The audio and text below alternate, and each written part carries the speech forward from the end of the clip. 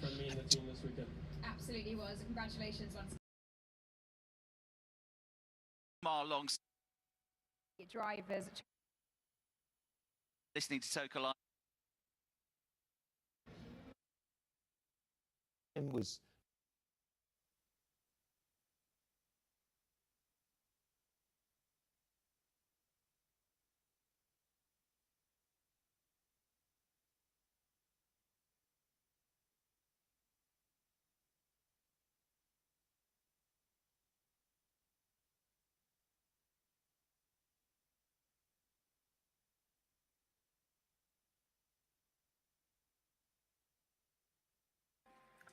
Well, good morning, everybody. Second in the Pro-Am Championship. Well, good morning, everybody, and welcome to the British Touring Car Championship. Our trackside audio had a little bit of an issue, but it's back now as we are about to go underway for our first race of the day, round 13 of the Porsche Carrera Cup Great Britain.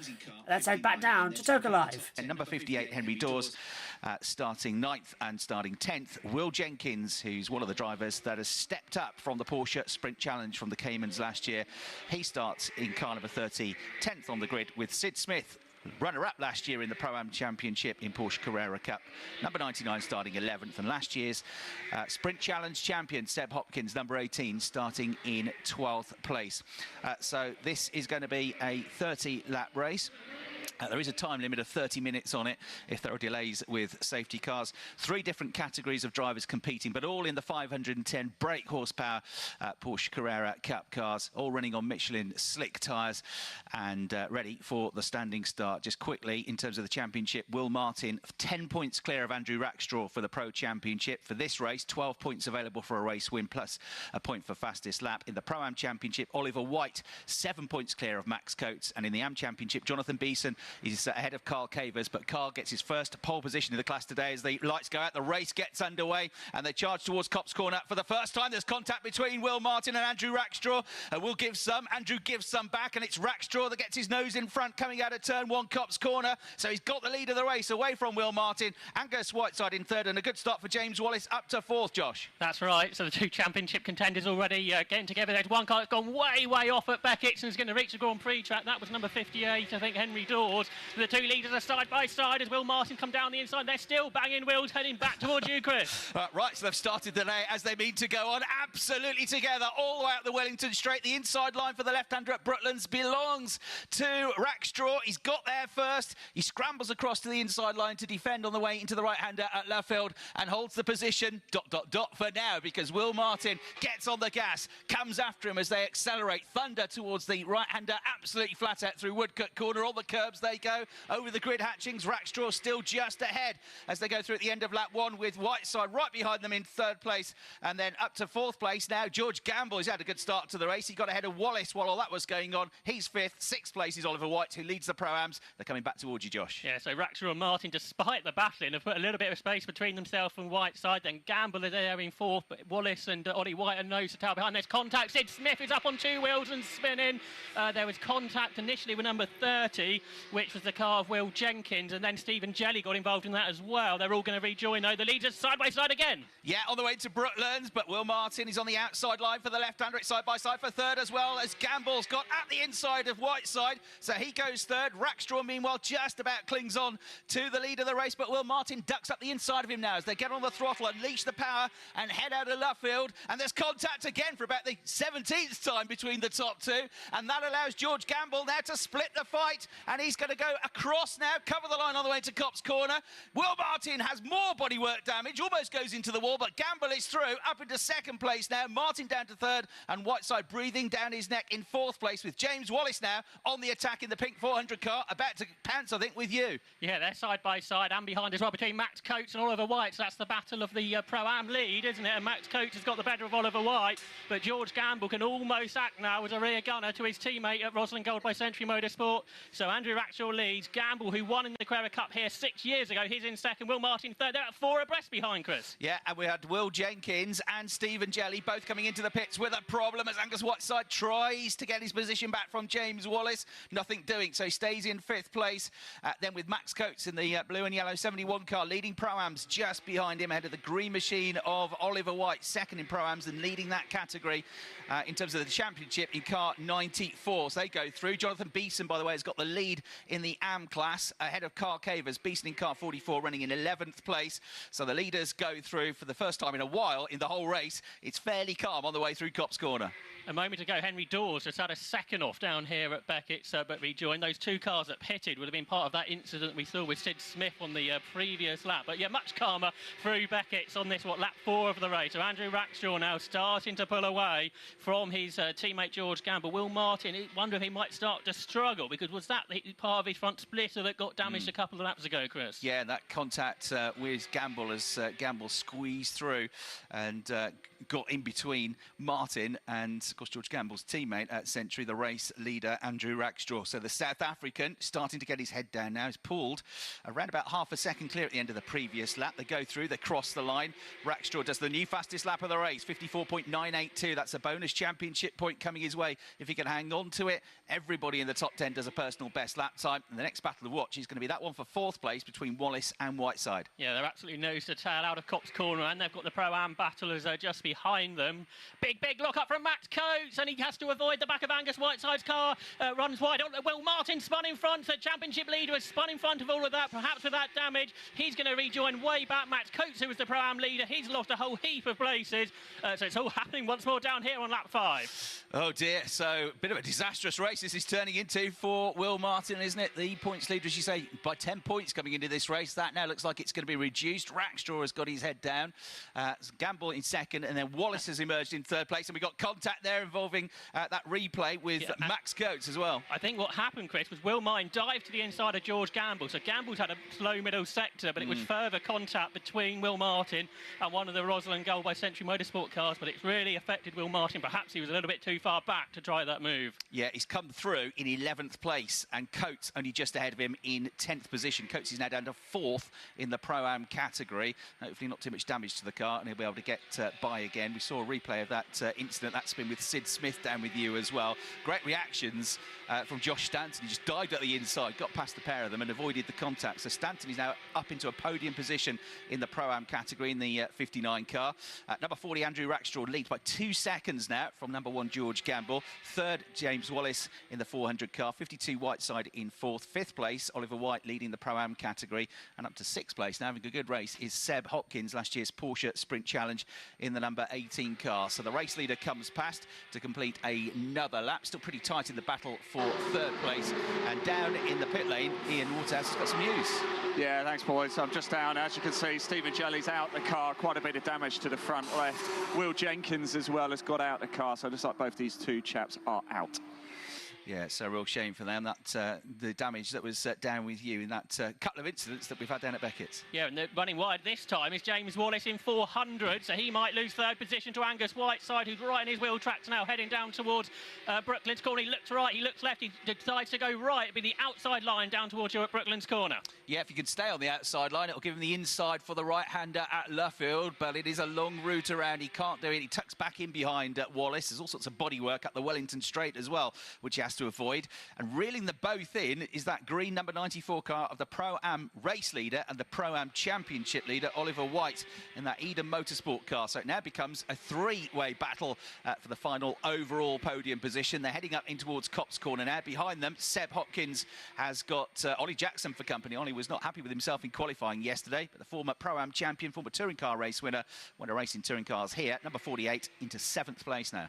That three-car battle for third is absolutely nose to tail through Beckett. James Wallace, who made the mistake a lap ago, keen not to do that this time, so breaks that bit earlier. But Angus Whiteside's got, again, a very good exit to the corner, and running wide up over the curb there was Wallace. On the outside line, Angus Whiteside might be able to nose ahead this time down towards Brooklands. Oliver White might get both of them. Yeah, if Wallace hangs on to this, it's going to be a minor miracle, because he had two wheels on the grass, didn't he, all the way up the Wellington straight. He has held on to it. He scampers across to the inside line to cover off the right-hander at Luffield, and he stays in position. Whiteside and White still breathing down his neck, but it's a good recovery that from James Wallace, given his exit was pretty tardy coming out onto the Wellington straight. So they make their way out of Woodcut corner, go past the commentary box here over the start-finish line and on the way into Copse corner. Third, fourth and fifth still tied together. Meanwhile, further back, Max Coates has gained and Will Martin have both gained a place each. They've got ahead of the AM-class leader, Jonathan Beeson. So 71 Coates up to 9th and 10 Martin up to 10th. But no more points scored for them, because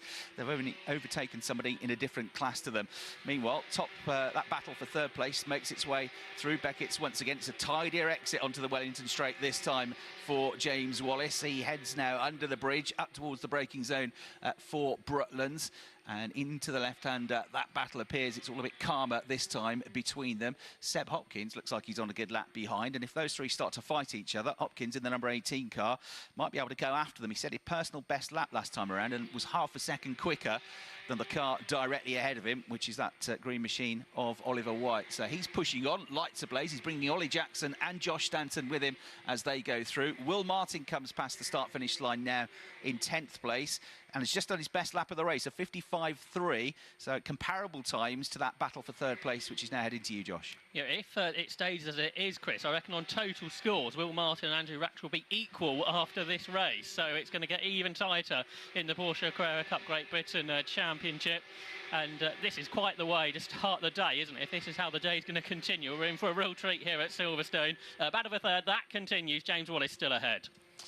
Yeah, and they're all avoiding that debris now on the Wellington straight. Now they know where it is, so in they come. The race leader has got the fastest lap of the race as well, still from a few laps ago, back on lap 4. The only driver to break the 55-second bracket, a 54.982 for Andrew Rackstraw, and he's pretty close to that still at the moment, just on a 55.1, heading in towards Copse corner. It's all sort of levelled out now, but it is worth keeping an eye on the progress of Will Martin and of Max Coates, because they're starting to now, I think, close up a little bit by bit, to the car up the road, which is number 59 in 8th place, Josh Stanton. Yeah, certainly Oliver White is not far away from Josh, and that's good news for Coates, because, of course, they're drivers he can take extra points from, because they are Pro-Am rivals, so that's not good news really for Will Martin. If he catches that 3 cars ahead, they are all cars in a different class, but he needs to gain position, so he has a better good position for this afternoon. For third position, a bit closer this time, James Wallace having to defend at Brooklands. A little bit, yeah, but he's had harder battles, that's for sure, on the way through that left-right sequence. This time, he's got about a car length advantage as he makes his way into Luffield. On the other side of the commentary box, lights ablaze, looking very controlled, is Andrew Rackstraw. He picked up a win in his first weekend this season. It's his second year of the championship. That was at Donington. At Snetterton, he got a win. Had to wait a while till his next win. That came again on our second visit to Donington Park last time out, where he got a win and a third. But Will Martin outscored him with a win and a second last time out. So they head back down towards you now. Yeah, that battle for third position led by James Wallace, the teenager, just ahead of Angus Whiteside as they turn into the right-hander. This is really the corner where Wallace has been struggling. That's why he's always under pressure down towards Brooklands corner. But it appears a bit better this time from Wallace. Behind, Max Coates is just inching up to the back of Josh Stanton. 6 tenths away at the start of the lap. Not quite close enough to challenge, but he may be before the end, because we're only on lap 12 of 30. Yep, so looking a bit closer, a bit more feisty, and also Ollie Jackson with Josh Stanton, plus Max Coates for company. Coates has reeled them in now, caught them up, so looking to recover up the order, which he had to do at Donington Park after a trip through the gravel through turn 1. Down here, Henry Hook-Dawes had his third off of the race I've seen here at Beckett's corner. He's continuing on, he's in 14th. His pace is good, but he's spending rather too much of the race off the circuit. Yeah, so it's a shame for him, because he qualified 9th, which was his second best of the season so far. So the Domino's livery car, the former Fan Cup champion, having a bit of trouble down there with you. Big lock up for car number 52, Angus Whiteside. inside, which might leave him vulnerable, but he's got through the corner pretty well. I thought that might mean that Oliver White would be able to challenge as they go down towards Brooklands corner, but it worked out not too badly, actually, for Angus Whiteside, and he's still challenging James Wallace, and it's a queue of, what, about 8 Porsches heading down towards Brooklands with Will Martin at the rear of it. Behind him, there's a battle now developing for the AM lead, because Jonathan Beeson has been caught by Cole Cavers. Yeah, Beeson, for most of yesterday's qualifying session, had the advantage, had the class pole position, having had all the class pole positions so far this year by 40-odd thousandths of a second, but Cole Cavers put 2 really good laps in and edged it just about, and there's been nothing between them all the way through the course of the weekend. So the man from Nottingham in the multi-liveried number 2 car goes past the commentary box now. He's within a car length or so of Jonathan Beeson, who's in that pale blue and number 44 machine. The 2 top AMs go through Copse Corner now. Former runner-up in the Ferrari Challenge UK in his first season of Porsche Carrera Cup, Carl Cavers, but he is a former AM class champion from the Porsche Sprint Challenge from the Caymans from a few years ago. So that battle down with you now. Yeah, underneath the rear wing of Jonathan Beeson, who's sort of come out of endurance style racing in Brit car and things like that. So slightly different backgrounds for these 2 amateur drivers, but they're having a great season. They've got really good pace, and they're having this great battle here at Silverstone. Beeson's had those 8 wins to Cavers 4, so Cole Cavers in the championship really needs to beat him if he's going to get the battle back on. Can I just interrupt you a sec, chaps? We've got Stephen Jelly down here. Stephen, what happened? Yeah, unfortunately, my 2 teammates got into each other in front of me, and on stone cold tyres at the beginning of the race, you can't. There's nowhere to go, and I just clipped one of them, and it's plucked a bolt straight out of the front bulkhead. Unfortunately, that bolt is glued in, so now it's touch and go whether we're going to make it out again today. Stephen, I really appreciate you taking the time. I know it's frustrating. Stephen Jelly, unfortunately, out of the race. Hopefully, can be out for race 2 later. Yeah, so very frustrating that for Stephen. He was not that far off the pace in qualifying yesterday, 0.4 of a second, but it was so close that it put him way down the field. And when you're way down the field, that gives you issues potentially when it's all a bit close at the start of the race. Will Martin was challenging Max Coates, Chris, down towards Brooklands corner. So Will Martin now starting to look to make progress. Yeah, if he gets past Coates, he'll gain a place on the track, but he won't gain any more points because Coates, Stanton and Jackson, the 3 cars ahead of him, all in a different category. You only score points within your category. He has got past Max Coates. He has gained a place on track, but at the moment he's still running 6th in class. So up to 9th place now for Will Martin. The good sign is that there's nothing wrong with the car, is there? Because his pace is still pretty good by the looks of things. He's got a real clear track ahead of him now, and I reckon probably at the end of this lap he'll be on to the case of Pro-Am driver number 59, Josh Stanton. Yeah, that's right. He's not far away from him and Oliver Jackson, who are involved in that battle. If he can't gain any more points, Chris, the one thing he can do is gain grid positions for race 2, which could be important. Yeah, with a part reverse grid race to come as well, 4, 5 or 6 positions to be reversed. So the race leader already very comfortable, 3.5 seconds clear. Andrew Rackstraw, number 40, makes his way out of Woodcut corner. George Gamble with a really good start to the race, working his way through on lap 1, then working his way through the dramas after that. And that battle with Will Martin, he's on his own in 2nd place. It's spread out a bit now for 3rd, 4th, 5th and 6th positions. Will Martin is catching up to Josh Stanton. The gap's just 0.3 of a second now. So Josh Stanton's got to do a bit of thinking here, because Josh in the 59 car is battling for 2nd in class with the driver ahead of him, the yellow machine of Ollie Jackson, but Will Martin definitely is quicker than the pair of them. Yeah, I wonder if almost it'd be better for Josh just to let Will Martin go and then see if he can pounce when he makes a challenge on Ollie Jackson. But for now, they're in that same order. Josh Stanton, the son of former British GT racer Richard Stanton, who raced TVRs a couple of decades ago, so real racing pedigree in that family. And Josh Stanton, their 3rd in Pro-Am. For now, is more content on challenging Ollie Jackson than letting Will Martin through. Yeah, although Martin looks good at the end of the Wellington Straight, under braking, closes right up to the purple machine. The door is opened up. He's got the inside line coming out through left field, and Will Martin might be through, but he isn't, because Josh Stanton is just about able to close the door in time there. And actually, after all of that, Will Martin ends up having to get off the throttle and loses a couple of car lengths, which drags him back into the path of Max Coates. So Martin in the number 10 car will hang on to the championship lead. They'll be dead level on points, but he's got more race wins this season by 1 as it stands. If Rackstraw wins, there'll be 5 wins to Martin, 4 wins to Rackstraw. We're getting a replay of the very very lively starts. If you're near that big screen at Luffield, you'll see quite a bit of battering going on between the top two. Will Martin to the right of the picture, Andrew Rackstraw to the left, and both off the line pretty well. Martin went straight across to defend the inside line. Rackstraw was already there. He got a shove. Rackstraw gave him one back, and there was multiple hits between the pair of them on the way through the whole of the first lap. We get a replay of the start with the top two AMs. Very good off the line for Carl Cavers, but as he went up through the gears, that was where the championship leader Jonathan Beeson came back at him. Those two are still tied together, just 0.3 of a second between the top two AMs. 44 Beeson, about a car length clear of 22 Cavers.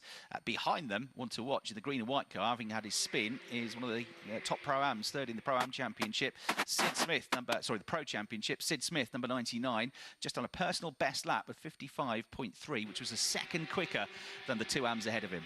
Ollie White might be one to watch because on the last 3 laps, he's done personal best laps of the race. And number 94, Oliver White, the Pro-Am leader, closing in on Angus White's side. But equally, Seb Hopkins, the leading rookie driver, I think he's catching them all. The 18-year-old youngest driver in the championship, Seb Hopkins, there in 6th position, catching the 3 cars ahead. Yeah, just looking at fastest laps in the Pro-Am class, I reckon Max Coates has got that at the moment, the 55.294, which gives him a bonus point. He'd score 6 points at the moment. Oliver White would score 10. The gap between White and Coates, very quick maths, will go up to 11 points as Will Martin gets a better run now, coming off Woodcote Corner and gets right underneath the rear wing into Copse Corner of that purple 59 car of Josh Stanton. Meanwhile, Sid Smith right onto that battle now between the top two AMs into Copse Corner. And the car in 3rd position, James Wallace, is locked up and gone off the circuit. So up into 3rd position, Angus Whiteside. Ollie White is 4th, 5th for Seb Hopkins, and James Wallace drops down to 6th position. Meanwhile, Will Martin was unable to get past Josh Stanton, but it was all up the road, and it all went wrong for James Wallace, the driver who was in 3rd position. He's had a few moments at Beckett's today, and this time he ran just a little bit too wide, bounced over the curbs and lost 3 positions. Yeah, lots of drivers having moments that big braking zone at Beckett's, aren't they? We've had several for Henry Dawes. We had Sid Smith going off the road there earlier on, and now James Wallace succumbs to it and loses a potential podium place. So Angus Whiteside in the purple 52 car comes through as the new 3rd place car. The new 4th place car, the Pro-Am leader Oliver White, goes through in 4th place, and now Will Martin is fully alongside. Finally gets his nose in front and gets ahead of Josh Stanton to gain 1 more position on track. Sid Smith is looking to dive down the inside of Jonathan Beeson, but Beeson is concentrated on his own battle with Carl Caver. So the top 2 in the AMs coming down towards you, but breathing down their neck, that green and white Sid Smith car. That's right, so 3 Porsche 911 GT3 Cup cars absolutely together, and Jonathan Beeson has dropped to the back of the group there. Not sure if he made a mistake out of Copse Corner, while Carl Cavers was finding a way past him, but he's also lost out to Sid Smith. So Cavers now to the front of the AM class and the lead of that group. Sid Smith is between them. You know, virtually together as they went over the line. Cavers, I think, nosed ahead on the way into Copse Corner as Sid Smith came upon them. So all a bit frantic for Jonathan Beeson. He'll try and regroup. The leaders have already gone through on the start-finish line. 3rd, 4th, 5th and 6th come through. James Wallace, having had that lock-up down to 6th place, has just done a 55.8, and he's still losing about 3 or 4 tenths of a second to those ahead of him. It's a pretty long race, this. Short lap, but it is also pretty hard on the Michelin slick tyres. As Sid Smith now gets up the inside of the AM class leader, Carl Cavers. Carl doesn't fight him too hard, and Smith now up onto 11th place on track. Yeah, so that might allow Jonathan Beeson to fight back for that AM lead as they come down towards Maggots and Beckett. So Sid Smith at the front of the group, but it's the 2 cars behind that are battling for the class honours. Jonathan Beeson brakes really late, then tucks the car up the curb, which will give him the inside line of Cole Cavers, but Cavers fends off that move. So Cole Cavers still leads AM class, but Jonathan Beeson right there in his wheel tracks. OK, so that's the key battle that's going on at the moment. That'll be heading up the Wellington Straight next into the left-hander underbraking at Brooklands. Leader's already gone through. Sid Smith still just ahead of them. Carl Cavers has fended off Jonathan Beeson, so he nose to tail now. Beeson definitely looks a bit quicker all the way through Luffield, but he can't fight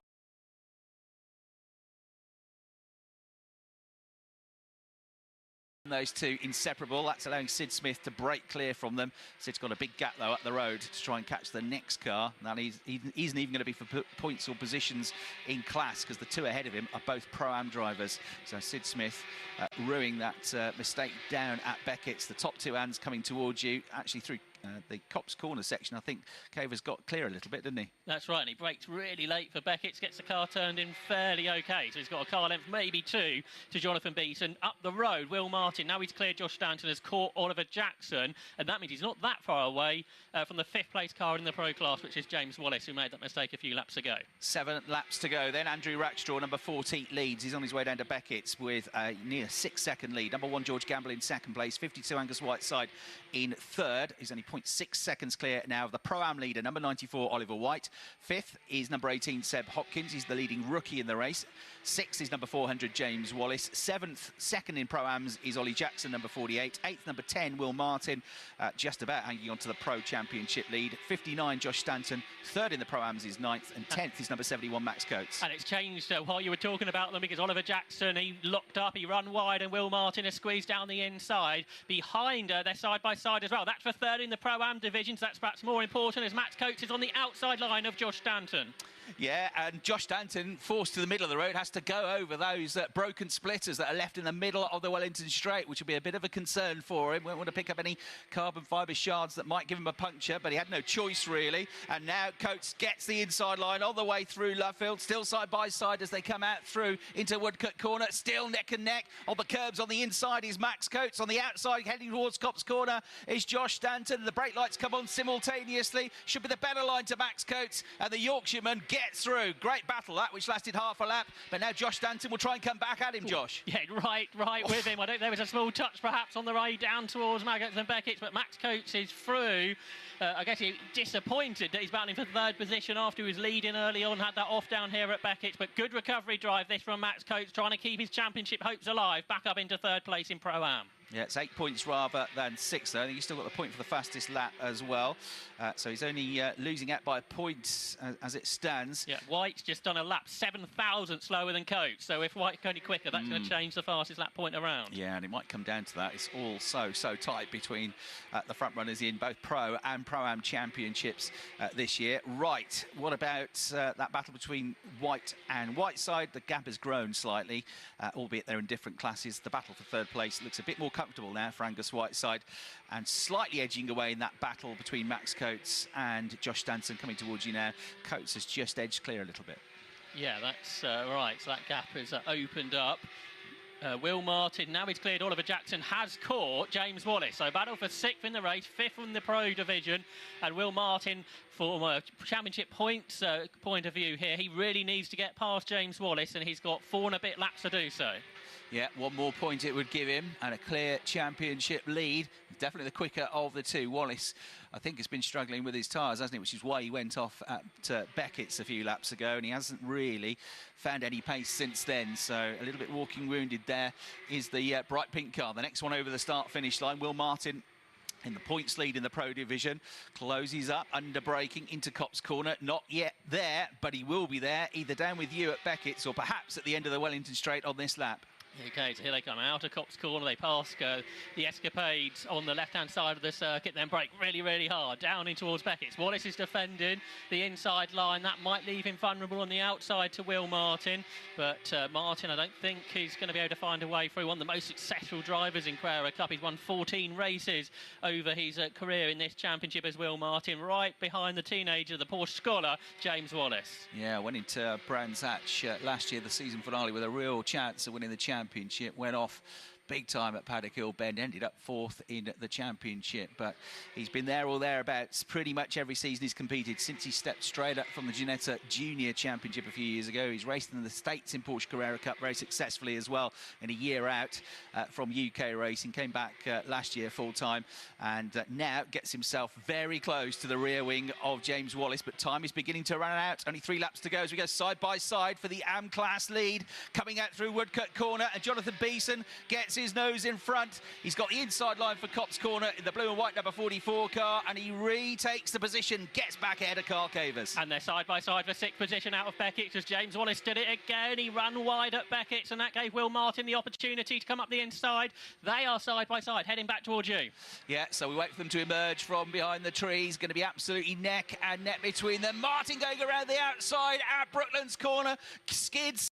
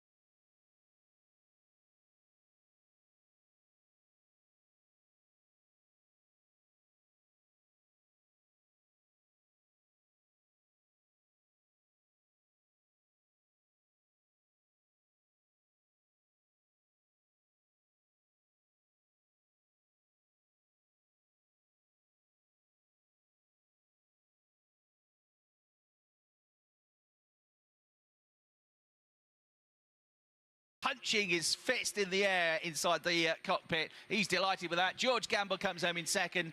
Angus Whiteside crosses the line in third place to pick up his 6th podium finish of the year in the Pro class. And then winning the Pro-Ams, another victory for Oliver White in the number 94 car. And got the fastest lap, I think, Chris, near the end, 55.286 in Pro-Am. Just, yeah, by less than a 1/10 of a second, less than 100th of a second, by 8,000ths of a second. So another point there to extend his advantage to 11 points over Max Coates. So Oliver White in the Pro-Ams, 4th place overall, winning Pro-Ams. Number 40, Andrew Rackstraw wins. Number 1, George Gamble, second. Number 52, Angus Whiteside, third. 94, Oliver White comes home as the Pro-Am winner in 4th place. 18, Seb Hopkins is 5th. Number 10, Will Martin recovers to 6th overall, 5th in class. 7th, second in the Pro-Ams for Ollie Jackson, who's much happier today than he was yesterday. He was not pleased with the way he was driving in qualifying, but that's a good recovery for Ollie. 8th place, number 71, to recover after that moment down at Beckett's to 3rd in class for Max Coates, number 71. 9th place, number 59, Josh Stanton. 10th place with his 5 seconds added on for track limits, number 400, James Wallace. Then 11th, number 99, Sid Smith, another one that went off at Beckett's.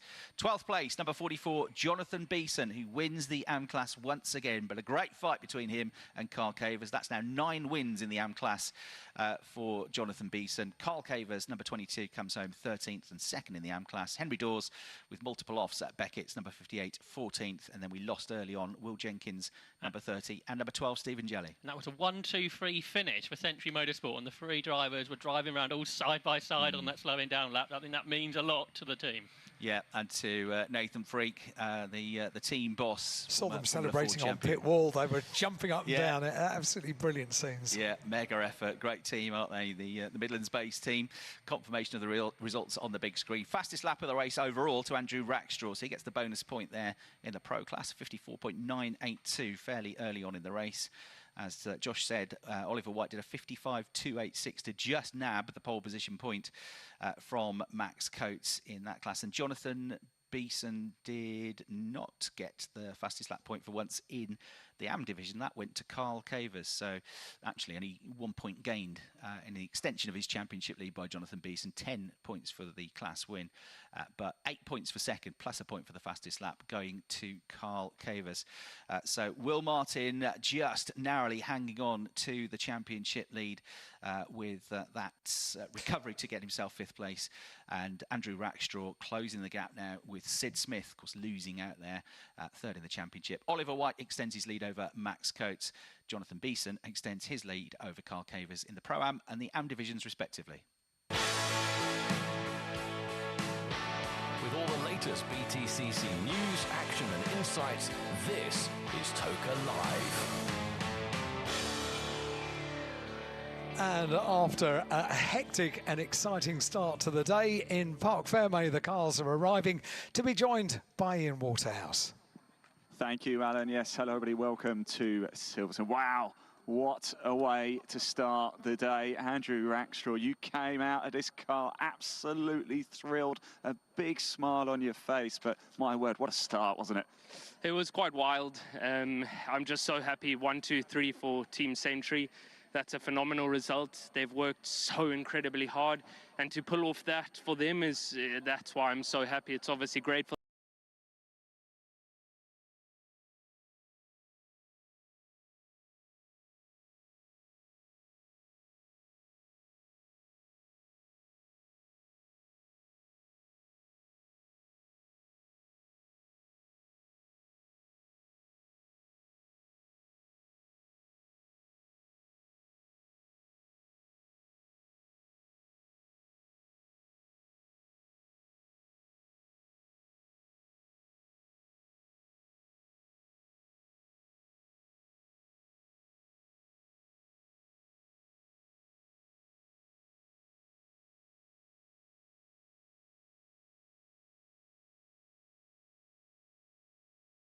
Up.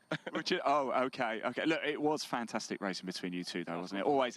Yeah, hard work. Enjoyed it as always. Great fun. Really good. Excellent. Well done. Oh, sorry. Let's just go over a quick chat with Carl. Carl, my rain dance overnight didn't work, I'm afraid. Mate. No, it came at the wrong time, didn't it, yesterday? No, I mean, that was a lot of fun out there. Had to avoid some carnage at turn 2 on the first lap.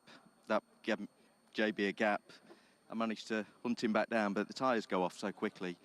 I'm pleased with where we finished at the end. You know, it's we've still got race 2. We'll see how we get on there. Excellent, Carl. Thanks for talking. I'll see you on the podium very soon as well. Somebody had a bit of a wild race out there, was Sid Smith. Sid, a bit of a wild one. Yeah, to say the least, eh? Obviously, I don't want to say too much on what happened because I'm not 100% sure, but I just got tagged on the right rear, and I couldn't give any more space. But one of those where if everyone's in deep, once you're in deep, then you're committed so hard that you can't get out of it. So unlucky, I was just a target there, but it's one of those where it felt like a mega start. The car felt amazing, and I wanted to really come through. And I think our pace, even with the damage on that car, was holding up quite well. So I think, again, the race it could have been, but now we know the car's good and we'll fight hard for race 2. Excellent, Sid. Thank you very much indeed. Let's just move around a little bit further because I think we can grab a word with some more drivers. We've got Josh Stanton over here. Let's just find out. Josh, exciting race. Yeah, sadly the wrong kind of exciting for us. Not a good result. But yeah, track was really slippery. We struggled. Yeah, just on the wrong side of some incidents in front of us, having to avoid cars, and yeah, it didn't go our way sadly. But we'll be back for the next one. That's what I like, a good positive attitude, Josh. Thank you so much. Right, the drivers are just making their way down. As we know, guys, here at Silverstone in the National Pits, it's a long way to the podium. 300 metres, not a quarter of a mile that we thought it was, but still a long way. So I'm going to round up the troops and head down to the podium, and hopefully we can get it in before the next race. Thanks very much indeed to Ian Waterhouse. We've got sunshine here at Silverstone. Ian's going to make his way down to the podium, and that's where the drivers are going to make their way as well. We have a beautiful vantage point here at Silverstone for those of you listening online at tokalive.net.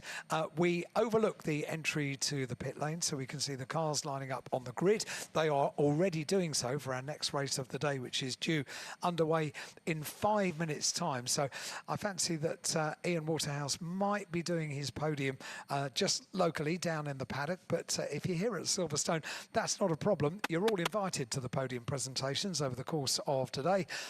If you look for where the pit stop cafe is, and then look just to the pit lane entry side of the pit stop cafe in the paddock, then that's where you'll find the podium. All dressed in Porsche Carrera Cup GB backdrop at the moment and awaiting the drivers for the podium presentation.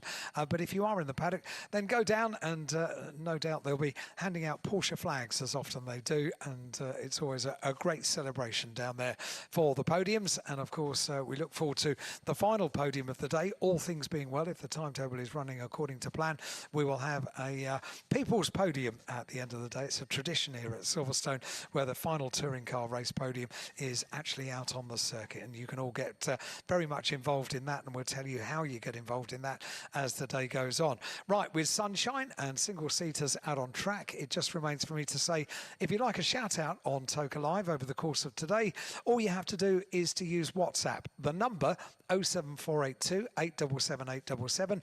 We need your first name, only your first name, and your message, and send it off on WhatsApp to 07482 877 877, and we will try and say hello to you over the course of today.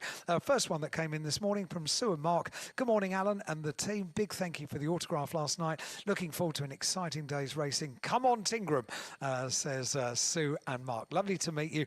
Oh, and they also say, come on, Ash, as well. So they're certainly hedging their bets with their support for the two main championship protagonists in the BTCC. We'll see how touring cars get on in their first race at 11:30. Before that, we've got loads of racing coming up with single-seaters now. The Verator's F4 British Championship certified by FIA. And in the commentary box is Chris.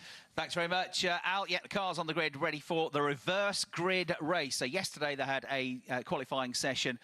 Each driver's fastest lap set the grid for race 3, which comes this afternoon. Each driver's second best lap set the grid for race 1, which happened yesterday afternoon.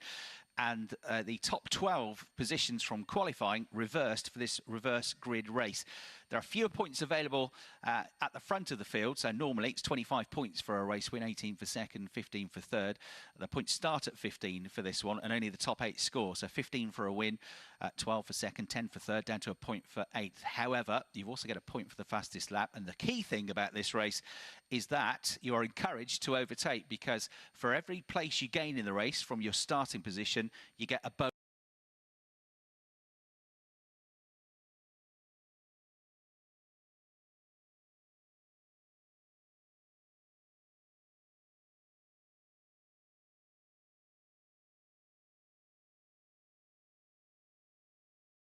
300 brake horsepower per tonne because the cars are so light. Rear and front wings, of course, halos to protect the drivers in this second generation car. Tatius chassis, and all on Pirelli P0 slick tyres. 6-speed sequential gearboxes to power them along. I'll give you the grid first, then update you on the championship positions. So this reverse grid race, on pole position we've got number 12 Adam Al-Azhari for Rodin Motorsport, entry list on page 53 of the race programmes. Number 2 Joseph Smith starts second. On row 2, 47 August Reber, Swedish driver in his second season of the championship and in his debut season in F4. Ethan Jeff Hall, number 25, Ginetta Junior champion last year.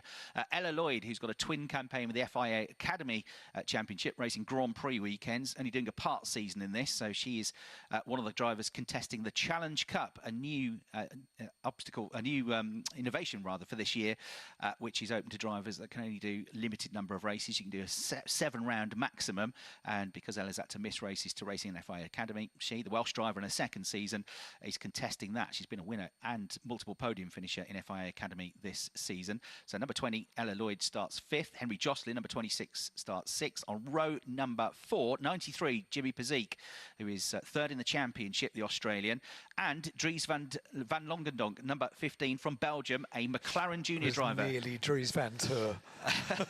Very. So very close. Dries van Langendonk is a bit of an upcoming star, a world and European karting champion. Car racing debut last time out at Donington Park on his 15th birthday, when he was only just eligible to race in the championship. On the Saturday, got pole position. On the Sunday, got a race win. Yesterday was 6th, but was excluded from the results on a technical. So he's 8th. And then 9th on the grid, Tommy Harfield, who got his and Chris Dittman Racing's first ever win at Donington and drove very well yesterday to 2nd place, just behind the championship leader. Pushed him all the way, Finn McLaughlin. So Tommy Harfield, number 21, starts 9th. Ari Bansal, number 46, starts 10th. He is gunning for the Challenge Cup as well, the Indian driver. And then to complete the top 12 at number 5, the championship leader, already the Rookie Cup champion, Finn McLaughlin, the Red Bull Junior driver from Ireland, starts 11th, number 5. And Martin Molnar, his nearest championship rival, the Hungarian, number 24, starts in 12th place. So those two will be two to watch. We've had one dive into the pits. And championship-wise, we've got Finn McLaughlin on 300.5 points. He's 54.5 points clear of Martin Molnar. After this meeting, Brands Hatch only offers 80 championship points. So if he could get the gap out to more than 80 over these next 2 races, he could wrap up the championship today. Only McLaughlin, Molnar, Pazik and Harfield left in contention for the championship now as the top 4 in the standings. So this reverse grid race about to get underway. 20 minutes of racing for the Vera Tools F4 British Championship, certified by FIA. The red lights go out, the race gets underway. Off the line pretty well for Adam Al-Azhari, the UAE driver in the number 12 car. It's tight for 2nd place, but Joseph Smith is just about going to get there under pressure from the blue and white car of August Reber, but Reber had to tuck back in behind him. They make their way to Copse Corner and down towards Beckett's for the first time. Yeah, Al-Azhari's got a big lead with a big twitch on cold tyres down towards Beckett's. 47 round the outside for 2nd is August Reber. There's big lockups, 2 off, including the championship leader. Finn McLaughlin's off the circuit. He's dropping right to the back of the field. So again, cold tyres, braking late, cold brakes, cars off down here at Beckett's Corner. Yeah, Dries van Langendonk, I think, went off on the grass as well on the way out of the corner. We also had at the back of the field 2 or 3 drivers coming together at Copse Corner. The one that started from the pit lane was Yu Hao Fu, the Chinese driver. So all sorts of drama on this first lap of the race. Too much sugar in there at cornflakes this morning by the looks of things, but at the head of the field, the race leader makes his way serenely out through Woodcote Corner. Perfect start for Adam Al-Azhari. 2nd place and a very good start as well from the front row for Joseph Smith, but August Reber coming after him. Ethan Jeff Hall will be one to watch in this race. He's quick. He's in car number 25 in 4th place. Lloyd in 5th place, number 20. 20. 6th place, Ari Bansal in the 46 car. And Finn McLaughlin, the championship leader, into the pits. He had a DNF at Donington with a damaged front wing. He's in dramas now. He heads into the pit lane. Battle for second involves 3 cars, Smith, Raber and Jeff Hall. They continue in that order. They're just ahead of Ella Lloyd. Harry Bansal's made good progress on lap 1, though. He's up to 6th from 10th on the grid, so he made the most of that as others run wide. Big battle for second down to Brooklands. Yes, absolutely, side by side, and Raber trying to get through. Not yet there on the outside line for Luffield as well, so won't be able to do it. Then Ethan Jeff Hall trying to get in the action as well in the number 25 car, but number 2, Joseph Smith, fends them off in the silver high-tech car. Home race this for the Silverstone-based high-tech TGR team. So 2nd, 3rd, 4th all together now. The blue and white car of 47. August.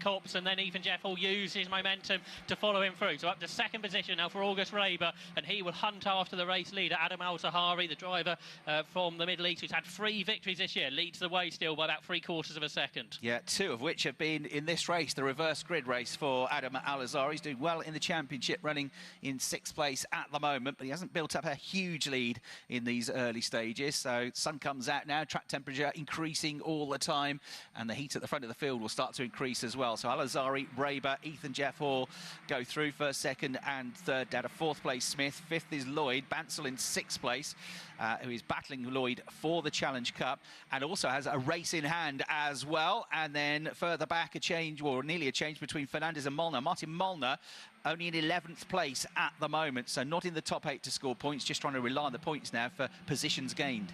Driver in 7th position, Tommy Harfield is the fastest one out there, car number 21, so he's trying to progress up towards the battle for 5th position, which is led by Ella Lloyd, which is under all sorts of pressure from Harry Bansal. So the 2 Challenge Cup Championship rivals are side by side, I think, heading down towards Brooklands.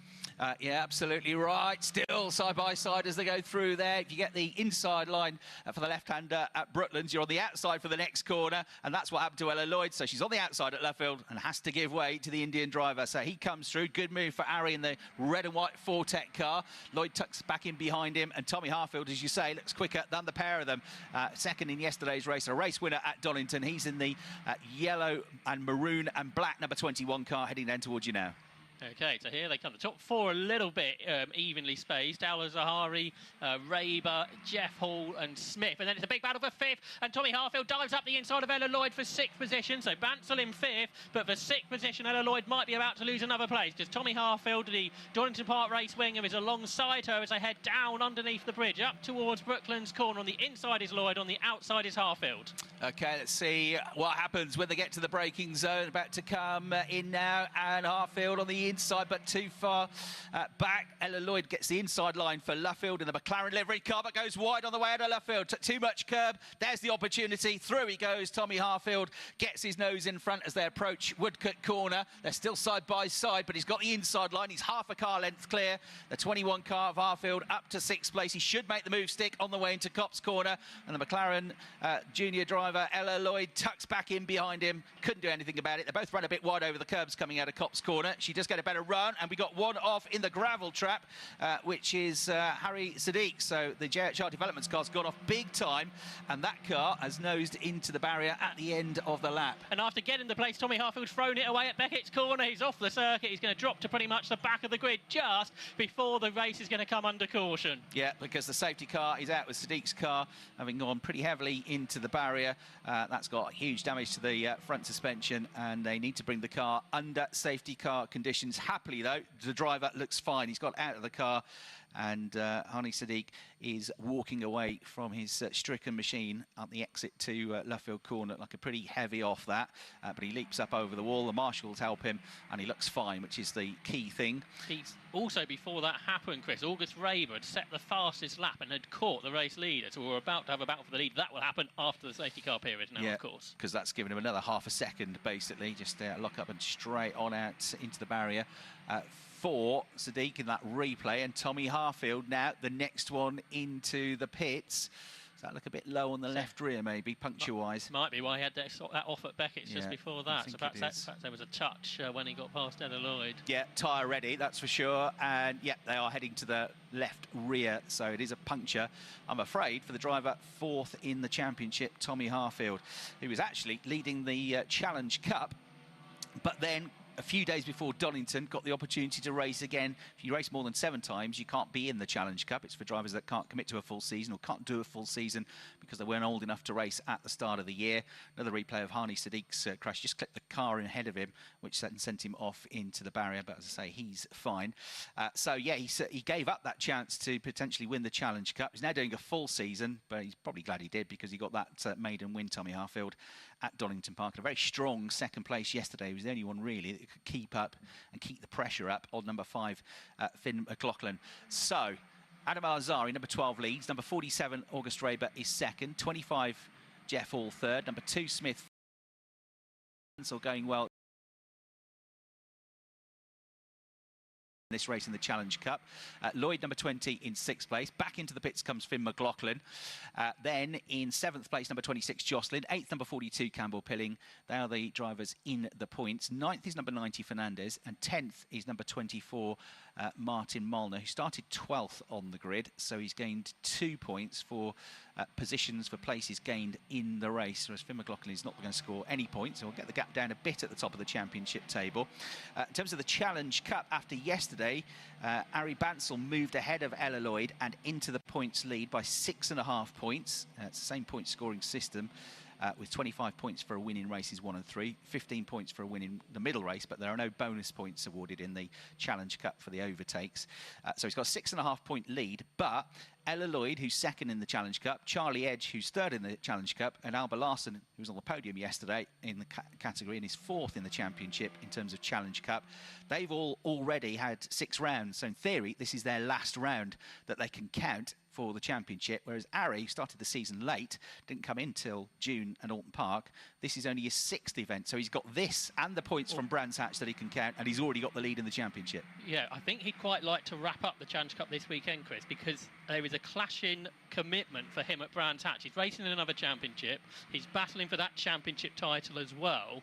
So I think he would quite like to wrap up the Challenge Cup this weekend if he can. So then he doesn't necessarily need to go to Brands and can go and try and win another championship elsewhere that weekend. Yeah, that'll be a dilemma, won't it? And he could do it, but it's still going to be a tall order to achieve that with only a 6.5 point lead. McLaughlin, by the way, has got out of the car now completely.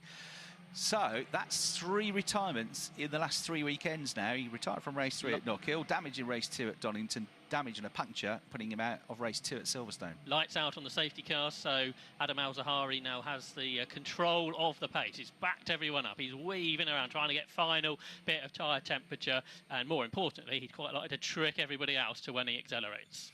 Yeah, and just looking with Tommy Harfield out of the points as well. He was 106.5 behind the championship leader. There's only 106 available after this race. So he's going to drop out of the championship fight, I reckon, after this race. And it'll be just down to McLaughlin, Molnar and Pazik with 4 races to go in the championship.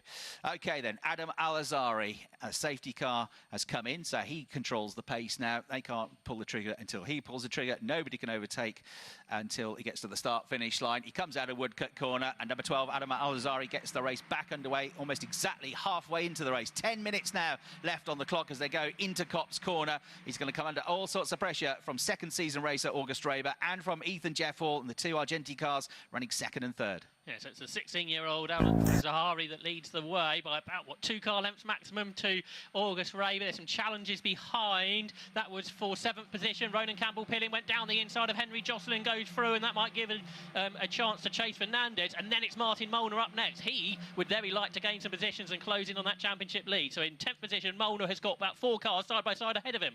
Yeah, Ronan Campbell-Pilling was one of the many drivers from this championship who came and raced in the non-championship race for F4 as part of the British Grand Prix Prix weekend in July and got onto the podium in changeable conditions in the second race. Had a very good drive. So Rowan Campbell pilling there. But we've got off the road and then spinning into the gravel trap, I'm afraid, Martin Molnar from second in the championship. So now he ain't going to score any points either. There's only Jimmy Pazik, who's on course for scoring points. That's the top 3 of the championship. He's gone off. And number 26, Henry Jocelyn, is missing a front wing. He comes into the pit lane. So all sorts of dramas for the front runners in the championship. Side by side for fourth down towards Beckett. This is Harry Bansell on the outside line of Joseph Smith. Smith holds on into the corner but runs out wide up the curb, as so many people have done today. And Harry Bansell is alongside him now as they head down underneath the vehicle bridge, side by side for the Challenge Cup lead.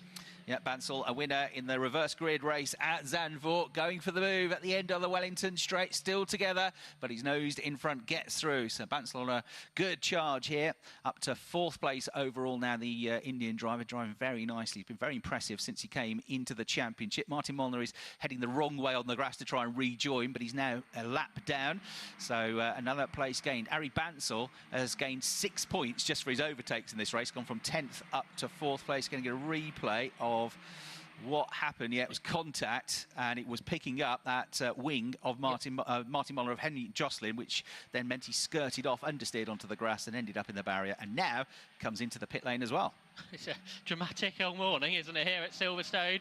Side by side, looking up in the mid-pack was Chase Fernandez. He's involved in a battle with number 27, which is Charlie Edge. So that's a battle for 11th position. They're side by side. They've got 2 cars side by side behind them. So they'll be footing at 4 abreast, going down towards Brooklands Corner, I think. So great battle. It might be outside the top 10, but a great battle. Yeah, the 3, almost 4 abreast in that particular squabble. And they all arrive together, hand in hand, all the way through the left-hander at Luffield. The inside line is going to be long, though, to the silver machine of Thomas Behrman, who was involved in an incident on lap 1 yesterday.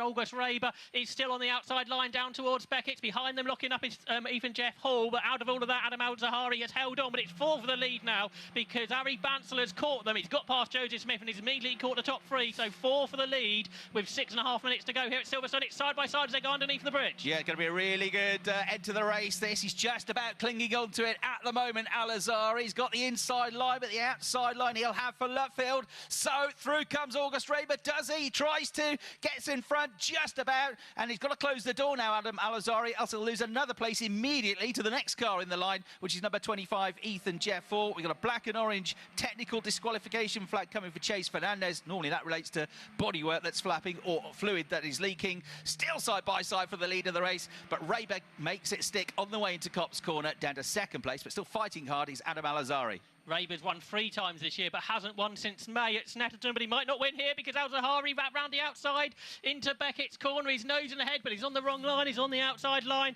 So August Raber on the tighter line might be able to hang on. Well, they're still side by side as they come out of Beckett. So a double slipstream behind for both Ethan Jeff Hall and Harry Bansell. How many cars are going to be side by side this time at Brooklands, Chris? Al-Zahari's going for it down the inside. It's almost going to be 4 together as Harry Bansell tries to get into the mix. Going all the way around the outside is Ethan Jeff Hall. It's going to go from 3rd to 1st. Fantastic move. Brave stuff. Al-Zahari goes out wide now at Luffield. He'll go to the back of the queue because Bansell will get past him as well. So down to 4th place, trying to get the lead of the race. You'd say he had the better line going into the braking zone at Brooklands, but that was a fantastic move all the way around the outside for number 25, Ethan Jeffall. 5 minutes to go. He takes the lead now. Raber in 2nd, up to 3rd for Harry Bansell.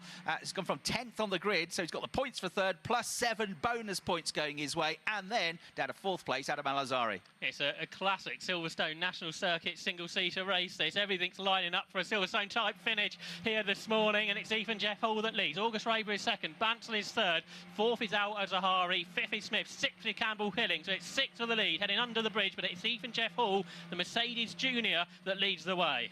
Yeah, just brakes now, turns left at the end of the Wellington Straight into Brooklands. He's just got a bit of breathing space for once as he goes through into Luffield. His teammate at Argenti behind him, August Raber. Still battles going on further back. Yuho Fu, who's come from a pit lane start up to 17th place now. Black and orange flag, another technical disqualification, this time coming to Charlie Edge, one of the front runners in the Challenge Cup entry. And then we've got more battles going on further away from the points as Dries van Langendonk trying to get at the inside now, and doing so at the inside of number 8, Thomas Ingram Hill. So of the top 4 in the championship, only one of them is going to score points in this race. That's Jimmy Pezik, and he's at the moment only going to score a single point. He started 7th, he's 8th, so he's not getting any bonus points for overtakes, and he's going to get 1 point for finishing 8th place. But neither McLaughlin, Molnar, 1st and 2nd in the championship, nor Harfield, 4th in the championship, are going to get any points out of this race. We're going to replay of that on that big screen, that brilliant move from Ethan Jeff Hall. There's been 13 different winners this year in the Vera Tools F4 British Championship. Ethan Jeff Hall is not one of them, and if that move, double move around the outside of Brooklands, it's the 14th different winner of the season. What a way to do it. Yeah, 3/3, but not yet the race win, but absolutely deserving of a victory that. 3.5 minutes to go, he looks like he's controlling the pace now as well. He's not getting away massively, but he is controlling things. Rowan Campbell-Pillinger's got ahead of Smith on that lap as well, number 42, up to 5th place in his 2nd season of the championship. So Smith down to 6th position, 2nd in the Challenge Cup. So the Challenge Cup top 3 are Bansal, number 46 in 3rd, Smith, number 2 in 6th, and Lloyd, 2.5 behind him, number 20 in 7th place. More action down with you at Beckett's further down the pack. Yeah, lock up for 33, Cole Hewitson. He was going down the inside of 9, or trying to defend off 19, Savinkov. But Tommy Harfield, who's made a pit stop in this race, but he's still on the lead lap thanks to the safety car, might get both of them and back into the top 12. You don't often do that in F4 racing when you make a pit stop. We've got 2 5-second track limits penalties. One to number 8, the touring car named Thomas Ingram Hill, and the other one to number 13, Henry Mercier, I'm afraid, for track limits. All right, 2.5 minutes to go. This very lively reverse grid race for the F4 British Championship. Ethan Jeffell's got a half-second advantage now. 0.02 of a second quicker than him on the previous lap was August Raber, but he's not really catching that much at all. And Bansal did a 55.322 and was slightly quicker than the pair of them. A personal best lap for Harry Bansal very late in the race. Yeah, he's not far off the back of August Raber, so they come out of Beckett's corner on lap 18 of the race. There will be probably a couple of laps to go at the end of this. So Ethan Jeff Hall continues to lead, but about of a second to be resolved.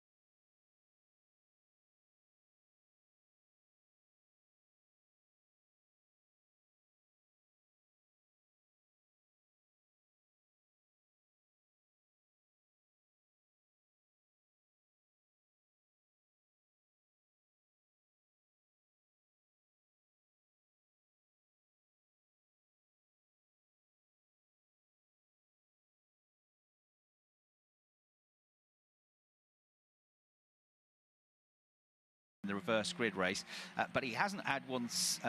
He had a long time before since he had another podium. He hasn't had a win since. He had 3 third-place finishes since then. He's having to fight hard to get his first second-place finish of the year, though, because Harry Bansal still pushing hard. We're into the final minute. We've got a track limits penalty now going to Cole Hewitson in the 33 car.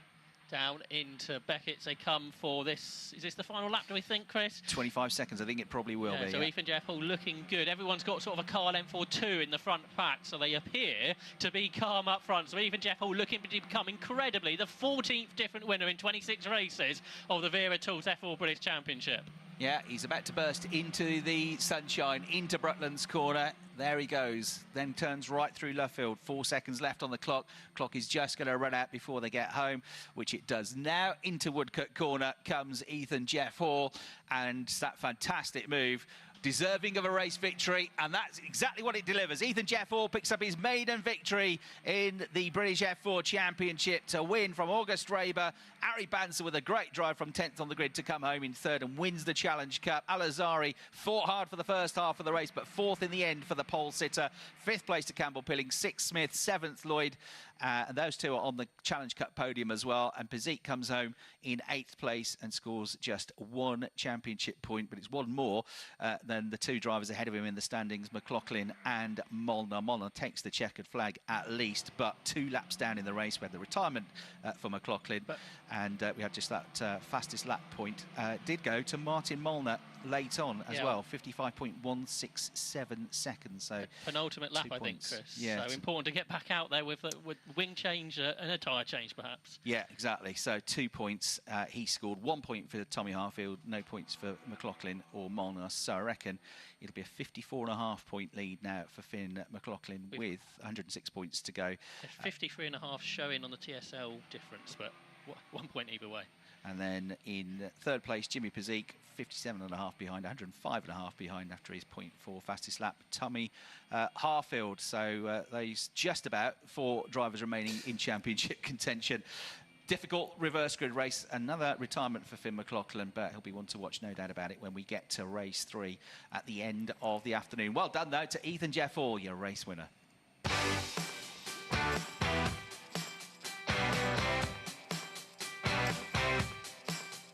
Listening to Toka live from the BTCC weekend. Good morning to one of our regular listeners on Toka Live, to Andy Hopley. Good morning, Hoppers. Says, good morning, Al, Chris, Josh and Ian. Can't believe we're at the penultimate race day of the season already. It's going to be interesting to see how the title protagonists, Tom and Ash, get on today. Thanks for listening, Andy, and thanks for writing in as well. And Tyler says, Jake Hill to win race 1 and 2. Shout out to Clayton, to Wayne, to Juddy, Emma, Ollie, and to Dyke as well. Thank you very much indeed for writing in. And Oliver, thank you for sending a message in on WhatsApp to Toka Live. All you have to do is send your first name, a message to 07482 877 877 if you'd like a shout out during the course of today here at sunny but chilly Silverstone. And up in Parc Fermé is Ian Waterhouse. Yeah, very happy Parc Fermé as well, as I'm sure you can imagine. They're just drivers getting weighed at the minute, but let's grab Ethan. Ethan, can we grab you for a quick chat? Oh, mate, that your first win this season? Yeah, I know. It's been a long time coming, but I'm over the moon with the result. Team's done a great job this weekend. So yeah, super happy with the result. Can I just talk about the moves you were making out there? My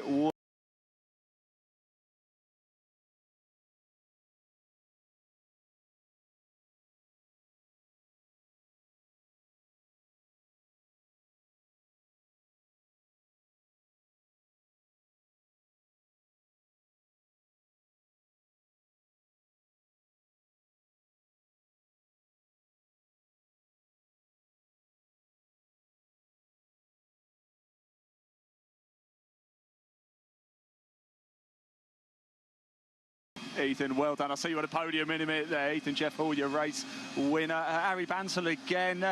Bit of deja vu, Ari, isn't it? Another P3. Yeah, but this P3 was a bit more fun than yesterday because, yeah, I came from P10 and, yeah, turn 2 was a bit of carnage because everybody had cold tires, especially today morning because it's just colder, much colder than yesterday. And, yeah, I was able to just somewhat keep it on track. And, yeah. Well, look, we've got one more to go for you guys. You never know, Harry. Thank you. Congratulations. I'll see you on the podium in a minute as well. I just need to jump through. Sorry, guys. Can I jump through? I'm just walking in front of all the photographers here. Let's grab August. Can we just grab you for a quick chat? P2, not a bad result, but very fantastic racing out there, wasn't it? Yeah, it was really good. I had really good pace. So it's always hard to overtake, but I think that race had a lot of it.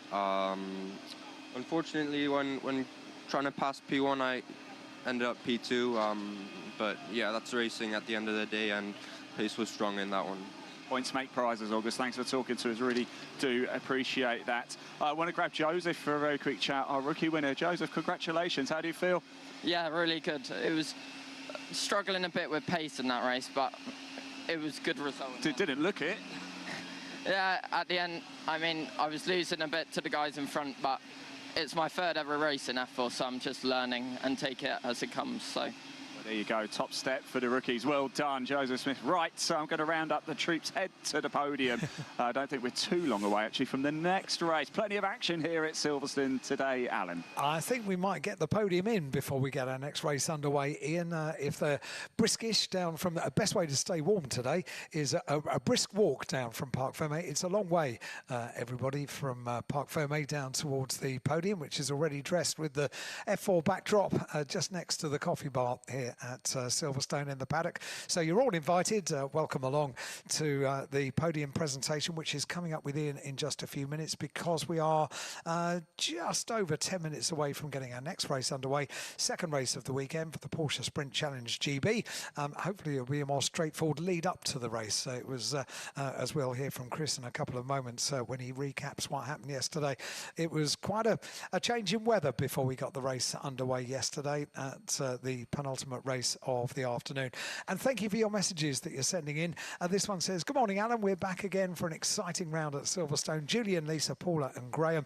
And they say, come on, Ash and Robo, with some checkered flag emojis and a photograph of you all sitting, looking very comfy in the grandstand, smiling away. And I think tucking into some pastries for breakfast. What a great idea. Super. Thank you for your message, guys, and have a great day here at Silverstone. This one says, hi, can you say a happy 43rd birthday to my dad, Tom, from his two gremlins, Logan and Owen. Happy birthday, Tom, and great to have you here at Silverstone. And thanks to Logan and Owen for writing in as well. This says, cheering on the Napa racing team today, especially Ash. Happy this year it's not raining. No, it's chilly. It feels very autumnal this morning, but it's a really beautiful scene looking down on the Silverstone National Circuit, because we have blue sky and sunshine looking down on Silverstone. This is a great day. We don't have a weather forecast of changeable weather for today, so it's just really going to be a question of getting heat into the tyres early on in the day, I think, because it is really quite chilly. All the drivers in Parc Fermé have been reiterating that. This message says, big day out for Team Thorpe, for James, Oscar, Rory, Jenny and Andrew. Go Sutton and Ingram. There you go, hedging their bets again. Let's get down to the podium. Can you see my little head over here? Look, I'm Hang waving. On, let me... Yeah. Hello, Ian Waterhouse. He's ready with a podium. That was speedy work, Ian. Thank you very much indeed. We are just about to get going for the podium. Yes, here we go. We are now ready for the podium for round 26 there of the Veritools F4 British Championship, certified by the FIA. And I can't possibly do it by myself, can I? To help us hand out the trophies, please give it up for Carla Crocombe, the founder and MD of Safety Rocks. Welcome, Carla. Up you come. There we go. Good to see you again. Right, we'll go straight into the rookie category. In third place, please give it up for Ian Kraling.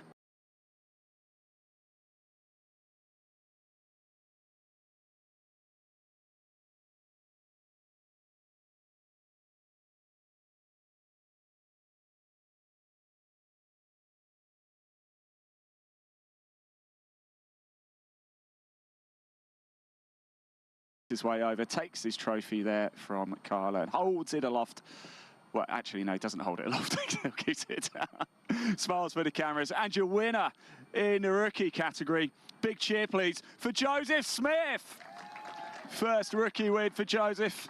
Pretty new to the category as well, so fantastic. Well done to Joseph. He gets his trophy as well. Quick photo then. Guys, can we get you all on the top step as well, please? Thank you very much. Look at that. Jolly good. Carla, do you want to get up and join him? Yeah, there we go. And Carla's going to join him as well for a quick snap. That is your rookie podium there for round 26. Ian Kraling, Theo Palmer and Joseph Smith. Now we move into the main podium. In third place, please give it up for Ari Bansal. A third place of the weekend on the podium yesterday was Ari, and he's up here again. Hope you've got a big enough trophy cabinet, Ari, there. In second place, please give it up for August Raber. 7th podium of the season for August, makes his way up and gets a slightly bigger trophy from Carla this time.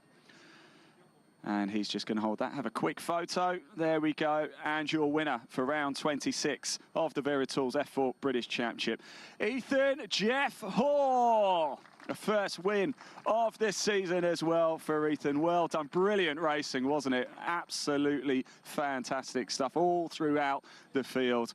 Right, just before we go through photos, we have the team award to hand out as well. So can we please have a representative from our JBMotorsports? Well done. Congratulations indeed. So that's the team trophy as well. We'll just have a couple more photos. Again, if we can all try and squeeze onto the top, get as close as we possibly can. It's quite cold out here today, so get cozy, everybody. There we go. Nice photo indeed. Right, that is it. That is the podium for round 26 of the 2025 Veritools F4 British Championship. We will be back for round 27 a little bit later.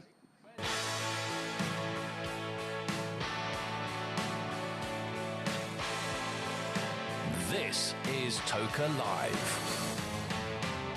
And your messages are still dropping on WhatsApp 07482 877 877, your first name and your message, and WhatsApp it to that number 07482 877 877, and we give you a shout out on air. Matthew Fletcher, hi Matthew, says, morning all. I didn't think I'd be able to come to Silverstone today, but I found someone last minute to swap shifts with. Looking forward to a great day's racing and a pointsy day for Tingram. And last one for now, can we shout out please to Alyssa and Josh from Manchester. Come on BMW, you might have a good day here at Silverstone. Right, let's turn our attention back to Porsches, this time for the Porsche Sprint Challenge GB. Cars are off on their formation lap. Let's get back to the commentary box and Chris Harley. And it's sunny today rather than the very 50-50 weather that we had yesterday. Was it slicks? Was it wet? In the end, it was slicks, but only because we had a lengthy delay. So it had rained just before the race. It was very 50-50 whether you would go with slicks or wet tyres. Most of them went with wets. Those that chose slick tyres chose correctly, helped by the fact that on the original start, there was a big coming together into Copse Corner. And Tom Bradshaw, the championship leader in the main RS Club Sport category in the Pro Division, he was the one that came off worst. Contacts with another car, and then with the pit wall, damage to the front suspension. Apparently, the team has worked through the night to get the car ready. They had to go back and get spares for Tom. He's in the 43 car. Toro Verde putting in a night shift to get Tom back out there in action today. A lengthy delay while all that happened, and while there was a lengthy delay, of course, the track started to dry out. So, having dropped out of the top 10 at one point, I think they were down to 11th and 13th positions, respectively, on the slick tyre and a damp track. Thundering through in the restart came Matthew Carl Henny and Jacob Tofts and Reece Summerfield, all on slick tyres. And Daniel Lewis, they came home first, second, third and fourth. And for Matthew Carl Henny, not only did he win his class, the AM class of the RS division, but he won the race outright. So just to quickly say, RS Club Sport categories for the new car that was brought in last year. It's got 500 brake horsepower. It's got a 4-litre engine, a slightly bigger engine than you get in the Club Sport category, which is for the original Caymans that raced in this championship since the beginning of the series in 2020. And they're still powerful, but 425 brake horsepower. They're not as quick as the new Club Sport RS category GT4 cars. And you've got two categories of driver within each division, pros and AMs, fighting all of them for separate championship points.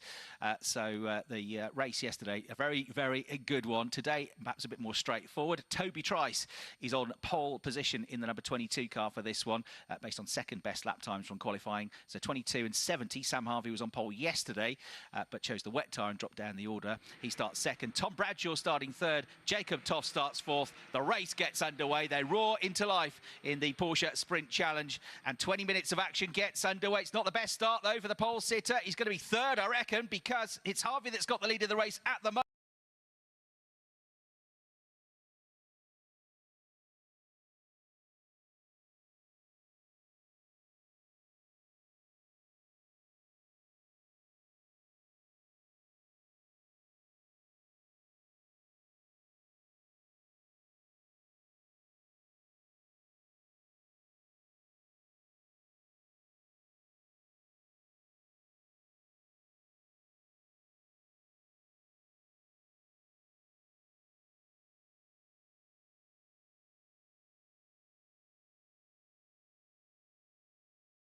At Brooklands through left field, now winding up the speed at the end of the first dramatic lap of the race. Hamilton's made a good start as well. He went well yesterday early on the wet tyre. He's up to third place, so through is Harvey. Toffs in second, Hamilton third, Marshall up to fourth place, Dan Zelos, three-time mini champion, number 45, up to fifth. Toby Trice from pole position, number 22, sixth at the end of lap one. Yeah, he got caught up a bit as well down here at Beckett's on that opening lap, but it's Harvey that leads. Second is Todd. Third is Hamilton, under pressure from Marshall. Behind Trice, looked up the inside of Zelos, couldn't go through. Behind them, wide out the corner is 98 Cottam, so he's going to lose a position to the AM leader, which is Ollie Meadows, and they head down towards you once more. But it's Sam Harvey looking for his first win, the race leader. And the Club Sport Pro category, Lydia Wormsley, ex-mini racer, had a good battle yesterday with number 12, Jonathan Moore, for the class. Moore has been the dominant driver in terms of race wins in that category, but Wormsley's got ahead at the moment. So 82, Lydia Wormsley leading the Club Sport Pro division, ahead of number 12, Jonathan Moore. And then it's Harrison Cavers, son of Carl Cavers, who you saw racing in the AM class battle in the Porsche Carrera Cup earlier on this morning. In terms of the Club Sport AMs, Hannah Chapman, who leads that championship, number 44, another ex-mini racer from the Mini Challenge, Scottish driver, number 44, leads that category, back in 23rd place from number 87, Paul Porter, and number 5, Katia Loggi. Down towards Beckett's, again a challenge for third position as Joe Marshall looks up the inside of even Hamilton. Behind of them, Jacob Toss run a little bit wide, so Harvey's got a slightly bigger lead than what he once did. And there's been a big accident behind, I'm afraid. A very large accident, and this is going to be a pause to the race, I think, Chris. Okay, so at the moment they race on and it's side by side, but Joe Marshall can't quite get through on Ethan Hamilton in the battle for third place. You're absolutely right, the race is now going to be red flagged. There's going to be a delay, Chris, because the barriers are damaged down here at Beckett. Okay, so I hope the drivers are okay. If you get any news of that, car's let us know. upside down at the moment. Right, okay. So red flags, race stop, big crash down at Beckett's, and the cars, the drivers, will be brought onto the grid for a stoppage. We'd had 3.5 minutes or so of racing, so they'll restart in the original grid positions. I think it's Karim Sekat, isn't it? Yeah, Karim Sekat out of the car. Yes, that is a huge one, isn't it? We're getting pictures of it now from ITV. But the best news of all is that Karim, former Ginetta racer, now out of the car, walking away, no doubt a little bit shaken, a little bit dizzy, but physically he looks absolutely fine, which is fantastic. And that's testament to two things. One is the strength of these cars, the roll cages that you have in the race cars, the design build of the Porsche Carrera Cup car, and two, of course, the safety features of the circuit and the barriers that we have. So Marshall's now making sure that Karim is okay. Probably, I would think, he'd be given a medical checkup. We get a replay now that we know he's okay. Looks like he went off on his own, slightly weird one, and as he hit a big bump on the grass, that got him airborne. Then he skidded even quicker into the barrier on the inside at Beckett's, and after making completely side-on impact with the barrier, the car bounced off it up into the air and landed upside down. And I'm afraid I don't think we're going to be seeing that car again for the rest of the day. It's a slightly weird one. It's his left-hand kink at Maggots, and he went off to the right. So whether he just hits something, a patch of fluid, or just it's most under peculiar, braking, wasn't it? Very odd way to go off the opposite direction of the corner, essentially. But he's okay. He's even got the sunglasses on there. Carries his sunglasses with him, so very cool. But Karim takes a deep breath, as he might, because that was a big one. But the best news is he's fine. But the car, I don't think we're going to be seeing that again for the rest of the weekend. So do you know how blessed we are with our television coverage? An absolutely superb television direction. They didn't show the accident or the aftermath of the accident until we knew that the driver was out of the car and okay. Some parts of the world, they don't do that. They don't have the sensitivity of coverage like that. But absolutely super work by ITV Sport. Really top work. Yeah, absolutely, 100%. Right, so coming into this race in the pro division of the RS Club Sport Championship, didn't have time to go through this before the race, but Tom Bradshaw, the DNF yesterday, only second retirement of the year. He still had the championship lead by 19 points. Now, you get 10 points for a race win in Sprint Challenge, down to a point for 8th. There's a point for pole, a point for fastest lap.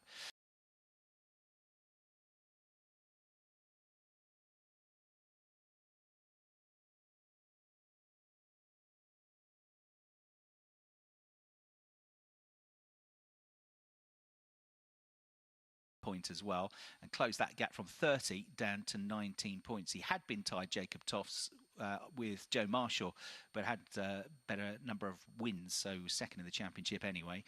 But Joe chose the wet tyre, didn't do quite as well. Did well yesterday as a wet tyre runner, but not as well as Jacob. So he managed to finish second in class, and he closed up to Tom Bradshaw as well. So Tom Bradshaw, number 43, leads the championship on 102 points.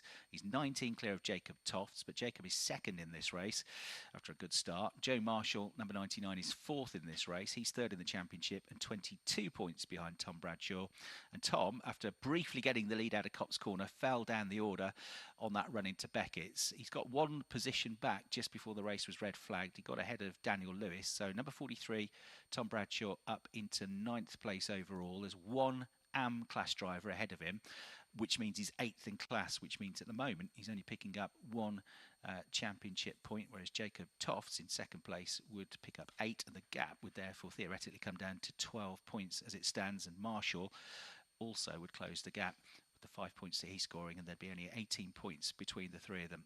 But of course, the safety car, the red flag came out, bunched them all up. They'll all be together for the restart, and that will give a big chance potentially for Tom Bradshaw to start picking cars off and getting back up the order. In the AM division of the quicker cars, the RS Club Sport category, Oliver Meadows is the driver coming into today that leads the championship on 113 points, and he leads this race at the moment. He's in the number 88 car, so 10 points at least, maybe 11 if he gets fastest lap at the end of the race coming his way. Matthew Carl-Henny, though, got a brilliant outright race victory yesterday. His dad, Peter Carl-Henny, was a multiple championship runner-up in the amateur class of the Porsche Carrera Cup. Now runs Clean Racing, that runs Matthew Carl-Henny. He's been in Porsche Sprint Challenge for a few seasons now. He actually missed the last weekend at Knockhill. He's back this weekend. He has had 6 wins already this season, including that outright race victory yesterday. And Matthew closing the championship lead down to 28 points before this race started. And Rhys Summerfield, third in the championship, a long-term Ginetta Super Cup racer. He's been Porsche Carrera Cup racer as well in recent years. Now races Porsche Caymans in the Sprint Challenge. He had a great race to third yesterday on the slick tyre, and he's third in the standings.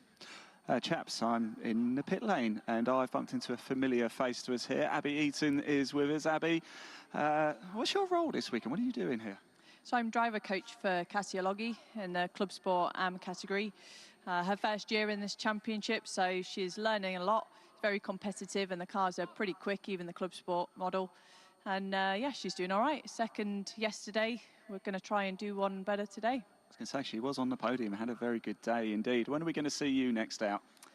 Oh, yeah, that's the question I keep getting asked this weekend. Sorry. I'm really trying to get back into Carrera Cup again, so kind of everything is all set to try and do it again next year, but just got to get a few more sponsors on board to make it happen.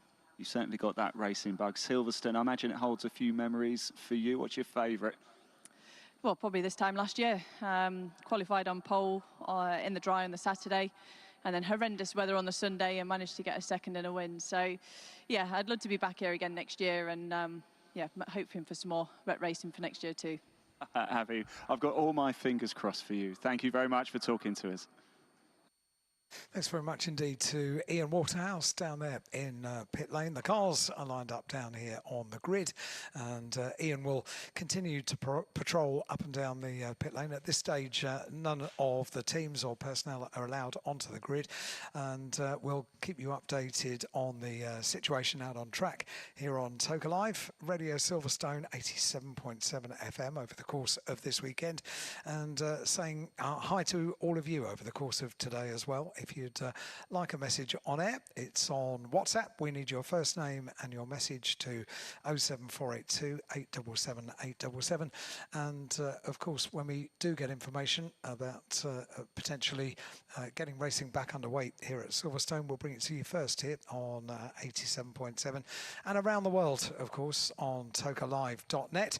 You can, if you've got slightly more than a WhatsApp message full to send us in, then you can do so on email email. It's studio@tokalive.net is our email address, and on WhatsApp, just to remind you, 07482 877 877 with your first name and then your message, and WhatsApp it to that number.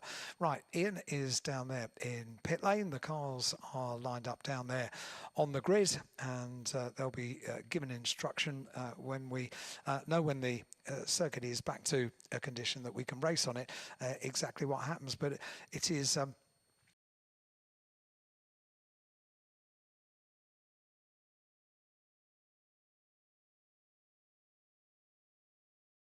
perhaps to let you know how the rest of the day will pan out as far as on-track action is concerned. At 11:30, that's when the first of our Quick Fit British Touring Car Championship races gets underway. 22 laps for all of our BTCC races over the course of this weekend. That's at 11:30 for race number 1 for the BTCC. 12:15, we get the Virtue Mini Challenge cars to the grid. That will probably cross over with our podium presentation for the BTCC, but there might be opportunity for Ian to run down and speak to some of the Mini Challenge drivers down there on the grid. Scheduled to get underway at 12:25. Lunch break is between 12:55 and 1:45, and we will have at least one guest coming up to the Toka Live studio to join us that we'll be chatting to. And then the afternoon lines up, 1:45, we get racing back underway with the second race of the day for the Porsche Carrera Cup GB. Second race of the day for the BTCC at 2:50 this afternoon. Final race of the weekend, third and final race for the Vera Tools F4 British Championship certified by FIA, 3:25 this afternoon. And then the Porsche Sprint Challenge cars to the grid at 4:05 this afternoon. That is notwithstanding the fact that we potentially might have a delay here, and the situation needs to be dealt with out on circuit, and the track has to be ready to race again with barriers in place as they were at start of the morning. That's a very important part of incidents on circuit, that the circuit then has to be returned to its race ready condition that it was at the start of the day. But that race for the Porsche Sprint Challenge, the second race of today, due to get underway at 4:15 with the final touring car race at 5:10 this afternoon. Right, that's how the timetable looks for the rest of today. Ian Waterhouse is down in pit lane. Is there anyone that Ian's got to have a chat to? Let's see if Ian is down there with anyone that he might be able to have a chat to down in pit lane. I'm more than happy to take a little walk around, Alan, and see, have a walk around, maybe see who we can come up with and have a quick chat. I've got the maybe some touring car drivers over the course of this interruption to well, I'll tell you what, on-track action. Most of the touring car teams have got the garages shut, so if you give me a moment, I'm quite happy to just pop round the back and see who I can find. We have reverse garages in operation here at Silverstone because we've got loads of space. So some of the garages that the touring car teams go to over the course of a year, they are challenged on space in the garages, but here at Silverstone they are blessed with lovely garages which are sized for Grand Prix racing of the 1980s and 90s, and so therefore they've got plenty of room to work, and with that in mind we're able to run reverse garages, so the cars nose out into the paddock, and it's an innovation that Alan Gow, the championship boss for the BTCC, brought in some years ago. It's very popular as well because as the teams are working on the cars over the course of the day, people that are walking around in the paddock, and you're all invited to do so, can watch the action from just behind the barriers at the back end of the garage, and you can see the cars being worked on over the course of the day. So reverse garages, we are only able to do it when we've got plenty of space inside the garages. But here at Silverstone, we are very blessed with the amount of space, so we do run that over the course of a race weekend for the BTCC. Right, now, I was mentioning that we've got plenty of your messages that are coming in. Let's say hi to Brody, the baby, who is 6 months old. This weekend is his first of many BTCC weekends, and a big shout out to his big sister, Isla Rose, and mum, Becky, who has had to keep them entertained over the course of this weekend. Great to have you all here at Silverstone. This one is from Nigel, says, brought my brother Jonathan for his birthday. Looking forward to the Tingram Charge in race race 2. Thank you, Nigel. Thanks for writing in. Tingram, lots of support as ever at BTCC races. It's pretty even, I think, the support that we have for Ash Sutton and Tom Ingram over the course of a touring car weekend. We get a fair representation of that on our WhatsApp messages. This one says, hi, keep up the good work. Come on, Tingram.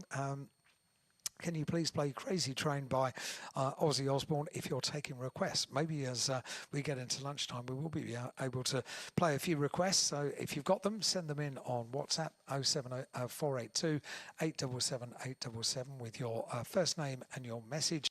And that's on WhatsApp only. Hope everyone has a fab day. And that comes from the Wilkins family. Thank you, Wilkins family. Great to have you here. This one says, could you please say happy 15th birthday to Miles McClellan, who is enjoying the racing with Freddie. Thank you. You're very welcome. And who's that? Have we got Ian down in pit lane?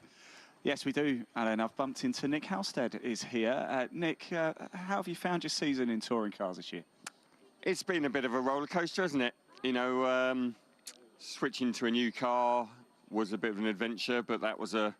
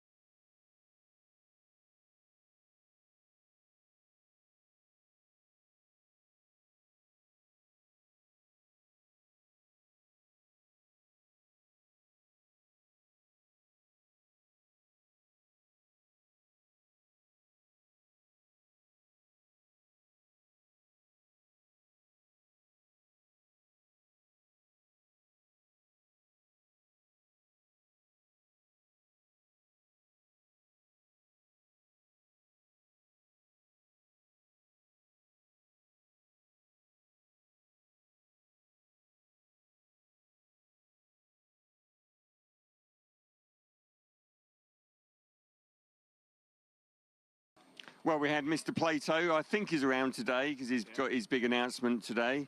So Jason's been in there. We've obviously had some big names from the world of drift in there. And obviously we had most of the various touring car drivers, other than the sort of championship leaders who obviously aren't crazy enough to want to risk their championship by injury. Which is understandable, isn't it? It's fully understandable, to be clear, although we did manage to get Mr. Ingram one year into it. But yeah, it's been epic, the level of support we've had from the whole paddock. Excellent. Nick, best of luck this weekend. I might pop down to Brands and have a go at the Crazy Karts as well. Thank you. Enjoy the weekend. Thank you. That's a brave offer from Ian Waterhouse to have a go in the Crazy Karts. They really are planning, as Nick was just saying, they're planning something very special indeed, bigger than ever before for the Crazy Karts down at Brands Hatch. Sprint Challenge cars are on the move. There is a marshal at the front of the grid holding the yellow flag, and the cars are being ushered off the grid into the gates in pit lane. So halfway down pit lane, that's where the Sprint Challenge cars are going now. And Josh Barrett's still in place over at Beckett's. Just to keep you informed, if you can't see the start-finish line, the cars are heading into pit lane, halfway down the pit lane, so through the gates, halfway down pit lane, and then down pit lane up towards Park Fairmay, because I think for now that's going to be it for our first race of the day for the Porsche Sprint Challenge GB. Cars being ushered off the grid. The next race that we are due to get underway is, of course, for the Quick Fit British Touring Car Championship, which is due to start at 11:30. But of course, the incident team, the TOCA incident team, TOCA safety team, and medics are all out busy working out on the circuit at the moment, dealing with that incident out on track. Chris Hartley is still in the commentary box, and it's been a slightly challenging weekend for Sprint Challenge so far this weekend, hasn't it? Yes, with the weather issues yesterday, a red flag yesterday as well for a crash at turn 1, and in the end I think it took an hour, didn't it, also to run through the Porsche Sprint Challenge race. So that is now basically called that race, so as a non-race. So I guess the two options would be potentially to run that race at the end of the day if there's time before the curfew at the end of racing, or potentially then that will be postponed, race 2 in the Porsche Sprint Challenge, and put back to the Brands Hatch weekend, the final weekend of the season. They have 3 races in a weekend, so still theoretically got another race to come this afternoon. But I would suggest it's probably quite a tight timetable anyway. Pretty optimistic to hope they will be able to have time at the end of today to run that race. So it might be that they end up with 4 races at Brands Hatch, yes, but difficult times for those drivers. But as I say, the key thing is that we allow the recovery teams and everybody, the marshals, medical teams, everybody to work safely together to get everything and everybody happy and safe before we go racing again. So apologies everybody for the delay, but you can understand the reasons why. So that one is now going to be called, and we'll wait to see what news of any kind of restart time. As soon as we know anything, get information from Race Control, of course, we'll let you know. The next race that's scheduled to get underway will be for the Quick Fit British Touring Car Championship. All the races today for touring cars are going to be 22 laps long.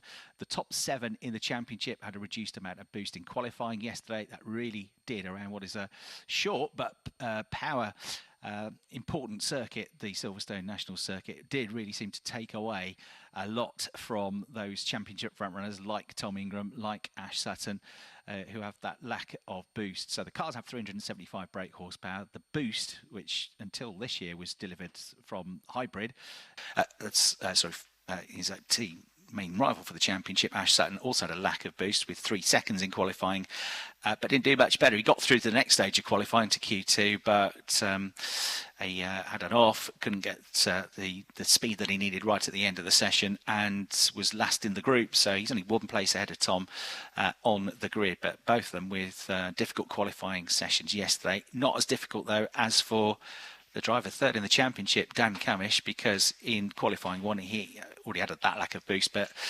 he failed the ride height check as well. I think some damage to the underneath of the car, so all his time's taken away. So Dan, who is the only driver that can beat Tom Ingram to the Goodyear Wingfoot Award Championship this year for qualifying, he's been the best qualifier bar Tom Ingram this season, but he's going to be with his worst grid of the season right at the back of the field.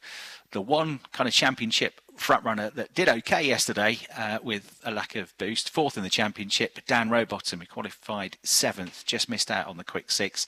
So we'll see what he can do. But the story of qualifying yesterday really was Daryl De Leon, who already in only his 2nd full season of the championship became a race winner at Brands Hatch. He's been getting very good at qualifying of late. He qualified 2nd at Knockhill. He qualified 4th at Donington, his first 2 visits to the quick 6. And then yesterday, he got his maiden pole position.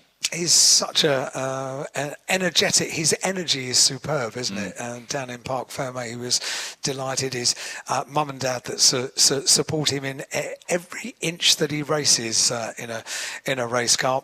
They were down there absolutely delighted, elated for him, joined him as soon as he got out of the car to celebrate pole position and the Goodyear Wingfoot Award. And typical of any driver, I started to ask him questions. He realised I had an iPad with TSL timing on it, so he instantly wanted to look at what everyone else was doing, and he didn't even know when he did the lap, did he? What did he say? When did I get it? Was it at the end? To go? Was it at the end? He did, pretty close to the end, yeah.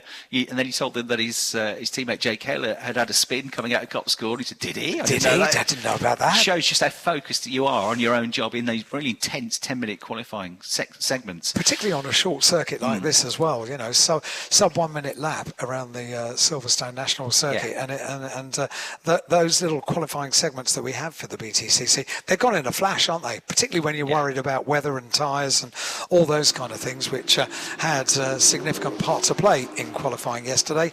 Down in pit lane is Ian Waterhouse. Yeah, thanks, Alan. I've just dragged Dexter Patterson out of the garages. Dexter, thank you for taking the time to talk to us. How's it gone so far this weekend for you? Yeah, it's been a little bit difficult so far. We made a decent step in qualifying with the car. I think just probably got caught out a little bit with the spitting of the rain. But no, hopefully today we can try and get a solid car underneath us and see where we can go. Talk us through that qualifying yesterday, because as we know, we just weren't sure where it was going to be wet. We saw one or two drivers take the risk, but it was pretty slippy at times, wasn't it? Yeah, exactly. I mean, I thought for our session it was going to be wet, because I was hoping it was, because I knew it would probably be quick on the wet. Everybody seems to want me to do a rain dance for them. Exactly. No, I was hoping as well, because when I looked during the week it was going to be wet on Sunday, and I'm like, right, okay, that would be better, but unfortunately it's dry, but we'll just need to make what we do. But yeah, no, it was pretty mixed. I mean, obviously that first session started spitting, and then I was sort of dried up again, and then just rained again for the last two, so a bit of a mixed bag. So Dexter, tell me, what does a week look heading into race week for a British touring car driver? Talk us through from Monday, obviously, up to the weekend. During the week, just Monday to Thursday till Thursday night we leave, just in work. I'm a mechanic during the week, so sitting in the garage working on cars till 11 o'clock at night. No private jets or anything? No, not quite.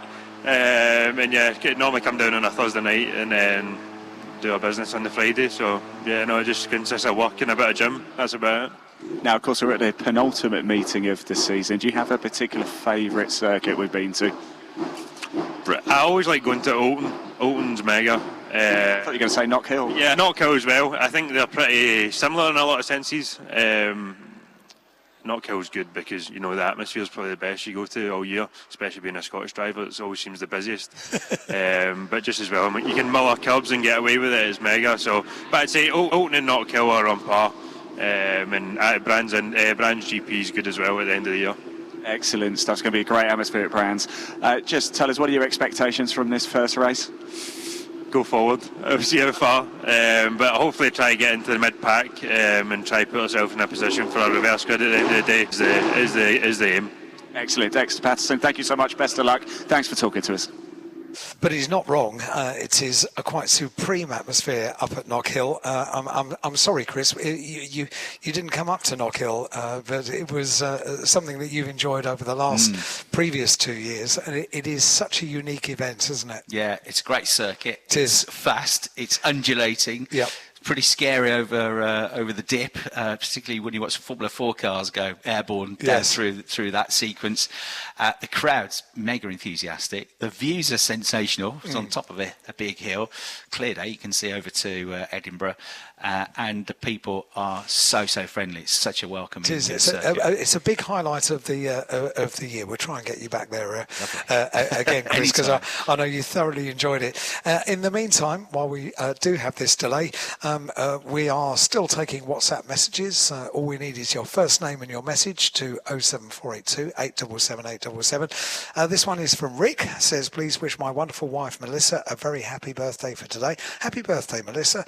We're celebrating by watching the BTCC at sunny Silverstone. Smiling emoji and says perfect. Thank you, Rick, and happy birthday, Melissa. Thanks for writing in.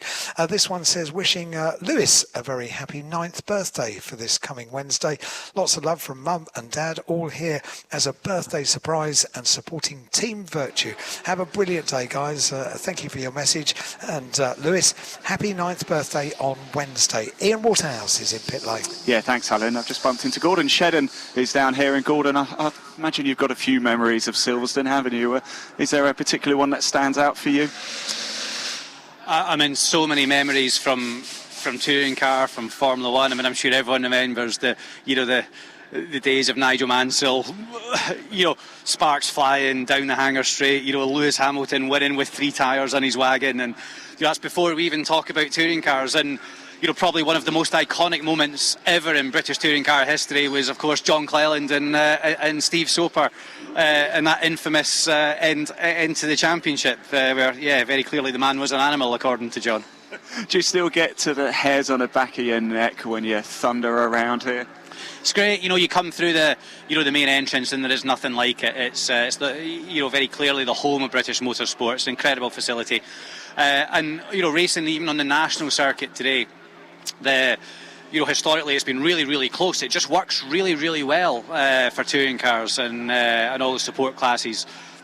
A little bit shorter than the Grand Prix circuit, but of course that means that you get to see the cars more often, and that's what it's all about. That's what we like to see, indeed. What's your expectations for this weekend, Gordon, and the rest of the season? I mean, we qualified in the front row, which was a good effort yesterday, but it was very changeable conditions. It was an incredibly tricky qualifying yesterday. So it was exciting, though, wasn't it? Well, it was for you, probably. It was. In the car, it was obviously stressful, a bit more than exciting. But you know, I'm looking forward to it. Nice to have a clear view into turn one. And yeah, we'll do the best that we possibly can. Are you glad then that we've got blue skies and the sun is shining, even though it is a bit colder today? It is. I mean, the weather doesn't know what it's doing, does it? It's. I mean, it's like being in Scotland again, isn't it? Easy, Tiger. Easy. It was lovely and sunny up there today, I'll tell you. But yeah, I mean, we've gone from like 24 degrees on Friday to rain yesterday. I mean, it's crisp, but it feels very, very autumnal now, doesn't it? Gordon, thank you so much. The cars are coming out. Really appreciate your time. Best of luck out there. Yes, Alan, as you can see, the cars are now just being pushed out of the garages. Doesn't look like we're far away from going racing. Pit lane scheduled to open at 11:15 for the BTCC, the first race of the day for the Quick Fit British Touring Car Championship. At this stage, it is worth mentioning the quite supreme staff that we have as part of the not only the circuit staff but also the marshals that do an amazing job for us throughout the year, anywhere in the country and up into Scotland as well, as part of the BTCC and motorsport in general, and the TOCA safety team, the medical team, everyone that works so very, very professionally when we have these incidents at circuits. Absolutely superb job as ever that they do. We are very, very lucky to have the professionals that we have working with us for the Quick for British Touring Car Championship and all of the support races as well. So with the pit lane due to open at 11:15 and the race to get underway over 22 laps here at Silverstone for the Quick Fit British Touring Car Championship. In a couple of moments we will turn our attention to the BTCC and give you the grid following qualifying yesterday, which, as already Ian has alluded to, Chris, was a very, very thrilling and unpredictable qualifying session. Yeah, and if it's ever going to rain, it's going to rain as an hour-long qualifying session in BTCC. Almost perfectly timed, Almost perfectly timed, like at Donington Park. And to the point as well, we're not quite sure whether it is going to be wet or it's going to be damp, or we should stick with the slicks, or we should try the wets just like we had at Donington Park. And it definitely caught a few out. In the end, the drivers that made it to the quick six, obviously had Darryl de Leon getting his maiden pole position, but 5 of the 6 drivers that made it to the final part of qualifying got their best qualifying positions of the year, including the man you just heard from, Gordon Shedden, the 3-time champion. His 9th was his best qualifying previously, but on the front row of the grid. He's had a win this year already at Alton Park, the reverse grid race. He got on the podium last time at Donington. Speedworks at Donington, with 2 of their cars, one of Gordon Shedden, which is actually the ex-Josh Cook car from last year, and the Aaron Taylor-Smith car. They switched engines from the Toyota to the TOCA engine, which is prepared by M Sport, and now a 3rd Toyota Corolla, that of Josh Cook, has got that engine in as well, and they certainly had their best weekend so far this season. So Gordon will be hopeful if he can get off the line better than the BMW of Darryl de Leon, which is not going to be easy. Yeah, Chris, thank you very much. I'm down here with Senna Proctor. Senna, how sketchy was it in qualifying yesterday? Yeah, it was a tough one. Q1 and Q2 were pretty good. Q1 I thought we were out. I think we crossed the tyres a little bit late, but it was one of them. We couldn't predict the rain coming, so we had a good session. Q3 was not so good with the wet tyre. I think we made the right choice for the wet on early, beat everyone out there, hoping the rain would come earlier, but it didn't come. So it was one of them. We just missed the window on the track a little bit, but I would do the same again, so no regrets. So let me ask you this, do you prefer the national circuit, the shorter circuit, or the GP circuit here at Silverstone? We like the National. It's always a mix for exciting racing. I've driven the GP a couple of times. It's great, but maybe a bit long for a touring car, realistically. But yeah, it's good. National's great. We get all the hybrid down. All the TTB, the turbo boost down, and we get some good speed out of it. And looking forward to the races today. What are you looking to achieve today and for the rest of the season? We want some trophies. We're not in the championship fight, so we've only done a part season. So for me, it's a case of just get the best results we can each race, and just keep doing the best job we can. That's all we can do. Senna, thank you so much. Best of luck at Senna Prop today. Thanks very much indeed to Ian Waterhouse. If you're listening online at tokerlive.net, it'll take you straight to the live audio page, btcc.net/live-audio, and that's where you can pick up with Matt and Steve's interviews that they are doing throughout the course of today, not on air on Toker Live, but certainly on the BTCC website, and that's where you can listen to us live around the world as well. And if you're not here at Silverstone, let's describe the scene. It is autumnal. I think it was Gordon Shedden that said the weather felt very autumnal, maybe the first proper autumnal day of the year today, because it's chilly but beautiful blue skies, a little bit of patchy white cloud and sunshine as well, looking down on Silverstone, which is exactly what we're doing, looking down on the pit lane. And always it's a very impressive sight, isn't it, to see the colours of the BTCC liveries. The cars have been turned around because they are pointing, as we said earlier on, reverse garages. So they point nose out into the paddock so everyone can enjoy what's going on in the garage and watch the teams working on the cars in between the races and preceding the first race as well. They bring them through the garage, turn them round, and then they're nose out in pit lane now. And in just a couple of minutes, we'll have the pit lane open, which will be at 11:15. That's when the pit lane is due to open for our first 22-lap race for the Quick Fit British Touring Car Championship. And the rest of the cars just making their way out of the garages now. Teams getting ready to head out onto the grid as well. And we are still taking your messages. If you like a shout out on the radio, any birthdays or celebrations, anniversaries, we can do that. If you just want to say hi to the people that you're here at Silverstone with, we can do that as well. Rebecca says, finally a dry day. Good luck, Tingram. From me, Michael, Lucy, Lee, Jessica, Cheyenne, and Tony, position between Cops and Beckett's. That's where you've chosen to watch the action over the course of today. And this one says, hi, please can you do a shout out to Brandon, who is 18 and here at the racing today with his mum and dad. Great to have you here.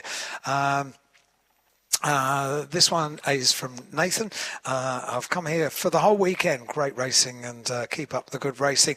About to enjoy the first of the BTCC races. And Tracy says, would like to say to Mark, hope you're enjoying yourself this weekend at Silverstone.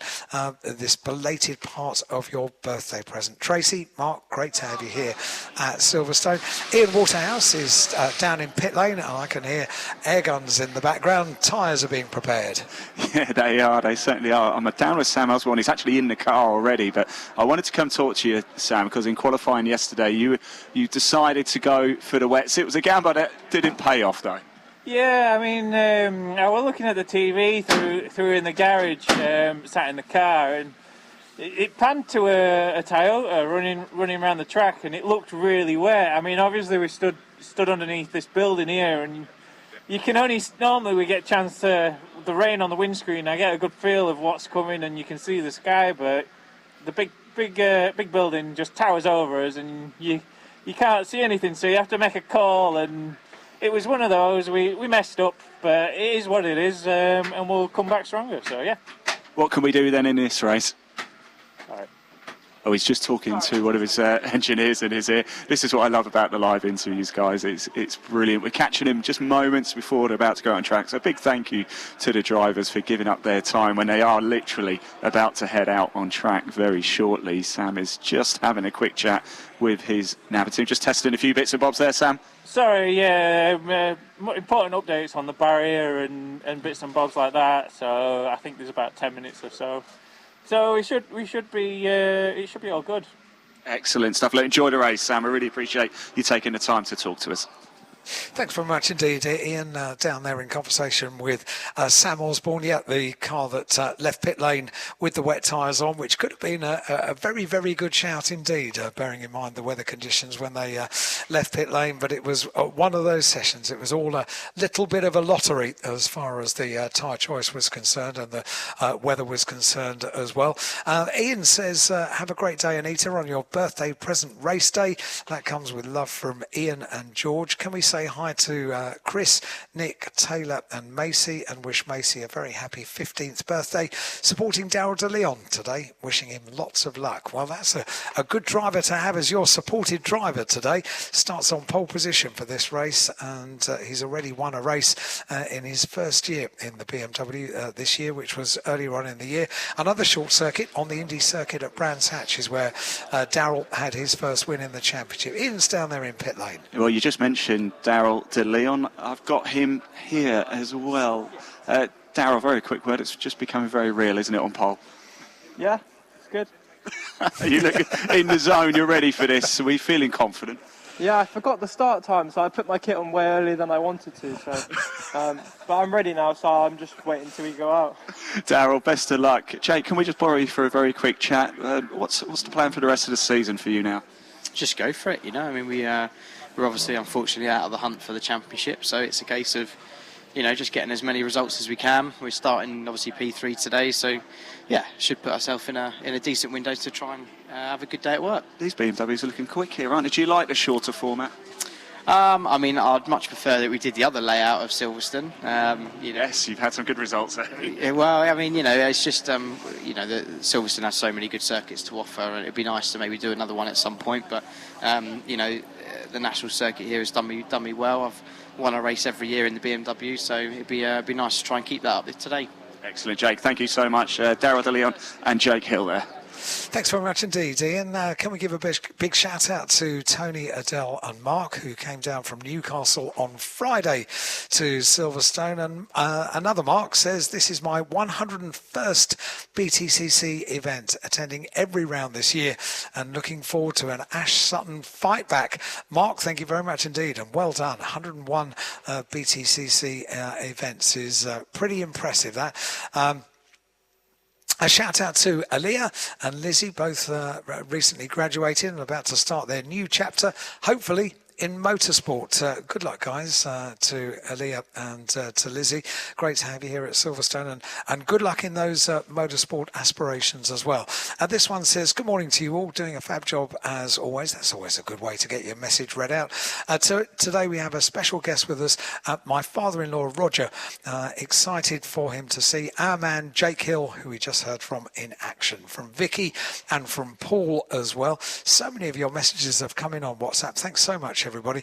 Hi, can I have a shout out to Wacko and Lil D, who are sitting in the main grandstand. We've travelled all the way from Edinburgh, and that's good to hear Gordon Shedden saying about the weather being nice up in Scotland. They've got a big event, a big rallying event on this weekend up at Knockhill, and if the weather is anything like we had for the BTCC, they're in for a great weekend like we are here at Silverstone, Chris. I think I'm right in saying Knockhill's had the best weather of the calendar in the BTCC for the last 2 years, hasn't it? It was stunning. Yeah. It was absolutely stunning. We were so lucky. Absolutely right. Ian, you found somebody else to have a chat with. Well, it's just me. Oh, well, have a chat with yourself then. Yeah, well, I do that all the time. I was just going to say, do you remember at Alton Park we were asking people during the pit lane walkabout how far they've come from? I think we need to do the same on the WhatsApp chat and see where people are listening in from. Where's the furthest place away that people are listening to? Edinburgh's doing pretty well, Ian. Well, Edinburgh's a fair way. Edinburgh is quite a way. So, it yeah, certainly is. If you're watching further from Edinburgh, please let us know. And we will let you loose on the pit lane walkabout today as well. We've got a guest coming up to the studio here on Toker Live over the course of lunch break. But the pit lane walkabout is from 1:05 until 1:30 today. And Ian Waterhouse will be down there trying to find find out the furthest distance that any person has travelled to be here at Silverstone. I know many of you follow the BTCC up and down the country and into Scotland as well. And I'm sure that there are some very far-flung places that people have travelled to today. Maya says, thank you for bringing me to Silverstone for my Father's Day gift. Lots of love from Paul. And Maya, a good idea for a present to come along to Silverstone for the BTCC. Rod says, I'm back camping with my son, supporting all the drivers and looking forward to the touring car races. Come on, BMWs. You haven't got long to wait. Rod, great to have you here at Silverstone. Thank you very much indeed for writing in. And this one is from Robert, Grampy and Mick. Please say happy birthday to Riley, who will be 11 years old tomorrow. He loves motor racing. Thank you. You are very welcome. Great to have you here. And I think we've got a winner already. And I think we can find the evidence from this, because it is the correct prefix on the telephone number. We're over from Ireland. Round 1 in BTCC. Race 1 in the BTCC could be the race of the season. Good luck to Tom Ingram. Best wishes to my new grandson Connor, just 2 weeks old in Rothwell. He'll be at Donington next season for the BTCC. That comes from David, all the way from Rathfarnham in Ireland. So great to have you here, David. And so far, I think you are the furthest flung to write into us on WhatsApp. Mum Teresa, Dad Adam and Brother Toby say happy 12th birthday to Ben, having a brilliant weekend at Silverstone. The first person he saw yesterday was his favourite driver, Jake Hill, and we'll be cheering him on today. Teresa, Adam, Toby, thank you very much indeed for writing in. And let's see what Jake Hill can do as the reigning defending champion in the BTCC. And Matt says, wishing my wife, Kerry, a very happy first birthday as my wife. Very good, Matt. Thank you very much indeed, Matt and Kerry. Congratulations. Great to have you here at Silverstone to celebrate. Ian's down in pit lane. Yes, I am, and there's quite a lot of activity now. The gates are open, so the teams and the drivers are getting their helmets on and getting into the cars now. The teams are just making their way on to the grid as well. So things are happening now, chaps. We're not far away. Yep, I'm getting word that the barrier repair has, I think, pretty much come to its conclusion and is now being inspected to make sure that everything is absolutely okay. Thanks to Josh, our eyes over at the second commentary point here at Silverstone on the national circuit. Our eyes and our voice in a few moments. We'll speak to Josh again, as now we have team personnel making their way down onto the grid. So I reckon, Ian, it's probably going to be a bit of a handover of a microphone from you to me. We'll see each other on your journey up towards the commentary box and my journey down to the grid, because I think we're getting pretty close to a pit lane opening for our first BTCC race of the day. The Quick Fit British Touring Car Championship. Cars are lined up, team personnel making their way onto the grid. We're not far off now from getting our first race of the day for the Quick Fit British Touring Cars underway. Expert commentary, interviews and behind-the-scenes insights. This is the sound of the BTCC weekend. Toka Live. Personnel making their way onto the grid from the pit lane, the VIPs, the guests and the teams as well. And in order to take you through all the action for the racing today in the main commentary box is Chris Hartley. Thanks very much indeed. Right, we've got the cars shortly headed to the grid for the first of 3 races today. 6 races to go in the championship. Mathematically, 4 drivers remain in contention. Tom Ingram is the points leader, the 2022 champion, runner-up in 2023, runner-up last year, and now leading the championship by 32 points. In each of the last 3 weekends, he has taken points away from Ash Sutton. He was, after Alton Park, 10 points adrift of Sutton in the championship lead. He now has got into the lead and extended that to 32 points, his advantage. We have in each race 20 points available for a win, 17 for second, 15 for third, down to 1 point for 15th place. If you lead a lap, you can get 1 bonus point. That's if you lead at the end of the lap over the line. You can get a bonus point for getting the fastest lap in a race. And of course, you can get a pole position point as well. So 67 points available at each weekend. With qualifying now complete, we've got 133 points still available potentially. Tom Ingram 32 points clear of Ash Sutton, and then on 264 points, Dan Camish at the back of the grid after losing his laps from the first part of qualifying yesterday after the car failed the ride height check. He's 113 points behind. And Dan Rowbottom, having his best season in the British Touring Car Championship, is 4th in the championship. He's 129 points behind with only 133 still available. So it could be that after this race, after today, he might drop out of contention. Certainly, it's looking strong for the top 2. But in the Independence Championship, it is mighty close. 3 points between the top 3 drivers. Mikey Doble leads. He's had 5 class wins this year. This is for all the drivers not backed by a manufacturer. And Mikey Doble in the Motor Parts Direct with Powermax Racing Cupra, as it's now become, after they had to force to swap cars a couple of rounds ago due to the extensive fire at the team headquarters in the Midlands. Great job to be out there at all. And Mikey Doble, in his 3rd season with the team, his 3rd season in the championship, he leads that. He's 2 points clear of Dan Lloyd, but Dan has been the best of the independents so far at Silverstone. In both free practice sessions, he was up there in the top 7 and the quickest in the dry in terms of the independents drivers, and he qualified best as well, the only one to make it into the quick 6. So Dan Lloyd only 2 points behind Mikey Doble, and 3rd, and only 3 points behind Mikey Doble, is a driver that led for much of the first half of the season, the Independence Championship, and that is Chris Smiley. And then still in contention mathematically, you heard from him a while ago, Dexter Patterson, 44 points adrift. You don't get the bonus points in the Independence, but you still get the same race points, so they battle for the overall championship, but they get their own points within that classification as well. So for example, if Dan Lloyd was 6th in the race, but he was the highest placed independence driver, he gets the points for 6th for the Drivers' Championship, but he gets the points for the win in the separate independence table, which is 20 points as well. So that's tight. The Jack Sears Trophy is awarded this season for any driver that hasn't been on the podium more than once before the start of the season. And that is named after the great Jack Sears, who sadly passed away a few years ago, but was the first ever British saloon car champion. And there are 4 drivers in contention for that as well. Darryl De Leon, who starts for the first time a British touring car race from pole position, is leading the Jack Sears Trophy. Before Donington, he was only 1 point clear of Charles Rainford. He's got that gap out to 14 points now because he had 3 straight class wins in Jack Sears at Donington Park. He's had 8 in total, but Charles Rainford, only 14 points adrift, has had 4 category wins, and the BMWs all look very strong in the dry free practice sessions here at Silverstone yesterday. Sam Osborne, 45 points adrift, is 3rd, and Dexter Patterson, 101 points adrift, is 4th in the Jack Sears Trophy.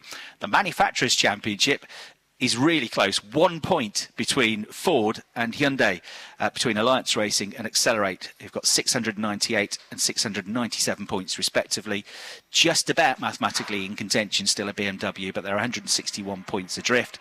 The Teams Championship, Napa Racing have won it for the last 2 years running, and Team Virtue have just got their noses in front at the moment. So Team Virtue, who run the Hyundais, including that of Tom Ingram, are 2 points clear of Napa Racing UK, who run the Fords, and they've got 642 and 640 points respectively, and are the only 2 teams that can win that now. And the one championship that's got a bigger gap in it is for the Independence Teams Championship, which is led by Restart Racing. Only in their 2nd season in touring cars, only in their 1st season running the Hyundais, doing an excellent job Restart Racing. They run Dan Lloyd and Chris Smiley, who are battling for the Independence title, and they are currently leading the Independence Teams Championship on 92 points, ahead of Motor Parts Direct with PMR, the defending champions. Rocket Racing with Unlimited still mathematically in contention for that one as well. So that's you up to date on the championship standings. With championship success comes the deficit, as I've mentioned already, of the extra boost that you get from the turbo. In terms of qualifying, it's less seconds per lap where you can use it. In terms of the race, it's less laps in the race where you get to use it if you're in the top 7 in the championship. So that extra 80 horsepower, they can all use for 15 seconds per lap, wherever they like on the lap, as long as they achieve the minimum speed required to do so. But if you are in Tom Ingram's position as the championship leader, back on the 7th row of the grid, remember, he's only got 5 laps of the 22 where he can use it. Ash Sutton, second in the championship, has it for 6 laps. Dan Camish at the back of the field, 7 laps where he can use the boost. 8 laps for Dan Rowbottom, who's 4th in the championship. 9 for Jake Hill, who's 5th in the championship and 3rd on the grid. Tom Chilton down the order, 10 laps where he can use it because he's 6th in the championship. And Adam Morgan still looking for his first win this season, first win for a couple of years, but was very quick in the drive-free practice yesterday. He's another one to watch coming forward. He gets to use it for 11 laps in the race. Everybody else outside of the 7 gets to use it for 12 of the racing laps. You know they're using it when that light flashes in the side screen. And in terms of tyres, Alan, the choice today is between mediums and softs. So 2 sets of mediums with the yellow sidewall, 1 set of the quicker but less durable soft tyre with the white sidewalls. And thanks to Ian Waterhouse, we've heard from quite a few of those drivers that are right at the front end of the grid. We didn't hear from Dan Lloyd. He's just at the moment getting a piece of red tape put on the pit wall, so he knows exactly where he. Sorry, that was an itchy nose that I just got there. Just had to give it a little scratch. See if I can get a word with Dan Lloyd. The door is open. Hey, Dan. Hello. I dare say, I love our conversations how they start because you're never quite sure where they're going to go, but you've set yourself up for a really good race 1. Yeah, we're in a good position and the pace has been really strong all weekend. The car's in a good place. You can always get a feel for how the car is going to be even to the grid, and it felt really good then. So, positive position. I'm looking forward to it, and yeah, hunting for that podium. Could be a really good day for you. Could be a really good day for the team as well. Yeah, we could tie up the Team Independence Championship in race 2. So obviously that's in the back of my mind a little bit, but the main focus is going forward. Going forward, getting you on the podium, or maybe even higher. Exactly. You know, it's a bit colder today, and we know the BMWs struggle a little bit when it's colder, but they have been very quick anyway. It's really chilly, isn't it, ambient? It is. It's changed massively. So yeah, we're in a good place and looking forward to it. Going to get stuck in. Top man, Dan. Good luck. Thank you very much indeed. Thanks for having a chat to us. Yeah. And let's go over to Louise on the grid with Darryl De Leon. Controllables, that's exactly the right attitude. Have a good one, Darryl. Let's go across now and have a word with Gordon Shedden. So front row start for Gordon. It's by far and away the team's best qualifying performance for quite some time. They've had a few struggles earlier on in the season, but it's all coming together now. So let's dive in and grab a word with Gordon. He looks like he's mid-conversation with his engineer, but good result in qualifying yesterday, Gordon. But the car is quick. You've managed to get some good performance out of it here. Yeah, definitely. You know, the first 2 parts of qualifying were dry and we still made it through, which was good. Really, really tricky in part 3. Geez, I started on slicks, ended up on wets, and it was a 1-lap special at the end to get it here. But you know, we've got good performance out of all the Toyotas this weekend. You know, we're a little bit kind of further up where we'd want to be. We now just got to, you know, capitalise on race day. What's your thoughts for race day? Because you've got 2 BMWs, which theoretically speaking, it feels like it has warmed up a little bit, but it's still going to take them a while to warm up their tyres, isn't it? You've got to capitalise at the start. Yeah, I mean, you know, they will be fast. All 4 of them have been really fast this weekend. We can only do what we can do. You know, I've got a lovely clear view into turn 1. We'll drive it as ever to the best of our ability, and it's a long day. We'll try and score some points as the day goes on. As we know, there's a lot of ability there. Good luck, Gordon. Right, time, I think, for just a quick word with Jake Hill, if I make my way across. Jake, in an interesting position, actually, because obviously our reigning champion, but he's long let go of that one. So really, you are just heading out there today to have fun and get as many points as possible, aren't you? The pressure's off. 2 rounds left to this year, and you know, the second half of the year we've been quite strong again, so it's been nice to be back up the front and we're back again for Silverstone, you know. So yeah, looking forward to today. Interestingly, it's actually two of your teammates who are battling for a championship. They're battling for the Jack Sears Trophy. Are you taking bribes from them to see who you're going to help? Charles did offer me a substantial amount of money to try and get past Daryl there, but you know, Daryl's done a great job to stick it on pole, and you know, the plan obviously is to try and go and get a 1-2 with us, but I'm here for the wins and for the podium, so we're just going to go and try and see what we can get. Good stuff, and to help you with that, there's a little something coming your way. A good luck duck. There's a story behind that. I don't have time to tell you all of it now, but good luck with the duck. We're off for a break. When we come back, our first touring car race of the day will be getting going. Yeah, well, while ITV go to a break, welcome up to the commentary box. JT alongside you, JB will join us alongside, but if you are watching multiple streams here on JB Motorsports, you will hear the tones of Joshua Birch on Formula 1, but we shall hopefully now be able to press a button which will, unfortunately, for some, unmute his microphone, and we can say hello. We can say hello to Joshua Birch. Hello JT, hello everybody, good morning. Welcome to the first race of the day for the QuickFit British Touring Car Championship here at Silverstone. The cars are leaving the grid and it's Daryl de Jong who will be on pole position for a very interesting run. What do you think then, JT? This is going to be completely unpredictable. I can't wait for this as well, for when the formation lap starts and we get going, because it's a mixed condition circuit, and we just had a problem coming up earlier on today as well in the Porsches. I'm loving it.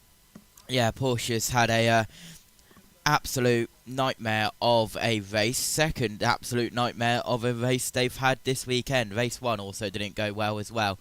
So hopefully race 3 will go well, and I believe their idea is to hopefully redo race 2 a little bit later on in the day, depending on curfew, or either postpone it to the Brands Hatch meeting, which we have in a couple of weeks' time, which will be the final round of British Touring Cars in 2025, JB. Yeah, it's a shame that we can't be there this year, thanks to all the action. But we will have members on site. Jess Ball is going to be there, as will Nina. So we'll be having content sent to us throughout the day for the British Touring Car final. So even though me and JT aren't there, the JB Motorsports team will be there, which I'm going to love quite a lot as well. So coming into this one, this will be a bit of a wider example, I think, JT, of what we're going to see in terms of action plans. Down to turn 1, though, we know how difficult it can be. Do you think we're going to have some safety cars here today? Maybe even some red flags? I mean, it's Silverstone. Anything is possible, as we can see over any series that goes here. With all the drama that we've had in other formulas like Formula 1, all the drama we've had in touring cars, and, well, a bit of drama that was off track today, guys. Jason Plato announcing his return to the British Touring Cars Championship on the pit wall, as he is to bring 2 cars into the championship next year, and that is all that has been said on ITV, and more will be announced around the end of October. But yeah, Jason Plato coming back to the touring cars. First we'll start with you, JB, and then we'll welcome in Tom Cairns. I can't wait. I think it's the right decision. We needed to see this guy back in the championship. We needed to see JP back, as Jason Plato is a legendary touring car driver and champion, and now he's coming in to have a new run and a new team. I'll say yes, please, thank you very much, with sugar on top. Tom, what do you think of it? I think the news, this is the first I've heard of the news with Jason Plato coming back into the championship with a new team. I think it's very exciting for the championship. I think it's going to bring more fans in there, particularly from the older generation. And the question is, which drivers is he going to go for next year, and is the car going to be up to it? JT, one of the drivers I think he might go for, if he's very, very smart, would be Daryl de Jong. I know he's had a great season with the BMWs, but Daryl's young enough to bring in the talent. He's young enough to bring in the experience as well of being a Grand Prix winner now, pole sitter. If I was him, I'd try and grab him from West Surrey Racing a bit. But who do you think will come in? Because I think Cookie might be on the line as well without a drive with no One Motorsport at the moment. Yeah, it's, of course, with One Motorsport, unfortunately, not with us for the rest, but team owner, he's got a lot of choice. Yeah. He's got a lot of choice. He's got all of the current drivers. He's got drivers that came to the touring cars, couldn't really afford or stay up in the touring cars, that he could maybe help and support. Maybe bringing Scott Sumpton back. Maybe he wants a younger driver coming up from the juniors. Maybe he wants experience. We just don't know. But it's possibly a new manufacturer he's wanting to bring in, he mentioned as well. But let's quickly say hello to David Addison and Tim Harvey. Formation lap with Daryl De Leon being the driver on pole position at the very front. It's going to be a really intriguing race, this, I think, Tim, isn't it? With those BMWs having had a real turn of speed in qualifying. Yeah, and we've seen the tyre allocation list. They're both, not surprisingly, starting on the soft tyre that favours that BMW. So I think Daryl De Leon could expect a lot of opposition from his teammate Jake Hill, although he does have more boost to play with. But don't count out previous champion Gordon Shedden. He's definitely up for the fight. Yeah, absolutely. As the cars go off on the formation lap, JB, and hopefully we should be able to hear from one of the drivers with ITV momentarily. Yep, and I don't know if we've got track noise or I just can't hear it on my side as well, but I'll throw that back to you as an annoying commentator. There we go. Cheers, Jesse. Coming through, you just couldn't hear it. That's my fault on the audio side of things. JT's producing us for us, and sorry we've not got cameras on, but it's one of those days where everything's a bit up in the air with the touring cars clashing directly with the Formula One. So we hope that you enjoy race one here. Let's hear with Tom Ingram now driving on board with the team. Yeah, I don't necessarily think a tough day yesterday, to be honest. I think it was to be expected with the TTB that we had for qualifying. We knew that it's going to make a big effect around here. You know, you could say that, well, why doesn't it make a bigger effect at somewhere like Alton or Croft or Knock Hill or tighter circuits? Now, the difference here is the TTB gets you up to speed, and then you maintain that speed advantage for a longer period of time. So I guess we kind of knew that this was going to be the place that we were going to struggle at most with that as a penalty. So I think the game plan today is just to be smart, is not to get too carried away, not to chaos ourselves, not to cause absolute chaos for ourselves. Just be fairly conservative and risk sensible, I suppose, is the best way to be with that. And I suppose also keeping an eye on where Ash is, because ideally you want to keep being in front of him if possible. I mean, yes, obviously. I mean, that kind of goes without saying. I think we're at the point of the championship now where we can say that it's realistically that we're going to be racing and going to be looking at most in terms of where he is position-wise. But at the same time, you know, we've got to be smart to not just focus on one person and all of a sudden just cause problems downstream for ourselves. So be sensible with of the bigger picture, because that's what we're all here for. So yeah, we'll see what goes on. It's obviously nice that I've got some friendly faces up here with Adam and Mr. that I'm sure will be with us within a lap or two as well, because he's definitely out of position. So yeah, we've got a sensible race ahead of us, I hope, and let's just open the day up with a sensible one and see where we are come the end of this one. Let's see what happens. Tom, good luck. Thanks. Cheers, guys. Thanks so much. Cheers to Tom Ingram on that side of things as well. I couldn't quite hear my own microphone for a second. Now de Jong lines up on pole position then with Gordon Shedden alongside soft tyre compounds for them both. Row 2 takes us in with Jake Hill alongside Dan Lloyd, also on soft compound tyres. Row 3 sees Josh Cook alongside Senna Proctor coming into the mix of things as well. Both of those on soft compounds. And then take it to row 4 with Rowbottom alongside Moffat, but Rowbottom starting on the mediums, Moffat on the softs. Row 5 sees Charles Rainford alongside Aaron Taylor-Smith, both of them starting on the mediums. Row 6 takes Mikey Doble on softs with Ash Sutton starting on mediums. Row 7 is Adam Morgan and Tom Ingram, both on the mediums. Ingram, as we just heard from him, outside of qualifying groups. Row 8 is Chris Smiley and Max Buxton on mediums. Row 9, Nick Hamilton on softs with Dexter Patterson on medium. Row 10 is John Chilton and Sam Osborne on medium. And row 11, Camish and Holstead as well, lining up at the back, both on mediums. Tom Cans, what are you expecting coming into this one then? It's going to be quite an interesting race one here, as it's in dry conditions compared to yesterday's race in quality. Yeah, and the thing is, we've got Toka Boost reductions for the championship contenders. So they're going to be the ones to look out for to see how well they can cope with this throughout today. Tom Ingram and Ash Sutton, in case you're wondering. But Daryl DeLeon has a chance to go for a second win in this season's championship. And of course, there's plenty of other contenders out there who may not have had as much success as they would like to have done, particularly Jake Hill, who has had a season to forget, in all honesty. But let's see how he can get on. I've got a feeling that Jake Hill is going to come away with the race win.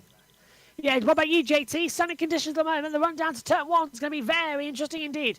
Yeah, absolutely, and a couple of people struggling with cops yesterday, so we shall see how it is as here comes Tom Ingram up to take his grid spot.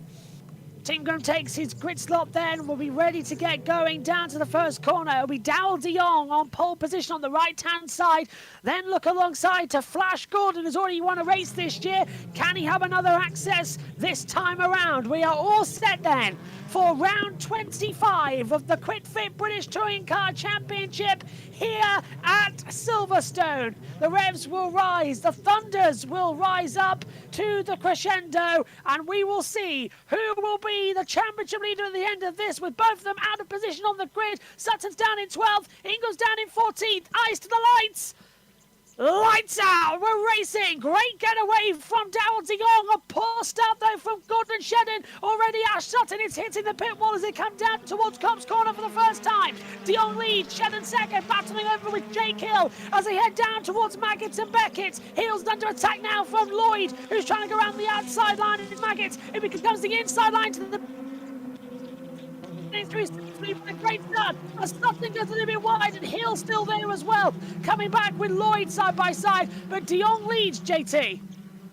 Yep, and he will continue to lead down. We go under the bridge down towards Brooklyn, so car making massive moves there. That looked like a Power Max racing car. We did have a staller down at the back end. I believe that was Nick Halstead, but down into Luffield we go for the first time, and De Leon, and here comes Shedden making a move up the inside side by side. Shedden door bangs him once, door bangs him twice. Daryl de Jong's going to give him as much room as he possibly can though, but Shedden's got the lead coming out of Woodcote, down now in towards turn 1 at Cops Corner. He flows the car to the inside line. Daryl de Jong staying over the high. He gets both runned off the circuit. Is that going to give the opportunity to Lloyd, who's going to try and take second position away? Yes, it is. Lloyd goes side by side coming into the braking zone, down the Beckett's hairpin. The de Jong locks up, Lloyd locks up, and that opens the door to Jake Hill, who takes third position. Shedden leads, and now here comes Senna Proctor as they head down the Wellington Straight once more. Proctor goes through, and Tom, it's gone wrong for Daryl de Jong on lap 2. Absolutely brilliant start to this one. And Dan Lyde is on the charge as well, to the outside, heading towards Brooklands on Gordon Shedden. Jake Hill fancies a little bit, but he's just too far back to even thinking about making an overtake yet. But Shedden making a good start, but now it's Dan Lyde who takes over leadership. Dan Lyde, one of those in the Independent Championship, trying to make up ground on Mikey Doble and Chris Smiley in that particular run-in. But a good start all round. Ash Sutton's in 9th position, Ingram 11th. Brilliant getaway so far then, JT, as Smiley and Smith, Smiley and Chilton battling together.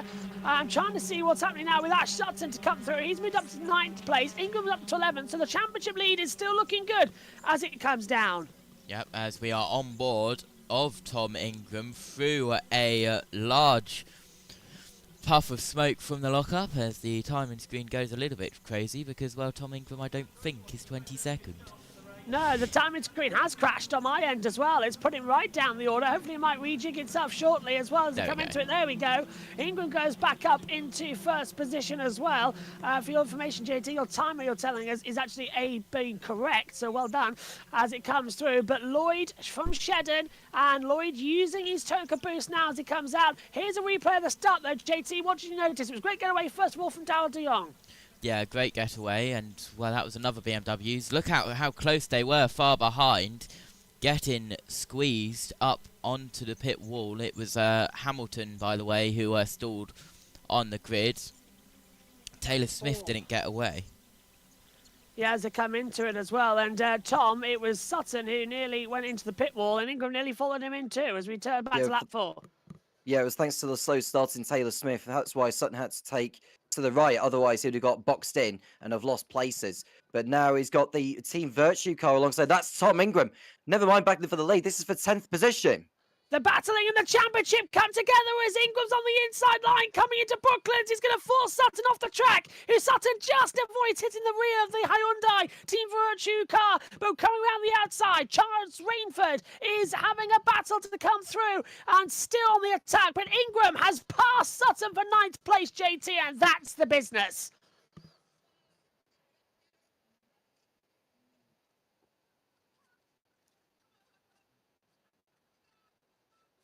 Yeah, Proctor coming back through as well as the sun shining down here at Silverstone right now. Into the braking zone to Magginton Beckett. Proctor locks up on the front left. Al de Jong's under attack this time from Josh Cook, who dives through on the inside line. Cookie goes through. Can he get Moffat as well for good measure? Down the back straight away we come. Lloyd leading from Hill 2nd, Shedden 3rd, Proctor 4th, Rowbottom 5th, Moffat 6th, Jones 7th, Cook 8th, Sutton 9th, Doble now in 10th position as well. And well, Ingram's now in, no, Ingram is 9th. That timing screen continues to have an error. Transponder issue for car 80 has now been confirmed as they come through once more. Look at Jake Hill though, Tom. He's right on the back of Lloyd as they come onto the National Straight. And he's going to tuck into the slipstream and have a go here towards Cox Corner is Jake Hill, the reigning champion, who is not in the championship fight anymore, but he's going through to the outside. That's not really the best line to take, unless he can try and do a switchback on the exit of Cops. But Dan Lloyd plays the car perfectly and remains in front for the time being. But there's by no means any form of complacency for the drivers. They know that there's no comfort out there in regards to keeping hold of the position. They're all so close, you can just see changes happening towards the front of the field as well as in the middle. Down we come then again. The battle between the top 3 now in contention. Lloyd, Hill and Shedden as they come through. I would include JT as well, Senator Proctor in that mix, as Proctor's right there ready to capitalise and jump on this matter. As we ride number with Ingram, this was the reason for contact as well, and how he got ahead, JT, of Sutton. Yes, as we have a replay now, trying to go down the back straight, and he'll pull to the outside going down into Brooklands. Well, quite an easy move for Tom Ingram. Let's go again as they come through, continuing to push. Lap 7 of 22 as Rainford looks to the inside line now to jump back ahead, and he's taken him. So that's Moffat. That's Moffat getting ahead of Rowbottom. That's myself not looking at the monitor correctly. So Moffat jumps ahead of Robo, and now Robo's under attack from Cook as they come down the back straight. This is Ingram now running in behind Dowell de Jong, our would-be pole sitter who went off and locked up. He's now dropping back again as Cook all over the back of Rowbottom. Pushing hard, aren't they, as well, actually, Tom, as they come into it? Yeah, you can just see that, the fact that they're burning off the fuel, they can push hard a little bit more, but they have to be aware of that toker boost, because some allowed, well, they've got less laps of use of that toker boost compared to others, whereas a lot of the front runners have got the toker boost, which they have in their locker, 15 seconds worth, those that they can use as of when they want to, but Lloyd is beginning to blow a nice margin now, JB. By British touring car terms, 2 seconds almost feels like a really good gap. Ingram's going for it on the inside line, and he breezes past Al de Jong. Beautiful move as well from Tom as he comes through down in the back straight, and the sun is coming out, JT, in beautiful fashions. As I'll have to disappear about halfway throughout this race to get the F1 sorted, but this is fabulous running in a beautiful sunny Silverstone. Yeah, absolutely. As here comes Daniel Rowbottom on the back of Josh Cook, going through Woodcote now on towards the national pit straight, and well, Rowbottom was bumper to bumper, but Cook has pulled away now as we have a look at Camish, but back to the leaders. It's still Dan Lloyd in front with 4 out of 12 laps used of the Turbo Boost Hill, 5 out of 9, JB. Yeah, they're pushing quite hard now as they come into it. So here we go again then, as they will continue to push hard down the back straight. Lloyd and Hill, 1 and 2. Shedden in P3 to come through. And Hill was half a second of a lap quicker than Lloyd on that last lap alone. Let's have a replay then, Tom. This is on board with Ash Sutton. He's getting through as well on Dal de Jong. A nice move into Maggots and Beckett's hairpin. Yeah, and alongside, it's difficult to get that outside line for Maggots because you're having to place the car for the apex for when you get round towards the right-hander of Aintree. But now it's got through at last as Sutton into 9th position. Ingram can now go after the next snapper. That is Dan Rowbottom, and Rowbottom's going to have to do his utmost to hold Ingram up here because he'll need to do his bit to help Sutton in the championship battle. Unfortunately, boys, that's me gone. I'll hand over to JT. I'll see you later. All right, thanks, JB, as he will depart to go on to all the the action is Formula 1. And, well, as you can hear in the background, him on the Formula 1. As here we go now, round Luffield. It's Rowbottom, Ingram. Ingram up the inside, door banging him out of the way. Side by side is still Ingram down the pit straight. And he will go in towards Copse. Ingram gets to position. Rowbottom behind now. And that is Ingram up in towards 7th place as we now head in towards Maggots. Beckett's bit of a lock-up from in front. That would have been of Josh Cook, and a little lock-up from Tom Ingram as well, as now down we go towards Brooklands we head.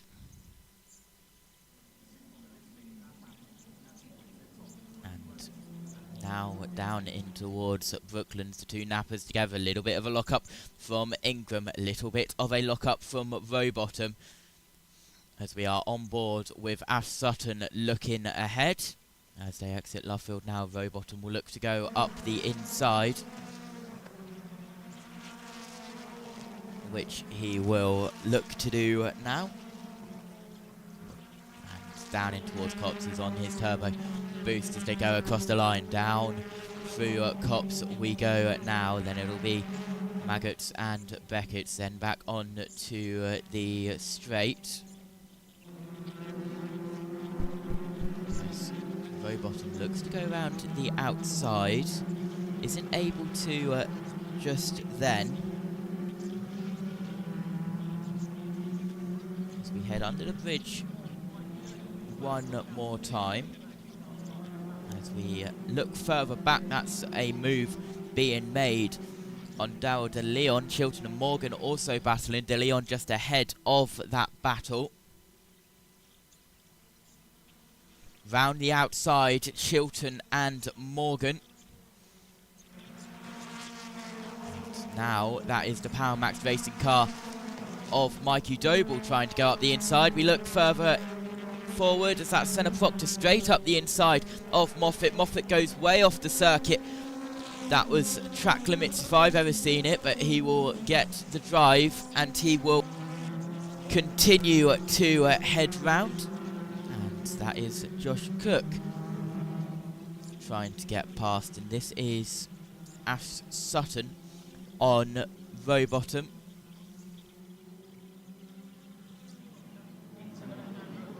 On board with Ash Sutton.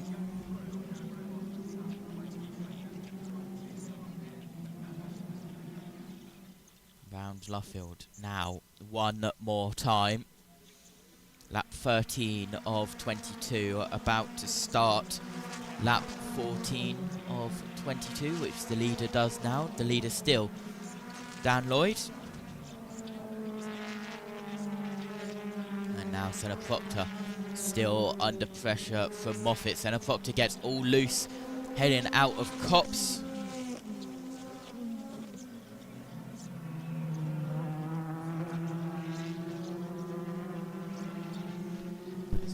Now out of Beckett's through the cut-through of the national circuit. As it stands, Tom Ingram, 386 points. 353 is Ash Sutton, 33 points back, and Dan Camish in third, 264 points, 122 back. But as we head round Luffield, Moffat trying to get past Proctor. Moffat and Proctor both on their turbo boost. Proctor runs out of it as Moffat is still on it. Moffat started it later, so he gets it more, but that is allowing him to go up the inside line, which he isn't able to as Proctor just pulled away.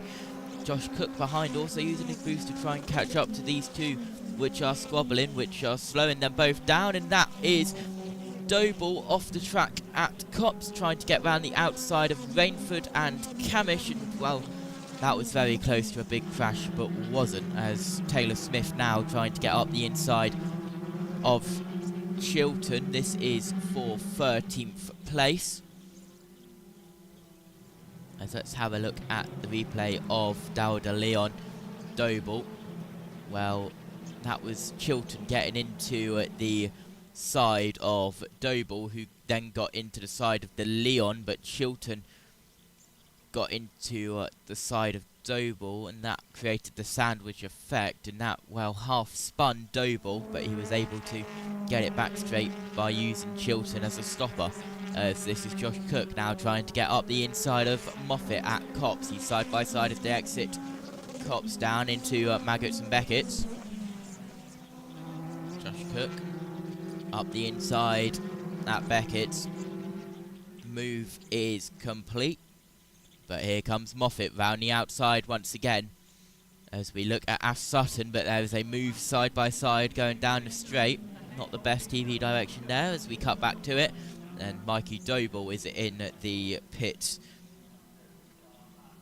just now, as he's got damage and, well, needs a change of tyres after all of that. Chilton on lap 16 of 22 has already run out of his Toka Technical Turbo Boost, TTB. As it stands in the team standings as well. They showed it for a second and then took it away, so unfortunately not able to bring you that live. We will do it all at the end of the race. Big lock up for someone in front of Ingram going in towards Maggots Beckett's, as this is on board with Sutton, giving Ingram a little bit of a nudge. Now on board with Ingram as we head down towards Brooklands. Not able to make a move. Ingram locks up. He goes a little wide, but still keeps it on the apex. Able to switch the car up the inside. As that is a fire, and a big fire on the underneath side of the car of Nick Hamilton. He'll have to get out of that quickly and hopefully safely. But a big fire on the car, and Chilton is slowing. Chilton has had an issue and is now in towards the pits. So drama there. We don't know actually what has happened, as Hamilton on fire, a lot of smoke, and Hamilton is able to climb out of the car on his own. But that car is a big blaze on the side of the track, and we should see the safety car deployed, which we do now. Safety car is deployed, so the marshals can attend to that car. And where Hamilton has parked up, there's not really any marshals there for British touring cars. But the flags and boards are out, and there's no marshals there, but the fire truck has arrived, and Nick Hamilton just sat there on the side of the track as that car fully engulfed, and we won't see that car out I don't think for the rest of the day, and maybe it'll be hard to see that out for Brands Hatch, but we still have 2 weeks until Brands Hatch, so we shall see. That is absolutely gutted for Nick Hamilton. That's really not what he needed.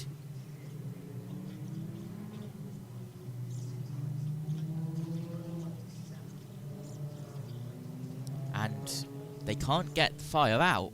They honestly can't get the fire out. So it caught fire going into Maggots and Beckett's. And then it was just on the underside. Big fire. It's like a fuel line has cut and they can't get it out. There's still under safety car here. That car still smoking away.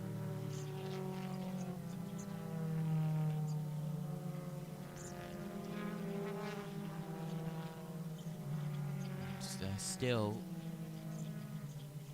getting the fire extinguisher and fire hose on it. But that's not really what you want to see. But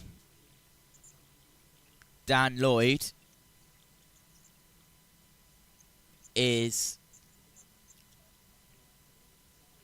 at the front, and well, he's hoping that this race does not restart, which of course you've got the 3 extra laps as well, which will be added on top of this, so it'll become a 25 lap race. But Dan Lloyd, he's got Jake Hill behind him, but he has the chance here of getting his 4th win, but getting Restarts Racing first overall win. They've had independent wins, they've had many independent wins, but they've not ever had an independent win.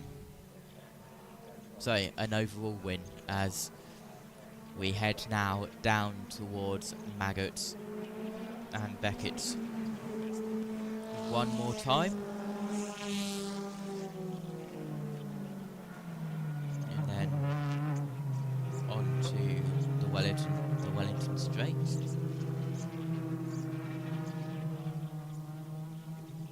On board now with Dan Lloyd, passing the incident site, which has 3 fire vehicles next to it, and the medical car just transiting Nick Hamilton away. On the right hand side, of course, there's an access gate where all the support series normally come on track and off the track at Silverstone.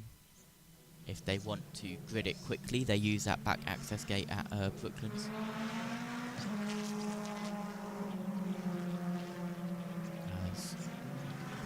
Shannon currently 3rd, continuing to circulate. So let's give you a rundown of the order, but before we do that, here is a replay on board one of the nappers, and that is Chilton. Well, he just spun it, he lost it, then he saved it, and then he lost it again. It's like the brakes locked on there, but around Chilton went.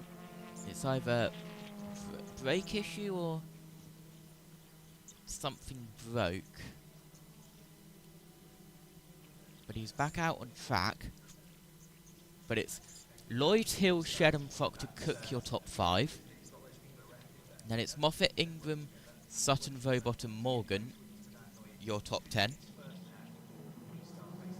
Then Taylor, Smith, De Leon, Camish, Osborne, Vainford, your top 15. Then Smiley, Buxton, Patterson, Halstead, Chilton, your top 20. And then 21st is Mikey Doble and out. And his car still smoking after all this time. Good 5 minutes now. It's Nick Hamilton. So we may just get this race back underway, depending on how they recover it. if they leave the car there, but it's still smoking, and now only 3 laps to go. We will have to see. Mikey Doble has got no left headlight in. It's completely come out for that 88 car with the battles that he has been in. So that is somewhere around the circuit.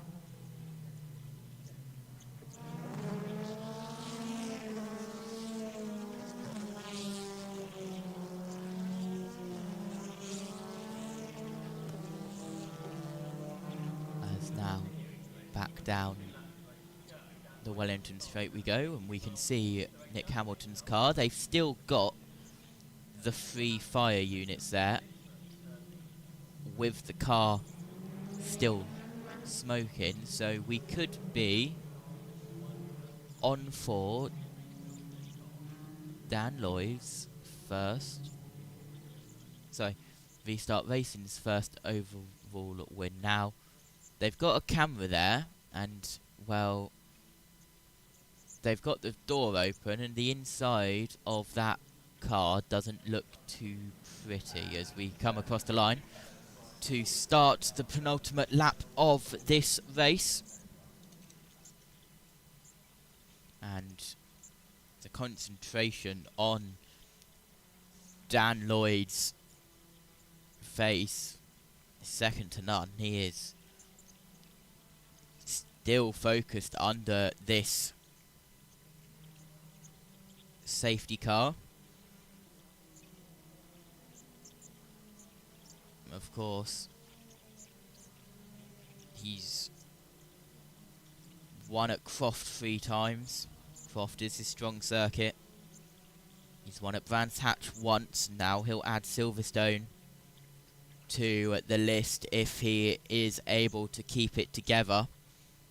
But the safety car is not coming in this time by, according to race control, the lights are still on.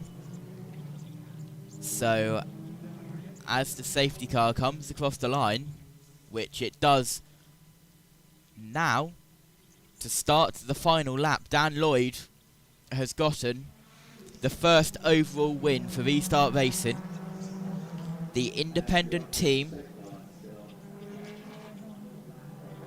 Dan Lloyd, won race 3 at Croft in 2018 with BTC Norlin Racing in the Honda Civic Type R. He won Croft race 1 and race 2 with Bristol Street Motors with Accelerate in the Hyundai. And of course he won the final race of the year, the same year, 2022. The third race, he's gotten a second place at Silverstone race 3, Donington race 1 and Brands Hatch race 2 in the Adrian Flux Powermax racing at Vauxhall Astra in 2021. He also got a third that year in Silverstone race 1 in 2021, but once again he will return to winning ways in the Hyundai, not with Bristol Street Motors, but with Restart Racing, the independent team getting their first ever overall race win, and it comes courtesy of the 1-2-3 car of Daniel Lloyd. He's had so much troubles. It didn't look like he was going to be on the grid the second half of the year due to financial issues. He got the sponsorship, but Dan Lloyd wins round 25 of the season. He is absolutely delighted. Such an up and down season that Lloyd has had, and it pays off in the way of an overall race win. And he got the fastest lap as well. And that will be, as I mentioned, his 5th all-time British touring car win. But the Restart Racing team absolutely delighted down there, as they should be.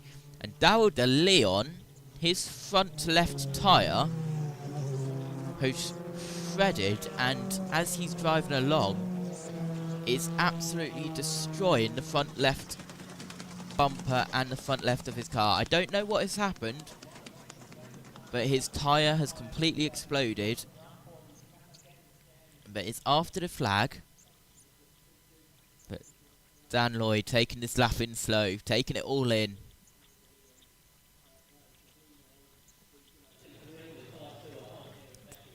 One of the main sponsors on their car above the door, first locate, while Restart Racing have been able to locate their first overall race win.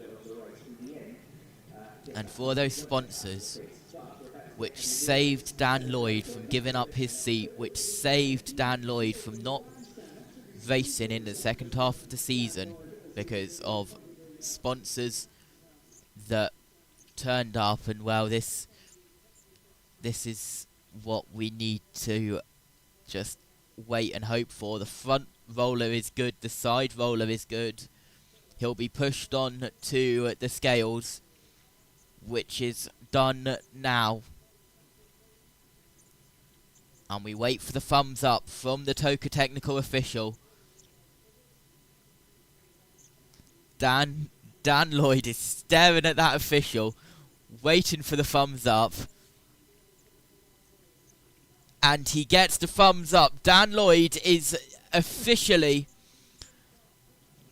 the round 25 race winner, and that is Restart Racing's official first ever overall win. But we will go down and we will hear from Dan Lloyd first with Toka Live, second with ITV. But he gets out the car, he jumps on top of the car, he absolutely leaps into the team. What a sight. And for the team, for the driver, it is fully deserved. Jason Plato down there comes down, shakes his hand, but let's go through the full results. Dan Lloyd is your winner with Restart Racing. Jake Hill in second, with Gordon Shedden in third. Senna Proctor, Josh Cook in fifth, Aidan Moffat in sixth, Tom Ingram seventh, Ash Sutton in eighth, Daniel Rowbottom in ninth, and Adam Morgan rounds out your top 10. In 11th, it's Aaron Taylor-Smith, Dan Camish and Darryl De Leon in 12th and 13th. Darryl De Leon, not the best race from pole. Charles Rainford in 14th, Chris Smiley in 15th, Dennis Max Buxton in 16th, Dexter Patterson in 17th, and Nick Halstead in 18th, and Sam Osborne in 19th, with Tom Chilton in 20th, a lap down after he had to pit. In 21st, it was Mikey Doble, 3 laps down, and Nick Hamilton, 9 laps down after a massive fire on the Wellington Straight.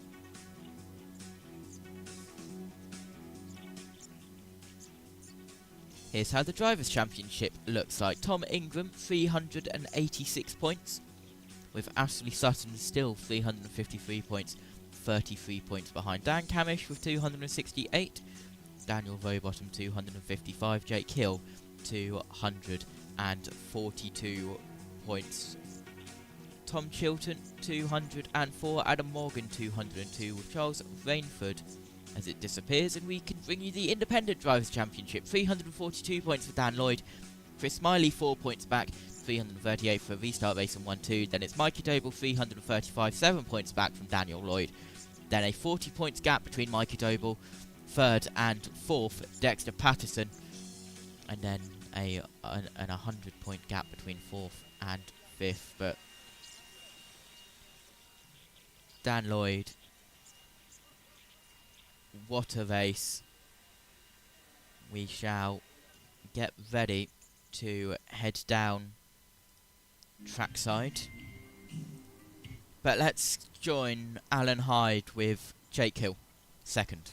We just sort of got muscled out, I think, and we just swooped through. But yeah, happy with that. A P2 for Laser Tools Racing, MB Motorsport, and you know, great way just to start the day. Well done, Jake. Thank you very much for having a chat to me, and let me see if I can have a word with Gordon Shedden as well, and he's going to be on the podium. It's going to be his third podium of the year, being a race winner. He's all smiles, he's all happy down here, takes a glug of drink on board and back on the podium. Flash, good to see. The car is clearly going well, and so too are you.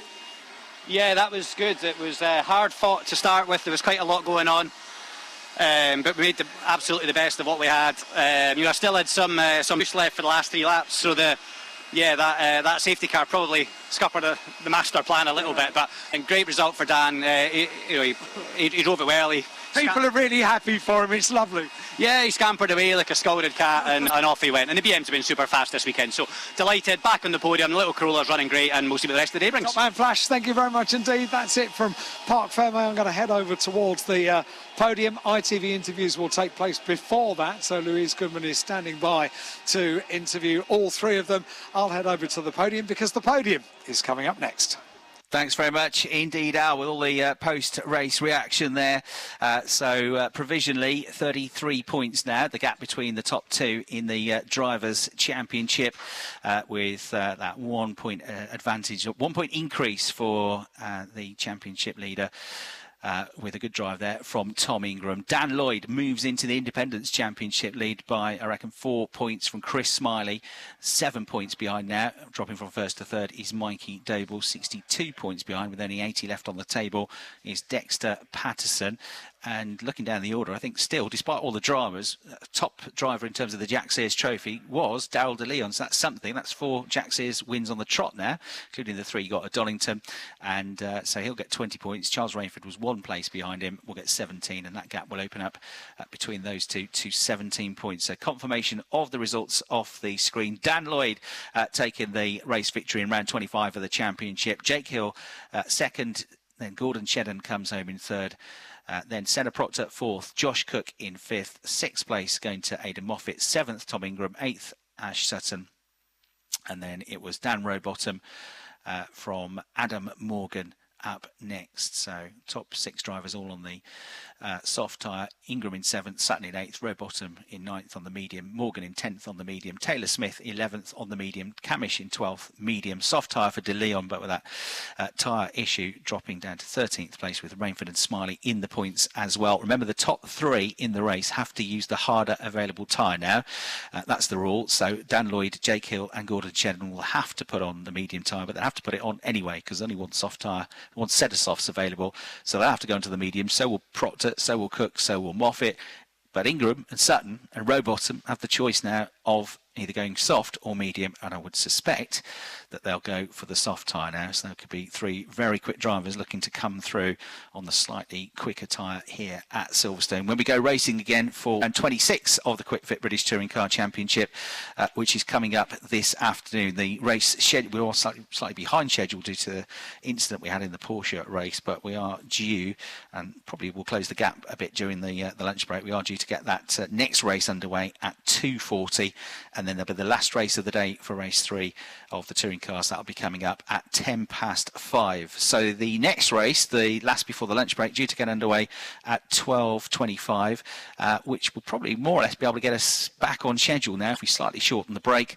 And that's going to be the 3rd race of the weekend for the Virtue Mini Challenge. 2 very good races for the Minis yesterday. The entry list you'll find on page number 52 of your race programmes. And the grid I'll give you momentarily, but first of all I'll tell you what happened in yesterday's races. The first race of the day in the Minis, so first race of the weekend, was won by Max Edmondson, who leads the Rookie Cup. He's in the number 33 car, a multicoloured car. I can't miss it with the bright yellow wheels, and drove very well yesterday to win from, was it 7th on the grid. Lewis Selby made him work hard for it though, and Lewis in the number 18 car is one of the drivers going for the championship this year. He coming to the weekend 3rd in the points, behind Tom Overton and behind Jamie Osborne, who was the leader of the championship really since the word go, since the first weekend of the season. came on Friday, did one of the free practice sessions, but was very unwell and had to pull out on medical grounds of the weekend. So the championship leader, Jamie Osborne, out. He sent a message on Instagram with a picture of him having some medical treatments and saying that he's going to be trying to get fighting fit again for the last round at Brands Hatch, and thanking everybody for their well wishes. But yesterday he lost that championship lead that he had by dint of the fact that he wasn't able to compete in the races. So Max Edmondson, Lewis Selby, and then Nathan Edwards, who was third in the championship last year, came home as the top three yesterday in the first race of the day. Then the second race yesterday afternoon. Yeah, absolutely, and we hope that Jamie gets better soon. But let's review Touring Cars Race 1 and hear from the top three now. Round 25, the lights went out and poleman Darrell De Leon had a good run down to turn 1, but further behind Dan Lloyd was a man on a mission, pushing on to take the lead of the race. Further down, it didn't take long before the Hyundai of Ingram pushed ahead of Ingram and Rowbottom. And then after an oil fire on Nick Hamilton's car brought out a safety car, Dan Lloyd was hoping the race would finish under safety car, which it did, taking his 4th career win, his first of the season, and first outright victory for Restart Racing. Let's head down now to Louise Goodman for the winners' interviews. Such a special moment, Dan. Just talk us through it. I mean, you've had wins before, but to get the first win for Restart Racing. Yeah, this one's just as if not more special than the rest. Very, very emotional, as I always am, but very special for the team getting the first win, and it's just been a really tough year. Been really tough, and just kept going and going, and team have worked so hard. Obviously it's their first year with the Hyundais, and the emotion that was going through me through that race, it was just everything. But obviously started 4th, mega start to the race. I would have loved to have finished without a safety car, but I don't care in the end. I'd take it. I'm so happy. I mean, we were talking before the race, you know, we're like, I want a podium, but to get the win. And we saw that moment in the car. Tim was talking to us about it, that moment when you gave yourself a little shake. Just tell us what was going on there. Yeah, so everything was going to plan up to the safety car. I knew I had a bit more boost than Jake, just kept that gap so it wasn't too much pressure, so it was all good. Safety car came out, I thought, no. And then obviously a long time sat there, and at one point a thought entered into my head, oh, this could be my first win for the team. I got goosebumps and I got a bit emotional. I was like, no, snap out of it, because obviously still had a job to do. And yeah, I had a plan if there wasn't a safety car, but yeah, to take it home, just so happy. It repays so much hard work the team have done, and all my sponsors so supportive. Been mega tough year. I've not dealt with a lot of things well mentally this year, but just kept going. It just proves if you keep working your nuts off, then it will come good at some point. Such a reward. I mean, is this hopefully, do you think, going to open the floodgates? Because also, actually, having said that, this is increased, put you in the lead in the Independent Drivers' Championship. There's every chance that you could tie up the Independent Teams Championship in the next race. So a special day all round. Yeah, I don't care about that. No, I'm joking. No, it'd be great. Obviously, like I said earlier, concentrate on what we can do. The rest will come with it. You know, the teams is fantastic if we can tie that up next race, and obviously the drivers as well. That's going to get interesting at Brands. But like I said, some things have not gone our way. We've been struggling with temps for the past 3 rounds. The team has sorted that for this weekend, and all of a sudden we're flying. So hopefully that'll continue to the end of the season. Brilliant. Really pleased for you, mate. Really pleased for you. Right, let's go into our second place driver, Jake Hill. I mean, you made places, not quite as many as you would have liked, but that safety car really it kind of tied your hands, didn't it? Yeah, I think we were setting up for a bit of a good end to the race there. I mean, me and Dan sort of equaled up on boost deploy. My engineer Craig was keeping me up to date with how many Dan had left. So yeah, we had a great car though. The car was super fast, you know, even without using the boost deploy there. So yeah, puts us in good stead for the rest of the day, and a P2, I'm still really happy with that. Those early couple of laps, I think your experience showed through there in terms of the way that you brought your tyres in. Yeah, I mean, you could see Darrell was fighting for everything, and bless him, he ended up, you know, smoking the fronts there, and eventually ended up with a punchy, you know. But you know, Gordon made a great start and got on with it. Dan followed and I latched on, and then obviously me and Gordon had a good race in the mid part there as well. So yeah, overall it was a good race from my side. Well done. I'm thinking it's the lucky duck that I gave you before the race. It could be the duck. Made all the difference, didn't it? Gordon, a man who would have loved to I mean, you had all that boost in your back pocket and no chance to use it, but nonetheless, a podium is a podium.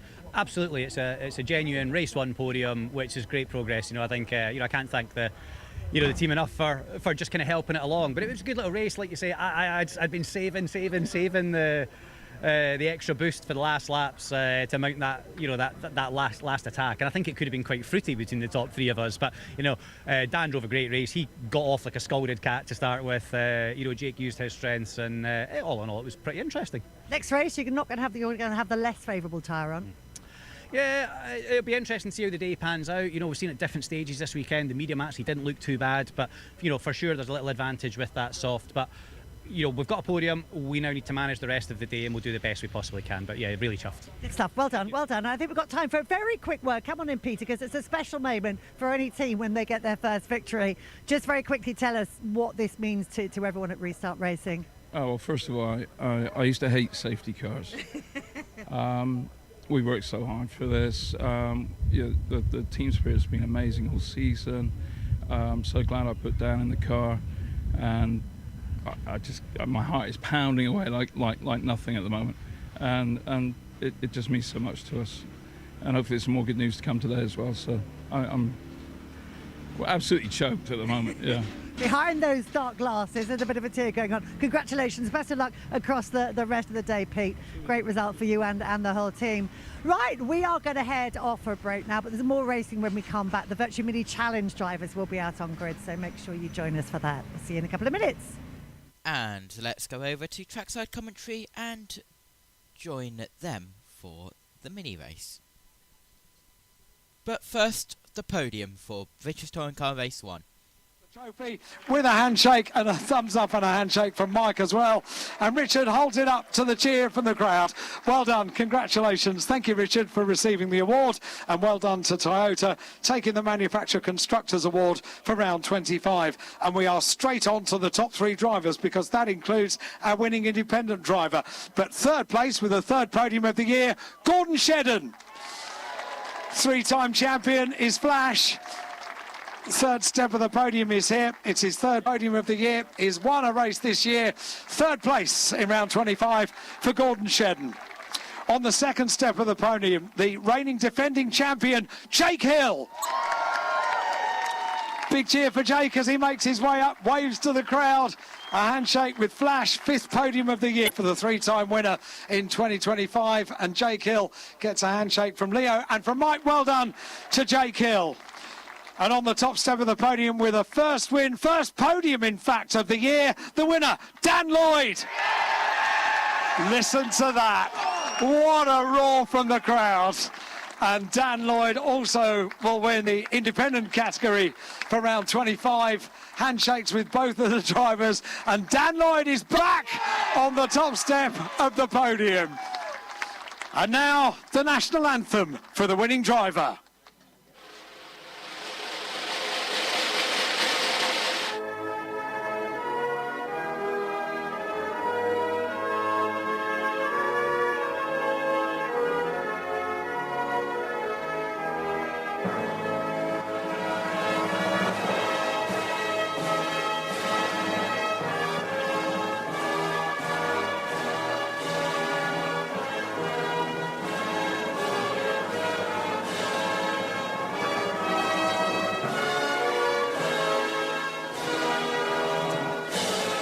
Dan Lloyd back on the top step of the BTCC podium, wins round 25 of the 2025 Quick Fit British Touring Car Championship. Leo and Mike make their way off the podium. Photographs, cameras out, everybody. Raise them high. That is your podium for round 25. And as the cameras click away, the next thing they're going to do is to celebrate with champagne. Thanks very much indeed, Alan Hyde on the podium there. And just to remind you, there's a big crowd I can see from the commentary box, but you are all very welcome to come and celebrate with the drivers of all of the races today on that Toka podium, which is in the paddock basically just across from the pit stop cafe and the mini coffee bar as well, just behind the main race control building, behind the last of the garages, closer to the pit lane entry. So you'll see the Toka podium there. And you're all invited to come along and celebrate with the drivers. Great to see a big crowd there already. Minis then on the grid, ready for this 20-minute race. I've given you the main championship standings. Archie Johnson and Henry Howarth then, as I say, battling away for the JCW Sport Division Championship. And after yesterday's race, only 9 points between them now. 648 for Archie Johnson, 639 for Henry Howarth. And in terms of the Rookie Cup, Max Edmondson with 3 straight overall race wins now. Of course, extending his advantage with those rookie wins. He is on 496 points, 82 points clear of Harry Higton, who's on 414, and 103 points clear of Harry Campy, who's third in the Rookie Cup. So the car's now heading off onto their formation lap. They'll come back ready for a standing start, ready to go racing for the third and final time here at Silverstone this weekend. And then it'll be all set and prepared and getting ready for the season finale at Brands Hatch. They're all, as I say, turbo-powered cars, these. They run on slick Goodyear tyres, essentially mini touring cars, these, 2-litre engines. You've got the big rear wings on the cars as well to give them extra downforce. Big 17-inch wheels. They run on a 25% blended sustainable fuel as well to help in terms of environmental reasons and emissions on the cars. And the driver leading them round now on pole position overall is a driver that has had a disappointing season by his standards. He was third in the championship last year, Nathan Edwards, and had all sorts of dramas and issues at the very start of this season. Then just started to get a bit of a run together in mid-season in the championship, but it all went a bit pear-shaped for him after a point last time out at Knock Hill. It was the last time they raced. Because after 2 back-to-back wins, one at Croft, one at Knock Hill in races 2 and 3, he had comings together, one with Lewis Selby, one with Harry Higton, and retired from both of the races. He's just about in mathematical contention in the championship coming into today's race. 203 points adrift in the championship, but there's only 218 points available at the moment, and there'll only be 165 points available after this race is completed. So he needs a seriously good result, and for lots of others at the front of the championship table like Tom Ovenden and Lewis Selby to have a bad run. But first thing he's got to do is try and win the race. And to do that, he's got to try and beat Max Edmondson, who is the on-form driver at the moment. He is doing a great job. 3 wins on the trot now for this season for him. He's also had now a total of 7 podium finishes in his first season of the championship. As I say, he's pretty comfortably leading in terms of the Rookie Cup as well. So he is full of confidence at the moment in that number 33 car, and he'll be gunning for the lead of the race, no doubt about it, off the start line to see what he can do. Those bright yellow wheels and the multi-liveried car. He comes into this as already a champion, a winner of the Civic Cup Championship for 2 championship successive years. So Max Edmondson on the front row of the grid, but it's Nathan Edwards that starts the race on pole position. 20 minutes coming up then for the Virtue Midi Challenge JCWs. The lights go out, the race gets underway, and we are up and running here at Silverstone. The charge then towards Copse Corner for the first time. It looks like a very good start for Nathan Edwards. Not such a good start though for Max Edmondson, who's going to slip back to 4th place. Getting ahead of him are the 2 championship protagonists, Lewis Selby in the 18 car and number 24 Tom Ovenden. Yeah, that's right. Although Ovenden's run wide, I think, and Max Edmondson's back past by the time they get to Beckett. So 3 abreast in the mid-pack, 45 down the inside. We're trying to gain positions. That's Jensen O'Neill going on his debut. He's gained 2 places. He's up to 6th. But Owen Hillman is off in 70. 69 is off, which is Brent Bowie. They will both return to the circuit. But it's Nathan Edwards who leads the way down towards Brooklands. Yeah, good start for him. As you say, Edmondson slipped to 4th, but recovered on the way out of the corner to get one of those places back. So back down to 3rd place now in the 33 car after Tom Ovenden ran a bit wide, coming out of Copse a bit too wide. But a very good start for Lewis Selby, who was pushing Max Edmondson very hard for that win in race 1 yesterday. Kept him honest. Those 2 were miles clear of the rest of the field in that first encounter. But it's Edwards that's going to lead. Selby in 2nd, Edmondson 3rd, Ovenden in 4th, Solly in 5th place, looking for his first JCW class podium. And as you say, a very good start to the race for O'Neill going in that pink liveried car, number 45. 3 places gained. He's up to 6th place. Leaders look absolutely nose to tail coming down towards Beckett's corner. The top three, Edwards, Selby and Edmondson. Edmondson looks to the inside of Selby. Behind O'Neill Goings down the inside of Alex Solly, and it looks like he's going to gain another position, although both of them run a little wide. So Harry Hickton draws up alongside of those two, but just ahead of them, Max Edmondson's got a good exit. He is alongside Lewis. Championship contenders here are side by side, the left-hand side of the circuit, the inside for Selby, but Edmondson's nosing ahead. Into the braking zone they come, and yes, done it, got the job done. So Edmondson arrives in second place, and a clear second place actually. He's a couple of lengths clear by the time they get out of Brooklands and into Luffield, ahead of Lewis Selby, who's of course third in the championship leader. Tom Ovenden right behind him now in fourth place. If you're near a big screen, you're getting a replay of the start. Then as the leaders come past, number 45 on his debut, Jensen going on fifth place in very strongly, with Harry Hickton out to sixth place ahead of O'Neill Going. Solly's down to seventh, therefore. Porter in eighth, Campy in ninth, Hand in 10th place. Another absentee this weekend is Jacob Hodgkiss, who was the nearest rival to the Rookie Cup Championship leader Max Edmondson, but he's ill this weekend, so he's had to sit out as well, unfortunately, as the leaders are back with you. Yeah, side by side in the pack were 94 Josh Porter and 12 Alex Solly. So Solly's lost another place. He's down to 8th. He's, fifth, I think, a lap ago. So Alex Solly hasn't had a very good lap or so. But up front, Max Edmondson now. He's got that past Lewis Selby, going after the race leader, Nathan Edwards. Yeah, it's kind of the opposite to what happened yesterday. Yesterday, the starts of the races, the first half of the races were all good for Alex Solly. It was later on that he started to tumble down the order and lost out on the potential podium finishes. Maybe it'll be the other way around, and I'll come back in this race. But you're right, the number 12 car, the Napa car, yellow and blue livery, struggling at the moment. Nathan Edwards, though, I reckon he's starting to be caught. So fastest lap of the race last time went to Max Edmondson. Josh Porter coming under fire from Alex Solly just behind, and Alex Solly gets the better run. Out of Woodcote corner, he's got the inside line for Cops. He's going to try and get through. He will get through. Harry Campy now tries to get through as well in the blue and white number 13 car, which sends Josh Porter way out wide in the orange machine.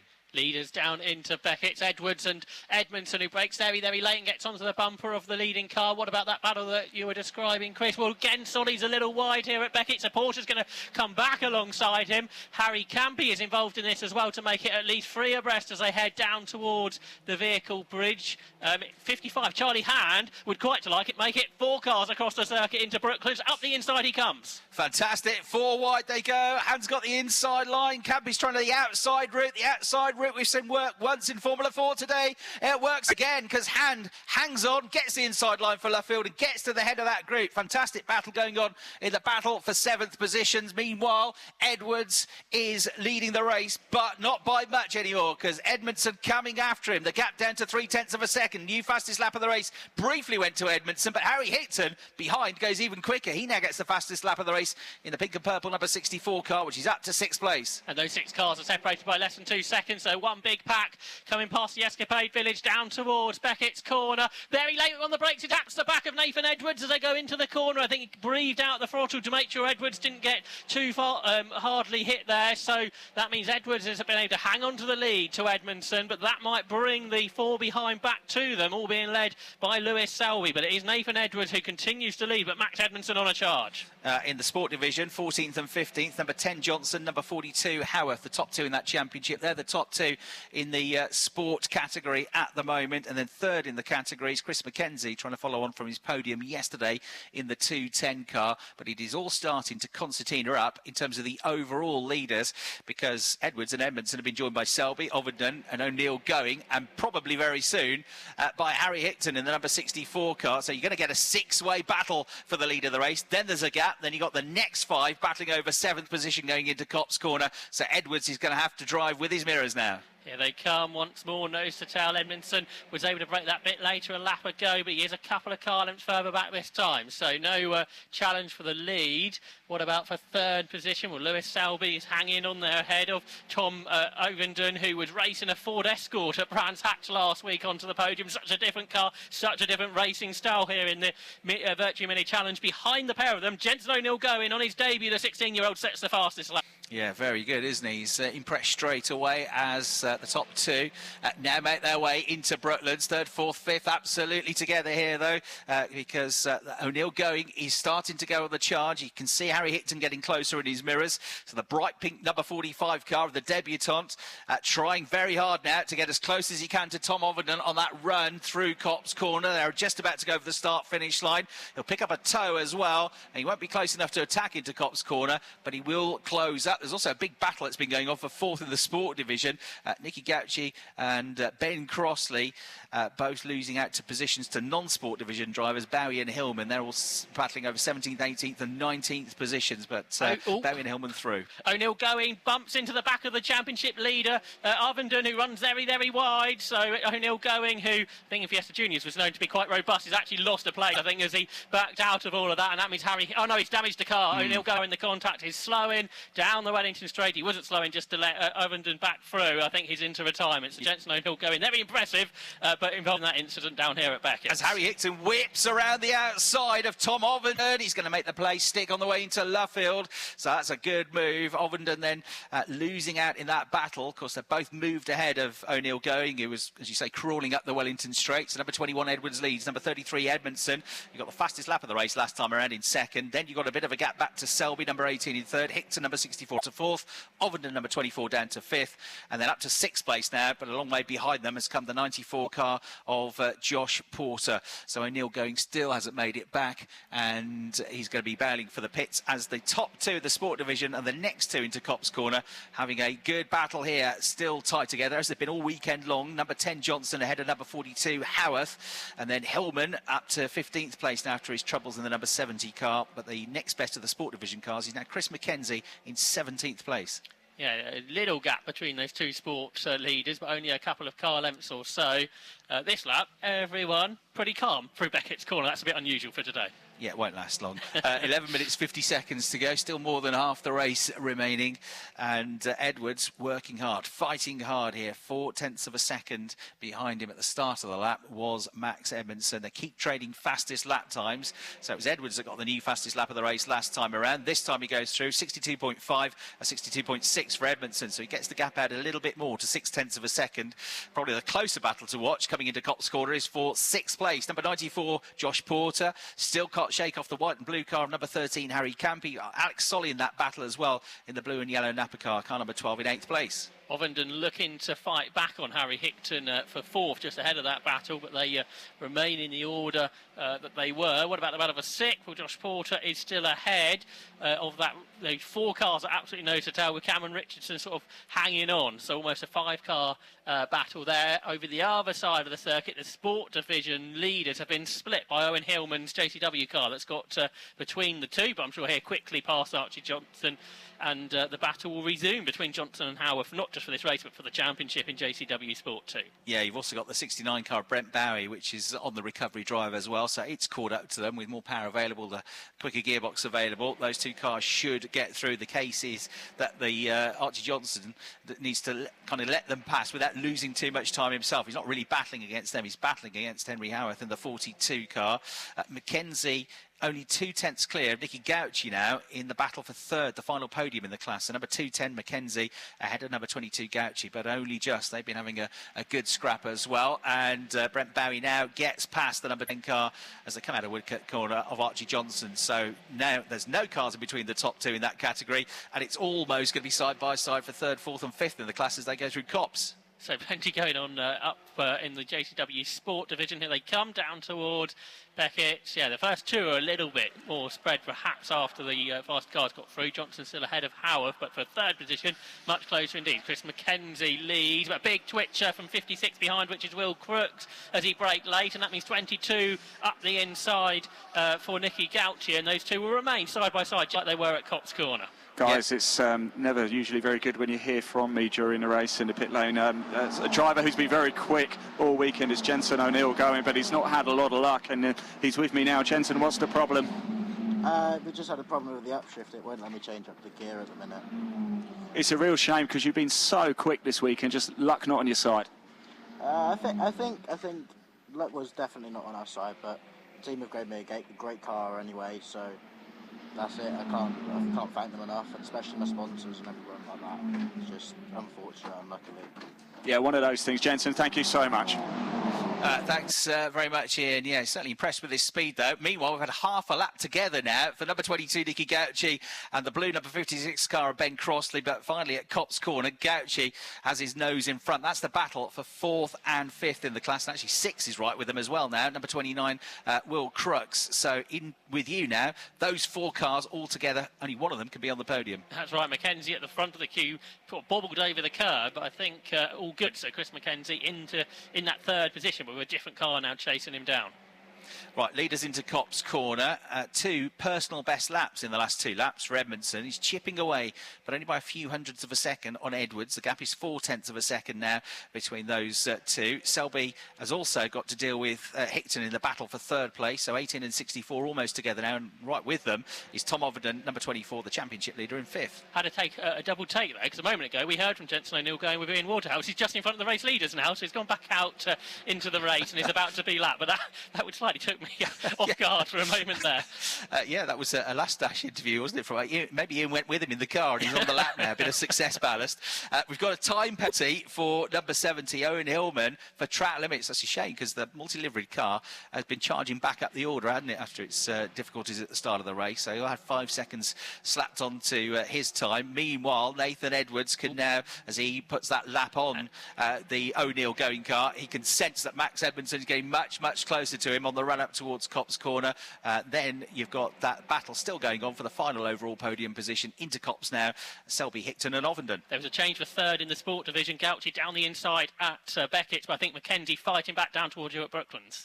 But Crossley, behind and involved in that battle, has got a 5-second penalty just been awarded to him for track limits, I'm afraid. So that's going to hinder his opportunity to get onto the podium. So the sport division leader suddenly well clear now over the last couple of laps. Archie Johnson, number 10, number 42, the pink and purple car of Henry Howarth, 2nd in the category. But then 3rd, 4th, 5th and 6th all together. But of course, one of those cars, the blue car of Ben Crossley, has got 5 seconds to add to his time. So Mackenzie really has just got to try and fend off Nicky Gauci now. They're heading down towards you at Maggots. Yeah, so Gauci, after making that move a lap ago, lost it by the time they got to Brooklands. But again, he's going again down the inside, Nicky Gauci. Although bang wheels, Mackenzie goes in really deep because of that, and he's not just going to lose that one place. He also loses out to Ben Crossley, who Chris just describes got the penalty, but he doesn't want that car between himself and the 3rd place car. So he flies back round the outside. They are side by side, but look like Nicky Gauci this time is 3rd. Just to prove he is quick, even though he's a lap down, O'Neill going. I mean, let the top 2 go through. He's hanging on to them now. Showing that he's absolutely got pace to compete in this championship if he comes and does it full time next year, the 45 pink machine. So he's in between 2nd on the road and 3rd on the road, a lap down now. Wait for the sport division battle to come through as Owen Hillman now comes into the pits, I'm afraid. So he's got a problem. The top 2 in the sport division have gone into Copse Corner, and Nicky Gauci is ahead of Chris Mackenzie as they get to the start-finish line, but there's a gap opening up. Mackenzie is going for the inside line on the way into Copse Corner. Has he squeezed through? I think he might have done. So it's going to be nip and tuck, but I think Mackenzie might just be ahead when they get to you in that battle for 3rd in sports. Okay, yeah, they're nose to tail, but also Crossley trying to get back involved. But Mackenzie back ahead of Gauci, as you described at Copse Corner. Into Beckett's they go. Right at the back of the group is Will Crooks. He could yet end up on the podium. So close is the battle for 3rd position in the sport division. Gauci in the slipstream, looking to make the move down towards Brooklands again. He comes up on the right-hand side of the circuit. Meanwhile, on the opposite side of the commentary box down here, the JCW leaders, they remain in the same order. Nathan Edwards ahead.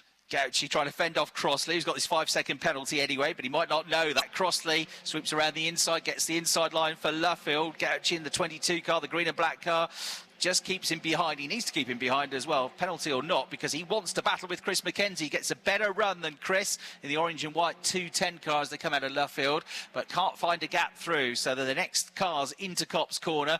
They're battling for the final podium position in the sport division. They're about 3 seconds a lap slower, these cars, than the overall leaders. It won't be too far away from being lapped at the end of the race. I don't think they'll quite get there, the leaders, but it would be interesting if they were to come up to this battle. But there's only 4 minutes, 20 seconds to go. It's not something Nathan Edwards once, I shouldn't think, to have to lap such an intense battle, which Mackenzie's at the head of. Crosley's gone down the inside of Gauci. This has allowed Mackenzie just to put a few car lengths between himself and the car behind. And Harry Hickton dives to the inside of Lewis Selby. So the number 64 car's gone through into the final overall podium position. Comes towards you now, ahead of Selby and Ovenden. Yeah, so can Ovenden make a place out of this? Because, of course, really at this stage, his main championship rival is Lewis Selby. That's the car immediately ahead of him. They come out of the corner, but Harry Hickton then up into third position. The 19-year-old who was the champion in Mini Challenge Trophy last year, the championship, which will be here at Silverstone next weekend. But we have seen them race on the British Touring Car Championship package a few times this year. Oh, Nicky Gauci slowing, coming out through Woodcote Corner, pulls across to the left. He's going to pull off the circuit, and there's some smoke coming from the back of the car from the exhaust. So Nicky Gauci does the sensible thing here, pulls onto the escape route, gets onto the grass, and the marshal's signalling that they should come towards him and gets well out of the way of the track. Such a shame for the Maltese driver, doing a very good job in that race. And just before that, Brent Bowie had made his way into the pits with a problem as well. So Gauci, I'm afraid, after that big battle for the final spot on the podium, he's out, which means Chris Mackenzie in the 210 car now has a big advantage in that sense. Number 21, Nathan Edwards, with less than 3 minutes to go now, leading by a slightly increased margin of just over half a second in the 21 car from number 33, Max Edmondson.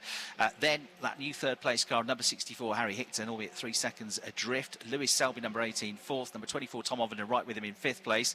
They're third and first in the championship. And Josh Porter still holding on to sixth position. The top two in the sport division look pretty well separated now as they go through Copse Corner, with number 10, Johnson, ahead of the number 42 car of Howarth. So that battle looks settled, with Mackenzie on his own in third place. Ben Crossley with this 5-second penalty as well, don't forget.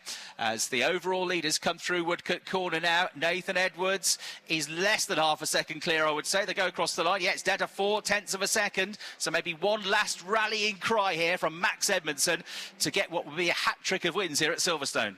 That's right, out of Copse Corner they come. 4/10 was the gap at the line.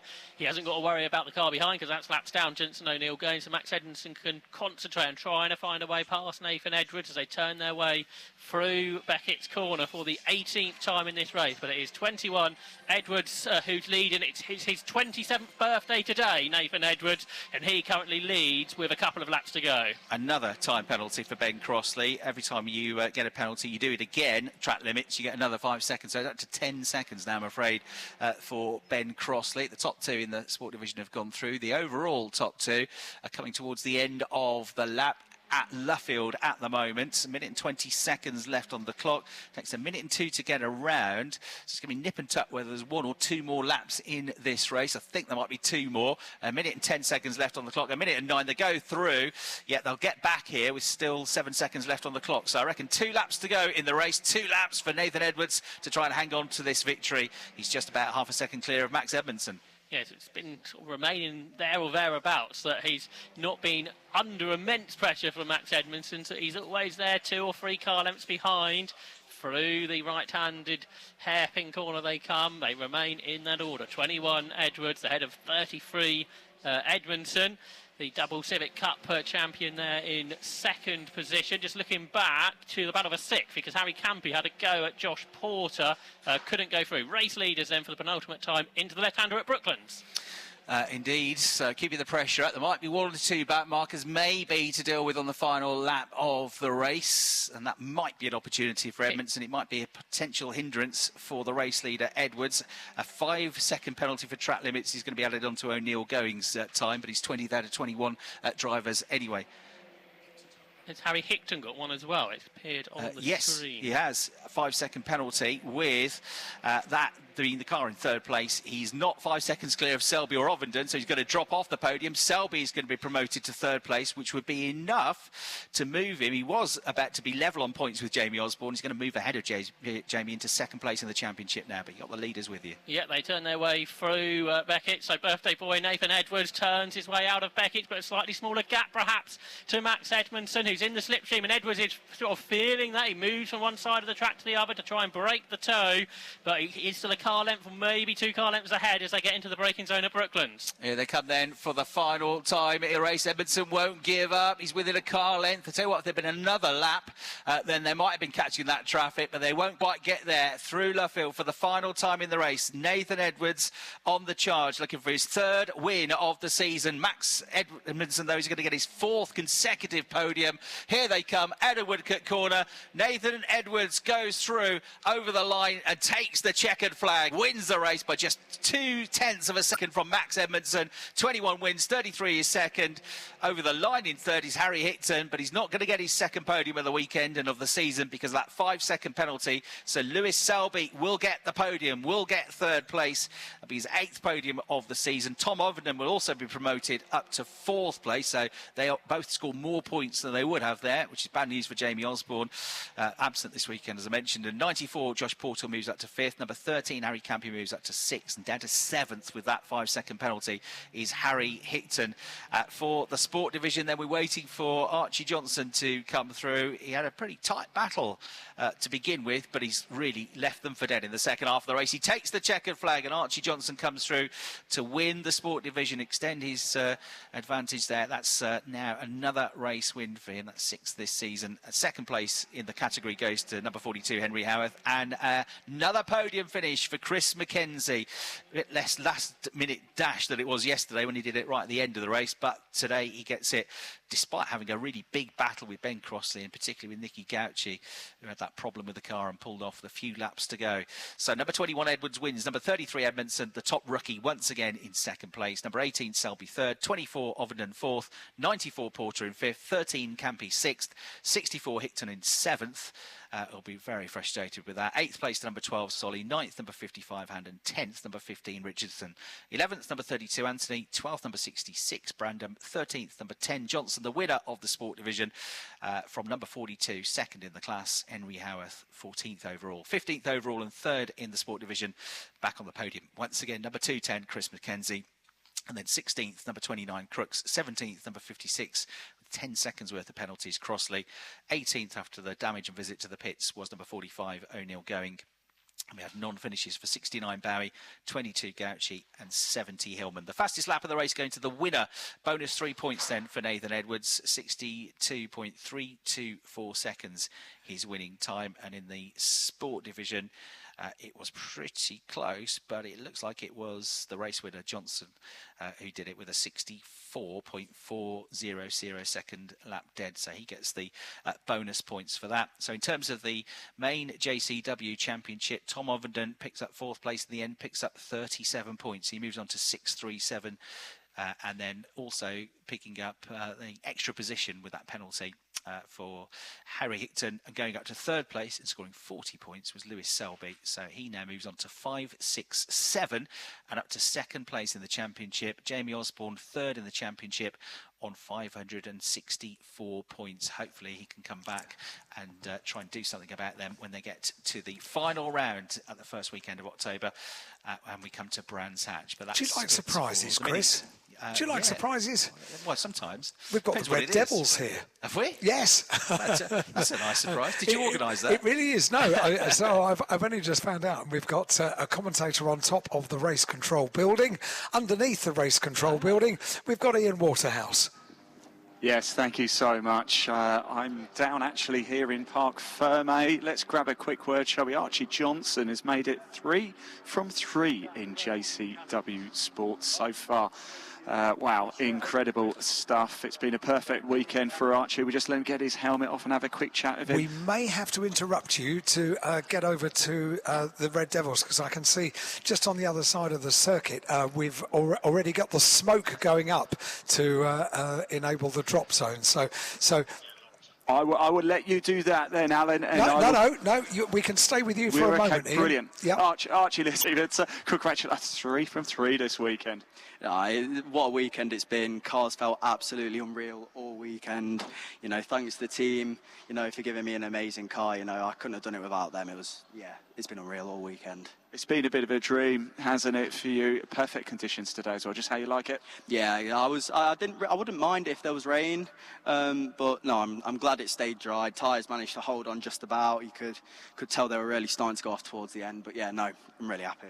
Archie Johnson, congratulations, JCW Sport winner there indeed. So if we've got time, you're happy for me to just keep going, guys? If you've got a little bit of time, You crack on. Chris McKenzie over here. We haven't got a moment, in fact, because I think we can cross over to our Red Devils commentary team on top of the race control building. Good afternoon, ladies and gentlemen. My name's Corporal Sleeber from the Red Devils, and I'll be your commentator for the next 10 minutes. For those of you who don't know where we are the only parachute display team in the British Army, the Red Devils. Our team was formed in 1964 by a man named Lieutenant Colonel Edward Gardner. He was tasked with a job to put a highly trained group of parachutists together, canopy pilots, and for this reason, what it will do is help us with recruitment in the Army and boost public engagement. So for days like today, or air shows around the UK or abroad, we can go out and meet the public and put on a good demonstration. What you've seen at the moment then is a woody run. So the Skyvan has passed over the DZ at 2,000 feet. From there, the jump master on board is going to look down. He'll be looking at the smoke on the ground, and this is a good indication of the winds, so the ground speed on the ground. For any of you who've seen it, what he did as well, he released woodies. So these are wind drift indicators. You would have seen yellow and red tracing paper falling away from the aircraft, and what this does is give us an indication of the wind speeds at the altitude we'll be dropping from. The altitude we're going to today then is 5,000 feet. There's 8 members of the team on board at the moment. We've got our jump master, who's our team leader, Stephen Hanley. He'll be exiting the aircraft first in a tracking suit. We'll have 2 canopy formations today, so we'll have a by hand. When we do look up to the sky, we'll see 2 of our parachutists together in the sky. They'll climb down each other's harnesses, and from there, they'll strap the harnesses on either side, and then they're going to downplane right to the centre of the drop zone. From there, we'll have some multiple flags, so we'll have the Union Jack as always. We'll have the parachute measurement flag, an army flag, and then we'll have our team cameraman. On the ground with us today, we've got myself, the commentator. We've got Private Oggy, who's going to be on the roof setting off the smokes for the ground speed.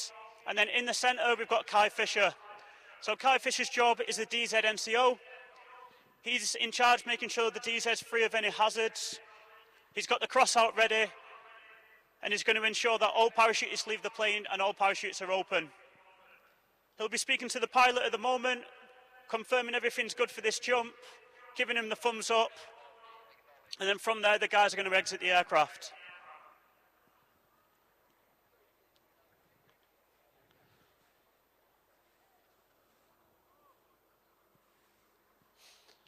For anyone who would like to do any sort of skydiving with the team, we do run tandems down at Skydive Neverhaven, which is in Salisbury.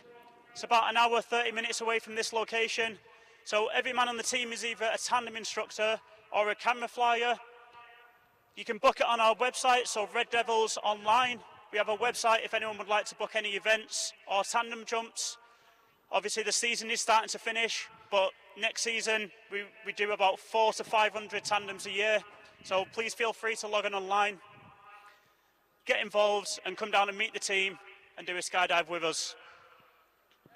When we do take you up, we stack with one of our instructors. We'll take you up to 13,500 feet. We'll get you out the aircraft. You'll be falling on speeds of about 100 to 120 miles an hour. The cameraman will record your full jump so you can relive the experience again.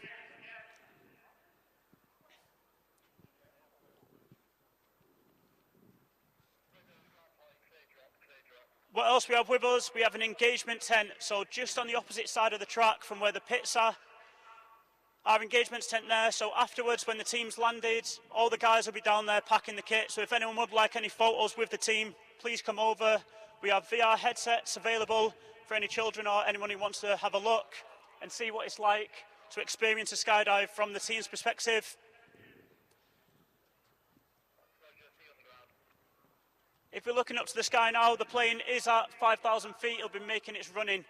So just towards the south now, coming over the bottom of the track or the entrance to the full arena, the aircraft's making its way now.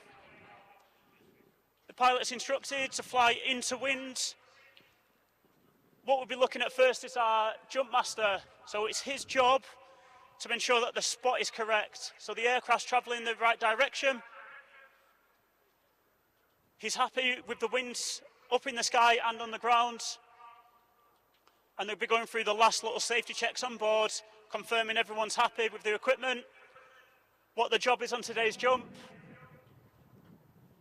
and where the cross is on the ground.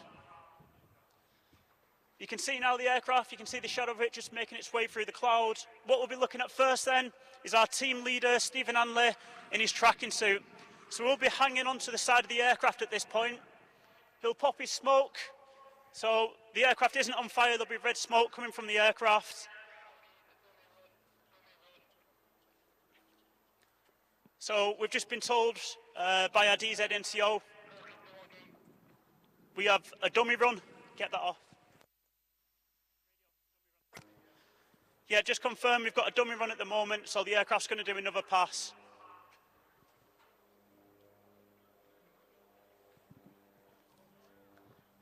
So the aircraft will just literally circle around now, take us about 2 to 3 minutes, it'll get back on the correct direction, and then the guys will come in and exit the aircraft. We do have social media, so we have a Facebook account and an Instagram account. Our social tags are Army Red Devils, so please follow the pages on both Facebook and Instagram. Tag us in any photos from today, any videos. And our social media manager, Ryan, who's one of our jumpers today, once he lands, he'll re-upload all the good ones, okay, and share all the posts online.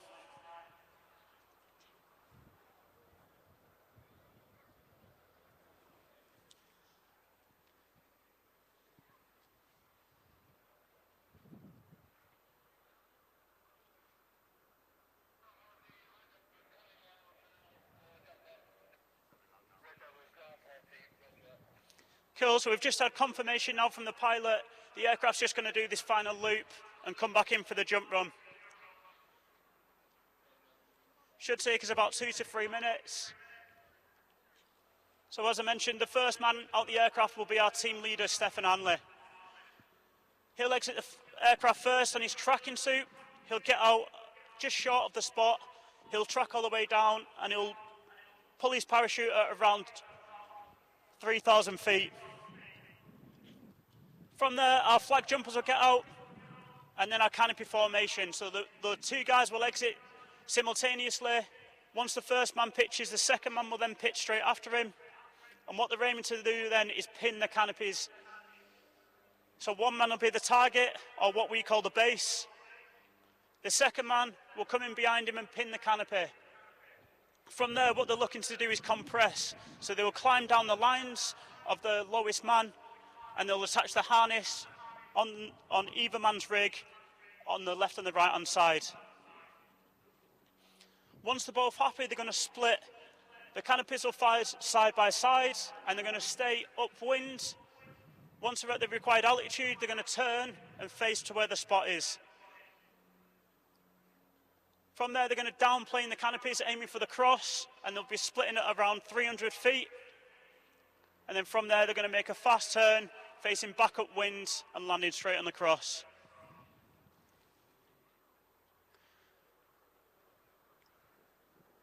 Second formation we're going to be doing in the sky will be a 2-stack with a flag underneath. So we'll look out for them building in pretty similar fashion. Once they're happy in that position and they compress, they'll release the flag underneath them. They'll fly all the way down, making a turn together, and they'll split at around 200 feet, separate, and then they'll both land in the centre of the DZ.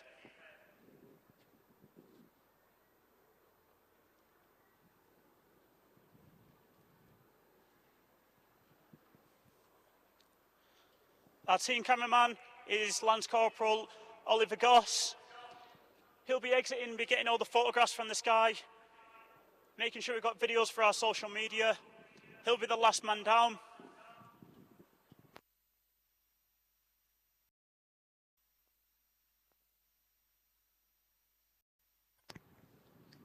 We have our big flag flyer today, Corporal Henry Mole. So he'll be flying down on his tandem rig. Okay, you need this because it is a lot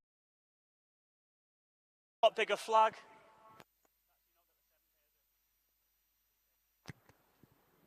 So look out for the big Union Jack today. It's not our biggest flag, our 7,000 foot one, slightly smaller one. But now we can hear the aircraft. It's just coming behind this big crowd, but it is on its final jump run now.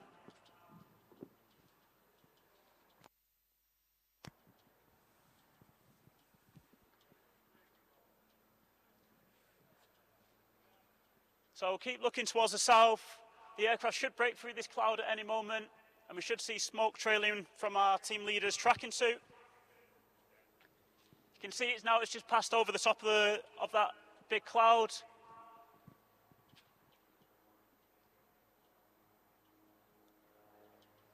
As we can see, the smoke's just been let off now. We're just getting our last confirmation from our jump master, who dictates the spot for all parachutists. As you can see now, the tracking suit has just left. Trying to keep up with the plane as best as he can. At some point, he's going to outrun him. He gets out slightly earlier as he can drive that tracking suit straight through. That's the second man now just left the aircraft, as you can see the smoke trailing. Our tracking suit now should be pulling at any moment. Nice safe height of 3,000 feet. So what we're looking out for now is for the crew team. We've got two separate canopy formations. So you'll see two different canopies now starting to pair up. What they need to do is face into wind at this moment. So they're going to face into wind on both of these pairs. One of them will act as a base. As you can see, they're starting to now pin each other. So the rear canopy is now going to pin into the one in front of it. And once they're happy and they're attached, they're going to climb down each other's risers. So our first man down, as you can see, our team leader, Stephen Hanley, coming in now on his downwards leg. He's now going to turn crosswind, get on his front risers, a nice powerful drive straight into the landing area. Big round of applause for our team leader, Steve Hanley.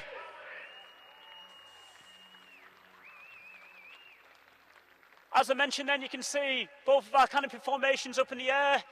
They are attached now, and this will be attaching the harnesses. We've got our flags out from our other jumpers. You can see our parachute regiment. Flag is already out, our Union Jack flag. You can see now we've got our crew team, so they're currently doing a by hand. They're downplaning both canopies with the cameraman behind them. They're going to drive this down straight into the centre of the DZ. Our next jumper coming into the ground with the parachute measuring flag is Corporal Oliver Hobbs. He's coming now on his downwards leg, coming into the crosswind, and now he's going to get on his front risers, drive into the front of the DZ. Big round of applause for Corporal Oliver Hobbs.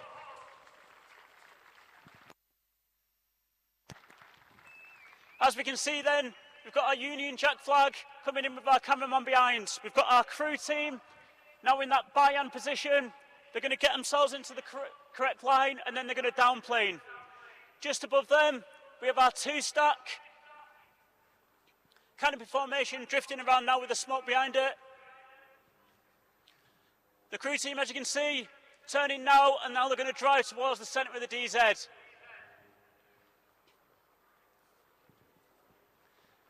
Big round of applause. We're expected to split at around 300 feet. They're going to do a nice sharp turn back into wind, and come into the centre of the DZ. Big round of applause for Corporal Ryan Mull and Corporal Richard Kingston.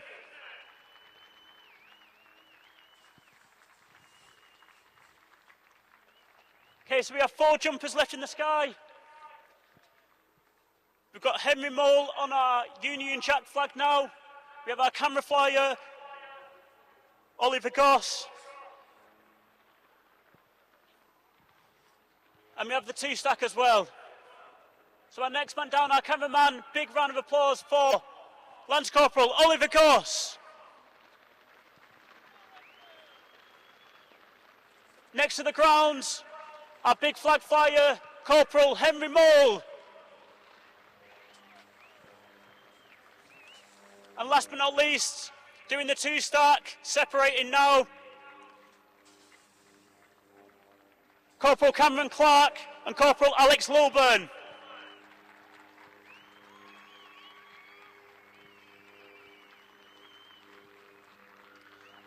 Thank you very much, Silverstone.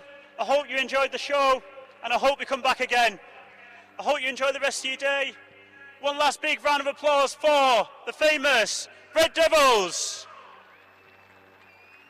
Superb reception for the Red Devils. Thank you very much indeed to our Red Devils commentary team. I wonder how we're doing. I can see everyone in front of the podium that had their cameras up to the skies, which was very sensible. I know Ian Waterhouse is down there. Have you conducted your podium, or are you standing by to do your podium, Ian? I'm standing by, Alan. We've just delayed it a little bit, just whilst we wait for the JCW Sports. So I reckon about a minute or 2 minutes or so, and we can get on with the podium here. In which case, Ian, I reckon hang fire for a little while longer. Maybe do your podium locally for the crowd, which I can see is a big crowd in front of the podium. So maybe a local podium for the Virtue Mini Challenge, because we've had a guest patiently waiting and taking photographs with a brand new iPhone 17, no less. Very impressive, that.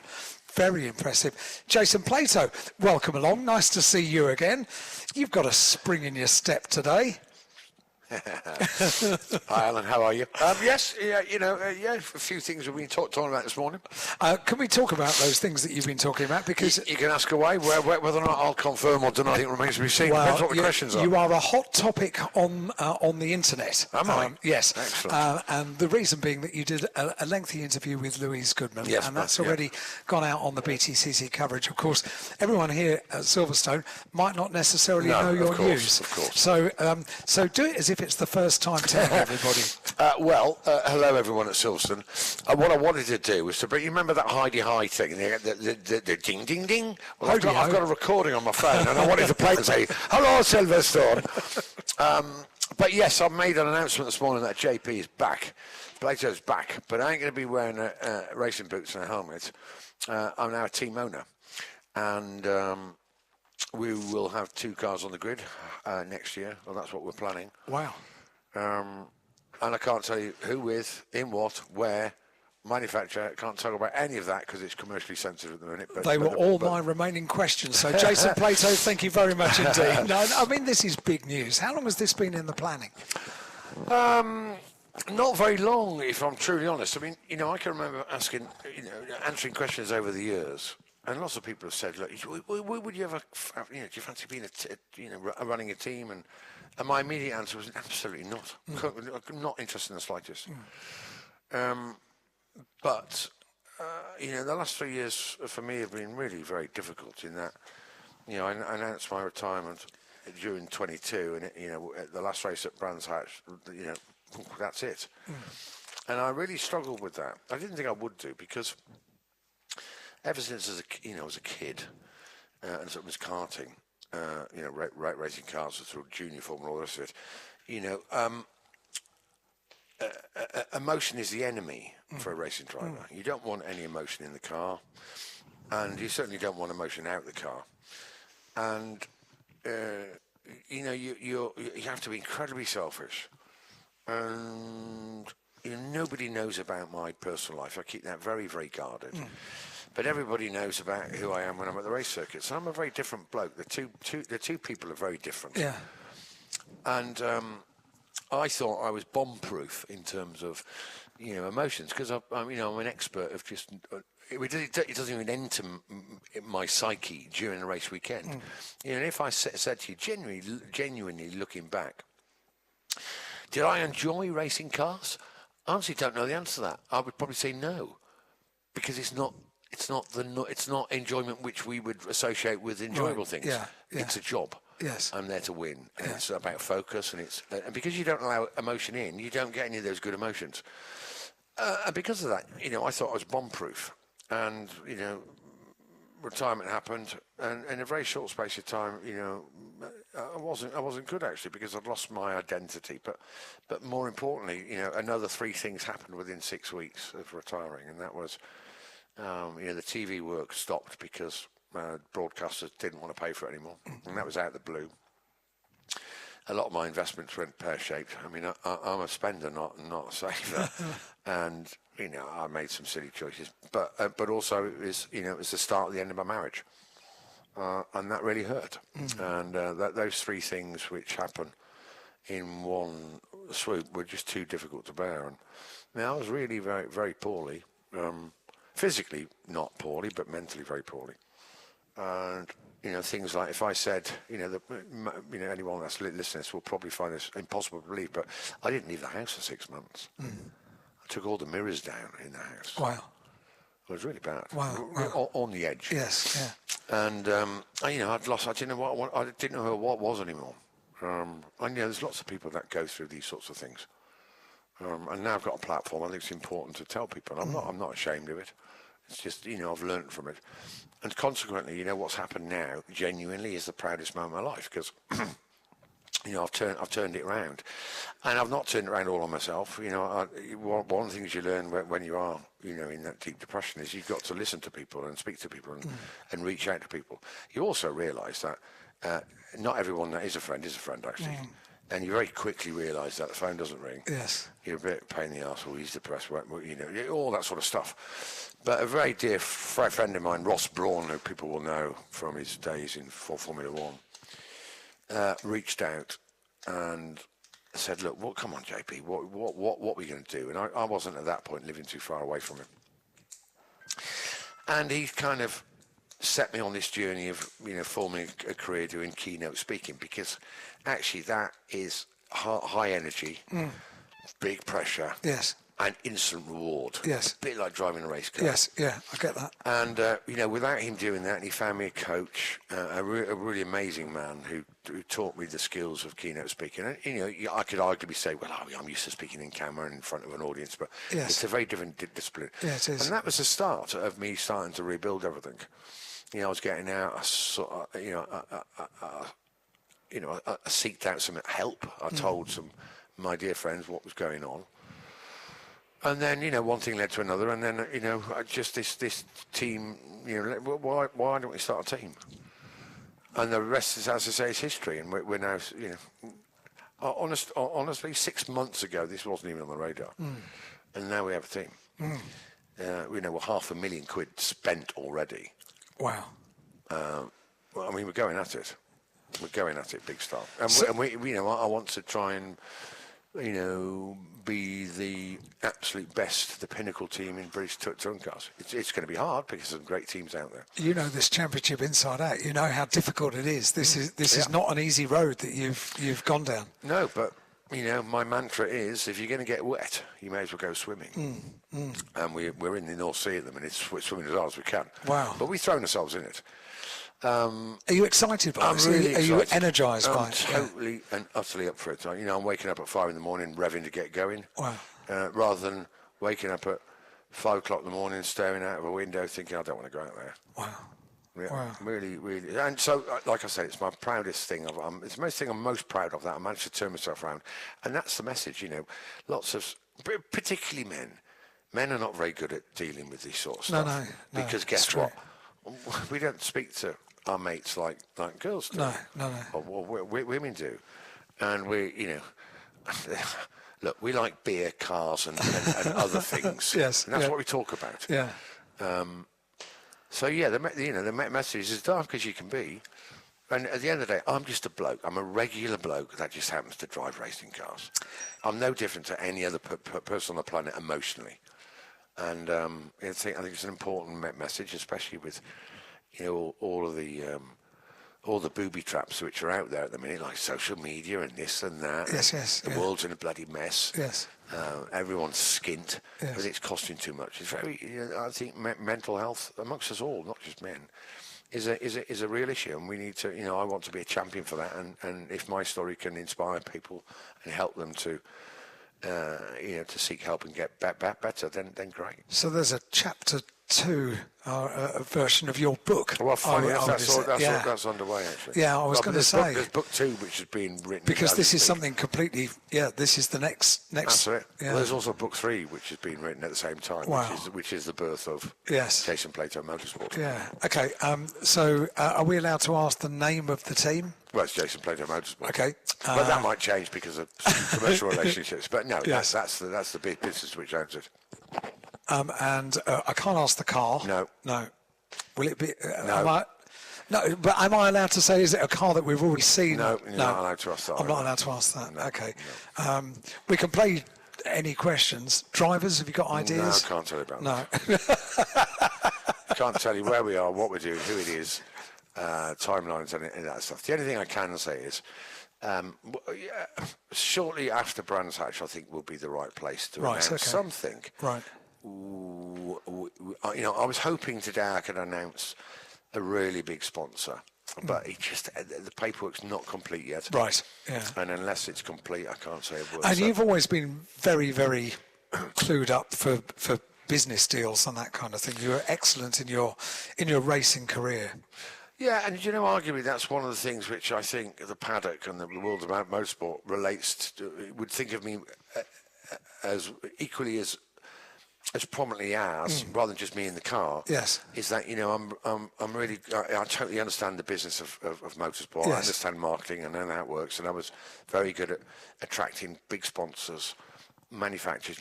And doing the deal at the last minute as well. I remember the Silverline deal. All of a sudden, Jason Plato's back in the BTCC this year. That was all very last minute. It was all putting big deals together. Yeah, and that's how it will work. I won't run the racing team. We'll have a professional team manager who knows what he's doing. He'll obviously report to me as the ultimate boss. Yes. But they're going to run the race team. I'll be upstairs in the business area, dragging in deals and making sure that the race team fulfil their commercial requirements and commitments to our sponsors. And if they don't, they'll be held to pay. But they will, because they'll do it my way, and they'll do it the best way, and the way I know works. So my job will be bringing the money through the door. And it's as of next year, next season. Yeah, I mean we're operational now in terms of we've got offices and we're up and going, but I can't tell you where, when, and how. And I've been out in the marketplace looking for new sponsors, new people that organisations that aren't necessarily have been or touched motorsport before. One thing that's has always been important to me. I don't go nicking people's sponsors. It's not how I work. I wish the rest of the paddock would adopt those rules, because then what happens is majority of people in the paddock would go around and try and nick a sponsor, and they do that by saying, well, we do it for less. Well, guess what? That's a disaster for everybody. So anyone that's listening, team owners and stuff, don't need people's sponsors. Go and find your own. They're out there. You've got to work hard. Oh, I'm absolutely fascinated. I'll pick one message out that we had drop into the studio at around about 12:30 today. Said, "Hi Alan, can't wait for Jason Plato's return to the BTCC. It will be great to see such a legend return." That comes from Mark and from Sue. You've read it wrong. It's legend. No, it's definitely legend.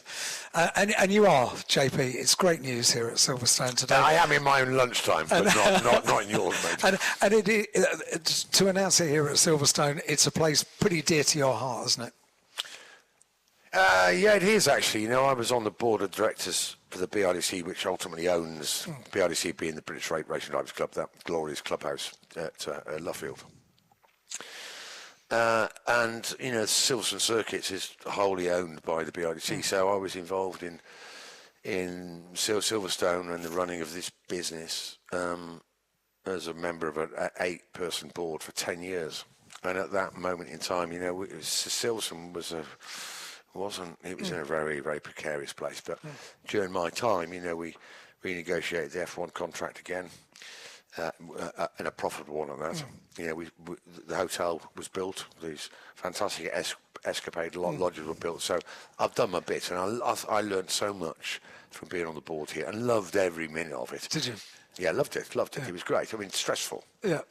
But so it's quite a responsibility, isn't it? Yeah. Yeah, it is. And you know what? I've never really been involved in it. You know, I'm technically unemployable because I really am because no one would employ me as a CEO. I can be a CEO for sure, but so the point I'm making is I couldn't go through the ranks because I'm unemployable at that level. Do you know what I mean? And I learned an awful lot about big business and how big business works, and you know, board meetings and the protocols and all the rest of it. And I'm grateful because that was a learning. You know, I learned a lot, and I met some really amazing people. You know, negotiate with Bernie Ecclestone. Jesus, that's something else. Yeah. Well, it's a one-way street. There's no negotiation. Yeah. And that was interesting. You know, to be at that level. Yes, to see that. Yeah. So obviously I'm very free. You know, it means a lot to me, Silverstone, the home of British Motorsport. Full stop. Well, you've made a lot of people very happy today, JP. Great to have you. Thank you for coming up to Toka Live and talking about it. And of course, on ITV's catch-up service, they'll be able to watch back the interview that you did. I think it was over in the BRTC. It was, wasn't yes. With Louise Goodman. Yeah, and you know what I'm like. I think the words might be. I don't know if this is you know, controversial, but I'm a media whore, so I will be on the grid trying to catch the cameras at every possible moment at race 2, and then guess what? Probably race 3, I'll be back on my sofa with a Sunday afternoon G&T. Because you're nice and local now, aren't you? I'm back in Oxford. Yeah, you're back in Oxford. Oh, well, I'm back near Oxford, near Oxford. I don't want people camping outside my house. It's a very nice part of the world. So I will be on the sofa watching race 3 with the G&T. Very good. In my underpants. Thank you for the detail. Jason Plato, thank you very much indeed. Exciting stuff here on Toka Live.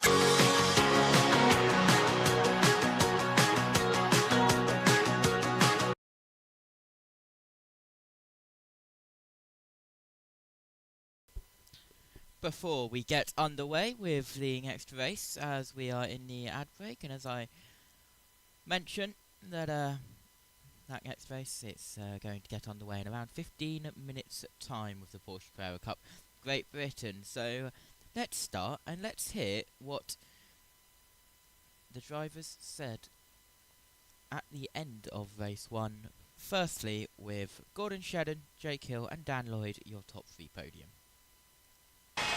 Gordon, congratulations here in Parc Fermé. Smile on your face, not surprised, a good drive. Yeah, good. Master plan was a little bit screwed at the end. I still had TTD left, and it kind of was what it was. But you know, fair play to these boys who were there or thereabouts. I think you were doing a good tussle to the end. Yeah. I think Jake had pace.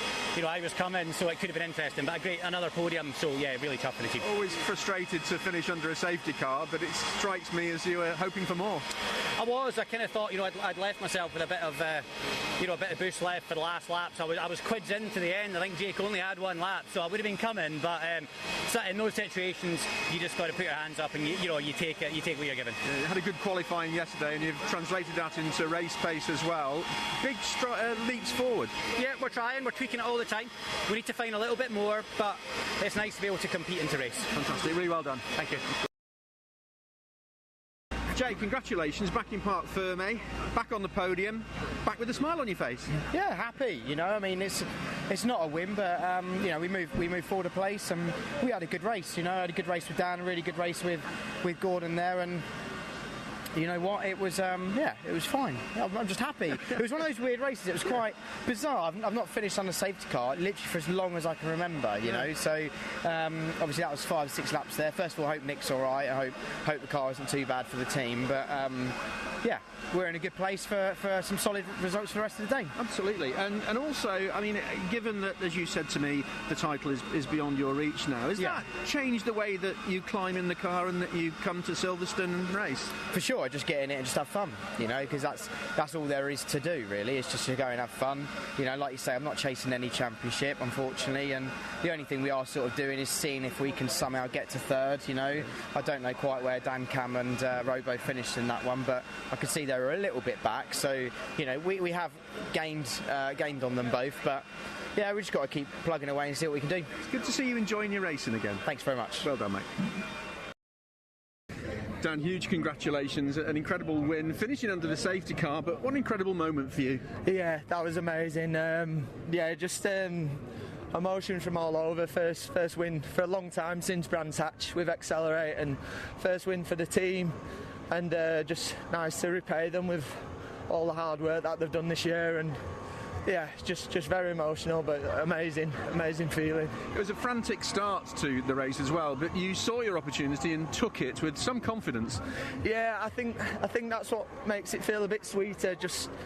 I'm not a big-headed person, but did a really good job on the first 2 or 3 laps, and I think that's what makes it feel a bit special, just because that was the key point for the whole race, making the most of that opportunity, getting a good start off the line. Absolutely. And yeah, it's mega. And particularly for the team as well. Cheers, mate. Thank you. Cheers. Particularly for the team as well, that means a lot to them. Oh, means everything. You know, we've been on about an overall podium all year, and obviously a win, and Pete's put everything into this, and just mega to, yeah, just fantastic. Over your time in the touring cars, you've had some big emotional moments, for both good and bad, as I can remember talking to you about. How does this rate? Oh, it's well up there.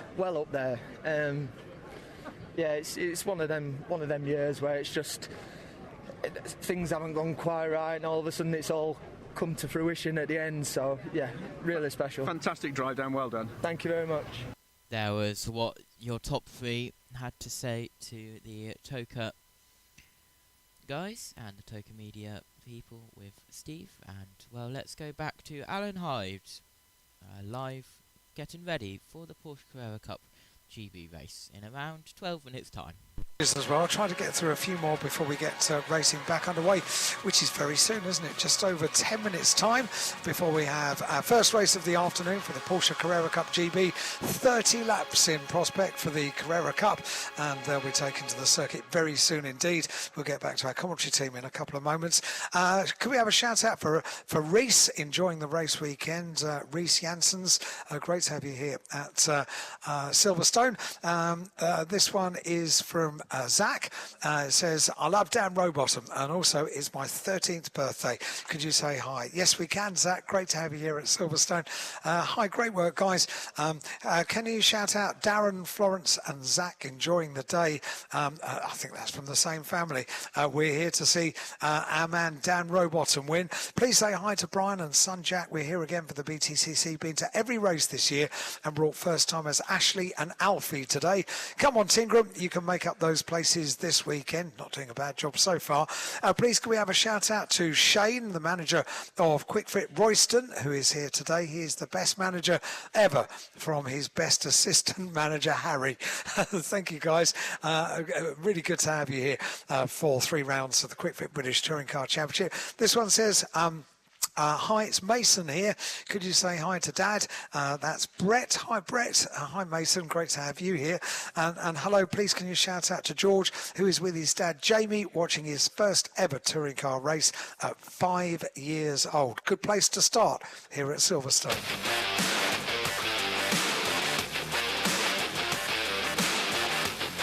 Live from the BTCC, this is Toka Live. You may have noticed also on social media, if you follow Mikey Doble's exploits over the course of a championship year, that he at the moment has a bit of a thing going where you could stand the chance of winning a motorbike, and they are handing out little cards over the course of this weekend with a QR code on the back of it. You scan that, you go to the website. I think you have to pay a small amount of money to enter, but there's a really cool motorbike, of course. That's Mikey Doble's day job, if you like, working at Doble Motorcycles in South East London. And if you pick up one of those cards, scan the QR code and enter. I think it was £5. I vaguely remember it was £5 to enter. But of course, all adding to the pot to go racing in the BTCC, and quite innovative that for Mikey Doble. The chance to win a motorbike. I can't remember which motorbike it was, but it looked very smart indeed. We have just a few minutes time before the Porsches will be heading out onto the circuit. Time for one more piece of music, and then we'll get back to our commentary team with Chris Hartley in the commentary box after this. And as they play one more song, and let's hear from Aidan Moffat, Senna Proctor, and then maybe Josh Cook from race 1 earlier on today. Aidan, congratulations, a P6 there, a good drive from you. Carfield. Nice one. Yeah, Carfield, great. I think I had to use a little bit of hybrid at the start, but well, keep calling it hybrid, boost, whatever the hell it's called. Yeah, got caught up a little bit with that. I had a bit of a rear lock-up and the diff switch let Josh back past me, but yeah, didn't fight it too hard. Josh was a good friend, let me go easy earlier in the race, so it was a good friendship, good racing, don't fall over each other. And yeah, I thought we had the pace to pass Senna, but the Hound is just too fast in the straight for us. I had the lap time over him, just kept getting in a position, but then every time I tried to make a move, it disappeared down the straight. So yeah, the pace is there. It's just there's only so much you can do with those ones. We spoke yesterday and you seemed happy with the car then. That's translated to race pace as well. Frustrating to finish under the safety car though, I guess. Not really, because I think with the gap I had, I knew on the safety car restart would have Ingram and Sutton behind me, so I was quite happy for that one to finish. It would have been nice to not have the safety car, to try and fight to get back up to maybe 5th or 4th. But because with the safety car, I'm bloody glad we never had another lap with they two behind me. But good to get the points in the bag, and just good for you and for the team to say, look, we've got the pace and we've got the ability to do it. It's nice to start a weekend on the front foot rather than starting race day by trying to bin off a bad race and then go on a comeback fight. It's nice to start strong and try and build on the weekend from there. Really good race, well done. Thank you very much. Thanks, Aidan.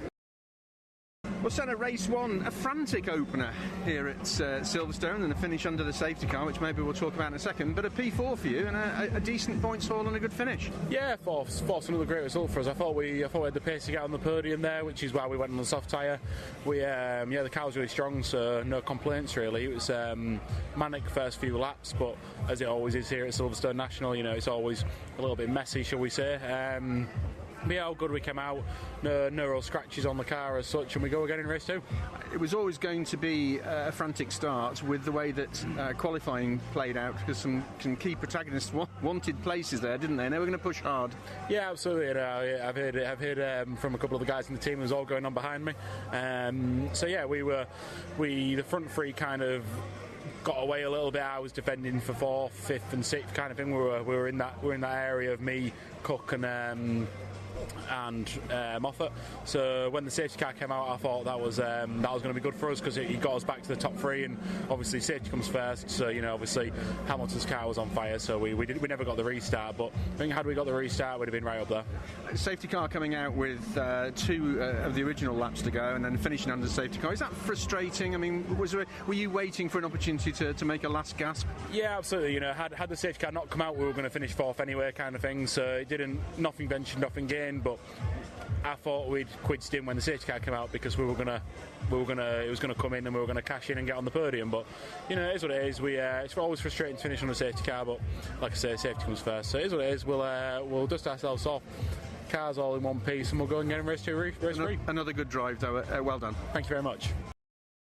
Josh, race 1 done in the sunshine, I'm pleased to say. A frantic race, but a good result for you, good drive. Yeah, thank you, it was alright. We had pretty hairy first lap, got nudged out the way, but recovered, made our way back forwards again, nursed a couple of small things that reared their head with the car, so the guys in M Sport are on, we're fixing that now, and we'll go again in race 2.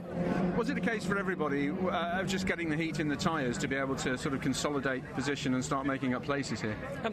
Yeah, obviously there's a little bit of getting temperature in the tyres. We're trying something a little bit different this weekend. We're using this opportunity that, I'm not in any battles, as I said, and we're trying a few things, and the car is so sensitive that we did a couple of small damper changes and it really knocked it out of the window that we were comfortable with in quali. So that took a couple of laps for me to get my head around as well.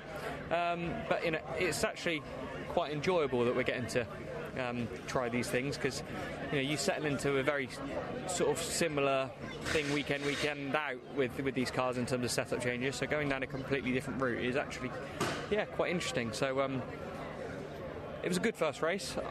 I don't think we capitalised on what was available. I think we should have been higher up.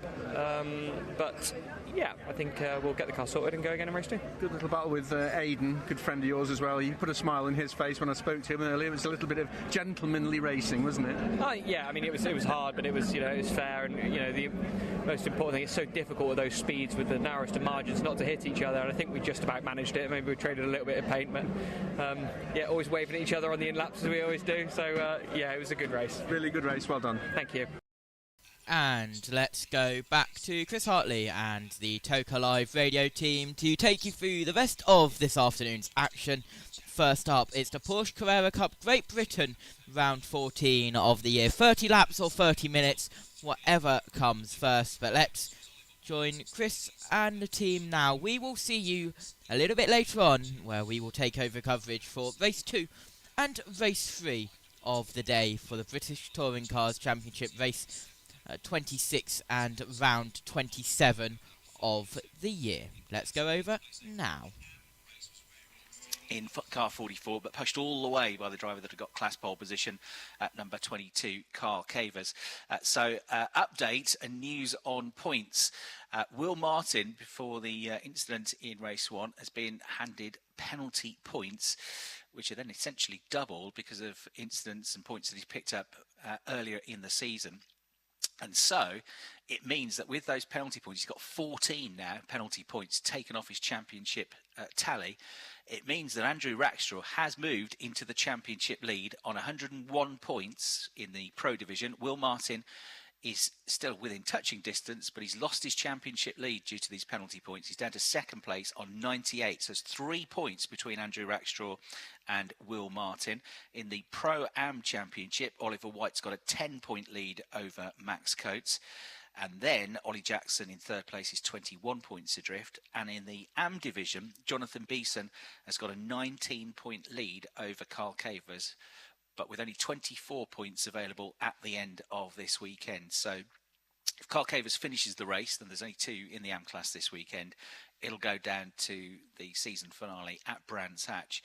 But if Jonathan finishes and wins the race and Carl Cavers doesn't finish, then by my maths, Jonathan could wrap up the Am Class Championship with a weekend to spare. So that's it in terms of the 3 classes in the championship.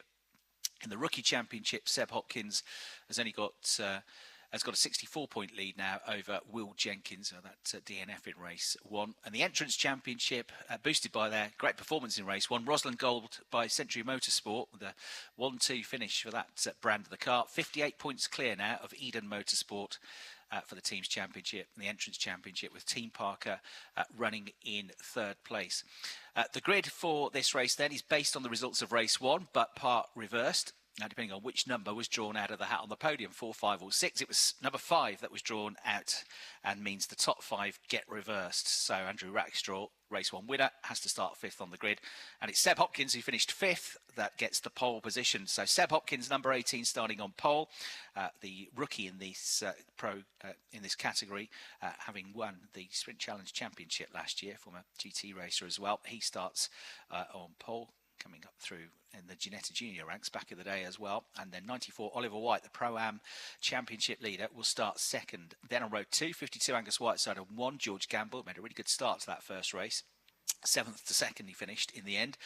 Andrew Rackstraw, the race 1 winner, number 40, starts 5th. And Ollie Jackson, number 48, is 6th. Everybody from 6 downwards, their starting position is exactly where they finished the previous race. So then you've got Max Coates, number 71, starting 7th. Number 59, Josh Stanton, starting in 8th place. That's the 4th row of the grid, the 5th row of the grid, with no doubt his tail up and trying to prove a point now is Will Martin, number 10, with these penalty points that he's got. His championship lead lost. What can he do to recover from that? From 9th on the grid. 10th on the grid with him is James Wallace, who was on course for a podium but was struggling with his tyres and had a couple of lockups at Beckett's, which dropped him down the order in the end. So James Wallace, with hopefully a better setup, will try and come forward, because his pace was good in the first half of the race, and Sid Smith's pace was good, but he got caught up in an incident at Beckett's as well early doors in the race. So Sid, runner-up in the Pro-Am Championship last year, currently 3rd in the Pro Championship. He starts 11th in the green and white number 99 car, with Jonathan Beeson, who leads the Am Class Championship, starting 12th in car 44. And then on the next row of the grid, row number 7, number 22, Carl Cavers, starting 13th, and Henry Dawes also had issues down at Beckett's, number 58, starting 14th place. And then right at the back then we've got Will Jenkins starting on the 8th row of the grid in car number 30. He starts 15th on the grid. So it'll be, as Alan said, another 30-lap race, or a maximum of 30 minutes, depending on which comes first. The Porsche Carrera Cup cars with their 510 brake horsepower heading now onto a second formation lap in the Porsche Motorsports Centre on the other side of the Grand Prix circuit, just across from the Hangar Straight. On Friday night, there was a big announcement from Porsche about what's coming up in 2026, and a few changes coming up for next year as well, with firstly, predominantly, an introduction of the talent pool, which is used in other Porsche championships around the world to encourage and develop young drivers, and lots of support given to those young drivers with various aiding from Porsche in terms of physical fitness, media training, engineering side of things. So really trying to develop and help these young drivers. So that is something that's going to come in, not just for the Porsche Carrera Cup next year, but also for the Porsche Sprint Challenge. The AM Championship is going to become, or renamed, the Masters Championship. There's going to be some tweaks to the format of that as well. And also, when we have a weekend where there's just the Porsche Carrera Cup and not the Porsche Sprint Challenge, we're going to have a change to the format in qualifying for Porsche Carrera Cup next year. Rather than a single qualifying session to set the grid for race one, they will have two 15-minute qualifying sessions. This is only on the weekends where there are no Porsche Sprint Challenge events as well, to set the grids for each of the races. So no reverse grid race next year is the plan. And while we're on the subject of Porsches, just quickly to say that we are going to have the next, what would be race 3 in the programme for the Porsche Sprint Challenge coming up. Race 2 was obviously cancelled, and that now becomes race 2, because you can't have a grid otherwise, because race 2 results in Porsche Sprint Challenge set the grid for race 3. We haven't had it, so it's going to effectively be a rerun of race 2, and the hope is then that that cancelled race, which becomes race 3 of the weekend, will be on the Brands Hatch weekend in a few weeks' time. That's all to be confirmed, but that's the news there. So we're about to get racing underway again for the afternoon session with the Porsche Carrera Cup Great Britain, their second race of the weekend. Seb Hopkins on pole position for round 14 of the championship as they get off the line. Thunder up towards Copse Corner for the first time. Then Hopkins with a very good start to the race. Ollie White in second, holding on to his position. Angus Whiteside is having to work hard around the outside to fend off George Gamble in the number 1 car, who is almost alongside but not quite. So the top 5 remain as they were. That's right, so it's Hopkins actually with a little margin over Ollie White in second place. They're 3 abreast in the middle, and Will Martin gains 2 places in one go. So Will Martin there gains 2 positions through Beckett. He's only got 1 car between himself and his championship rival Andrew Rackstraw, so I reckon Martin is 7th. Okay, so good start for Martin, as again Angus Whiteside has a little look at the inside at the end of the Wellington Straight to try and put pressure on Ollie White, who's still there in second place. He can't do it, so Pro-Am champion of last year stays in third, but it's side by side between the 2 teammates, with George Gamble coming under fire in the number 1 car from number 40, Andrew Rackstraw, who's got a championship to try and win. He's drawing alongside his teammate, the reigning champion. They're side by side as they go over the start-finish line. Trying to go around the outside is the number 40 car of the South African. He still keeps his foot in, gets his nose in front now as they accelerate through the apex of the corner. They're very close, but there's no contact between them. Further back, way out wide goes Sid Smith, and it looks like the momentum is with Rackstraw. He's got the position, hasn't he? That's it, and in front of him, running a little wide, with Angus Whiteside. I wonder if that might have gave Andrew Rackstraw a chance to gain another place, but it doesn't. In fact, Whiteside gets a pretty good exit to the corner behind George Gamble over 6th position. Ollie Jackson is under pressure from Will Martin, so Jackson might be about to lose the spot, but big challenge for second up towards you. Yeah, Whiteside was darting left, then right, then left.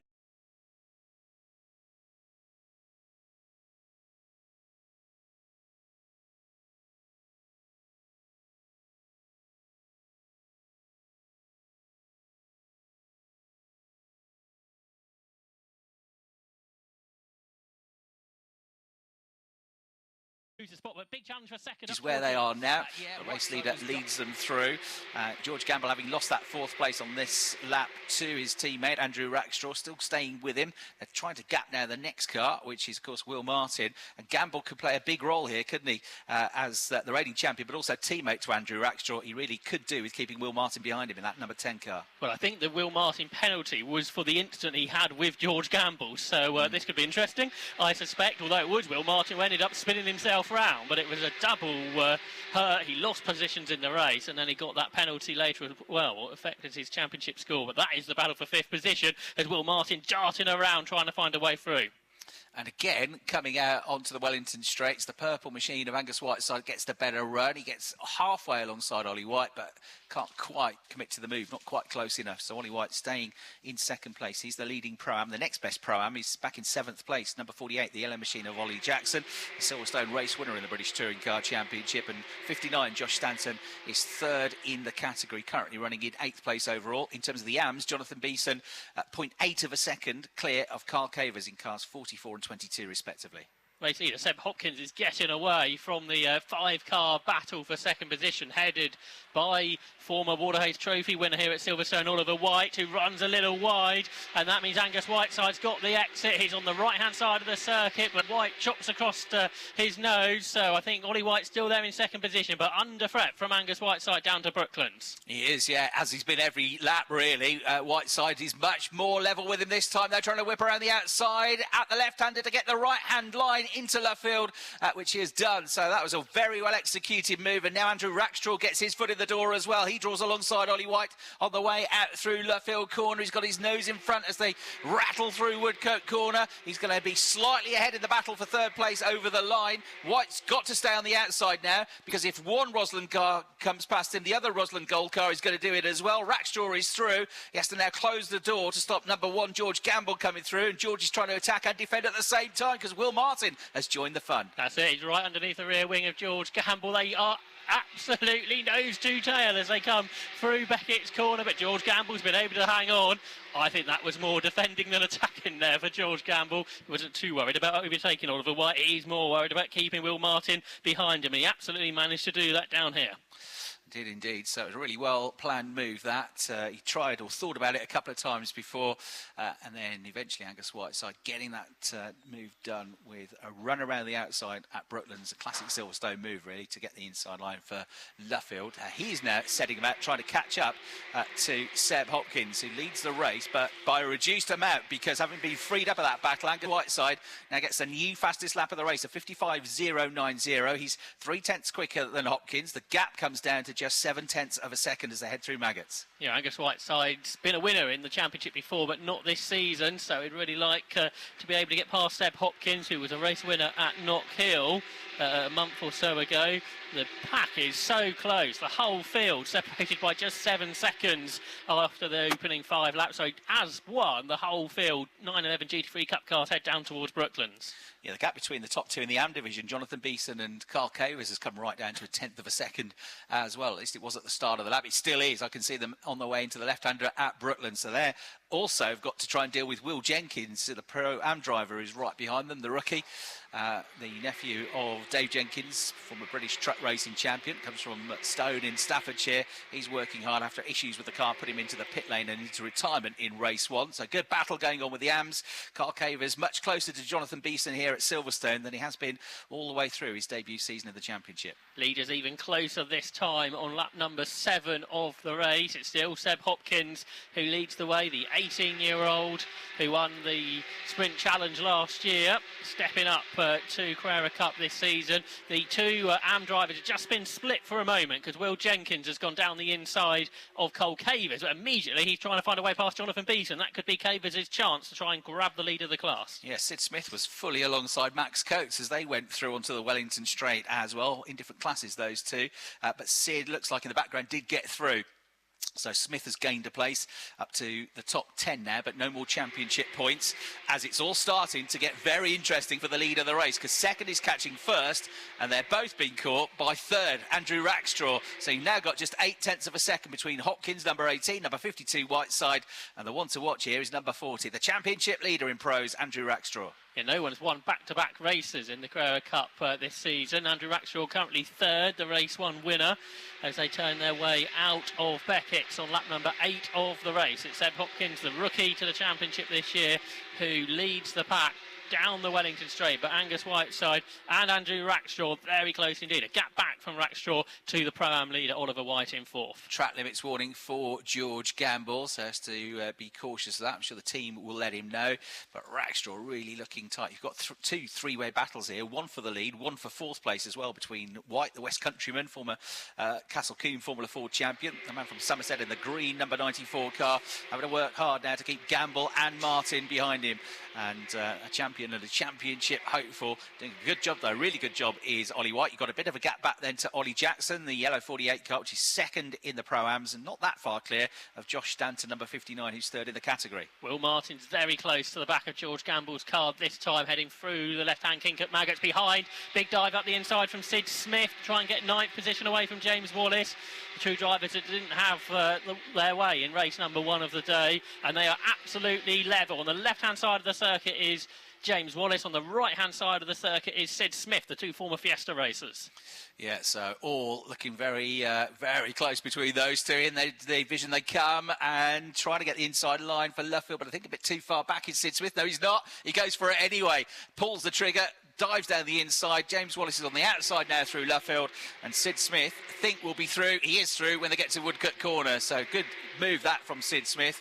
Looked like he might have been a bit too far back, but he went for it, got through cleanly. He's up to 9th place now, and that also puts him up to 6th in class. So Sid Smith on a bit of a recovery drive here. Get a replay on the big screens of what was a very good move. Will Martin flashing his lights at George Gamble, but that's not putting off the reigning champion. George Gamble still there in 5th position. He won the 2 races at this meeting 6 years ago in the Porsche Carrera Cup of Great Britain. One of the most experienced drivers on the grid is George. He's had 10 wins in his career in the championship. It's not been a great season really for George Gamble, but he continues in 5th position and doing everything he can to help out his teammate. Yeah, meanwhile, Andrew Rackstraw keeps having a think about it on the way into Brooklands Corner. He's never quite close enough to attack Angus Whiteside in that purple number 52 machine. So Whiteside, for the time being, hanging on to 2nd place. Of course, a different livery, but he too is a Century Motorsport driver.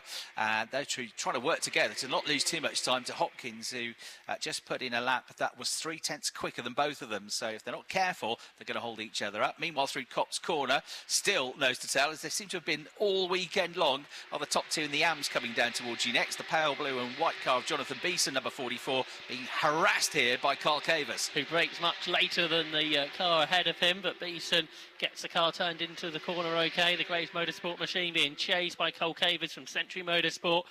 And they head down towards Brooklands, but it looks like Jonathan Beeson's still just ahead. Yeah, there are less points available in the Pro Race 2 because it's a reverse grid than for Race 1, so it's 10 points rather than 12 for a win, 8 for 2nd, 6 for 3rd.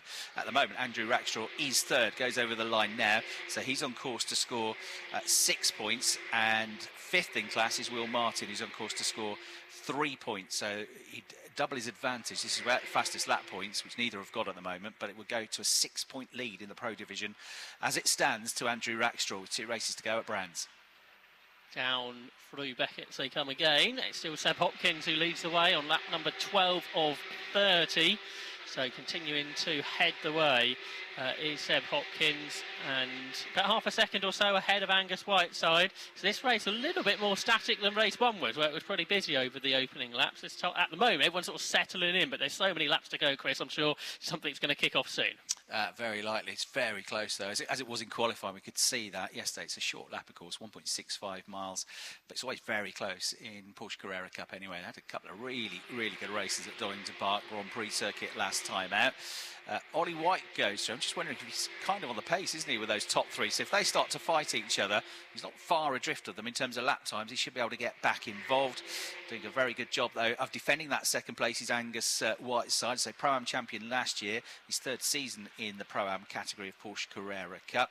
He raced to 3rd place in the Porsche Carrera Cup Middle East at the start of the season as well, having started his career in Ginettas. So 4 years now in the championship, using that experience, driving very well Angus Whiteside, keeping behind him one of the most experienced drivers, as you said, in Porsche Carrera Cup, George Gamble, there in 3rd place, raced in Porsches before he got to touring cars, came back to Porsches, won the championship last year.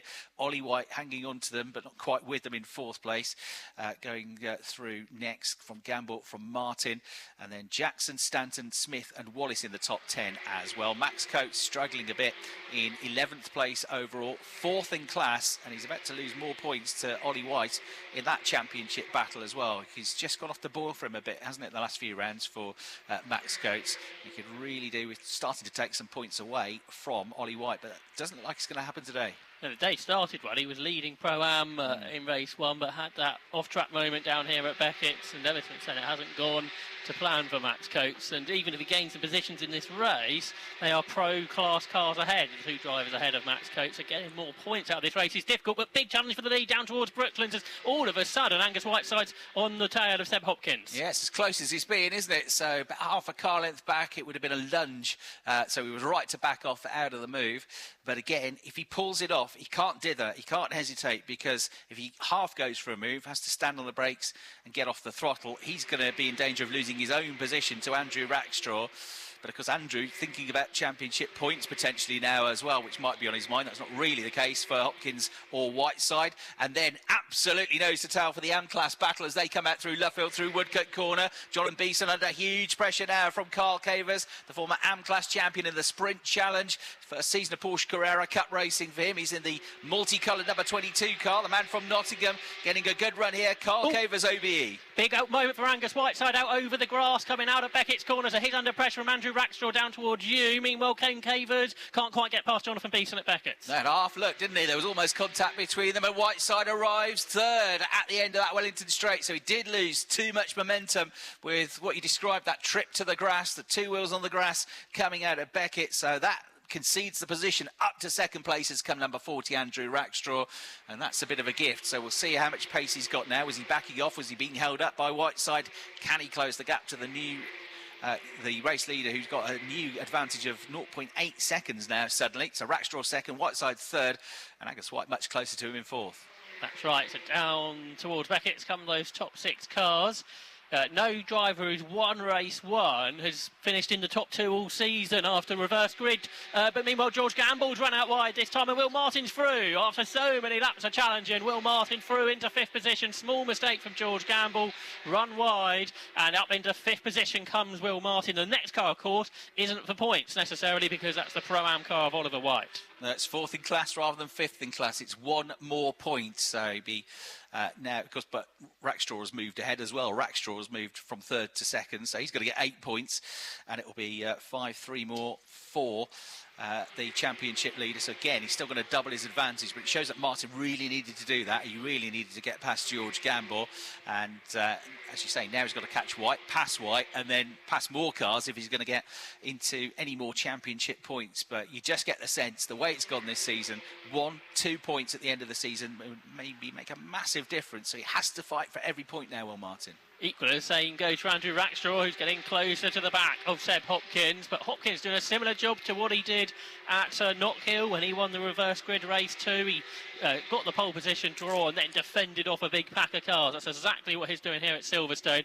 But there are still 13 laps to go at the end of this, so he's going to have to defend hard, and now from the championship leader. I think James Wallace has had a moment somewhere, because the number 400 car lost 3 places on the last lap, down to 13th, and has got a warning for track limits, which suggests he went off the road a bit, as Carl Cavers has a big go at that M-Class lead on the way to Brooklands. Just about fending him off was Jonathan Beeson, but these two are having a fantastic race. Carl said it was great fun racing against Jonathan in race 1, and they're at it again now. So those two about to make their way into Woodcote Corner to complete the lap. Carl having 2 big looks in the last 2 laps, one at Beckett's and one at Brooklands. Big look up from Rackstraw, who runs wide, so this could give Whiteside the chance to get back past the championship leader. So they're side by side for 2nd position. Andrew Rackstraw going for the lead, had a big lock up, run out wide, and now he's on the inside line down towards Brooklands, but more momentum for Whiteside on the outside line. Yeah, here they come then. Wait for them to pop into view. Under braking on the way into that left-hander. Still side by side. Whiteside's on the outside line, but we know what that gives him. The inside line for Luffield. He's 2 wheels on the grass. He goes into position, but they're both run wide, and Ollie White is now trying to get into the battle as well. The leading Pro-Am kicking up the dust as he runs wide through the gravel on the way through Luffield and into Woodcote Corner is the championship leader, Andrew Rackstraw. Whiteside is definitely through now to 2nd. Rackstraw has at least been able to keep Oliver White behind him, and that's crucial, because White is the buffer now between him, and he's the owner buffer between him and Will Martin. And Martin's on the flashers again as they head down here towards Beckett's corner. Andrew Rackstraw a bit more tentative on the brakes this time into the right-handed element of the the hairpin here. All of this means, of course, Seb Hopkins has got a bigger lead over Angus Whiteside there in second position. Rackstraw unable to get away, though, from Oliver White, who darts out of the toe. He's on the left-hand side of the circuit. Bit too far back. Martin around the outside and through. Interesting. Rackstraw, the Pro Championship leader, now has the man that's going to try and fight tooth and nail to take that championship title and lead away from him now, which is Will Martin. So there's a 1 point between them now in this race and 4 points between them in the championship. Of course, they're both leading motorsport cars, aren't they? Oliver White and Will Martin, so not making it too hard. Yeah, he's also not fighting with him, is he, for points? He wants to win the Pro-Am Championship. He's got to think about that as well. He's now got George Gamble in the number 1 car in between himself and his nearest rival, Ollie Jackson, and quite a few seconds advantage as well. So that makes sense. So Rackstraw, 4 points clear as it stands in this race. He's 1 point clear. He's 1 position ahead. If you Will Martin, you're going to kick yourself, aren't you, at the end of the championship if you miss out by a point because you didn't, or 2 points because you didn't have a go. You didn't try and overtake your championship rival at Silverstone. But on the flip side, if you have a go and it goes wrong and you come off the road and you lose points, that's also going to be difficult. I think you'd always rather go for it as a racing driver, though. But first, he's got to catch him. Perhaps he's got to be safe as well after what's happened. As you said, it wasn't the first time he'd got penalty points this season, as they rack up quicker when you get more of them. Yeah, exactly. So through, there you go. Hopkins goes through with a slightly reduced lead, just under half a second now.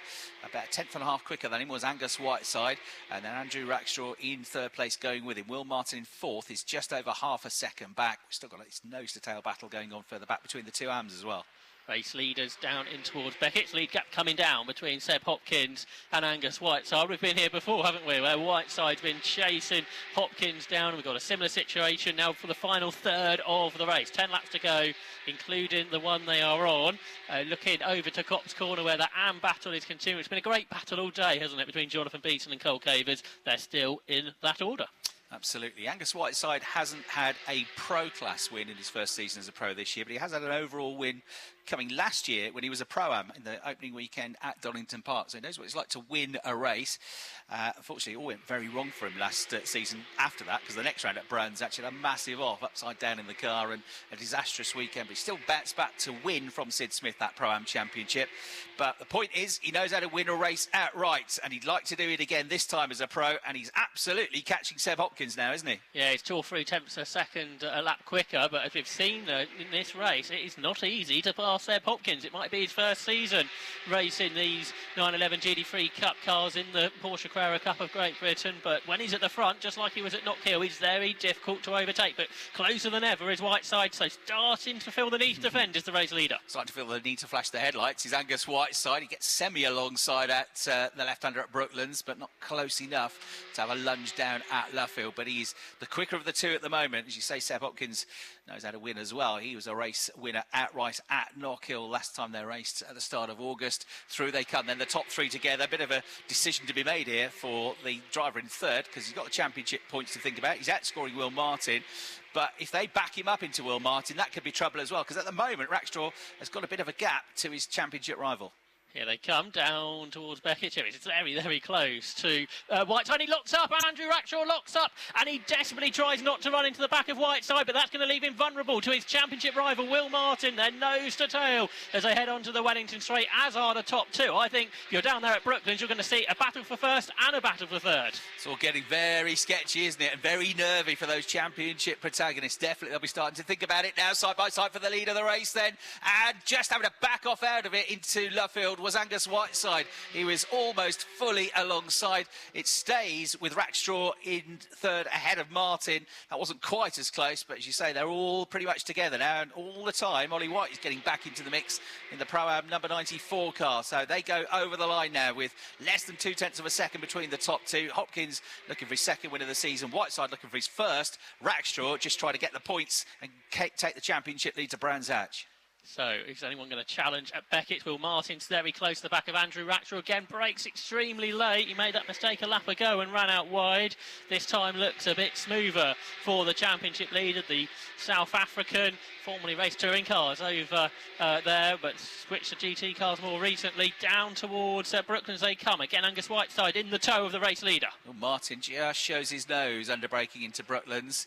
never really challenging for the move, never really prepared to go for it, but just reminding, as if he needs reminding, Andrew Rackstraw that he's there, poised, ready to go, ready to take the points away. Be one more point for Martin, it'll be one less point for Rackstraw, so a 2-point swing if he can get through, if he can get past. Psychologically, it will be good for Will Martin as well, but you say he's got to do it carefully without contact, because of these penalties. A lock up ahead for Angus Whiteside into Copse Corner, but no harm done. The top four coming to you as one.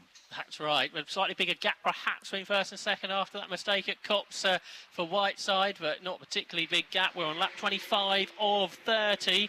So in race 1, all the action happened in the first third of the race. I think in race 2, it's all happening in the final third of the race. And it's Hopkins, Whiteside, Rackstraw, Martin. Big defensive line being taken by Andrew Rackstraw down towards Brooklands. Because Martin got a great run out of Beckett, steering onto the Wellington straight. He's trying everything here, Will Martin. And he knows that even though this is not the championship decider, this race result could still be decisive in the outcome of who wins the championship. Will it be Will Martin? He's tried 4 times to win it. Will be Andrew Rackstraw. He's only in his second season in the championship. They fight hard. They've dropped down a bit now to the top 2. So Seb Hopkins goes through. 5 laps to go, including the one we just started at Copse Corner. You've got a 0.2 of a second lead, but the battle for third, the battle for the championship is fantastic for third place. They're coming to you now. It's hard to know to watch the top 2 break down in towards Beckett's Corner. Or the battle for third. Super late on the brakes is Rackstraw, and he gets right back on terms Whiteside, but he went in a bit hot, so runs slightly wide, but he's done that before. He seems to be kind of controlled, although being really late on the brakes. But again, Rackstraw is defending really hard. He's up against the left-hand side of the circuit,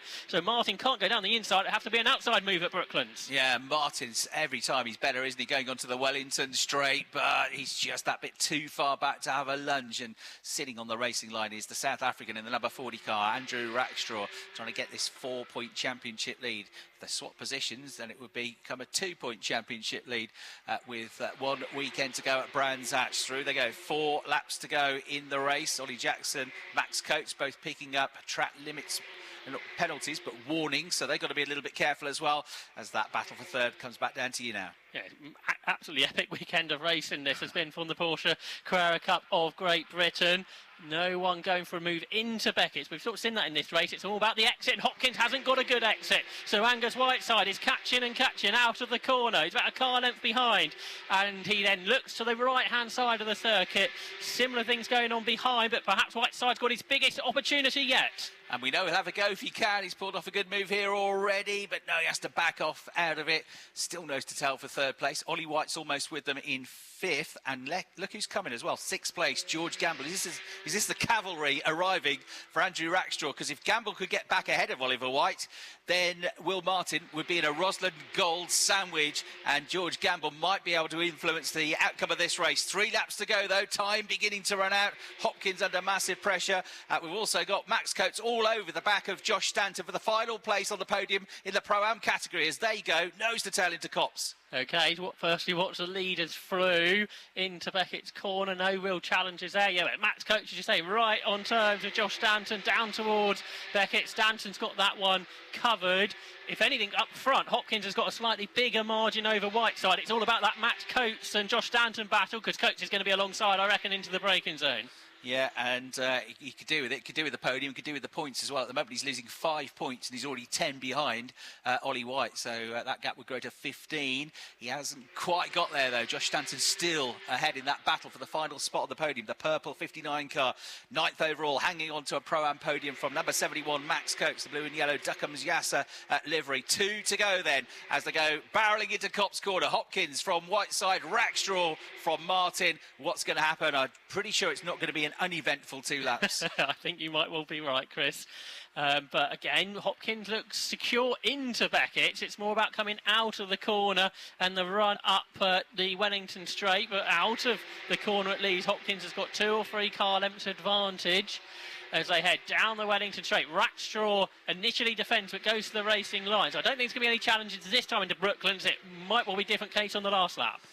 Okay, so penultimate time into that braking zone through Brooklands. Nobody shows a move. Nobody twitches. They stay as they are. The top 6 they go through now. Max Coates still can't find a way past Josh Stanton. We've still got a battle going on between the two AMs as well. When he goes to sleep tonight, when he closes his eyes, Carl Cavers is just going to see a white wing and a blue rear Porsche Carrera Cup car, because he's been directly behind Jonathan Beeson for the entire day, hasn't he, today? Final lap of the race then. Max Coates has a look up the inside on the way to Copse Corner, backs off out of it. The leaders are with you. OK, so where is Angus Whiteside going to pounce? I don't think it's going to be into Maggots and Beckett, so surely Brooklands and Luffield it will have to be if there is an opportunity for Angus Whiteside to have his first win of the season. The two championship contenders are only separated by about a car length as well, Rackshaw to Martin, so big defensive from Rackshaw. What's happening up front, Chris? Yeah, Whiteside just got just brushed the grass with two wheels, which stymied his flow, didn't it? So he's not close enough to attack. No change for third.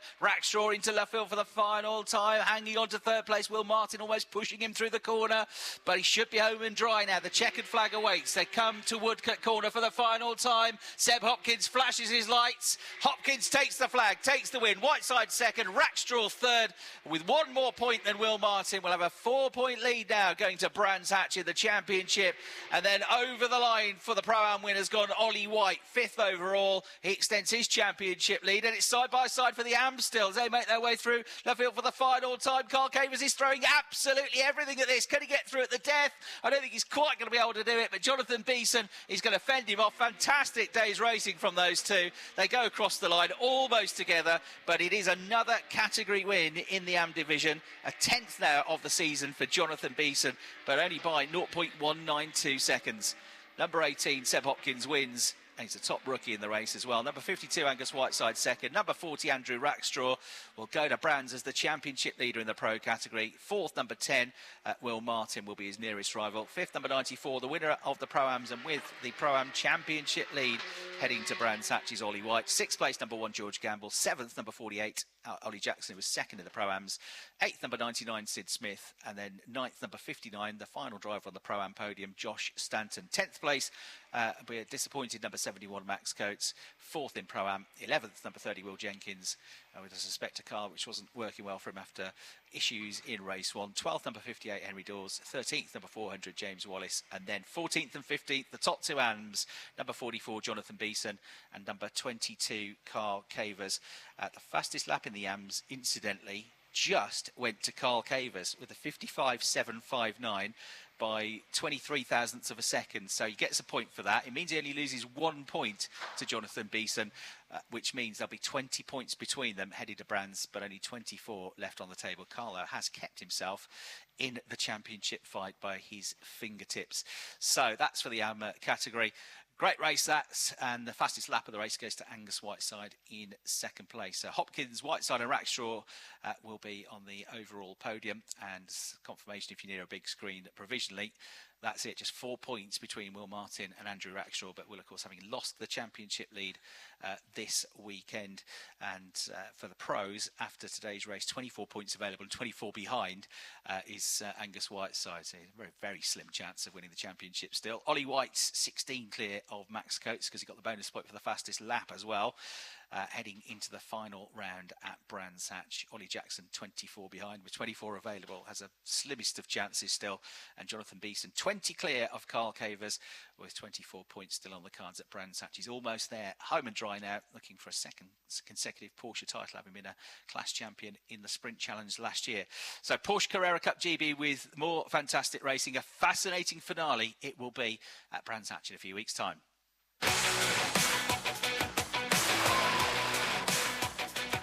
Live from every circuit, this is Toka Live.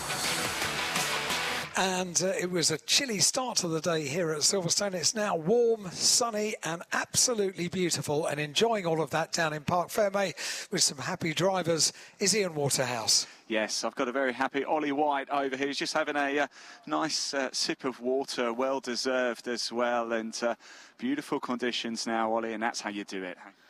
Yeah, it was a fairly clean race in the end. I struggled in the early laps, which was a bit of a shame because I lost ground to Seb.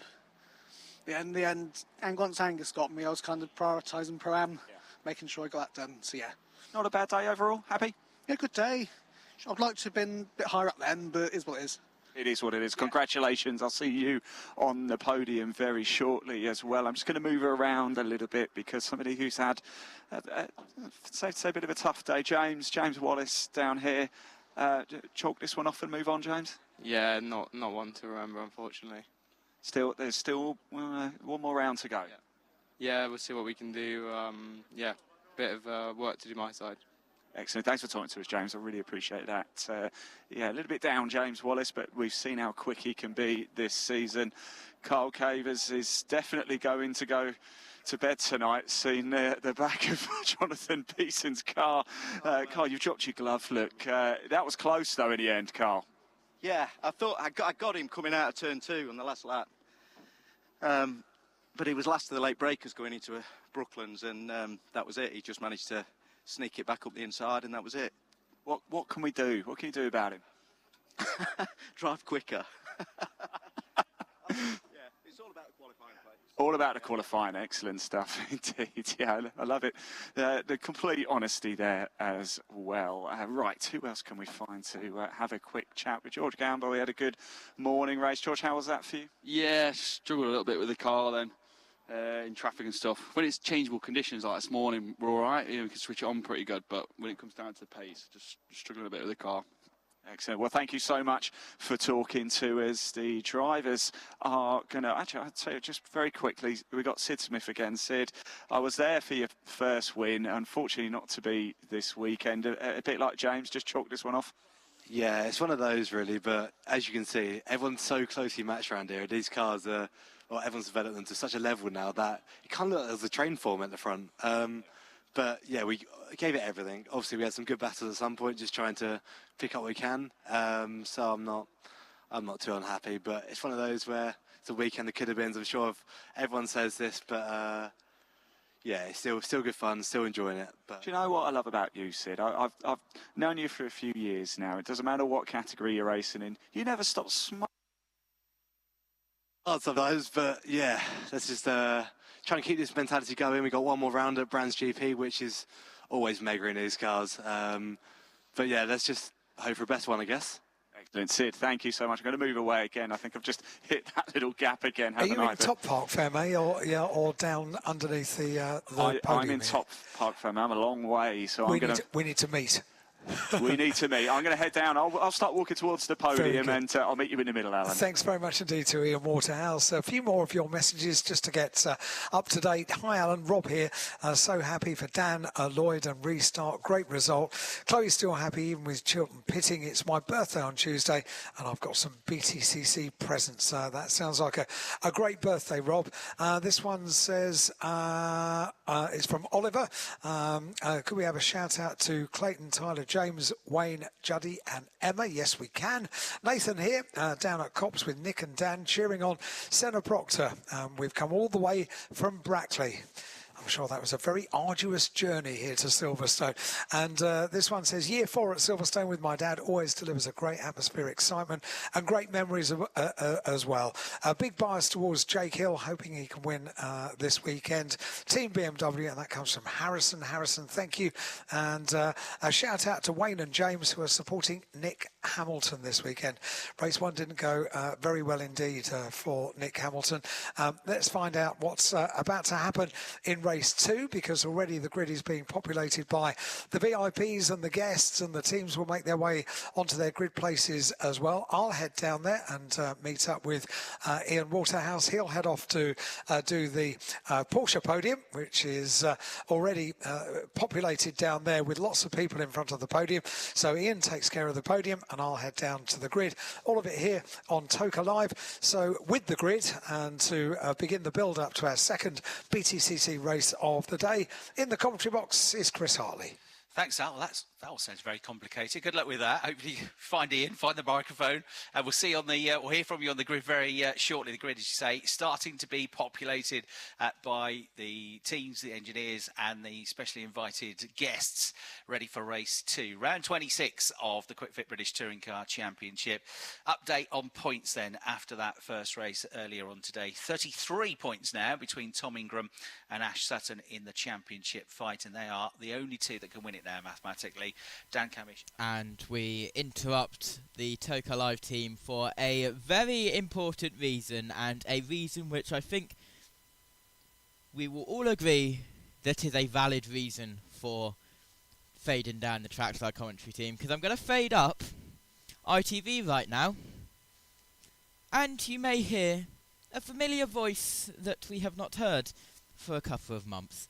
Steve Ryder is with Louise Goodman.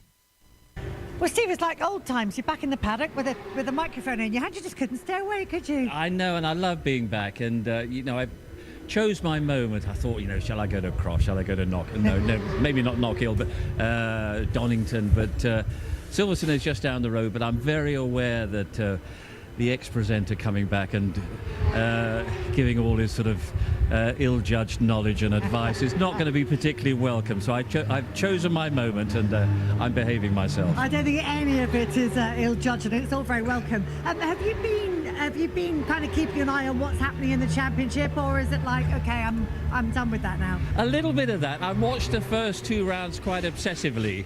And then I thought that's too obsessively, and I thought I will just sort of skim over the coverage from Donington, and you know, there's nothing I can contribute anymore in terms of content and in terms of approach. And I always thought, you know, from my inflated point of view, that this is the toughest job in broadcasting. And I watched yourselves, and I watched Nikki in particular. It's easy. And that is so depressing to find that out. So you're not missing us like we're missing you then? No. Or are you? No, not at all. Not at the slightest. No, we're fine. So when you left us, I was just looking at the championship stats, and when you left us, we were in a kind of double header between Ash and Tom, but it was Ash leading, Tom chasing, and of course Tom, I'll let you know this, actually I haven't been following, Tom is now leading the standings. And what is your thoughts looking ahead to the championship finale? Because that, as we both know, is always such a special weekend from a broadcast Well, it is, and I'm sure the means will be found to take it on to Brands Hatch in some form. And how that's going to work out, I'm not too sure. It's a horrible thing to say it's Tom's to lose, but it is. I actually suggested when I left to Alan that we had the prize giving in August, so that we could just sort of fast forward through the whole thing.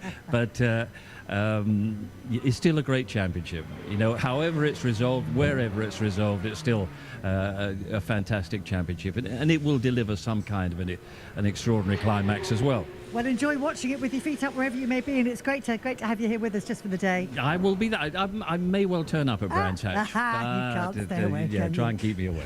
Fantastic. Absolutely amazing to hear from Steve Ryder once again, and let's go to back to the Toka Live team. The lack of boost for the top 7, but it's not the top 7 championship positions now, it's the top 7 finishers from race 1. So it means that Dan Lloyd now has the least number of laps of boost available to him.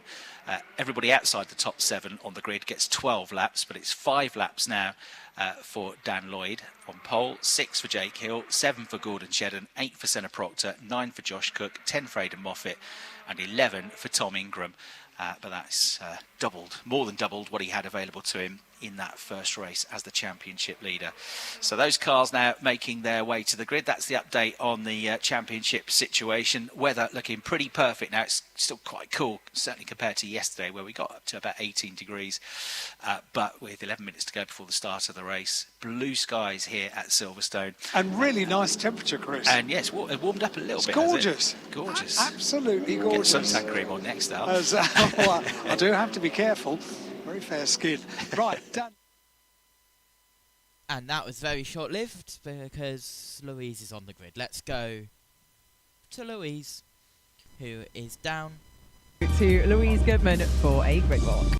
Thank you, Nikki. And yeah, I am down on the grid with Dan Robot, and we thought we're getting to the sharp end of the season, and obviously, inevitably, a lot of focus is on the main contenders. But we thought we'd catch up with some of the drivers who were competing for other categories, and in the case of Robo, for inter-team honours, because he is involved in a battle with his teammate Dan Camish for P3 on the grid at the moment. And Dan, a good race 1. I mean, you were looking really good. You were the highest placed on the medium tire, which is the heart of the two tyres we've got here. You ran well for a while, had to cede the place to your teammate after a while, but a good race. Yeah, I mean, obviously on the medium tyre, we were always going to go, we were going to suffer, there were soft tyre cars around us. But we got a good opening lap, quite racy, but it was always going to come to an end. The disappointing part was Tom and Ash were able to catch us and actually go past. We should have had better pace than we did. So yeah, we worked on the car a little bit. We're gonna hopefully have a better package. We're running medium tyre again, and we're putting all our hopes into race 3. Bit of a controversial move by Tom to get past you, I understand. Yeah, to be honest with you, you know, I'm a great believer. I fell in love with this championship because of the way the racing was. It's close, it's quite fraught and frantic, and unfortunately, the way the regulations have evolved means that what Tom did, as the regulation states, isn't right. He created a gap that wasn't there. It was a good touring car move. You know, I didn't really have a problem with it. My issue lies is when I do that, I need to be shown the same respect, as in, that's okay, you know? So, yeah, it is what it is. You might get it back, you never know. Okay, get your head down for this one. Let's go over now to Paul, who's a little bit further down the grid. Who you got, Paul? Yes, thanks, Lou. Yeah, I've got Chris Smiley on the grid, and Chris has only just turned up. I'm not sure if there's anything going on, but there seems to be a lot of frantic stuff going on, mate, with your car at the minute. Is there? No. Oh, you looked a bit frantic, and there was people opening the bonnet and all sorts going on. How are things anyway? All good? Yeah, it's been a funny old weekend so far, to be honest. The cars felt pretty good all weekend. Yesterday was one of those days where I didn't get one lap on the soft tyre. They gave me a track limits penalty in FP2, and it wasn't actually me that caused it. So, yeah, it's just one of those. You know, qualifying, we got caught out with the weather, and in race 1 we had an issue with a turbo pipe. So, yeah, lack of turbo around here and all the big straights. It's not ideal, but the car felt quite racy on the way around to the grid there. We've obviously got the preferred soft tyre on, and yeah, we could do with going forward a little bit. Hey, talking about going forward, you guys could wrap up the independent teams for Restart Racing. That's pretty special, mate. Yeah, it's, you know, second year, you know, absolutely delighted for Dan in race 1 to win that race. It just shows how far we've came in 2 years. Yeah, but to win the teams championships, you know, it's going to be good. But yeah, not going to worry about that at the minute. It's I want to get out of this kind of mid-pack and you know, get towards the sharper end where Dan is. But yeah, it's you know what it's like around here, Paul. It's mega close. There's not much in the, you know, the lap time. So yeah, I'm hoping this soft tyre and the issue we find with the hose that we are going to be going towards the front instead of being lumbered down here. I'm sure you'll go well, mate. Have a good one. Cheers, thank you. Top man, right. Another championship we need to speak about is Jack Sears Trophy. Jack Sears Trophy, Daryl De Leon and Charles Rainford are, excuse me, sorry, just going to jump in. Jack Sears Trophy, I'm attached to your door. No, we're not now. It's nice to be involved in a little bit of a trophy hunt, but you're right up there, mate, and this could be good. Totally, yeah. Obviously, my championship rival is also my teammate, so it's a tricky fight. I think with his punch, we got a little bit lucky in that last one, but I see he's on a medium tyre now, so yeah, I think all go well. I should have this one, and then we'll have a nice fight both on mediums later on. What's the delta between the soft and the mediums? About half a second? I would hope so. You know what? Actually, the lap times that I did were quite similar. So I think it's more going to be about 3 or 4 tenths. Certainly, though, now the track temperature is a bit warmer, we'll see the soft tyre hopefully be a bit quicker than the medium compared to the first race. Is it just all about the start then? Yeah, all about the start, post opening laps, and then trying to look after the tyre and not burn it up too much, I think is going to be the plan. Obviously, it's going to be tricky starting back here. We're kind of in the middle of that fight, if you know what I mean. But certainly, we'll be looking to go forward and try and play it with some of the clever boys cleverly. Cool, super, mate. Have a good one. I've just noticed, I think I'm flashing everyone from behind here, so sorry about that. Anyway, Lou, who are you with? Thank you, Paul. Back to the Battle of the Dans. I'm with Dan Cam now, who is starting P12 on the grid. So just a few places down on your teammate. How important is that battle for third position? Is it just, obviously, it's you both want the overall, but there's still honour involved, isn't there? Yeah, of course there is. Yeah, I mean it's a little bit of pride, isn't it? Ultimately, you know, we all set out wanting to win this championship, but ultimately only one person can. Me and Dan have had one of those seasons. We've both had good days and some bad. Points have gone astray. Everyone on this grid's got a story of oh, if only. You know, it's just the way it is. We're in quite equally matched cars, and we've had equally matched seasons. So yeah, it's going to go down to the wire. Ultimately, there's no love lost either way. You know, if we do third or fourth, I don't think either of us are going to be, you know, it ain't going to cost us a friendship, put it that way. But equally, we both want it.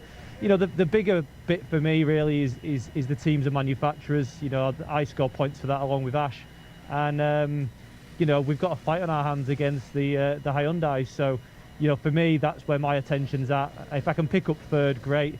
Unfortunately, I think the Wingfoot Awards got away from me this year. I think I'm going to be second to Tom in that. So well done to him. But yeah. You know, these last few races are going to be very important. Okay, listen, I'll let you get your head down now, and we are going to head off for another quick break, and when we come back, race 2 we'll be getting underway. See you in a bit. And let's join over and merge broadcasts with JB2 to JB1.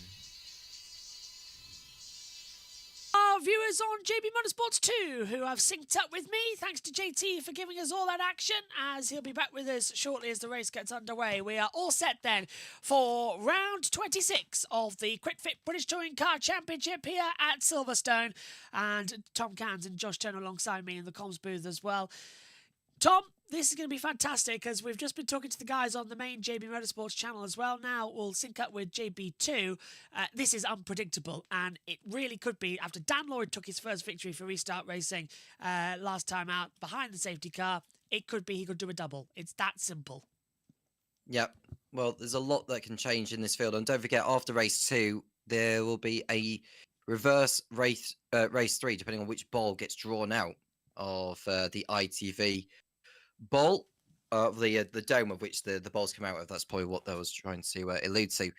But yeah, let's wait and see how race 2 goes. Can we see another different race winner this season? We'll see. I mean, Daryl DeLeon took his second win of the season. I'm just looking to see whether Dan Lloyd can maybe make amends and make up for it. Just looking at the race results. Sorry, it was Dan Lloyd that won race 1. My apologies for that. Daryl DeLeon ended up way down the order in race number 1 in 13th. We could get a repeat of that kind of race, couldn't we, JB? As I look through to see who's not won a race yet this year. Yeah, there's a couple of them changing through as JT is getting ready to come back into position. He's done some stunning work today. He wasn't meant to be with us. He was supposed to be at an event, but he's managed to claw his way back, and it's going to be a lot of fun throughout the ending. So we'll hear from him shortly as we are gearing up for the start. The formation lap will get underway. JT's popping his headset on. He's unmuting Discord. He's unmuting me. He's hearing us all, and he's going to start talking in about a few seconds' time. And I'll say, good afternoon, JT. How are you doing? I'm good. Hello. Hello. What happened in the end of the race then? What did we miss? All hell broke loose again.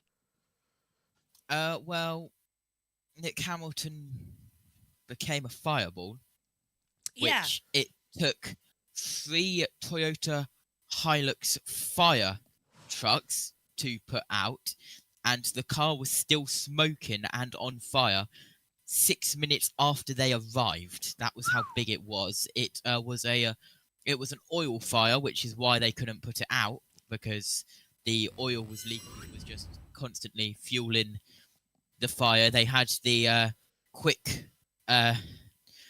pull hose reels that they have on the back of the trucks, so they had proper fire hoses and everything like they normally do. And yeah, it was a chaotic race, but Restart Racing's first ever overall win, and courtesy of Daniel Lloyd. And we know how tough of a season that Daniel Lloyd has had with mental health issues, sponsorship issues. He's been really open about it, and it was really good to see him finally break through, finally get that win.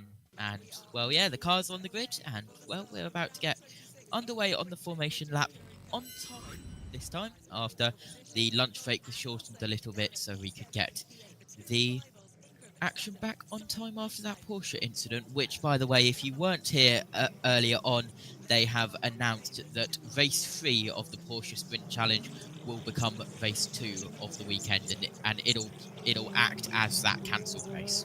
Excellent. So let's see what they might do to add on points next time out as the drivers head off on the formation lap then here for round 26 of the Quick Fit British Touring Car Championship. And there's Tom Ingram and Ash Sutton lined up together as they're in so far a sunny circuit. Let's hear from Ash. Medium tyre compound as the cars accelerate their way up towards the hairpin at Beckett's. Let's have a quick word, if we can, with Ash before we go racing. Medium tyre, 8th on the grid. It's going to be another tough race, this, Ash, isn't it? Yeah, it's not going to be as simple on the soft, but still to move forward with what we had in the race. So, yeah, plans to try and use the deployment instead of Well, we can't hear him now. We'll leave you to it, Ash. Good luck. They lose signal out the back of the circuit. We had it in race 1. Oh, so we can't get the signal They back. go behind buildings. Always the way, always typical as they'll line up. But yeah, it'll be Sutton lining up on the grid in what is P8. Tom Ingram's alongside him, P7. So the two championship rivals are together as they run down towards the first corner here. And we'll get the grid shortly to come through as they will round out. 2 laps here, of course, to warm up the tyres because of the short nature, just 1.64 miles in total. And using the infield circuit to get used to it as well. And of course, the top 3 having to start on the hard compound tyres. That is Dan Lloyd, Jake Hill and Gordon Shedden on those compounds as they come out with there's Morgan, who are lining up on the grid as well. Let's go through then how the grid for round 26 of the Quick Fit British Touring Car Championship actually shapes up. It's pole position for Dan Lloyd on the medium compound tyre, the same as Jake Hill, the same as Gordon Shedden, who finished in 3rd position. And then Senna Proctor has opted to go for that medium compound now. Row 3 sees Josh Cook and Aidan Moffat, again on mediums. Row 4 sees Tom Ingram on the softs and Ash Sutton starting on the medium, the two championship rivals.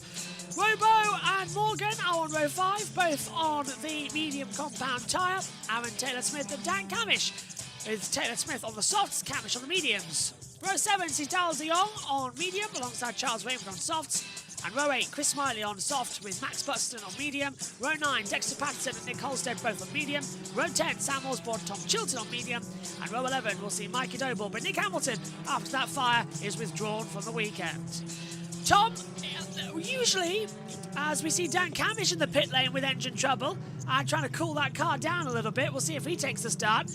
But usually, those on the medium compound tyre are forced onto it in this segment of the race, usually have a lot of lack of pace. In this one, everyone decided the medium is the better tyre to be on, so could be advantage Dan Lloyd to making a double.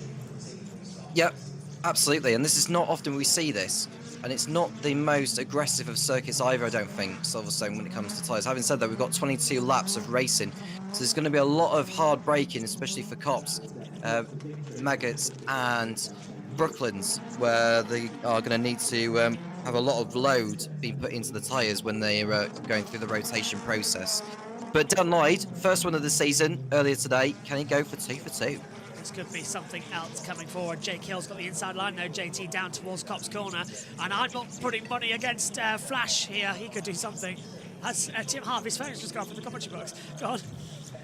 Yeah, we saw that earlier on. Gordon Shedden doing an absolutely amazing move up the inside. And, well, he's still got it in him. As here comes the napper of Ash Sutton up to the grid. And on his inside, he's got Tom Ingram. But here we go, cars at the back, and that is Dan Camish out of the car, JB. That's pretty much wrecked his afternoon to come through. Let's see what's going to happen next then. Round 26 of the Quick Fit British Touring Car Championship. Doble lines up at the back with minus Dan Camish and Nick Hamilton.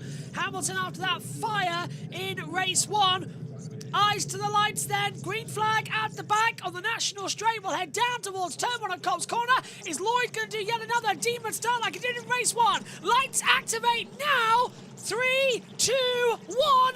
Lights out, we're underway. Good start from Camish, better start from Jake Hill this time. And it's a better start coming from Aidan Moffat. Hill's going to have the inside line coming in towards Cobb's Corner, but Lloyd's not going to give up. He gets round the outside, off the circuit. All three go off further back of Proctor, Moffat and Shedden. Hill's really going for it. Down into Maggins and Beckett. He's door to door with Dan Lloyd. Shedden cuts to the inside to try and capitalise. Hill's got the lead as the lock-up's further back.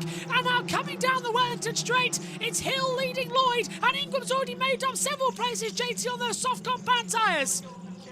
Yeah, absolutely he has. But Hill out in front, Dan Lloyd still trying to look round the outside. There's Tom Ingram, as you mentioned, in third. And right up the inside, that's one of the nappers on Senna. Proctor isn't able to do it. And the other napper round the outside of Rainford, that's Sutton, Rowbottom getting involved, Moffat as well. Yeah, and I think off the track there where Darryl de Jong is flashing his lights. So Ingram's moved up from 4th to 3rd. Now he's moved up from 8th to 3rd. Sutton's moved up 2 places. Brilliant start from Ingram on those soft compound tyres, but Sutton's using the momentum. Tommy's going with him. He's got through Proctor. Robo's off the circuit. And now, look at this. Ingram's going for 2nd. He's going to try and win this one from 7th on the grid.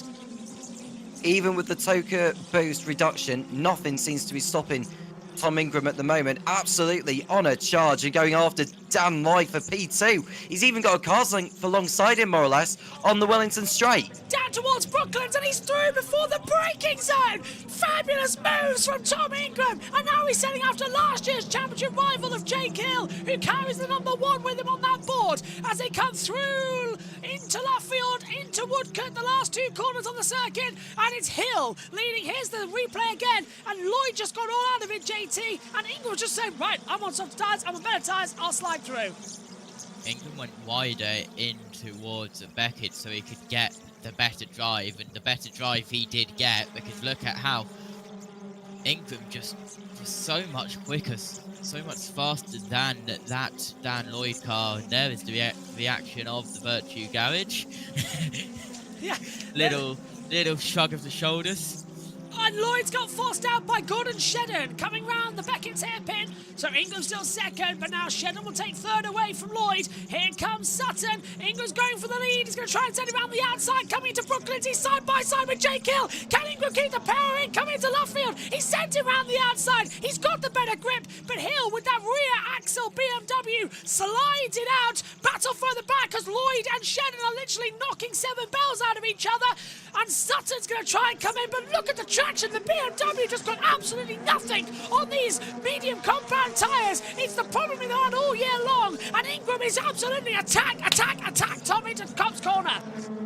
Yeah, and well, Ingram can just smell that win at the moment, whereas Jake Hill just wants every win he can get between now and the end of the year to end his season on a high. But Ash Sutton's got through on Gordon Shedden for 4th place, and Ingram looking to the outside of Jake Hill. Can he do the switchback just as he did with Dan Lloyd a few laps ago? It looks like he could well get his nose in front here, but Jake Hill's having none of it. But it was a poor exit from Hill, and it's easy picking for Tom Ingram. Ingram takes the lead round the outside as Sutton is pushed on the inside. He's lost out 2 places as well, and Hill locks out JT. It's into the lead for Ingram from 7th on the grid. And it was a Hyundai who won race 1. Will a Hyundai win race 2 as well? Down through Woodcote we go. Look how dark it is. I wonder if that's just a camera or if it's actually that dark, because, well, the camera can play around with your eyes, but it is cloudy. There is cloud in front of the sun and a little bit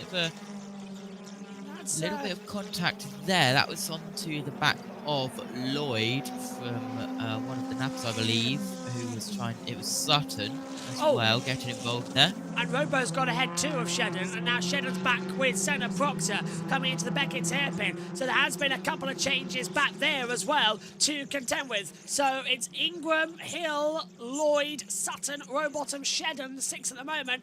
Ingram has a 42-point gap lead in the standings as there goes Sutton up the inside. making her way through on Dan Lloyd for 3rd position. Well, it could be wrapped up going into race 1 at Brands Hatch. It's definitely going out of the final, but I don't want it to go race 2. It has to go down. Maybe race 1 could be the opportunity, Tom, as Sutton desperately trying to hold on and grasp with this title. Yeah, well, he's doing his best to stay in the hunt. Now he's got Jake Hill to contend with before he can get anywhere near England for the time being. Ash Sutton, as the field filters their way through turn number 1 at Cops Corner.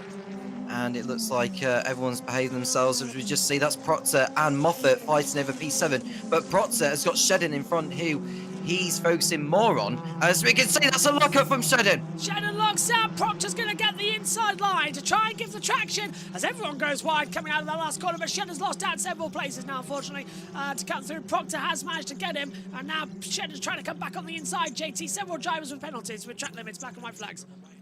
Yeah, 16, 19, 40 and 77 have gotten the black and white flag for track limits. Very easy to do here at Silverstone as we head on a replay. This is around the outside Tom Ingram. This is a replay of how he got the lead. Yeah, cuts back to the inside, as you said, to get a better straightaway. And even before the bridge down the Wellington Straight, Ingram is ahead, and he completes the move by just staying on the line. He's pulled out 1.8 seconds already, Tom, as off the track a little bit further back goes Adam Morgan, and he's door-to-door with Moffat and Rainford.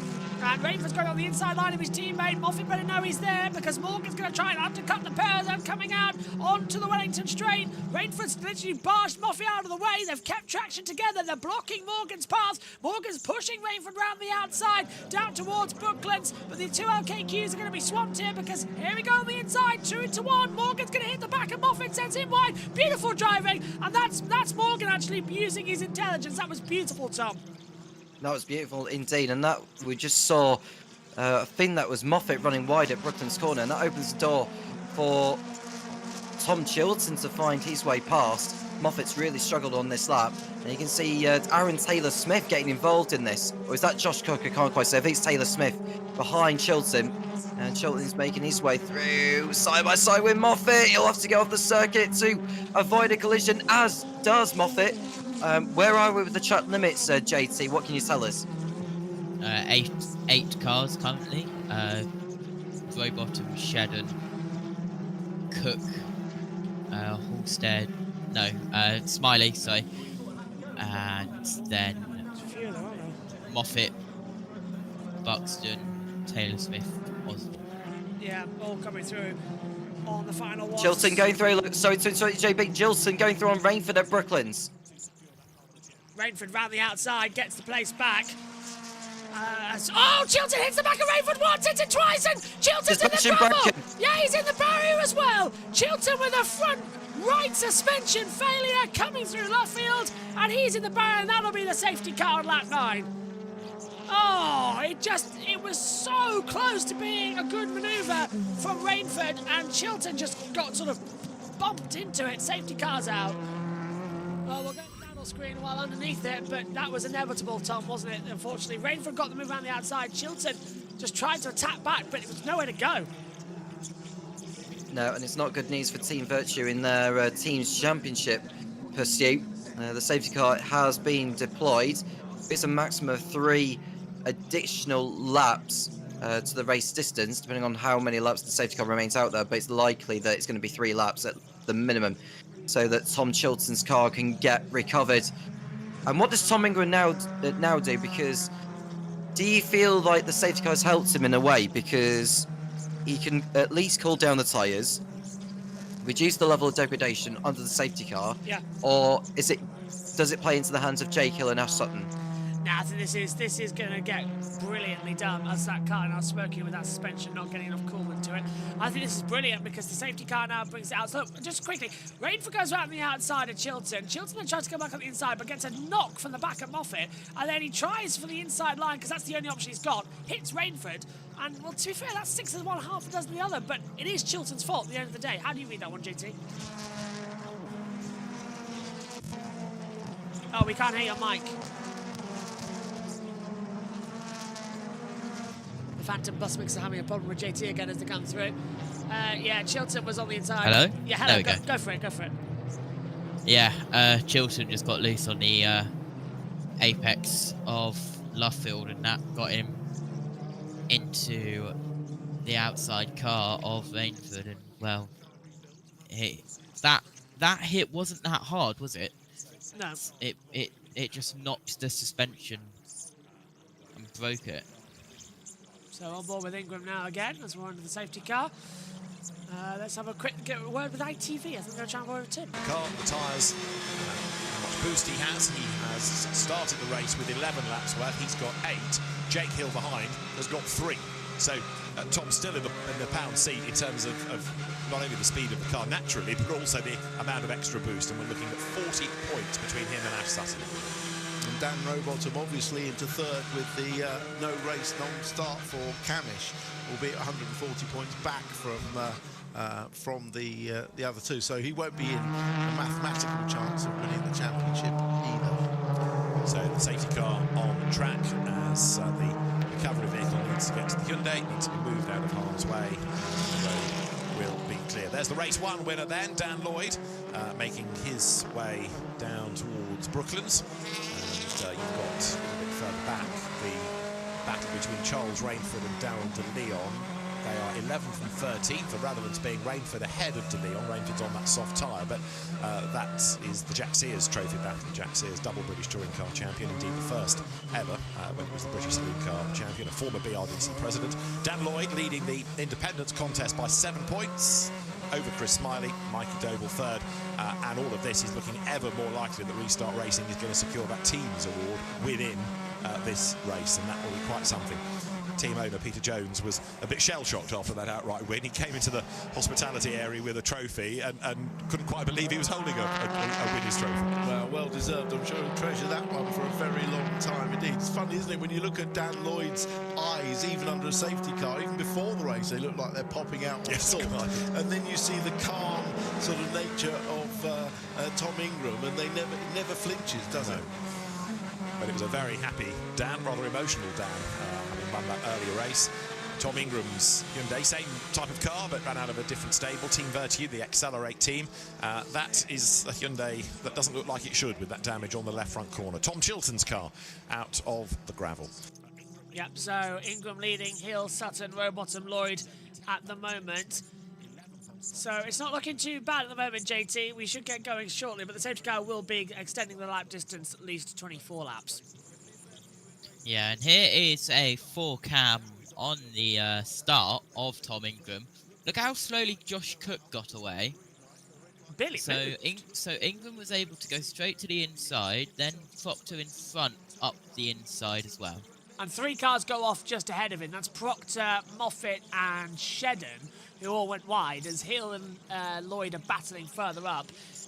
Ingram goes to the inside line. He's going to deal with Proctor with ease, and he's going to get Shedden, but the fact that Shedden's on the wrong part of the track. So it was golden strategy, Tom, really, looking at it.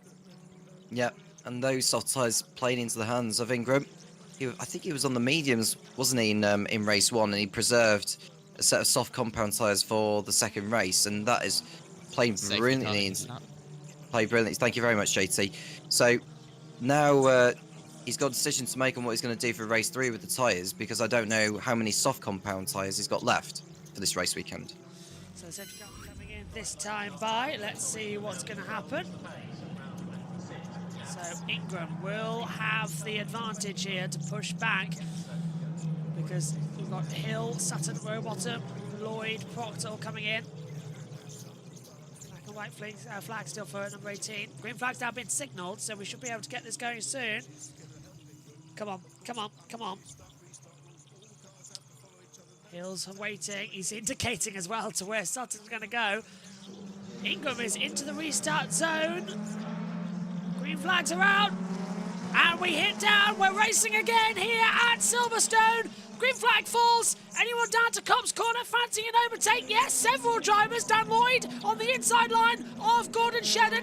Proctor's coming in there as well, throwing Adam Morgan and Aidan Moffat going wide. Hill goes off the circuit. Sutton's going to try and capitalise now to gain on second position. Ingram's just taken off. This safety car's helped him perfectly manage these tyres as they come into the hairpin. That's Proctor battling and making contact with Shedden, and that's allowed Morgan and Moffat to go back through on the inside line, JT. And oh, there's bodywork damage. There's a bumper come up. I can't tell who it is, but there's and it's one of the BM. Is that Morgan? It's Morgan.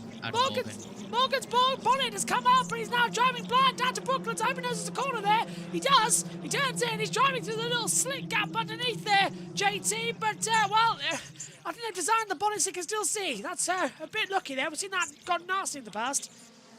Yeah, it's just how the front is designed, how it curves a little bit, allows them to see below it. If it does flap up like it just did, there was contact, I believe, with Senna Proctor, because he was on the grass as well. I saw Proctor on the grass, and then I saw that bonnet flap up from Adam Morgan. As a massive lock up down in towards Maggots. They all make the corner, and it's Jake Hill, one of the latest cars to get a black and white flag. Yeah, Proctor's lost out now. Smiley's coming back through on the inside. Rainford and Moffat are working together as the two Toyotas side by side. That's Cook going on the inside and getting out of Shedden. Rainford now round the outside of Moffat as Proctor defends hard against that of Chris Smiley, but Smiley's got the inside line through Luffield, should be able to have the traction, and well, they're side by side. I think Proctor's going to hold this one. He's using the Toka boost over the line to stay level with Chris Smiley into Cops Corner on the foot of turn one, and he's got him. He's stayed ahead, and Morgan comes in and they'll try and get that bonnet down, but it's all crumpled, Tom. Done and dusted. I just wonder if there's anything internal in there that's been affected, not just the bonnet. They're trying to use some gaffer tape or something to get that on, I'd have thought, or duct tape, whichever. And this is where it'd gone wrong, I think, for Adam Morgan. So you can just see the look up there from one of the Restart Racing cars. There is Gordon Shedden. I think Adam Morgan is going to run into the back of one of those cars. Is it Senna Proctor he's come together with? Yeah, he hit Proctor Proctor blocked up, coming down to the Beckett's hairpin. Morgan hit the back of him, and then it just comes loose on the straight as soon as the air gets underneath the bonnet, and whoosh, straight in the face. Black and white flag limits have come out once again for Tom Ingram for track limits, so any more he'll get a penalty, so the race leader's got to be careful. Lap 17 of 25. Cook's up to 11th position on those mediums. The independents as it stands, Dan Lloyd on 362, Chris Smiley 355, Mike Doble 350, JT, so that could be wrapped up in the final race of the season at Brands Hatch, but the championship just 38 now between Ingram and Sutton, so that's going to rumble on possibly as well to the last race, maybe race 2 at Brands. Yeah, absolutely. As we head down the Wellington Straight in towards the braking zone of Brooklands, all single file, Sutton Hill, row bottom. There is Ingram up ahead at Luffield. Here is another replay of, I thought it was a replay of the Proctor and Morgan, but no, it was Sutton straight up the inside of Hill, and that was how the Sutton got into second. Yep, so Sutton now P2, and he just reeled him in, Tom. And it's the same problem we've been saying about that BMW all year. When it's on medium tyres, no matter what compound, if it's harder than softs, the car just stops. Yeah, well, Sutton's got through, who's returned to the traditional Napa colours compared to the previous ones he's had over the course of the year. It's into second position, and it looks like Dan Rowbottom is feeling ambitious at the moment to get by Jake Hill as soon as he can. 6 positions gained each for both Ingram and Sutton, up from 7th and 8th to the lead and second. But we can just see further back as we look at Rowbottom to the outside of Hill at Brooklands. Can he get the traction? His wheel on the rear arch can't get through there. Hill brakes coming into Luffield. And I'm just going to think if Robo's going to have the acceleration As it's moved further back as well, as you were mentioning, Taylor Smith and Shedden in contention with Rainford and Moffat in there. Cook's dropped back to 11th, actually. He was side by side for a time with Shedden, and now Cookie's dropped back in order, so that's a shame. Unless it's gone wide and we haven't seen it on the monitor. It's literally 5 wide coming down turn 1. Dal de Jong's going to get a couple of places here. Cook's back ahead of Osborne, who's side by side with de Jong. Doble's in there too, coming down to Mackett and Beckett. Smiley's coming for a little play. Proctor's dropping back massively now. That's a shame for him, but JT, they're everywhere. Yeah, De Leon still up the inside of Osborne, out of Beckett's on towards the Wellington straight and pushing out wide. Osborne was down De Leon, but Osborne keeps it on the track. Osborne goes to the outside. He now goes to the inside of Darryl De Leon into Brooklyn. That's very close indeed. Josh Cook getting involved. Osborne's found. What a save from Sam Osborne. And what a save as well from Dal de Jong. They both had a bit of a ding-dong. De Jong got loose and Osborne sliding round, but I completely agree with you, JT. That was a save and a half for Brooklands as they come over as well. And Tom, there's Ingram in the lead, and now Sutton's under attack from Hill. Yeah, I don't know what's happened to Sutton's pace, because he's not pulling away from Hill since he got by him. And this has played even more into the hands of Tom Ingham. That's Jake Hill, lock it up. Double lock up for Jake Hill. That's going to leave him vulnerable to Robo at the exit of the Beckett's hairpin. Down the Wellington straight towards Brooklands. I think that BMW might just have the traction there. Can't see Robo going for a move. He's a bit too far back as they come into that zone, JT. But still, Hill's now vulnerable. Yeah, Robot tried to look up the inside at Brooklands, isn't able to of Hill. Here is a replay going in towards Maggott and Beckett of that Jake Hill lockup. Big lockup, and that pushed him wide, and well, he lost a lot of time there. Yeah, double of them coming through, so they'll restart and go again, see if they can change up some momentum, some traction on lap 21 of 25 here of this championship event. Ingram leading this race from Sutton, and then Hill coming into it as they contend. We're now watching as a lock-up from Aaron Taylor-Smith just ahead. Dan Lloyd blocks off Gordon Shedden's run, and now Rainford trying to look around the outside. Down the Wellington straight, Shedden got no drive, Rainford has. He's on the soft compound tyre, so he's still got a bit of life in that. As, yeah, Tommy's just blocking everywhere, but Shedden's trapped as well. He's trying to get through on Lloyd, but Rainford's right behind, so Shedden's just stuck as Piggy in the middle. Yeah, it's a nice tussle actually between these three. Rainford, who I think has had a relatively quiet race so far. I know he's been in a battle or two since the start, but he hasn't really set the world alight in this one compared to others he's competing in. But now Shedden and Lloyd are locked in combat. What does Rainford decide to do? Does he allow those two to battle and then go through the open door? I think that's what he's thinking about doing. He's got through on Shedden despite wheel-to-wheel action. That's Rainford through, but now what's he going to do with Dan Lloyd? Lock up again from Taylor Smith in 5th position. Lloyd's going to get the exit. Rainford's going to get pushed this time by Gordon Shedden. Rainford now on the back, using the token booster down the Wellington straight. Inside line surely for an option. That's Lloyd on the back as well. No. Okay, we're fine there coming to the braking zone. It's all going a bit dull now as the tyre wear starts to come into it. Rainford's going around the outside into Luffield. That's the Steve Soper line. Can he hold it? He's got the traction of Luffield down to Woodcote. Lloyd hugged that inside line too much. He hasn't got the better exit into Woodcote, and that's easy for Rainford to pull alongside. Both using the token boost over the control line down to Cops Corner. Rainford's got that inside line, but I hope Lloyd knows he's had a boost for the remainder of the race. Rainford isn't, and he's through. Well, that was a smart move, JT, but Dan had nothing to do and had nothing to tap back with. Yeah, and well, there was a bit of hot pink debris there on the track, and well, there's only one car that I know of that has hot pink, and fire. We have had... Robo's engine's blown. Hey, Robo's out. His car is blowing up, and our second problem with an engine today, and he's put the indicator on to say, look, I'm out of this one. So that puts Hill to 3rd, Taylor Smith 4th, Rainford 5th. Back to you, JT.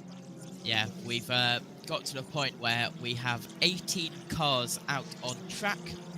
Every single one of them has received the black and white flag, but the number 22 has received a 10-second time penalty for track limits. That is, of course, Smiley. He's running in 14th as Rowbottom makes the pits. Of course, it's interesting to point out, Tom, that we are in this time of year where, you know, as Doble goes on the inside of Osborne, we're getting to the end of engine penalty lives as well. So they are running out of engines, running out of parts, and before the end of the season. Yep, and we've got Brands Hatch still to go in a couple of weeks' time. There was a lock up there from someone who was going through. It might have been, is it Smiley that's just locked up going into Maggots? I'm not too sure. But Sutton, second position, he's done well to get up there, in all honesty. He's got a couple of laps of boost if he wants to use it, but so is Ingram.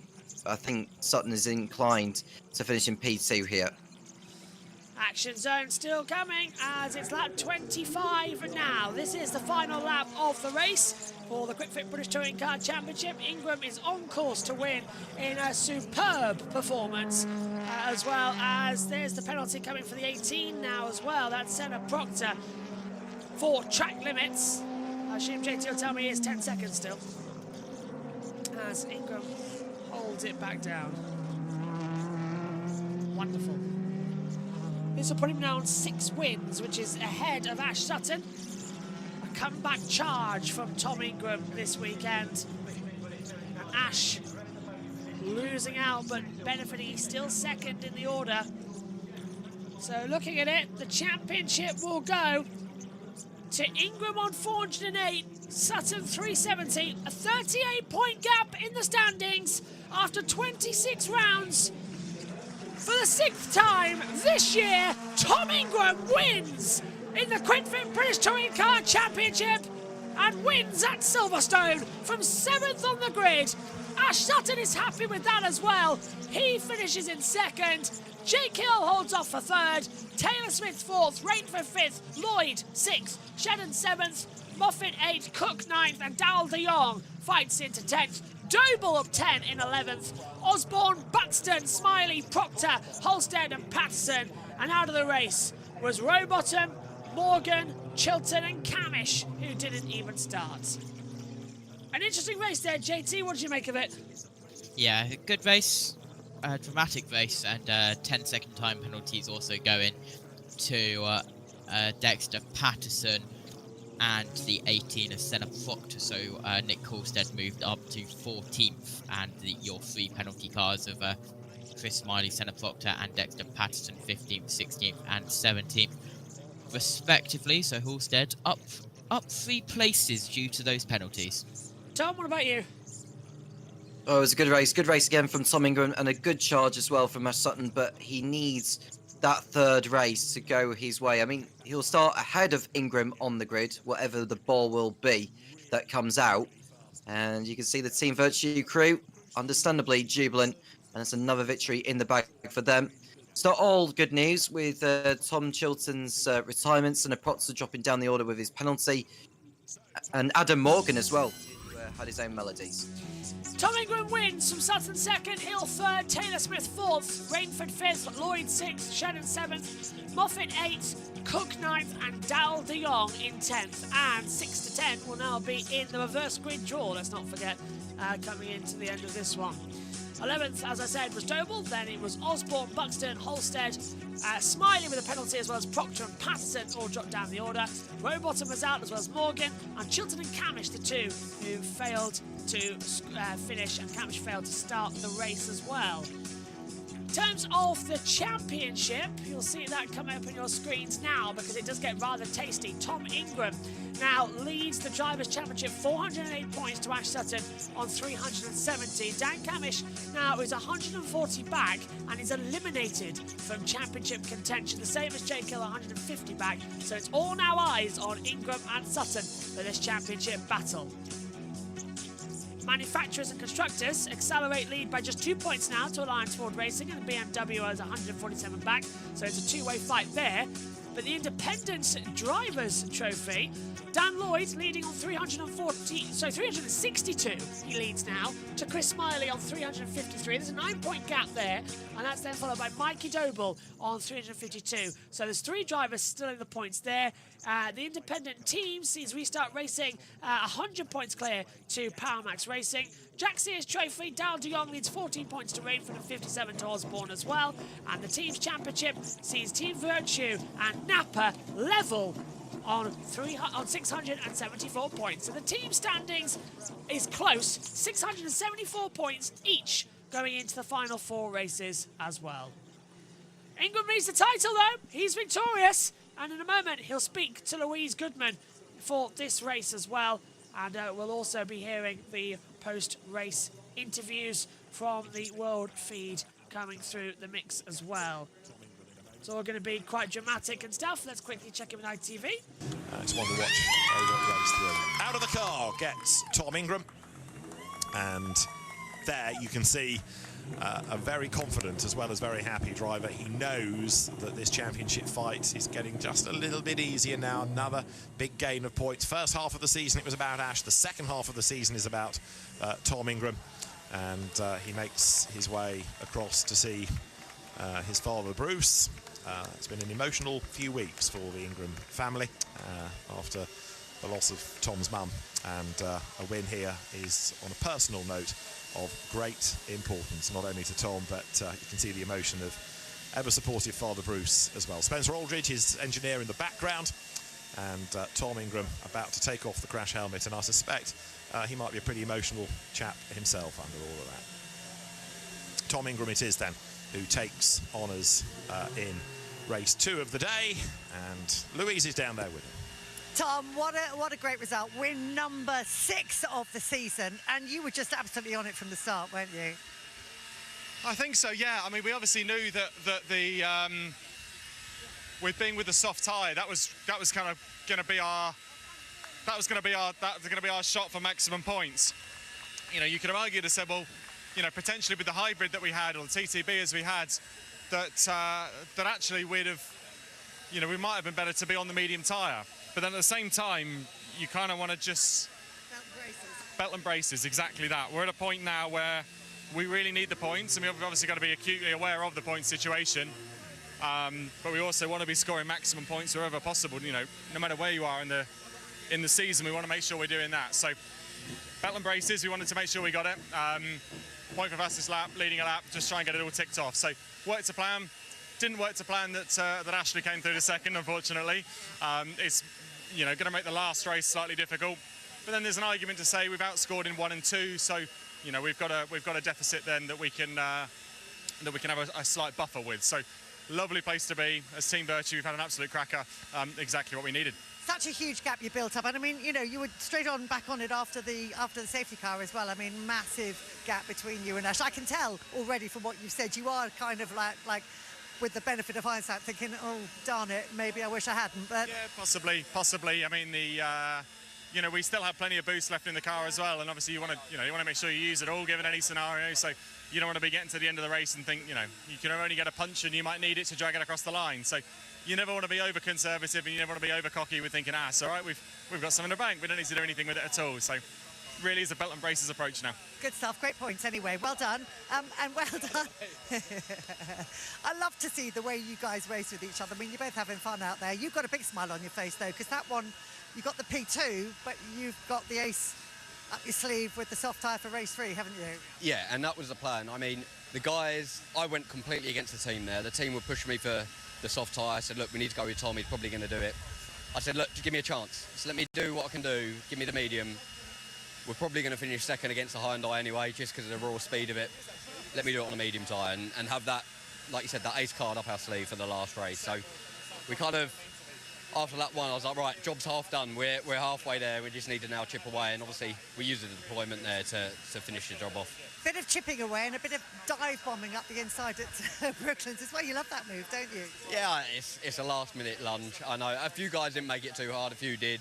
Jake in particular didn't make it over hard for me, so I could sort of get my nose up the inside, and it was kind of job done from that point. We had a little bit more deployment than him, so if he come at us, we were always going to deploy after that. Good stuff, and I ignored a lot of flashing lights from him afterwards. Let's dive in. Let's ask him about those flashing lights. What was that all about? Oh, you know, do you know what? I think I keep catching it with my thumb. It's always out of left field. I'm like, oh, no. Anyway, yeah, that's the lights. What's your thought on that result? Are you happy with it, or a little bit? I think it's all we could do, Lou. You know, I mean, obviously I'm on reduced boost compared to these two, starting to, you know, finishing a bit further back in that race one for them.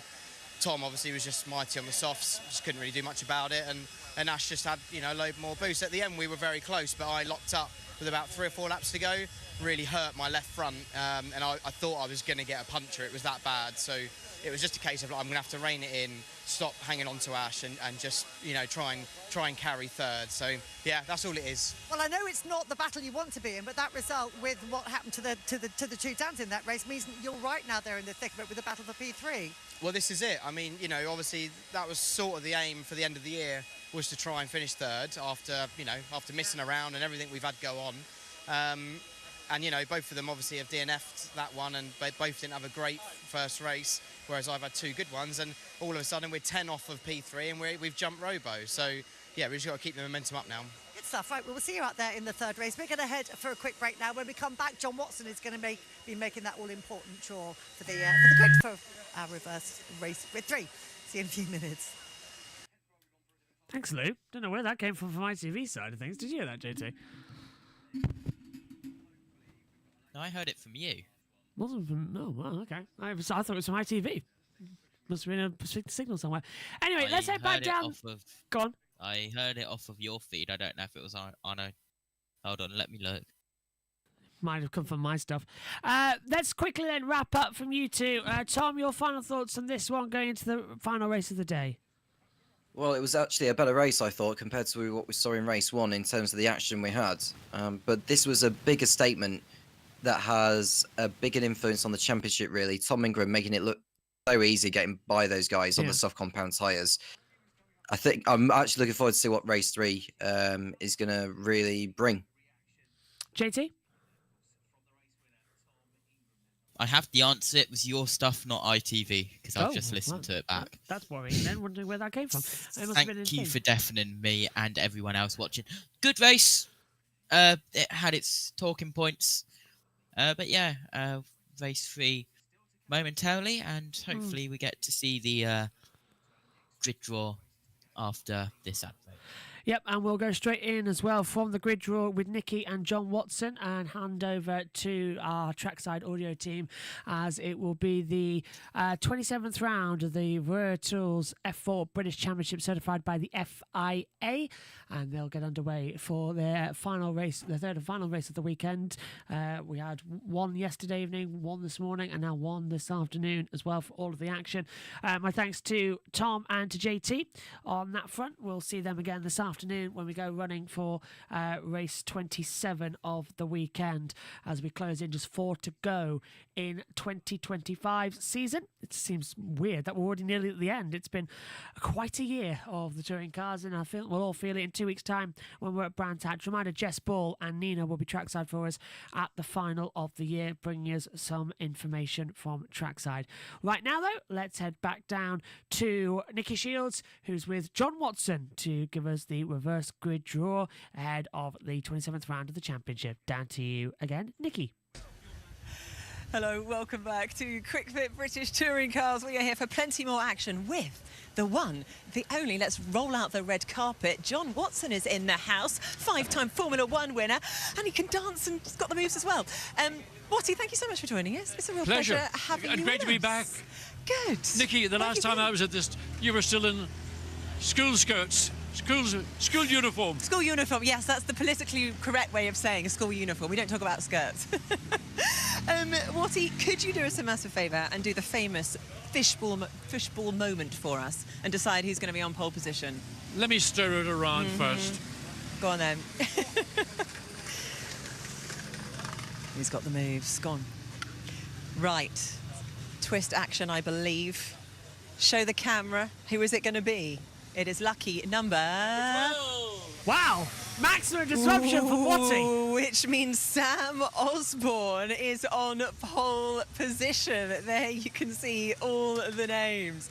Osborne, Doble, De Leon, Cook, Moffat, Shedden, Lloyd. Wow. Well, there you go. That was a good one. Cracking race. I mean, just watching the winner, supreme effort. Once he got ahead of Jake Hill, he was gone, and everybody else was just battling. In the end, Ash Sutton, who's the principal challenger to Ingram in the championship, he wanted to win that race. He needed to win it to get close that points gap, but he's got another chance this afternoon. He does indeed, yeah. I think it's 38 points is the gap between them now. I mean, the opening laps there, I mean, Tom Ingram rocketed up the field. I mean, the nature of Silverstone also, it's a quick circuit. Overtaking, a lot of places you can try, but making it stick. But what I noticed was with Tom Ingram, he was doing something different out of Beckett's. He was taking a different line in to give himself a much better drive. And it was the drive off Beckett's that enabled him to make passes coming down Wellington Straight into Brooklands Corner. And I think that was an issue which other drivers might have tried to copy, but certainly Ingram made it work for him. Yeah, it really was a stunning drive. Let's bring in Jade and Paul and get their thoughts. Big fan of the drive in that race from Tom Ingram there. Guys, how do you reflect on it? Yeah, amazing, proper job. Like he said, stuck the softs on, got up the road, needed it doing. I think he'd be a bit disappointed that he's looked in his mirror and he's seen that Ash Sutton's there, but we all know Ash is gonna be there. This now, with that reverse grid you just pulled, Number 12. Absolutely amazing. Was that a good pull? Yeah. It was a proper pull, mate. We needed that. My best pull of the day, Paul. It was. Enough of that, Watty. I think this is like gonna be proper stuff now. Jade, what do you think? I mean, now that Ash Sutton has the advantage on the tyre strategy, what's going to happen? How's this going to play out? I think, like Paul just said, we pulled number 12, which means it's the worst number for Tom Ingram to have, because he's now mid-pack. Ash is now on the option tyre. It's going to be a proper touring car race. However, I will say that Tom just seemingly is driving calm, collected, knows what car he's got underneath him. He might just go for just points, as many as he can, and not fight too hard. Yeah, and you could see how much that particular win really meant to him. Well, it is time for more racing action. Let's go to our commentary team, Phil Glue and Richard John Neal. Well, the F4 Championship is about to get underway as well from the action here. Trust John Watson to give us maximum disruption in the race weekend as well. Watty, of course, commentated back from 1998 until 2001 on the Quickfit British Touring Car Championship alongside Charlie Cox. We had Steve Ryder, John Watson. I wonder if Coxey's around here somewhere. Safety car leaves the grid though for this one. The podium ceremony just taking place there for the F4 Championship before we head back over to the commentary box as well. The green flag laps around 2 pace laps before a standing start for this one in the F4. And just quickly, I think we'll come into it. Tom, good grid there lining up for this afternoon's race 3. I am absolutely looking forward to see how Ingram and Sutton get on. I don't know what compounds they'll choose to be on, but if Ingram can plough his way through the field just as he did in race 2, that is pretty much sewn up the championship for him. Yeah, and JT, I think as well, this is going to be pretty much, as Tom says, it's big deal now, because if Ingram can finally get some good traction ahead of it, he can go into Brands completely unworried. Yeah, absolutely, but you've got to look at the opposite as well. What if Sutton has an amazing race and Ingram doesn't? Then, well, it's turned on its head going into a thriller of a Brands Hatch Grand Prix weekend. We shall see what will happen. But it's time for the F4 British Championship. It is indeed. So the podium ceremony has been completed, and we will now head back over to join our trackside commentary team here at Silverstone from Toka Radio as the podium ceremony is being completed. The drivers are on their second warm-up lap now out here as well as we get ready for the action. So it's champagne time over there. Congratulations to Tom Ingram. And here's the grid then for the next race, just off onto the formation laps now.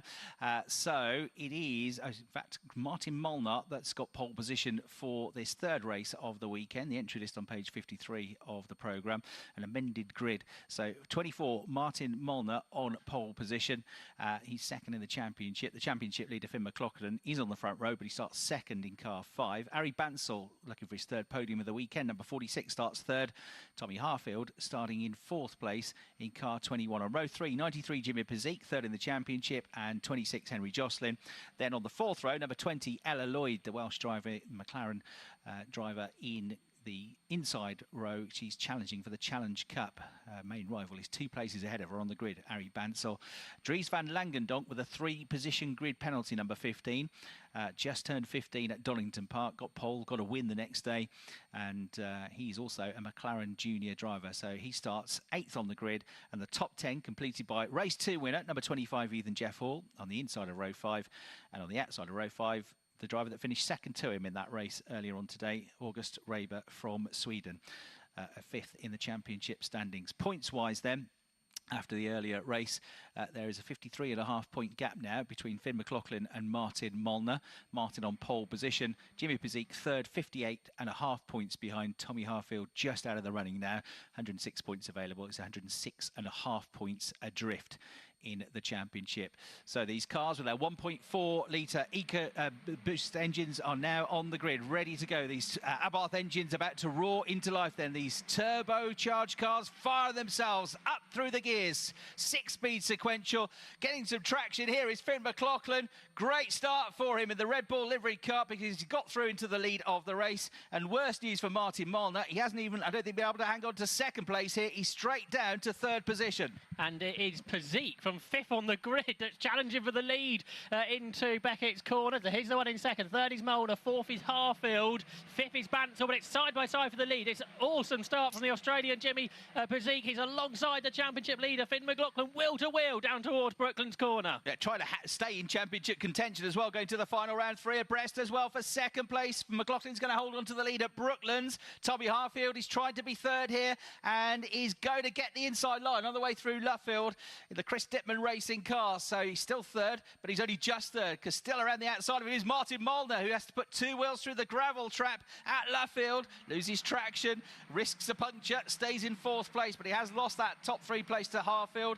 So down from 1st to 4th for him. Bansel battling away with him now in 6th place, goes around the outside in the 46 car and he gets through as well. So number 46 Bansel up to 4th place. There's 19 minutes showing on the clock, so seemingly this race has been shortened to 20 minutes from the expected 25. So through Beckett's corner they come. McLaughlin leads the way and line astern. Van Langendonk up to 6th at the start of the lap. He was challenging for 5th. Don't think he was quite able to get there. So it's McLaughlin, Pezik, Harfield, the top 3, and Van Langendonk darting out of the toe, trying to gain positions. But it's Martin Molnar who might have lost another place. Yeah, it's had a terrible start to the race, hasn't he, Martin Molnar? The clock's gone back to 25 minutes, so we are going to get the full race. Yes, just reset. Yeah, they were listening to you, I think. So here we go, on the way out of Luffield into Woodcote Corner. A very lively race too. This one's back to just the top 10 scoring points. No bonus points for overtakes. So 25 points on the way at the moment to the race leader, the championship leader, Finn McLaughlin. Jimmy Pezik in 2nd place with that great start. Tommy Harfield 3rd. Arie Bansel 4th. Down to 5th place, Martin Molnar. And then in 6th place, Van Langendonk with that grid penalty. He's really made up for that already, hasn't he? The number 15 car up to 6th. So Molnar's going to try and gain some positions back because really he needs to be outscoring McLaughlin, but it's gone the opposite way for him, but he's got a good run through Beckett's. He's drawing alongside Arie Bansel, so they're side by side or overlapping at least for 4th position as they head down towards Brooklyn on the left-hand side of the circuit. The inside for Bansel. Molnar's trying to go around the outside. He is. It's not going to succeed. Arie Bansel keeps him at bay in the red and white Fortec car, holds on to 4th place in car 46. Meanwhile, it's getting very tight in the battle for 2nd place between 3rd and 4th in the championship. Jimmy Pezik, the Australian, current Australian Formula 4 champion, who raced in this championship to 5th place in the standings 2 years ago. And he's now under massive pressure from Tommy Harfield. And he has to duck right to close the gap on the way into Copse Corner. They then both peel across to the left to take the better line through the first turn. And Pezik in the black and white roading car just about holds onto the place for now. But Harfield is pressing him hard.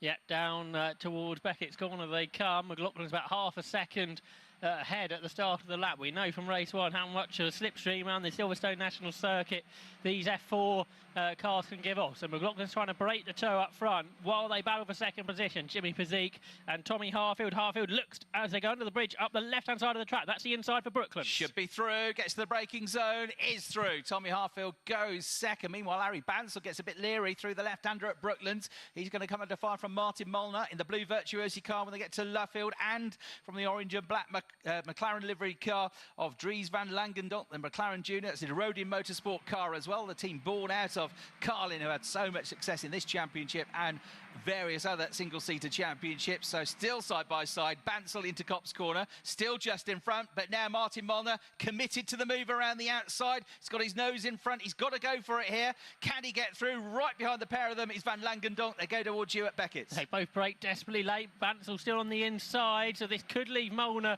vulnerable as he runs up the curb, but he keeps coming round the outside. He's on the grass even, out of the corner just briefly, but he's kept his foot in, and this will be the inside line for Brooklyn, so he's had to go round the outside at 2 corners, but now he's finally got the inside line. What a battle. That's a lap together for this pair. It all started at this corner at Brooklands, where just slightly out of shape was Harry Bansel. Is he going to get through around the outside at Leftwood? Do you know he's still not through? Harry Bansel fights back in the red and white 46 car. This is more than a lap, wheel to wheel now, between Harry Bansel and Martin Molnar. Martin is fighting for every single championship point he can try and eke out of this. He's already losing points to his title rival who leads the race, and he's still trying to go around the outside. This is brilliant driving from the pair of them. I hope it doesn't end in tears. Meanwhile, Van Langendonk has got the best seat in the house. And up front, Tommy Harfield's caught Finn McLaughlin's. We've got a battle for the lead. Bansel breaks really late. He's got a big lock up though, so is he going to slide out wide? So they're still side by side, but on opposite sides of the track this time. So Bansel on the left-hand side of the track for the first time, the right-hand side of the track for Molnar. So Molnar's going to have to go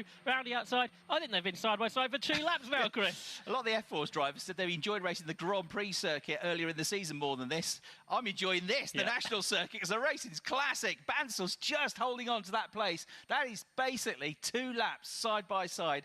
And Bansel, huge determination, fending off Martin Molnar to hold on to 4th place. You are absolutely right, Josh, though, about the race lead. That's the next one to watch, because nose to tail, they go into Copse Corner, and it's now just 1/10 of a second between them, and Harfield goes on the attack. I think Cole Hewitt's in the gravel somewhere around the circuit, so we could have an interruption, which means Tommy Harfield would like to get past McLaughlin now if he can, but not down at Beckett's. This is bringing Petit closer behind. Molnar's under threat for 5th, so he didn't get past Bansel, and now Van Langendonk is trying to find a way through. He hasn't been able to do that yet, but there are safety car light on the LED panels, so that means we are going to safety car because Cole Hewitson is off, perhaps around Luffield, maybe. It is, yeah, Luffield at the end of the lap. So he's in the gravel trap in the 33 car, the first driver to retire from the race. Such a shame for us, because that was absolutely brilliant, that Formula 4 racing, particularly that battle for 4th place. So Scott Stringfellow now about to pick up the leader in the safety car. He's waiting for them over at Copse Corner, I think. Yeah. I can see that Cole Hewitson's out of the car, so he looks fine. He didn't even, I don't think, get as far as the barrier, but he's absolutely stranded in what's pretty deep gravel here at Silverstone. And if you ever walk across the track, you'll find that out. That is very, very deep. It does its job. It stops the cars for sure. Now, Ian Kraling, the German driver, into the pits with an issue, car number 62. So he's trundling down the pit lane at the moment. So if you've got to come in to fix the car, it's a good time to do it, because if they're quick, they could get him back out, and he could stay on the lead lap, get back onto the queue with the safety car slowing them all up at the moment. As on the big screen, we get a replay of the start. And one start that didn't go to plan was car number 26, Henry Jocelyn. 5-second penalty for a false start. Right, thanks, Josh. Yeah, they were looking at that pretty early on, and yeah, they've decided they didn't like it, and he's got the penalty, I'm afraid. Jocelyn's been quick this weekend, but hasn't had things go his way for one reason or another. So number 5, Finn McLaughlin, leading the race. He's on course for 25 points. Martin Molnar in 5th place is, as it stands, only going to score 10 points. Harfield's got the point for fastest lap, so it will be increasing his advantage from 53.5 to 68.5 points. Finn McLaughlin, if it were to stay like this, and only 80 points still available at Brands Hatch, so makes it a bit more comfortable for him, doesn't it? Tommy Harfield looking very strong, though, just before that safety car in 2nd place, and he was the driver yesterday that kept Finn on his toes all the way through race 1. So Harfield, who's really come into his own in the last few weekends, won't be ruling out trying to get a race win here. Get some pictures of Carl Hewitson walking back to the pits after he dropped out of the race, I'm afraid. So he's out. Kraling is still in the pits as far as I can see. Or is he? No, he went back out, I think. So he did get back out. So comes past me now, should be able to catch the train up He's just going into Copse Corner. They're just going onto the Wellington Straight, but the safety car lights are still on, so I don't think they'll extinguish them now. It means there'll be at least one more lap behind the safety car, which should be time enough for the German driver to catch that pack. So Finn McLaughlin leading them under these safety car conditions. The Red Bull Junior driver, his first season of single-seater racing and British F4. Always pretty understated when you interview him after a race, but he's a cool customer, I would say. 18 years of age, from Londonderry, Northern Irish driver, and like most of these drivers, has got a lot of years experience racing karts, not just nationally but internationally. So last year he was racing in both the CIK FIA World Karting Championships and the European Karting Championships, 6th in the World, 7th in the Europeans. He was a runner-up in the British Karting Championship a couple of years ago as well. And Red Bull have spotted his talent, as they often do, these young drivers, and they are giving him the backing as it stands to progress his single-seater career. So Finn McLaughlin there leading the race. Tommy Harfield in second place from Worcestershire in the Midlands, 16 years of age, first season in the championship for him as well, first season of single-seaters. He's done a bit of car racing already, part season last year in the Fiesta Junior Championship. Got a couple of wins at Croft, but had to miss the end of the season due to a hand injury. But really coming good, as I say, with that win at Donington, that breakthrough win last time out, and then really good podium finish yesterday in the race to second place. So Chris Dittman Racing enjoying a good season with him. Got Jimmy Pizzico, I've mentioned, won the Australian F4 Championship. He's there in third place, 93 in the Rodin car. And then Harry Bansell, who only came into the championship when he was old enough to do so, when he turned 15. So he joined the championship in the Autumn Park weekend. Comes from Bangalore in India. He's also racing in the GB4 Championship this year. He's already been a race winner in that championship. He began karting in India not that long ago, actually, only in 2021, not as young as some of these drivers when he started his karting career. But he's also done a bit of karting over here in the UK. And for anybody that likes cricket, like I do, you won't be massively surprised to hear that as an Indian driver, his sporting hero is the former Test cricket captain and legend of the sport, Virat Kohli. So he's a big cricket fan as well, Harry Bansell. So he's leading the Challenge Cup, which is for drivers that can't do the full season. It's a new innovation for this year. 7 weekends count towards the championship. And as Josh said, he's hoping, if he can, to wrap it up this weekend, because he's theoretically got one more weekend to race. This is his 6th weekend, but he's also trying to fight for that GB4 championship as well. So yeah, I noticed British F4 social media sort of running this as like the final round almost, because all the championship contenders seemingly may not be at Brands Hatch in the in that particular championship for reasons that you've described this weekend. Yeah, he could do one more, but the next 3 behind him have all done 7 now, haven't they? So, and if you do more than 7, you drop out of the championship. It's not your best 7 that count. It's you can only do 7, which is why Tommy Harfield, who had been gunning for that championship, can't win it now because he came back and did an 8th round at Donington, won the race there. He's doing a 9th round now. He's doing the full season, basically. So Tommy Harfield there in 2nd place. In terms of the Challenge Cup drivers in this race, Harry Bansell leading it. He's 4th overall. Then you've got to go back to Joseph Smith as the next best Challenge Cup entry. Joseph, as he said, just early on in his first few weekends of single-seater racing, but looking very competitive. He's there 2nd in class, 12th overall at the moment. And Ella Lloyd, 13th overall in the number 20 car, is next up. News that the safety car is coming in at the end of this lap. Ella Lloyd, who was very impressive last year, really impressive, was her comeback to me at Knockhill last year, because she had a big accident on the Saturday at Knockhill. The car ended up the wrong way around. The team worked through the night to fix the car.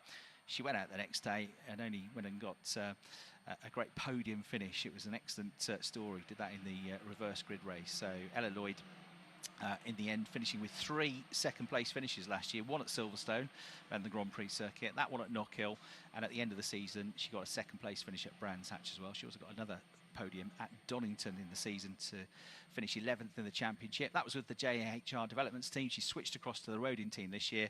She's 19. She's from Pontypridd, And as I say, she's one of the front runners, 4th this year in the FIA Academy, having won a race in Saudi Arabia. A great weekend at Montreal as well, and Grand Prix weekend there to get 3 second-place finishes. So she, at the moment, in the podium positions in the Challenge Cup. We're about to get the race back underway, though. At the clock now in this 25-minute race has ticked down to 11 minutes and 20 seconds to go. The safety car comes in, and here comes Finn McLaughlin to get the race back up to full speed.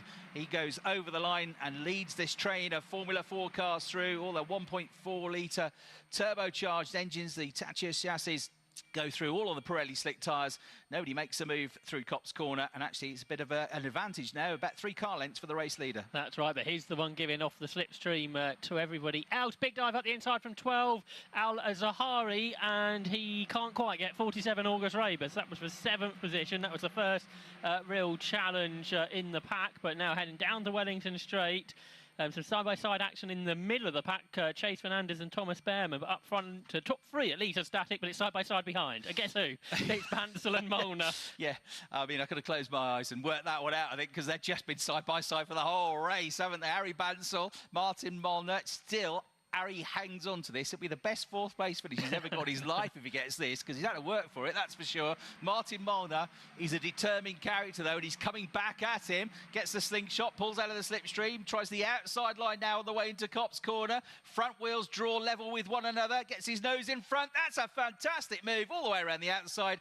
And finally, he's through. Molnar up to 4th. And he's got good momentum in all of that as well, and gets onto the tail of Jimmy Pezik. Bansal under pressure himself from Van Langendonk in the McLaren liveried car as they go out the corner, but those top 2 have got away from Pezik. So McLaughlin and Harfield, the top 2, have got away from Jimmy Pezik, and in the tow, Harfield is challenging down to Brooklyn. Yeah, switches right, then left, dives down the inside, gets the lead of the race. That was a proper Silverstone move, harking back to the 1987 Grand Prix. Nigel Mansell versus Nelson Piquet down the Hanger Straight. Went one way, flicked it the next, got the move, got the job done, got the lead of the race.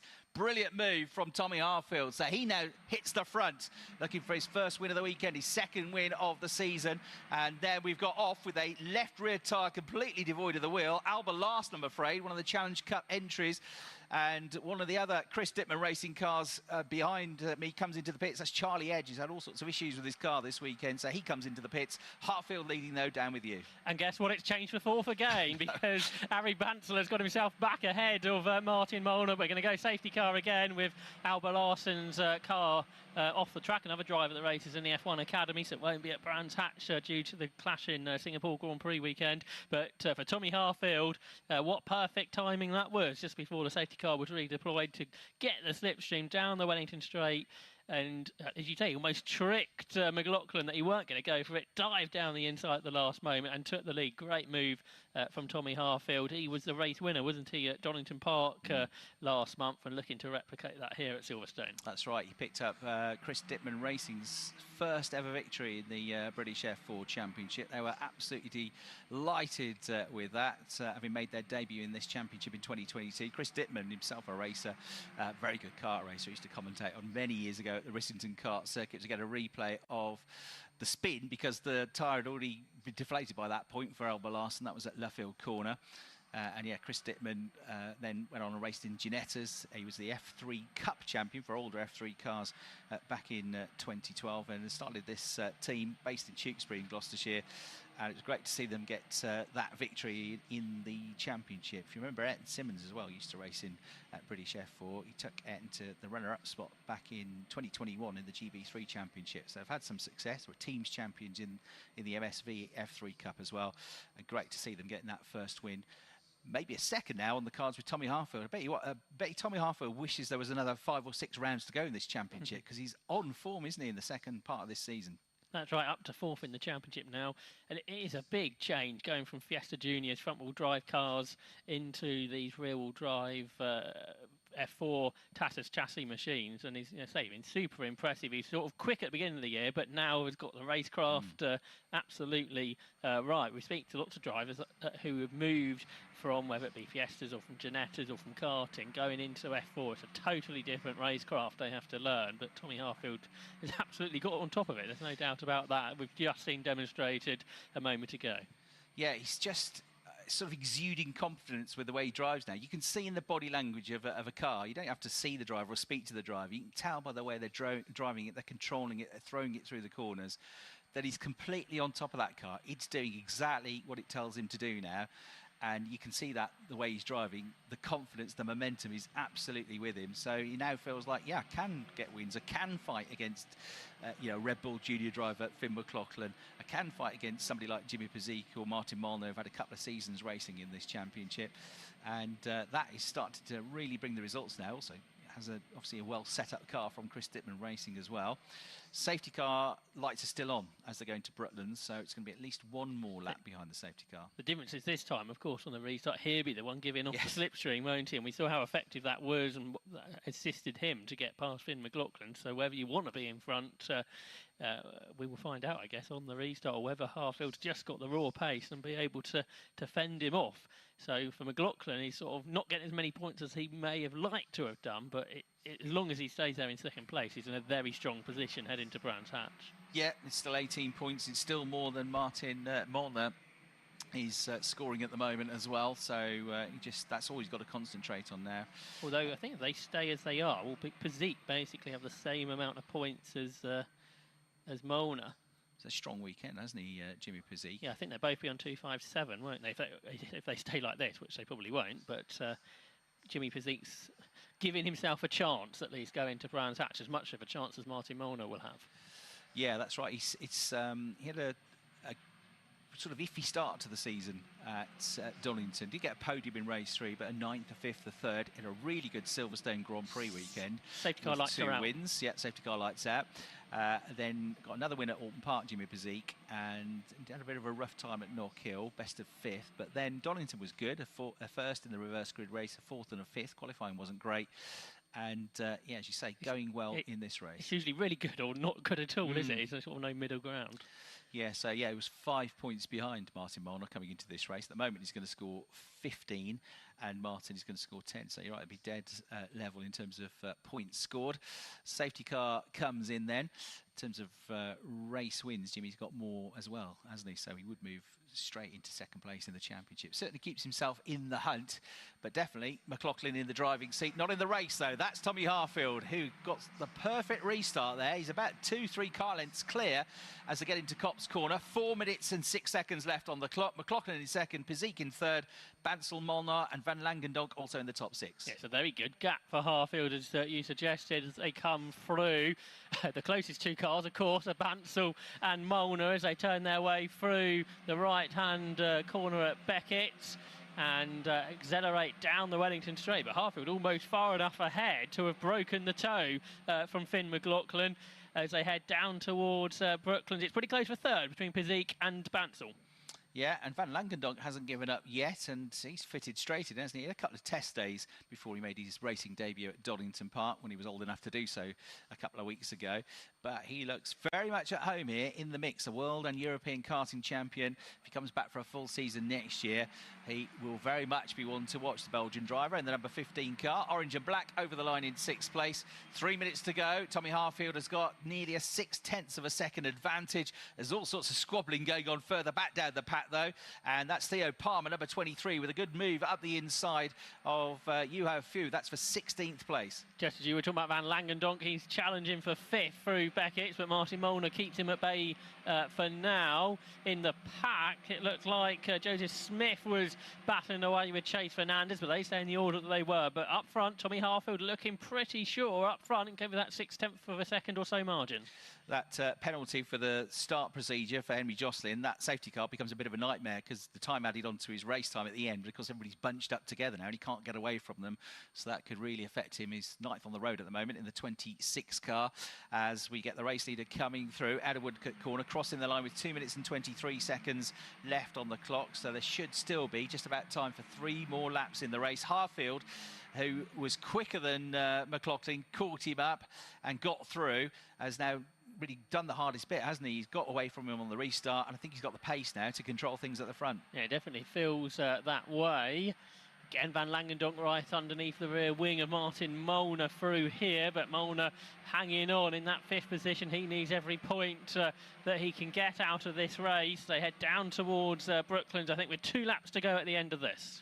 Yeah, Charlie Edge managed to get back out on track, which is good news after his visit to the pits. Had a very troubled weekend, Charlie Edge, so challenging for him, but at least he's going to get out there and get some more laps in as the race leader is about to come out of Luffield and into Woodcote Corner, all on his own now, really. So Harfield from McLaughlin, from Pizik, 3 of the key championship contenders. Martin Molnar in between them is Ari Bansal in 4th place, Challenge Cup leader, and up to 11th place has gone Thomas Behrman, number 7. He's got ahead of Al-Azhari, so we can get 1 more place. It'll be in the points. 10th place gets you 1 point at the moment. Sitting there is Rowan Campbell-Pilling, number 42. Through Beckett's they come, same order. Ari Bansal there, as you mentioned, leading the Challenge Cup and looking more and more likely to wrap up that title, with other people not being able to score points at Brands Hatch because they've already done their 7 events, but it's still Tommy Harfield who leads by about a second now. He set the fastest lap last time round. Yeah, very good. So a bonus point, or they all add up as well, don't they, for Tommy Harfield.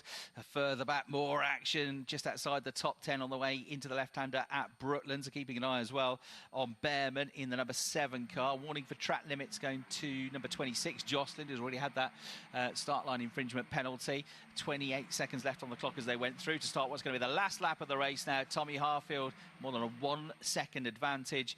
Ari Bansal in 4th place, looking to get another Challenge Cup win after that brilliant battle he had for 3 laps, was it, with Martin Molnar? Yeah, that was massively enjoyable part of this race, that is for certain, and really good to see them each other giving themselves racing room, and they were able to battle side by side, corner after corner, lap after lap. But for Tommy Harfield, he won that race at Donington Park last month, looking set for win number 2 of the season.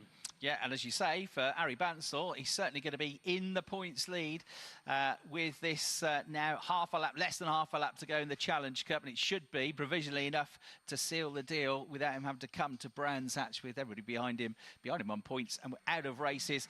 And there is the flag, there is the winner for a second time. Tommy Harfield takes victory in the British F4 Championship, certified by FIA, sponsored by Vera Tools.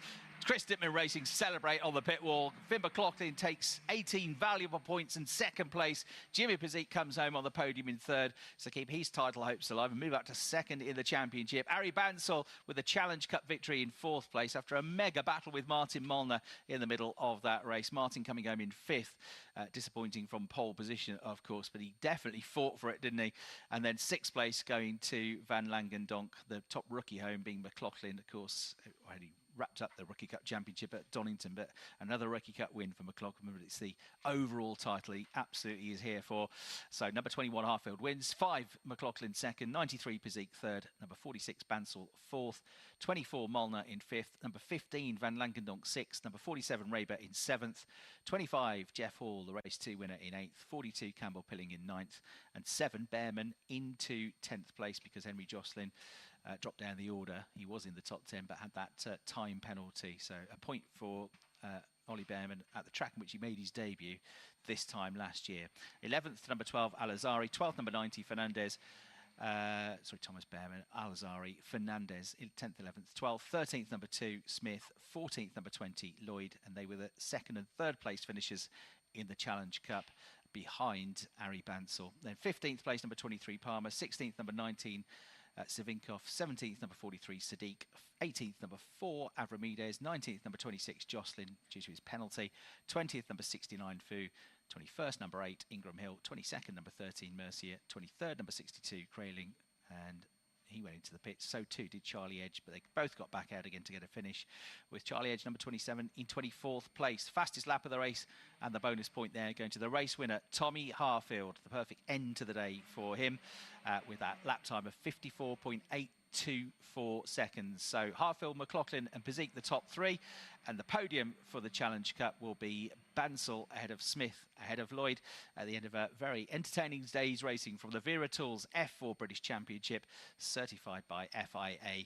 They head now to Brands Hatch. Finn McLaughlin with a 61.5 point championship lead and only 80 points left on the table.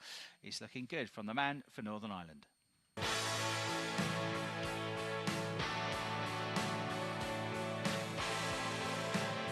This is Toka Live. And let's get some of the reaction down here on Toka Live on 87.7 FM and Ian Waterhouse. Yes, hello everybody. Welcome down to Parc Ferme. We've got some good smiles all around down here, haven't we? I wonder if I might just... Tommy Harfield's just jumped on the scales at the minute. Finn, some good championship points today. Yeah, definitely. I think we did a good job as a team. I think Tommy just had an advantage over everyone. He drove great, and yeah, just happy to get P2. Excellent stuff, Finn. I'll let you crack on because I know you've got to go get Wade and bits and bobs. And I thought it'd been Wade already. Let's grab Tommy Harfield. Tommy, this is becoming a bit of a habit, isn't it, P1? Yeah. It's only the second time, but yeah, feels really nice. And nice for the team as well, yeah? Oh yeah, amazing. The team have done so well for me for this whole year, and yeah, what a car. Excellent. I will see you on the podium very soon as well. Let me just move down a little bit because we've got Dries van Langendonk. We spoke to him yesterday. Let's have another quick word of him as well. Dries, you're clocking up the podiums here. Yeah, I mean, after a mistake in race 2, obviously it gave me the grid penalty. So yeah, I mean, to gain 2 positions around this track, obviously with the safety cars as well, was still pretty good. And yeah, overall good end to the weekend. It's fantastic. Well done. It's great to have you in the series as well. We spoke to Ari Bansal quite a lot this week. And let's do it again because I believe he's just got the Challenge Cup. Ari, congratulations. It's been some weekend for you, hasn't it? Yeah, I think quite a positive weekend overall. Yeah, a lot of good things were there. The qualifying was the best it's been so far, I think, and also the results the most consistently at the top. Yeah, I think we have seen some glimpses of it in the previous races, but now it's finally managed to pay off. Yeah, I think again start was not good, but yeah, I think with all the safety cars it was really difficult to get into almost like a rhythm, because that last lap coming across the finish line, I was really close on Physique. So I think we could have managed to get P3 there again. But for the Challenge Cup, you didn't necessarily need to do it. So, Ari, come on, give me a big smile, Ari. That's it. Good stuff indeed. Right, the drivers are already starting to get... Oh, they've just got to go through a couple of bits with ITV down here, chaps. So they're going to go do that. As you can imagine, we've got quite a few smiles and happy faces. Actually, I'll tell you who I might be able to grab a quick word with is Thomas Behrman down here. Thomas... P3 there in the rookie. Sorry, guys, can I just jump in? Sorry to be rude. Thomas, P3 in rookie, happy? Yeah, it was a tough race, P1 in class. Yeah, a bit difficult. A lot of stuff going on that's a bit out of our control, but yeah, I think we managed to execute all we could today. Excellent, well done. I'll be seeing him on the podium as well. Chaps, I'm going to round up the troops, and as soon as the ITV finish, we'll take them over to the podium for round 27 of the Viritools British F4 Championship.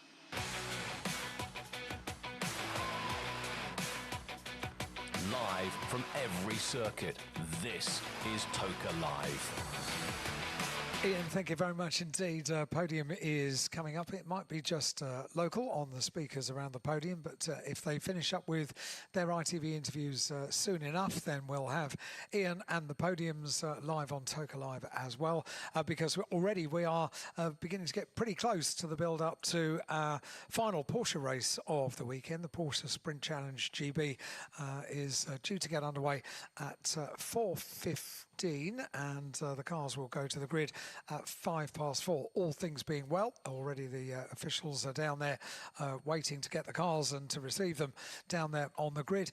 We've got a couple of messages that we haven't quite got through. Shout out for James and for Wayne supporting Nick Hamilton. That's unfortunately Nick needs all the support he can get today, because race 1 didn't finish in a very happy way for poor old Nick. And this one, the chap Julian, it was clearly, that asked me for a photograph down there on the grid for race 2 for the BTCC.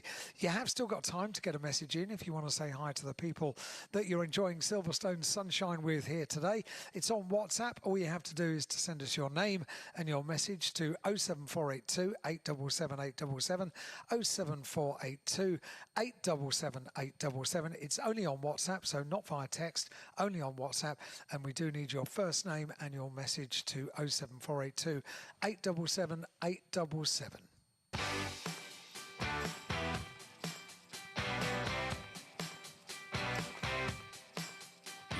to Toka Live, live from the BTCC weekend. Please, can we have a shout out again, please? We may have missed it. Yes, you can, because you asked nicely. It's a shout out to Aaliyah and Lizzie, who both recently graduated, about to start the new chapter, and hopefully that will be in motorsport. So Aaliyah and Lizzie, hopefully you heard that one, and if anyone else didn't hear their message today, because we have got through all the ones that we've received, maybe we can do it again. WhatsApp your first name and your message to 07482 877 877. Now, I am presuming that Ian Waterhouse is over at the podium, but not yet ready for a podium presentation, because the drivers will still be down there doing their ITV interviews. So let's begin to set things up for our next race of the day, which is going to be for the Porsche Sprint Challenge. And Chris Hartley is in the commentary box. With news. Thank you, Alan. Yes, so just coming through, thanks to Simon, who looks after the media for the championship. So Porsche Sprint Challenge, we thought that race 2 was going to be null and void, red flagged, and never really happened. But they'd done one lap, and lots of championships, if you do less than half distance, it doesn't count as a race result. But there is a regulation in the Porsche Championship that says it does, they did enough laps for it to count. So on count back of the last complete lap before the red flags, it has become a one-lap race, and it is a race that counts. And so the results is done. That race, full points awarded, set the grid for this race. So to recap, Sam Harvey, in slightly odd circumstances, gets his first win in the Porsche Sprint Challenge Great Britain, because he was the leader after the first lap of the race.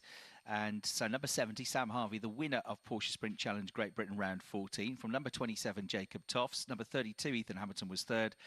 And then 99, Joe Marshall, was fourth. Dan Zelos, number 45, with a good fifth place finish. And number 22, Toby Trice, came home in sixth. The best RS-AM was Oliver Meadows, the points leader in that category, in eighth place.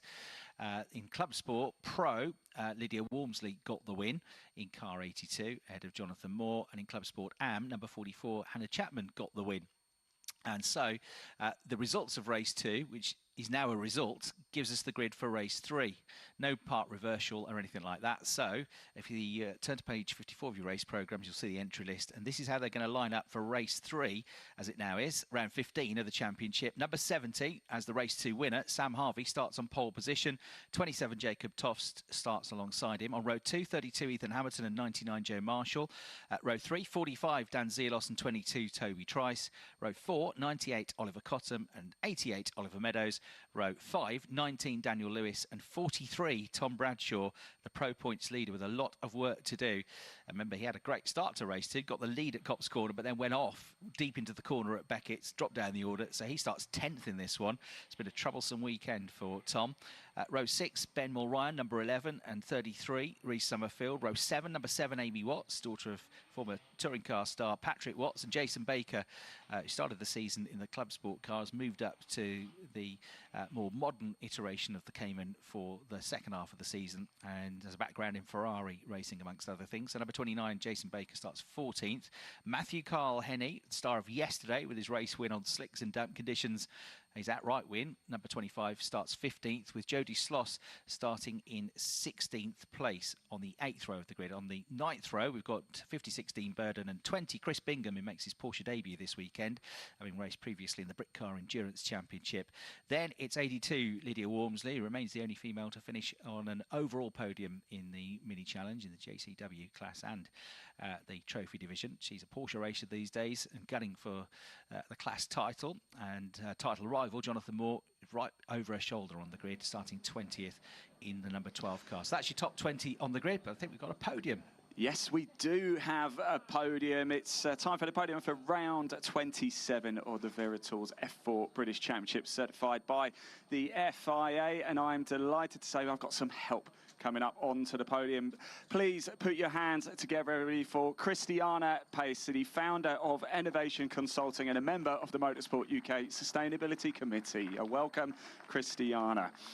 Right, we are going to start with the Rookie Cup category here. And in third place, please give it up for Thomas Behrman. It's a 17th podium for Thomas Behrman in the Rookie Cup this season and a third P3. Congratulations, he takes a trophy and holds it aloft there for the photos. In second place, please give it up for Dries van Langdendonk. Well, he's making a big splash already in his early F4 career. Third podium already in a rookie category for Dries van Langdendonk. He takes the trophy from Christiana, holds it aloft in the glorious sunshine here at Silverstone.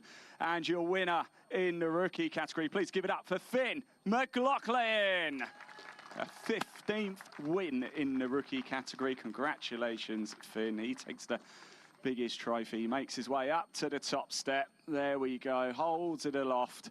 They just shine a little bit more, don't they, in the sunshine here in Northamptonshire. If we could get you all onto the top step as well for another photo.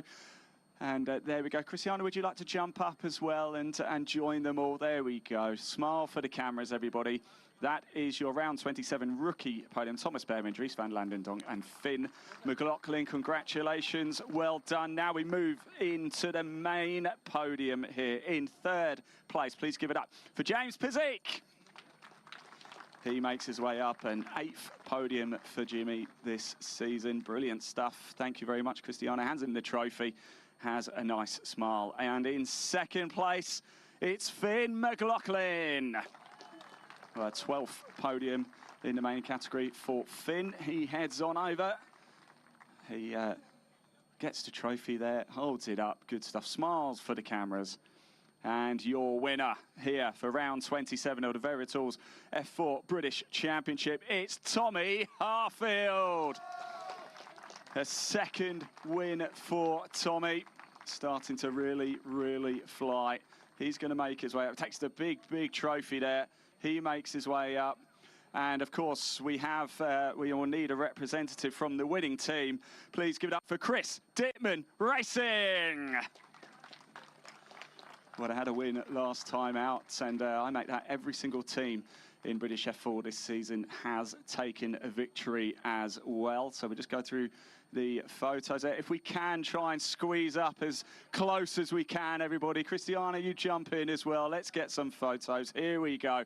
Trophies aloft. A big round of applause, a big cheer, everybody. That's your main podium here for round 27.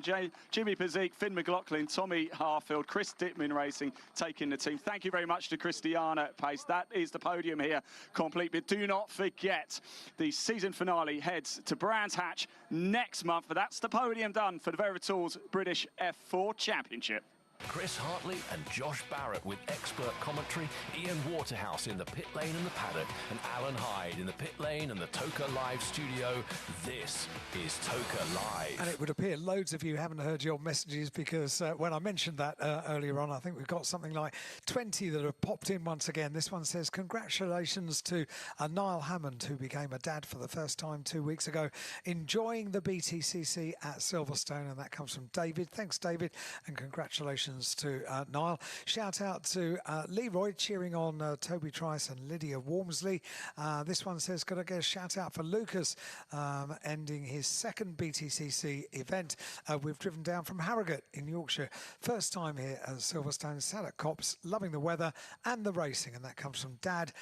Dan, this one says, we didn't hear this, and we love you. Okay, it's from Julian, Lisa, Paula and Graham, and apparently Paula is eagerly awaiting to hear your voice. There you go, Paula. This one says, hi, it's Michelle. Can you give a shout out? Happy birthday to my son Brandon, who is 18 years old today. Happy birthday, Brandon. And this one from Shannon. Hello, please can you shout out to my fiance Ian, currently enjoying our second weekend at Silverstone in a row and cheering on Ash. That's you and me both, Shannon, and loving every single minute of it. Look at that. What's not to love? Porsche's lined up on the grid. In the commentary box is Chris Hartley. Thanks very much indeed, Al. Yeah, getting ready to go for 20 minutes of racing the grid as I gave it to you. Just looking back at last year and the progress that some of these drivers are making. So Seb Hopkins won the RS Club Sport Pro Championship last year.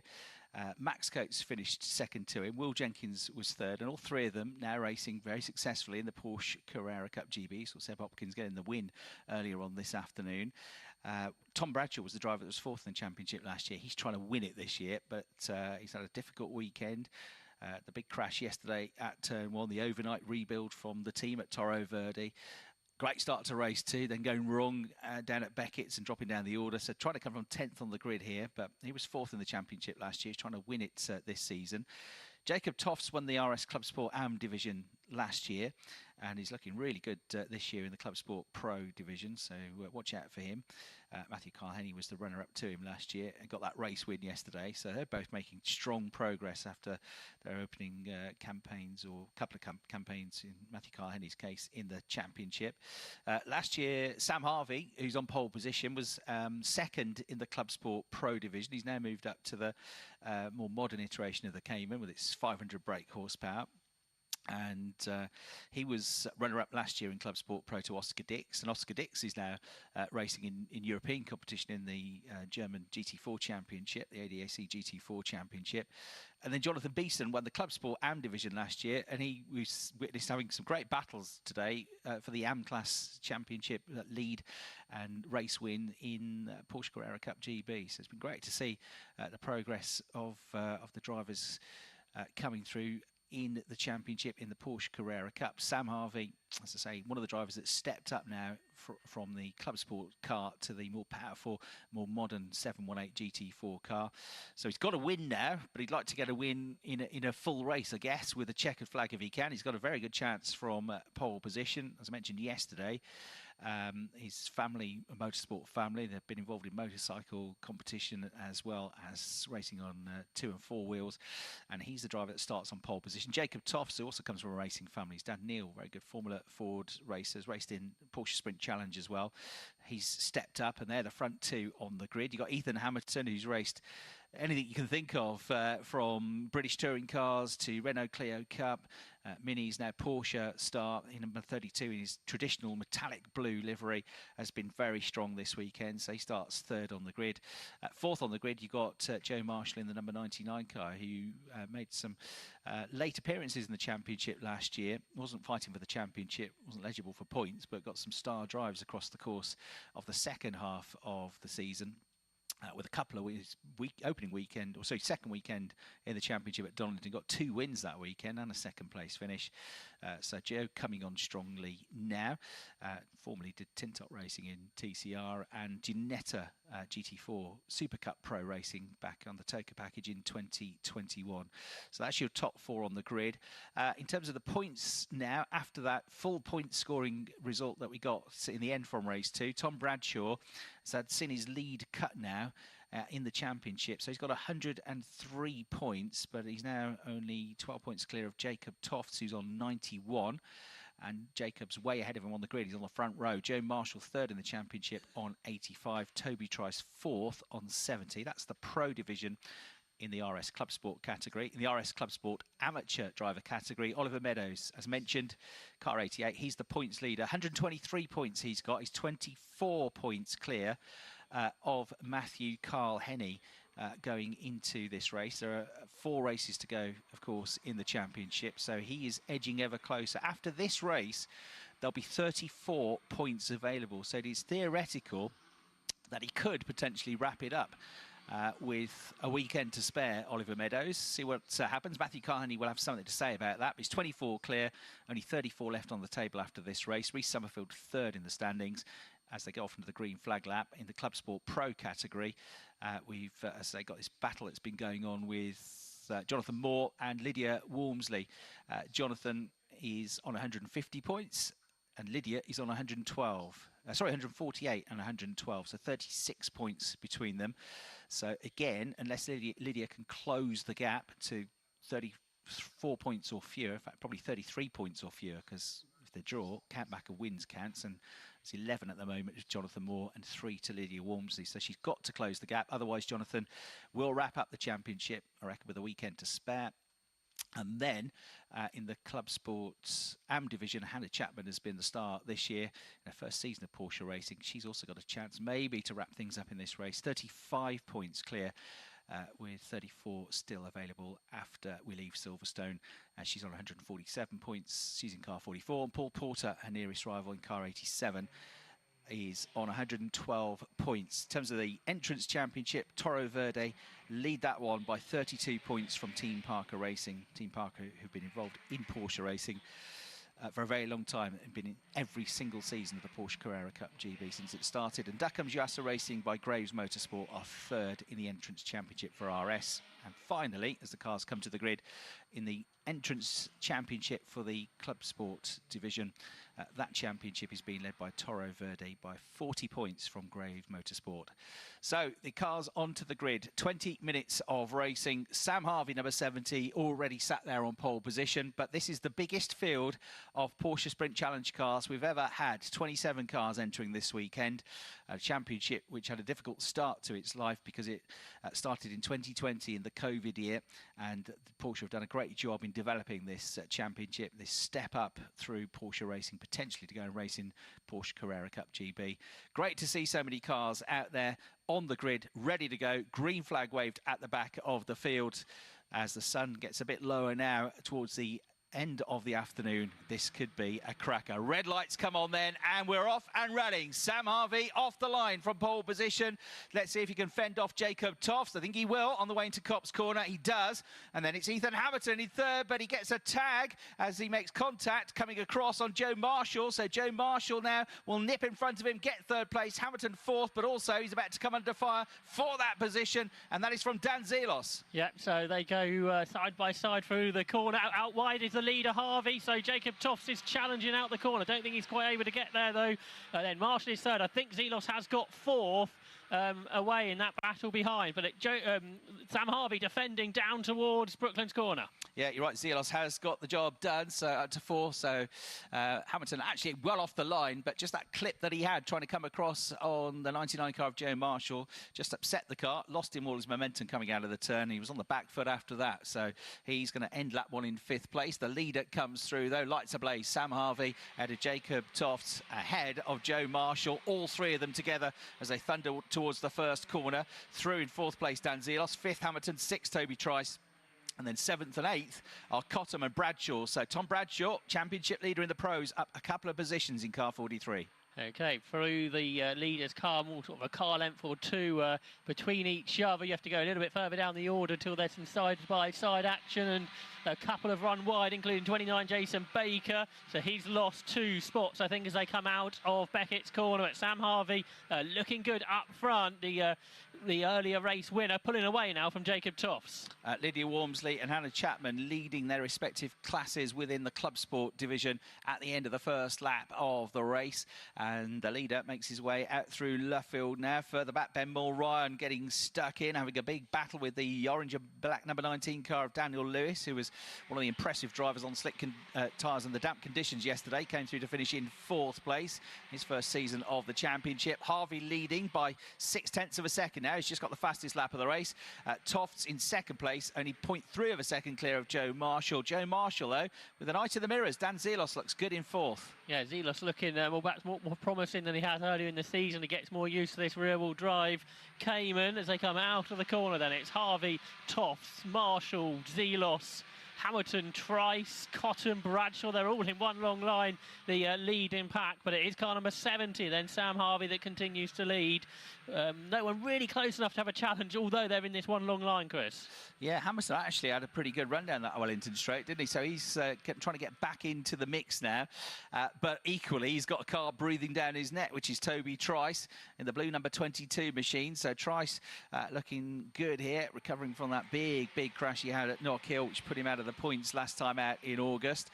So Trice, 4 seasons now in the Porsche Sprint Challenge. He's always been in the top 6 or 7 in the championship, despite that missing weekend, a very strong 2025 campaign, but he can't yet find a way past Hamilton.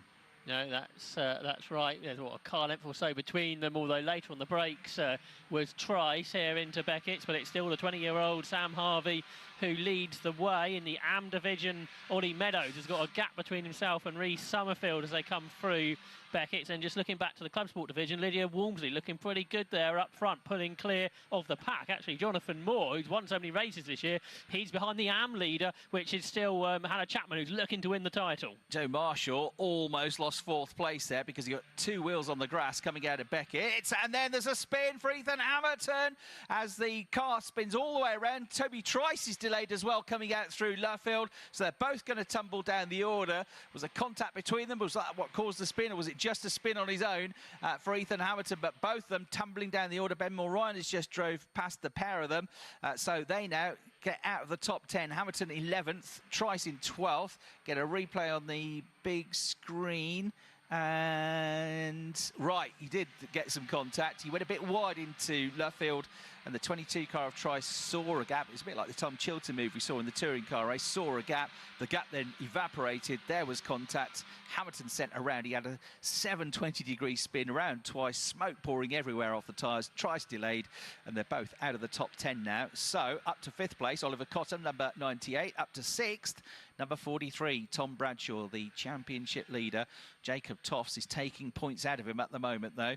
There'll be 7 between them as it stands, but it is a chance now to come through the order for the number 43 car. Vastly experienced driver, has raced Porsche Carrera Cup previously. He's raced single-seaters, Formula Ford historic cars, and Bradshaw, we know he's quick. He just needs to have a run today that goes with him, and I think he's going to very quickly catch up to Oliver Cottam. Leaders close than they have been perhaps for a few laps. Harvey and Toft. Toft right underneath the rear wing of Sam Harvey, the leading car. Looking back to that battle for 5th you were describing, Ollie Cottam indeed under pressure from Tom Bradshaw. But for the lead of the race, Jacob Toft having a think about the inside line, I think, down towards Brooklands. Yeah, let's see then if he's close enough. I don't think he's quite there, is he? No, but he's right with the race leader after that run through Beckett's, and the race leader having to defend Sam Harvey on the way into Luffield.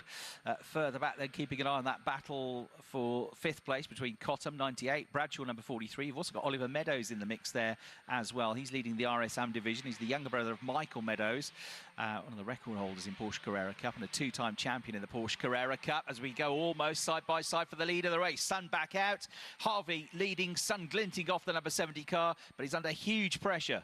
Yeah, Jacob Toft, is he going to have a think about a move through Maggots into Beckett's? No, Sam Harvey's really late on the brakes. We've seen that trick some people out over the course of the day running wide, but he managed to get the car slowed down. That's bunched them all up. So Joe Marshall and Dan Zelos have closed in all of this as they head down the Wellington Straight. Then Sam Harvey under threat from Jacob Toft, who looks to the inside down towards Brooklands, but not quite close enough, and there's yellow flags.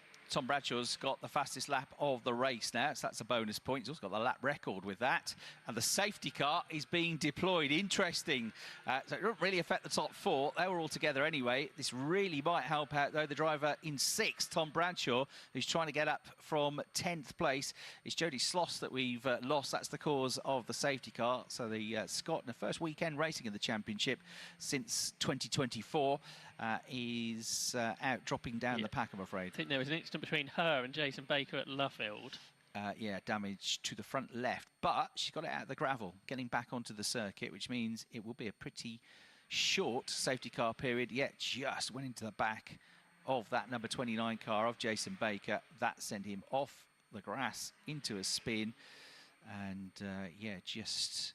There wasn't the gap that she was going for. I think she just couldn't slow the car down in time. Went into the back of Baker. He pirouetted around a couple of times on the grass. Looks like he went through the gravel and got back on. Jodie Sloss has got lots of damage to the front of the car. There's no water coming from it. Quite often radiator damage in an incident like that. But she at least gets it back off the track to safety, to the pit lane, which means we can get the race restarted at full pelt pretty shortly. So shame that for Jodie. She had good pace yesterday, certainly. Harvey leads, Toft 2nd, Marshall 3rd, Zelos 4th, Cottam 5th, Bradshaw could be the one to watch here in 6th place in the number 43 car. 7th and leading the AM division in the RS is Oliver Meadows, number 88. And then in 8th place, number 33, Reece Summerfield, who's the 2nd best AM in that class. And 9th, Matthew Carl Henney, who's the 3rd best AM in that category. So at the moment, Meadows is going to score 10 points. He's got the fastest lap. No, he hasn't. Carl Henney's got the fastest lap, I think. So 10 points. Carl Henney will get 6 for 3rd, plus the point for the fastest lap. So he'd lose out by 3 points as it stands to Oliver Meadows. And coming into this race in the Porsche Sprint Challenge, points-wise, the gap between them was dangerously close to being enough to Meadows to win the championship, wasn't it? It was 24 clear, it'd be 27 clear with only 34 points available. If it stays as it is in Club Sport Pro, Chris, with Lydia Walmsley ahead, I think she might just about take the championship to Brands Hatch. If it finishes, they are 33 points between her and Moore. But in the AM division, with Hannah Chapman out front, if she stays out front, I think we'll take the Club Sport AM title before Brands Hatch, which is good news for her, because I know she's been struggling with budget for the last couple of meetings. So really keen to win the championship a meeting early. Yeah, it'd be great for her. Last couple of years, actually, she struggled, hasn't she? She made the odd appearance here and there in the mini challenge, done well when she has, but there's always the perennial issue of trying to get the funding to race. Looking at the fastest laps as well, Lydia Walmsley 59.146, Jonathan Moore 59.149, so she's just got the fastest lap point as well. So you're right, needs to keep it, and needs to keep it. Right, safety car in, 10.5 minutes to go. The race back up to full speed. Sam Harvey leads the charge then into Copse Corner, and then Jacob Toft's absolutely going with him. So too Joe Marshall in third.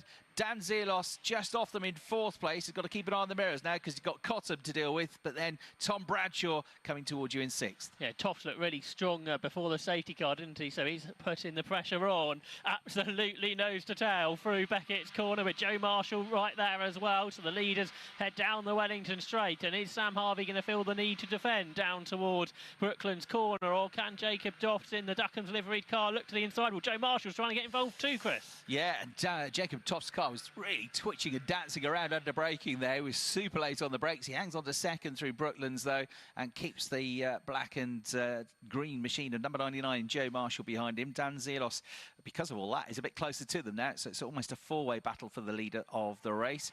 And Tom Bradshaw not actually going forwards at the moment, more concerned with the car behind him, because Oliver Meadows, number 88, is looking good, looking impressive, and closing back up to the 43 car. So he remains at the moment the championship leader in pros, sixth in the race. Battle for third. It's pretty tight this time down here, but late on the brakes, Joe Marshall keeps Dan Zelos at bay, side by side further back, and that was Ben Mulryan going through ahead of Matt Cole-Henny. Matt Cole-Henny in a different class, so won't lose any more championship points, but would quite like not to lose more positions. Meanwhile, in the Club Sport division, Jonathan Moore has got himself up ahead of Harrison Cavers and now is hunting down Lydia Walmsley, the class leader. Yeah, so that puts him up to second. That means he's going to score 8 points. Yeah, I think Cavers is ineligible for points anyway because he started later in the year. So really it's just those two scoring points at the moment. Wolseley ahead but being caught. She's still got the fastest lap as well, hasn't he, with that 59.149 second lap. So she'll get 11 points, he'll get 8. So she'll close the gap by 3 points, get it down to 33 with 34 available at Brands Hatch. But you're right, Anna Chapman on course to seal the championship provisionally with a weekend to go. 8 minutes, 20 seconds left on the clock. Lydia Walmsley on the big screen at the moment with a familiar colour scheme, the same one she used in the mini challenge for all those years, the number 82 car. The driver under pressure though from Moore, who's got right with her now coming out of Copse Corner. Yeah, it's a critical battle for the title within the Club Sport Pro division, and Moore's done the fastest lap last time round, hasn't he? And I don't think that might change it anyway, but he'd like to win the championship by winning the race today, and Lydia Walmsley having to defend all the way down the Wellington straight. Moore looking one way and the other. He raced Citroen Saxos last year, big increase of power raising these Porsche Caymans, but Lydia Walmsley stays ahead into Brooklands. Yeah, she's got to defend for her life now, hasn't she, in that number 82 car, and she's doing a good job at the moment. Through to Luffield they go, no change. It's still very tight between the leading four cars as they go into Copse Corner now. Coming out of Luffield then towards me at Woodcut Corner is this battle. Also involved in the battle is the Jason Baker car, which doesn't look that damaged despite the big whack it got, that Jody Sloss incident, and Baker is about to split the fight up, actually get past both of them. He gets at the inside of Lydia Walmsley as well, but he's not involved in their battles in a much more powerful car.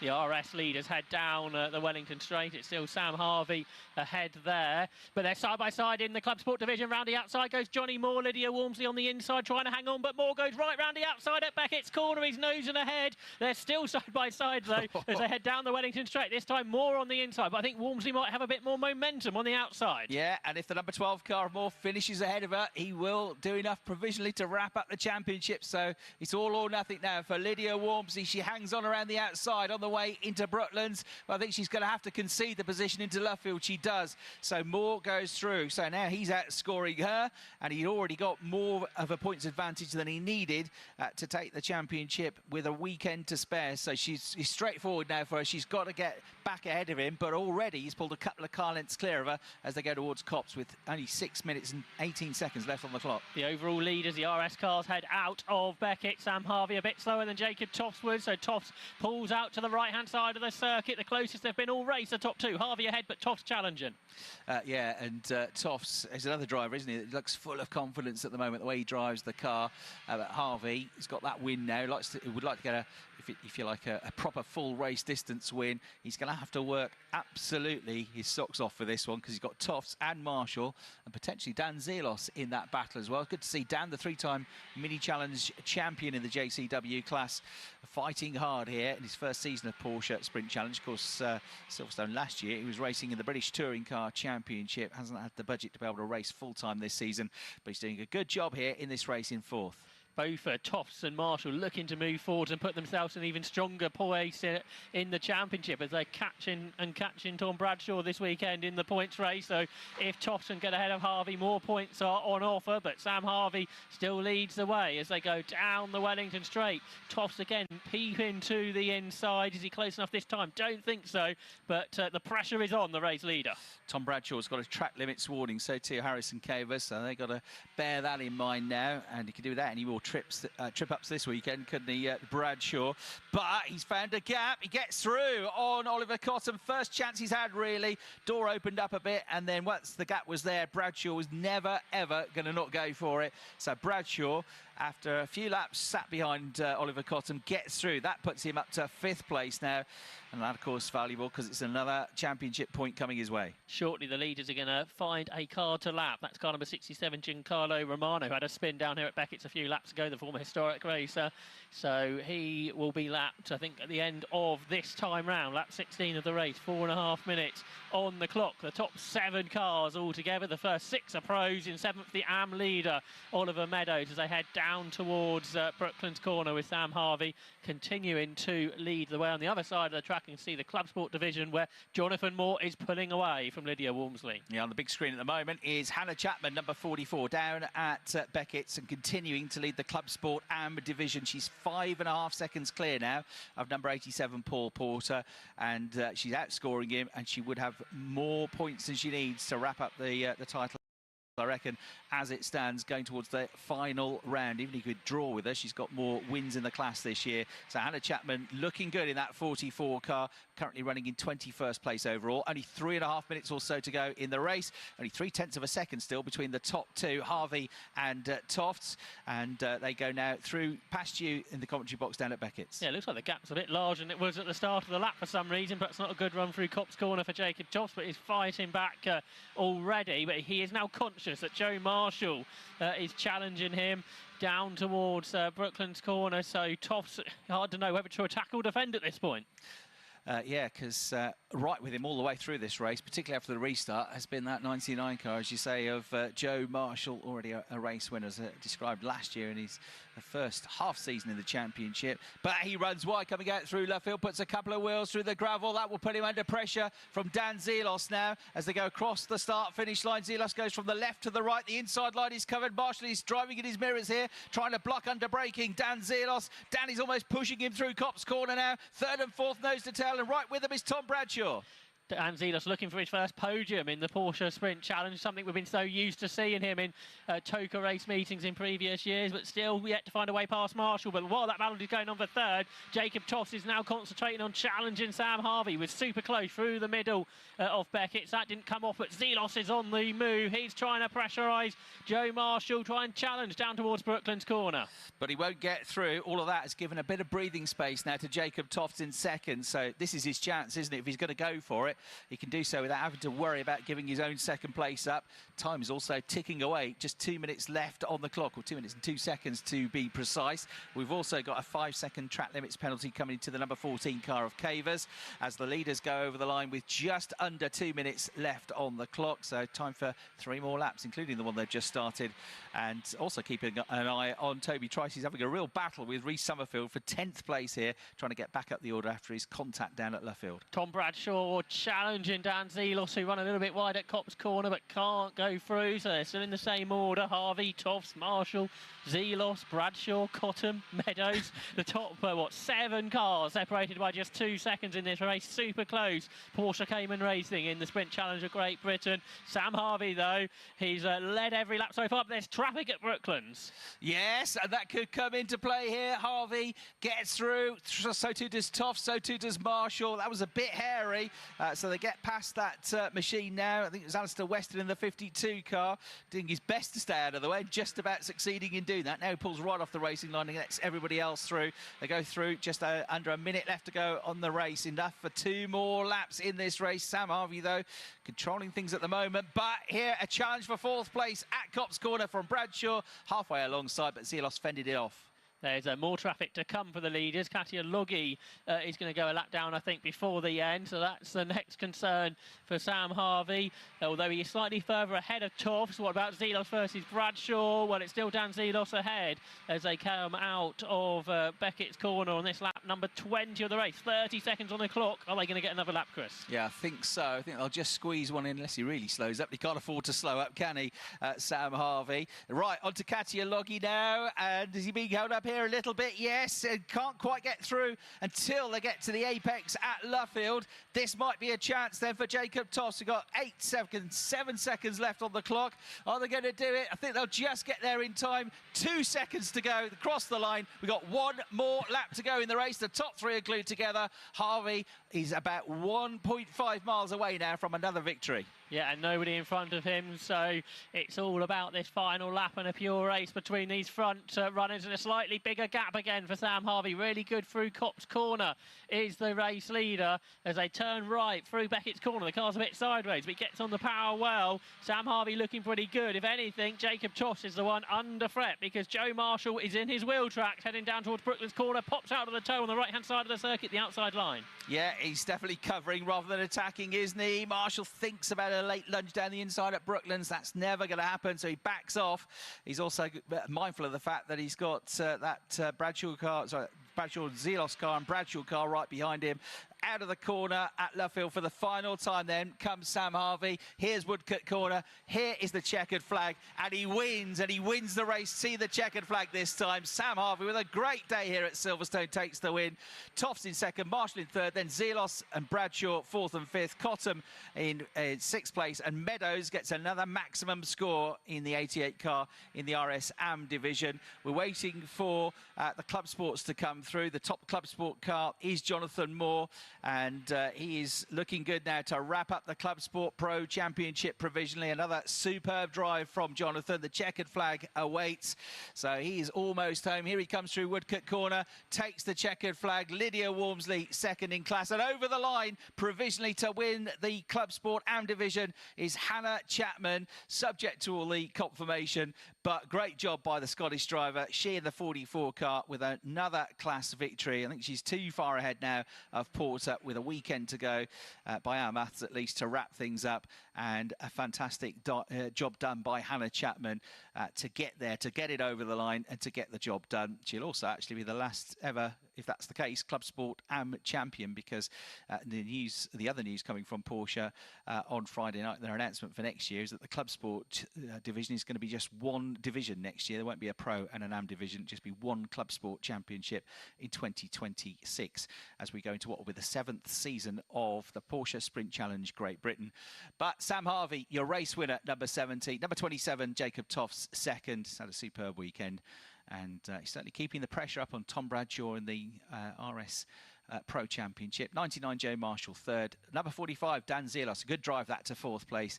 5th, number 43, Tom Bradshaw from 10th on the grid, remember. And then 6th, number 98, Oliver Cottam. 7th, the RS Am winner, Oliver Meadows, number 88. 8th was number 11, Ben Ryan. 9th, number 25, second in RS Am, Matthew Carl-Henny. And 10th, number 33, third in the RS Am division, Reece Summerfield. 11th, number 22, Trice. 12th, number 32, Hamilton. 13th, number 19, Lewis. 14th, number 20, Bingham. 15th, number 7, Watts. 16th, number 56, Burden. 17th, number 29, Baker. 18th, number 12, Moore, winner of the CS Pro race from Lydia Walmsley, number 82, second in class, 19th overall. 20th, and winning the Club Sport Am division once again, Hannah Chapman, number 44. 21st, number 14, with the penalty for track limits, Saracen Cavers. And then 22nd, number 87, second in the Club Sport Am division for Paul Porter.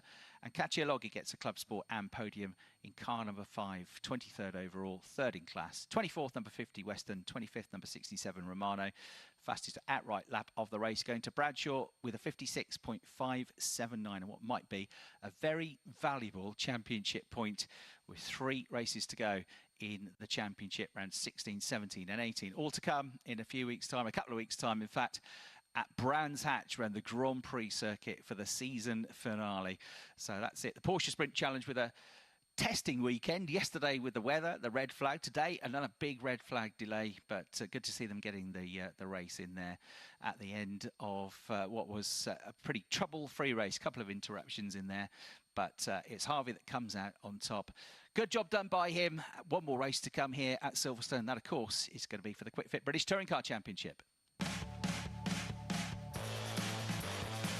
Live at tokalive.net on FM radio and around the circuit, this is Toka Live.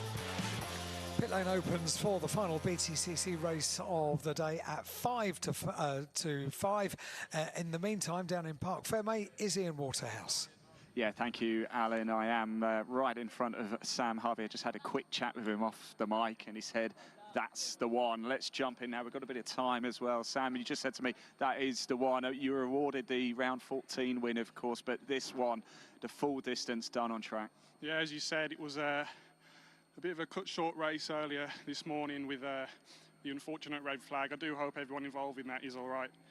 But yeah, it was not the way you want to win your first overall race.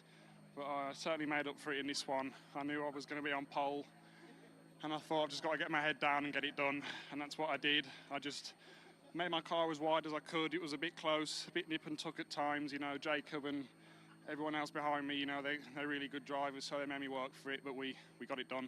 The racing's fast and furious, and as you just mentioned there, you had to weather a bit of a storm behind you. Tyres hanging on okay? Yeah, it's a bit hot. They were getting a bit hot towards the end, a bit of slip and slide, but, you know, everyone would be in the same boat. So that's one for the history books. Top man, 2 wins today for Sam Harvey. Well done. I'll be seeing you on the podium very shortly. I've got Jacob just over here as well, P2. Jacob, we'll just grab you for a very quick chat. P2, but you boys put on a show. Yeah, that was intense. Well done to Sam. Really well defended. And I know he's been trying to get this first win for a while, so well done. And also well done for Joe, because that was a really good race. My car's a bit shorter, but I can't complain. It was loads of fun. Just wish I could have got past Sam, but it's okay. Well, you never know. There's always next time as well. Thank you very much, Jacob. We've got Joe Marshall over here. Let's grab Joe for a chat just with the top 3 overall here. Joe, P3, happy? Happy, yeah. I mean, I'd contact at turn 1 on lap 1, so I had damage from there, really, so that sort of hindered me.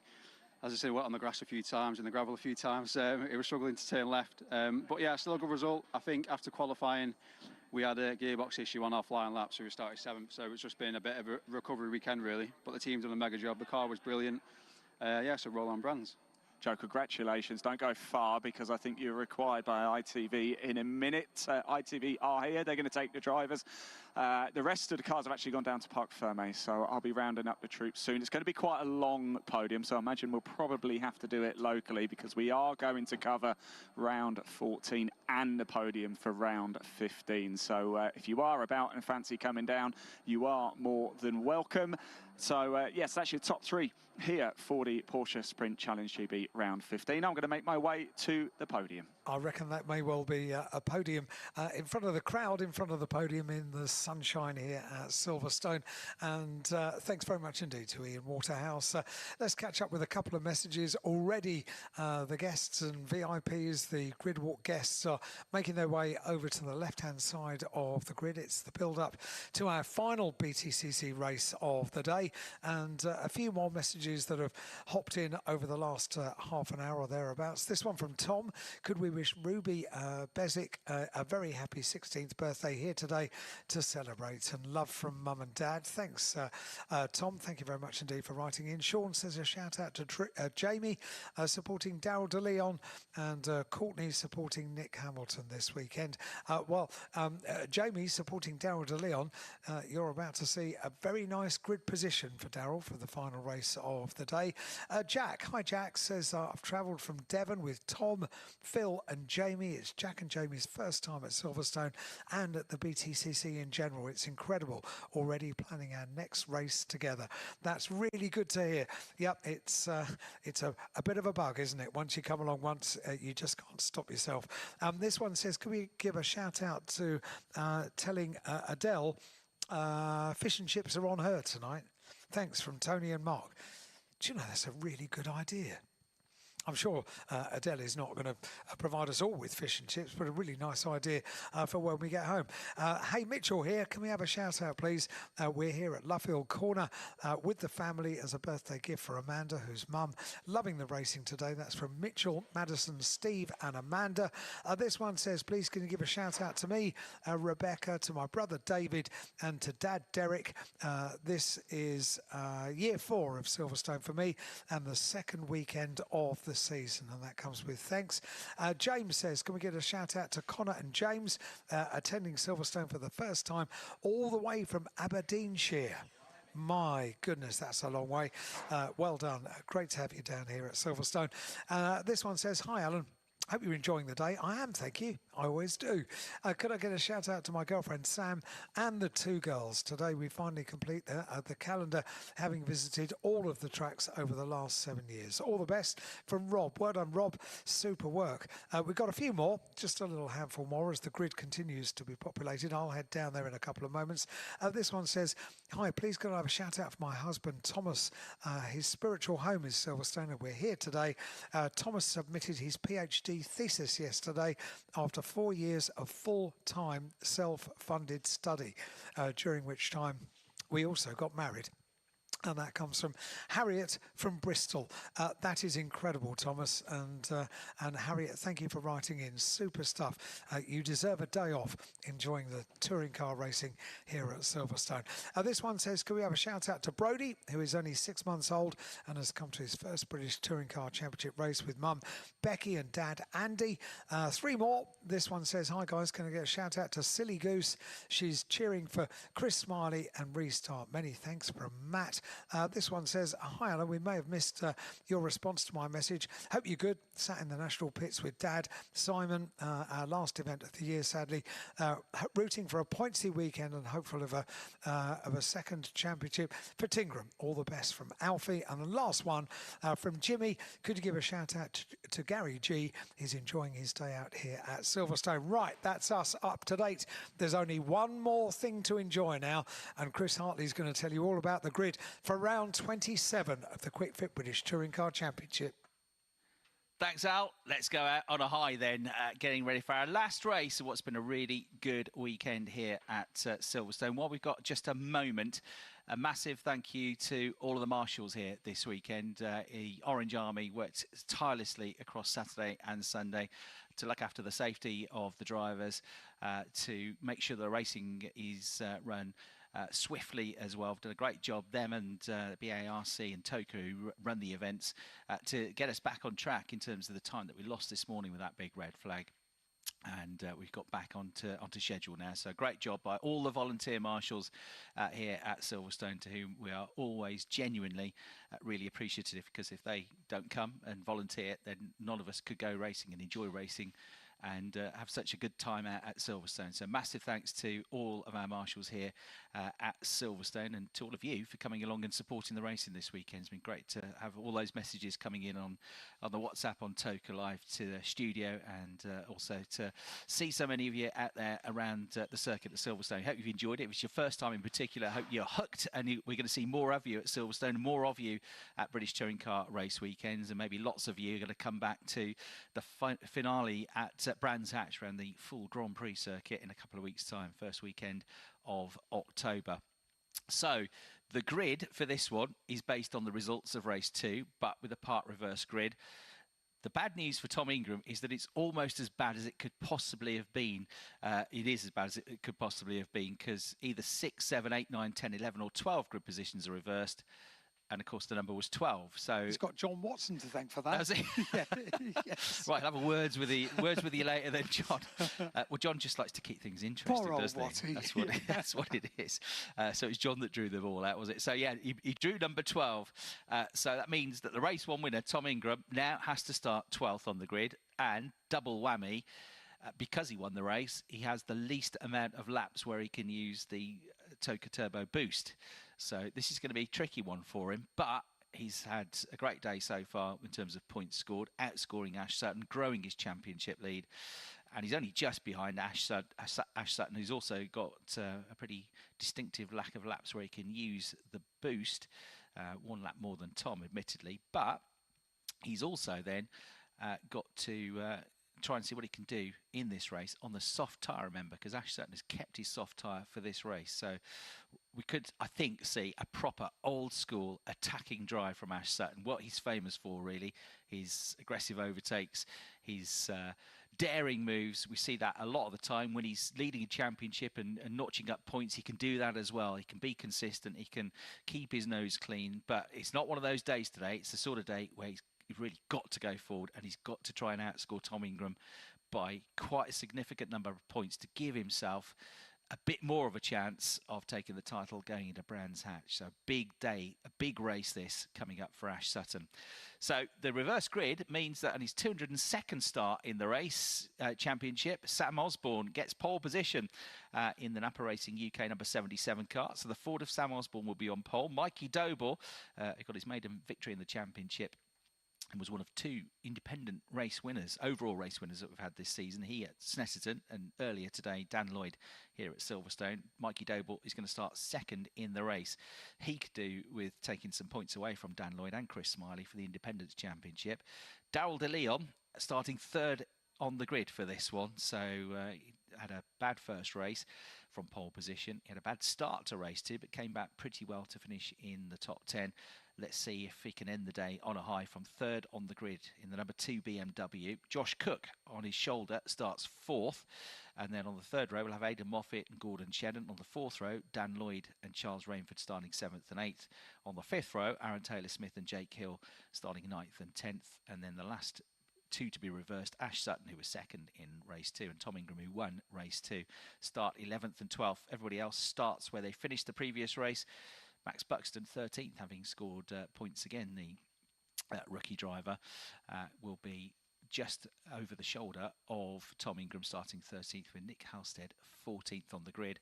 What's fascinating about this race is the number of rapid drivers that we've got at the back of the field, because Dan Camish is going to be 21st on the grid, Tom Chilton is going to be 20th on the grid, Adam Morgan is going to be 19th on the grid, and Dan Rowbottom is going to be 18th on the grid. So, and Senna Proctor as well, one to watch, from 16th on the grid. So they'll all be going on a bit of a mission from the back of the field with not a great deal to lose, really. Points-wise then, after the previous race, around 27 of the championship, sorry, 26 of the championship, we've got Tom Ingram 38 points clear now of Ash Sutton, and that's in the main drivers championship. They're the 2 that can win the title. In terms of the manufacturers championship, the gap has doubled. It's a whole 2 points now, but it's switched again. Hyundai started the weekend ahead, dropped behind Ford after race 1, back in front of Ford now, 2 points clear in the Manufacturers' Championship. Hyundai have the edge. Then, in the Teams' Championship, it's a dead heat. Team Virtue, Napa Racing UK, after all these races, all these rounds, all these miles around the country, dead level on points, 674 points each for Team Virtue and Napa Racing UK. Team Virtue have had more wins, which is why they're classified first, but they're tied on points now. The Independence Trophy, that was just 3 points between the top three coming into the weekend. It is now a 10-point lead for Dan Lloyd. He's got 362 points, 352 for Mikey Doble, but Mikey's basically got the class pole now for this race. And then Chris Smiley is just 1 point behind Mikey Doble and 11 points behind Dan Lloyd, third in the standings. Dexter Patterson coming into this race is 56 points adrift. After this race, there's only going to be 60 points available, so he's on the cusp of being knocked out of title contention there in the Cupra. So that's Dexter Patterson, who could do a really good result here to get back into the fight. Then, away from the Independence Championship, we've also got a close battle going on for the Jack Sears Trophy. Daryl De Leon, who starts third on the grid, was 17 points clear before race 2. He's now 14 points clear of Charles Rainford, who outscored him. So those two, the BMW drivers, just 14 points apart. Sam Osborne, who starts on pole position, is 57 points behind, but with 60 points available after today. But he does start the race on pole position. And finally, we've got the Independence Teams Championship, which is being led by Restart Racing now for a mega day with that win from Dan Lloyd in race 1. They're 100 points clear now of Motor Parts Direct with Power Max Racing. So that's the scenario in terms of points scored. It's going to be another 22-lap race.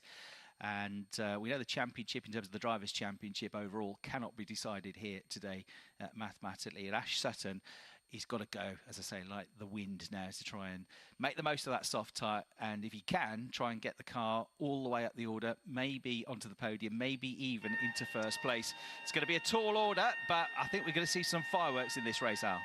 Well, it'd be nice if there was, because it might warm things up a little bit. It's got very chilly. People walking around and kicking their heels and trying to get a bit of warmth in, because now the sunshine has gone behind a cloud. It's a lot chillier than it was even an hour ago now. So that's going to be significant for getting the tyres up to temperature nice and early. The pit lane has already opened. We've got a very busy grid, and I've got a feeling that Louise Goodman is going to be having a chat to Sam Osborne down here on the grid when the cars eventually arrive. So what has to happen? All the guests are on the left-hand side of the grid, and once all of them have taken up their places on the grid, then that's when the guests can come over and get a photograph with their favourite car, their team car. And at the end of this race, we have a unique feature which we enjoy here at Silverstone every year, if time permits and if the timetable permits.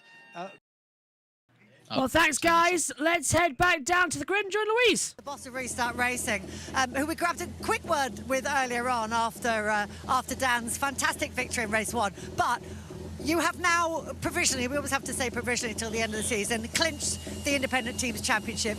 It's a massive moment, isn't it? It's unbelievable that you set an objective and then you work so hard, and then a day like today comes along, we win our first race, and we clinch the championship. It's just unbelievable. This is the kind of day that you dream about, isn't it, when you're a team boss? Of course. But being an independent is so hard. Anybody who's tried to do this as an independent just knows how hard it is. And I'd really like to pay tribute to Adam Weaver and the boys and girls at PMR, because they've been through hell. Adam showed great leadership and brought them back. I mean, Mikey's still fighting like a warrior in the championship against us, so there's still plenty to play for, and I wish them well. Well, a tribute to your guys and girls as well, because obviously it's your first season at the helm, really, of Restart Racing, alongside Ben Taylor, you know, your drivers, and Chris Smiley in particular putting in a massive, well, I say Chris in particular, Dan as well, but Chris very much involved in setting the team up. So just give us a word on the effort that everyone's put in this year. It's been a real family. I mean, Ben has delivered real results with his trackside team. Obviously, we've been doing the off-track thing as well. Hospitality is full now. This time last year, we might have had 20 people in. We got 72 this weekend.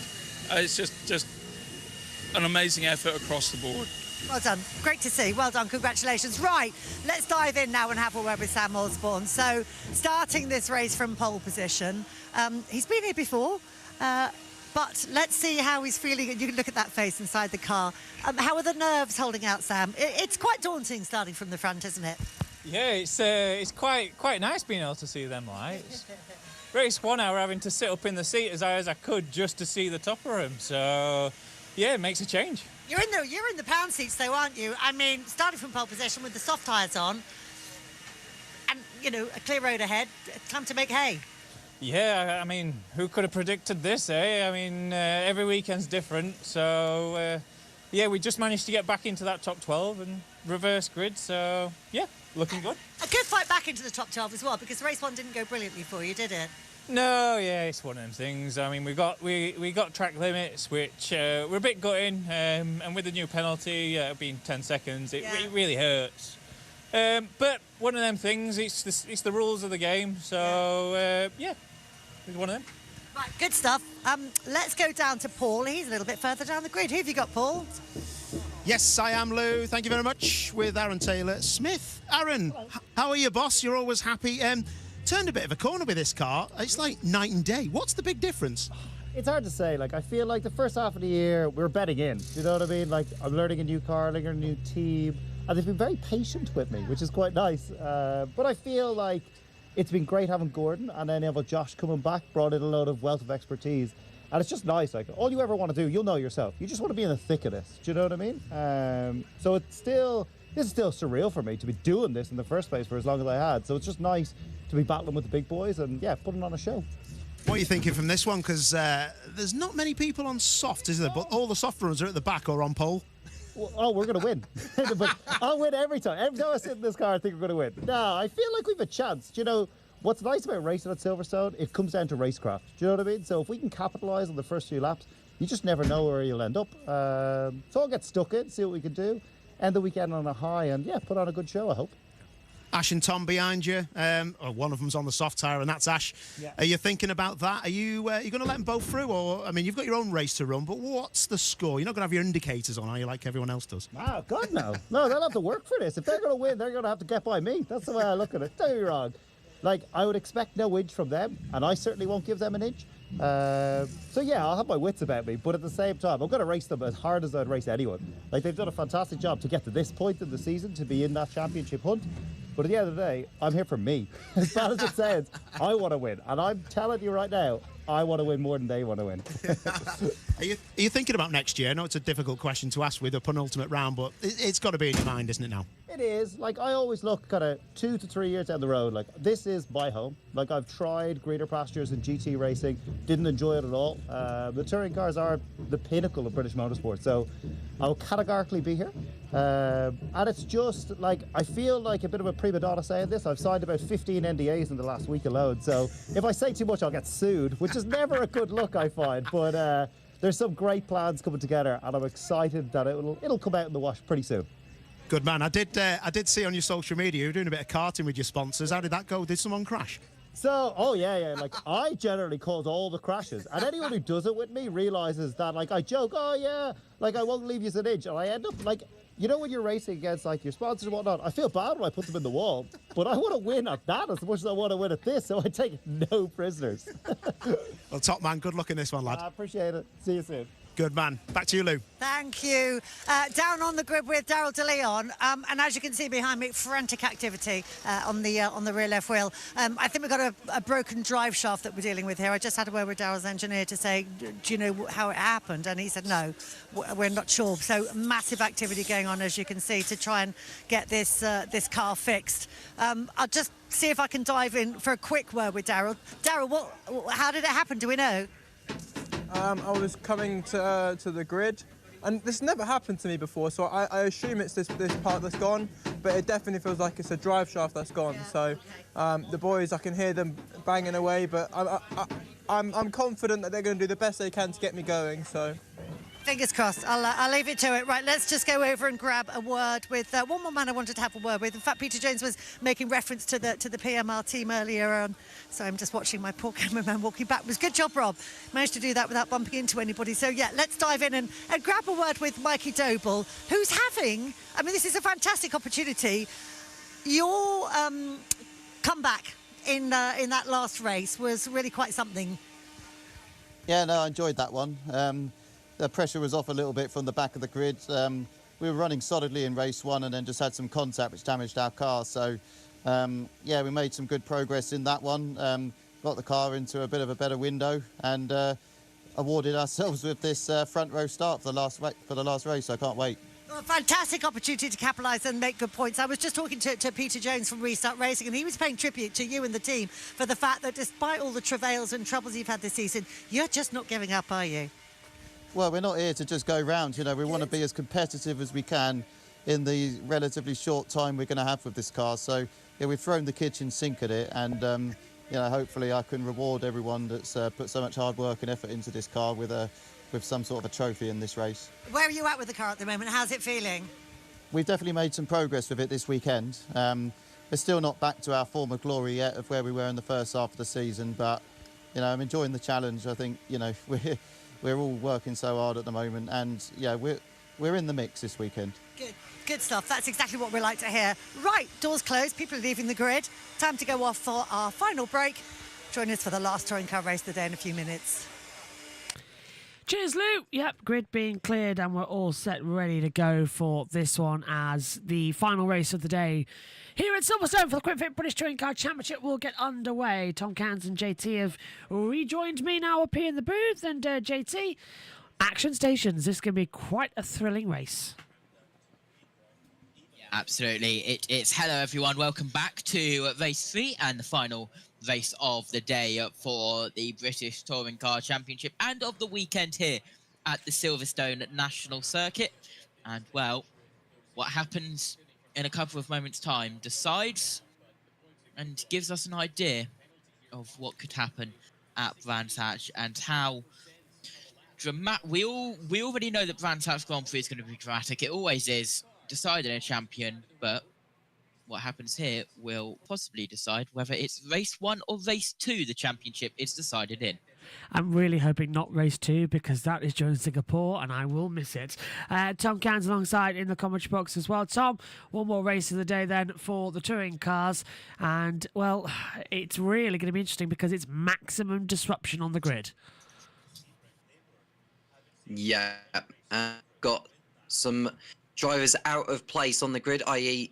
Tom Ingram and Ash Sutton, and of course Jake Hill, of course starting just on the fringes of the top 10. But I'm really looking forward to this one. It'll be a great challenge for both Sutton and Ingram to find who's got the racecraft left in there. I'm sure both of them do, but can they get up to the front just as quick as they did in race 2 when they started P7 and P8? Yeah, and JT, the championship is looking quite interesting if we take a quick look at how it is. It's not really bad for Tom Ingram. He leads by 38 points to Ash Sutton in the front championship, as you mentioned. 6 wins now for Ingram, 5 for Sutton. But it's the team's championship. Team Virtue and Napa Racing, both levels, 674 points. This is critical. This is going to go down right to the final for them. There's no ifs, no buts. Yeah, absolutely. And, well, 38 points, very nearly 2 full races he's got as a gap, of course, with all of the extra points, 20 points, the extra point for fastest lap, laps led, and all of that. But we are getting ready to head back, ready for the formation lap as the cars are clearing, and hopefully we get to find out more about Daryl De Leon. And well, I can answer that question now. It is half in the pit lane, so that's not going. Such a shame for the man who started the day on pole position. Let's head back down then and join the team. Sorted, and the car is trying to be taken into the pit lane, but I think now it has got stuck somehow on that little lip between the pit lane and the circuit, so this may delay the start. Yeah, because JT, the rear tyre's off. A way for his weekend, him to completely unravel. Pole position to now not even presumably starting the third race. Yeah, and he'd have got up this morning thinking that he was going to have a good day, but that's how motor racing is, and particularly the BTCC. But I'm sure the West Surrey boys, this time delay won't help them, actually. They need to get it in the pit lane as quick as possible to get that fixed and at least get him out at the back and hope for a safety car, and you never know. But very unfortunate. Everyone else on their way. Now, earlier on in the day, you were pondering which Tom Ingram we might have, going for points, going for a win. Same question for Ash Sutton, or does he just have to win, come what may? Absolutely no choice now. I mean, his little gamble to go his second race on the medium tyre has worked out fine. He's now on the soft tyre, and he's the second car back after his teammate on pole on the soft tyre. I'm sure that car's going to be very quick, but of course he doesn't have much boost as a result of the finishing positions in race 2. So every car in front of him has actually got more laps with boost, and that's what is key to really making great progress. But he is clearly going to go forward, elbows out, and hope for a good result. Time's coming up then. Ash Sutton lining up further back on the grid now on the soft compound tyre on a track that is getting in a little bit of a mix. Dan Lloyd, though, let's have a word with him. Let's try and have a quick word before we go racing. Dan, it's been a pretty good day, hasn't it? It's been all right. It's been okay. I'll take it. Yeah, amazing, absolutely amazing. It's a really surreal feeling being on cloud 9. Every emotion happening, and then being told, right, get in the car again, do it again. But yeah, unbelievable for the team. Are you still thinking about that success, or is it eyes forward and now concentrate purely on race 3, for example? Put it out of your mind and go racing again. Yeah, it's all about race 3 now. My target in this race is Dover. You know, thinking about the Independence Driver Championship. We've got the dream result today. Now I think it's time to think about the championship a little bit more, but eyes down, and hopefully the rest comes with it. Fantastic. Well done on the win. Good luck in this one. Thanks, mate. Yeah, looking good and looking strong, JT, for Dan Lloyd. He's in a better position of the grid, but it's Ingram who's really displaced at the back of the field as we come into it. Yeah, row 1, Sam Osborne on the soft tyres, Mikey Doble on the medium tyres. Number 12 was drawn. Darryl De Leon will not start in 3rd. And Josh Cook on the medium tyres. Aidan Moffat in 5th, medium tyres, along with Gordon Shannon also on the medium. Daniel Lloyd and Charles Rainford row 4, mediums. Taylor Smith and Jake Hill row 5, also on the medium. Sutton and Ingram on row 6, that's where the 12 has been drawn. Soft and mediums, both on soft. Buxton and Halstead on row 7, then row 8, Chris Smiley and Philip Fox both on the medium tyres. Row 9, Dexter Madison and Daniel Rowbottom, both on the soft tyres. And Adam Morgan and Tom Chilton also both on the soft tyres, row 10. And Dan Camish on his own with the soft tyres at the back of the grid. And now they're having a look at Darryl De Leon's car, but they won't start where they were meant to in 3rd. Also, Nicholas Hamilton withdrawn from this event after his fire that he had on the Wellington Straight in race 1, which ended the race under safety car. But that's the grid, as they will now go to line up on that grid, and hopefully Aidan Moffat doesn't turn into Darryl De Leon on the grid and he goes into the right grid spot, because we've had that happen before. We have, and I think, Tom, they might just get that car fixed. It doesn't look as bad as we thought it will. They're already, with the brake caliper getting ready, we should be good to go. Yeah, but they've only got about a minute before the lights go out, and Sam Osborne on the soft compound tyres, he'll be taking advantage of that and try and pull clear as soon as he can. Ash Sutton has the luxury of having the soft compound, so this is his best opportunity here to keep himself in the fray for the championship. He has to finish ahead of Ingram, there's no doubt about that. It's just how high can he get up? And if he can win this race, well, at least it's a day to... it'll be some recompense after what's been a tricky day and a challenging one for him. Battle rising, tension rising, nerves rising, everything up as the sun begins to set here. And this is a critical. It's round 27 of the Quick Fit British Touring Car Championship in 2025. Air temperature is at 13 degrees Celsius. It's cloudy. Track temperature at 19 degrees Celsius in the dry. The grandstands are all filled up, ready to go. And we have 22 laps ahead of us. Down towards the first corner to get going. Tensions rise. Battles rise. What are we going to witness? Dan Camish lines up at the back. All set to go then. Morgan smoking at the rear.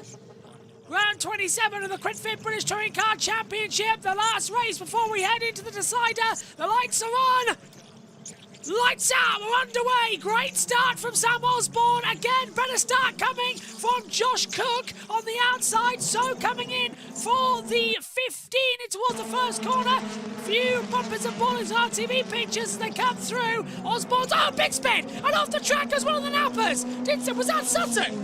I don't think it was. The 22's gone wide of Chris Smiley. Down into the hairpin we go. Sutton's still there, so that's good news. Camish has been sent round. More drama going off as Dan Lloyd has got into contact with Aaron Taylor-Smith, JT, and Lloyd's gone around.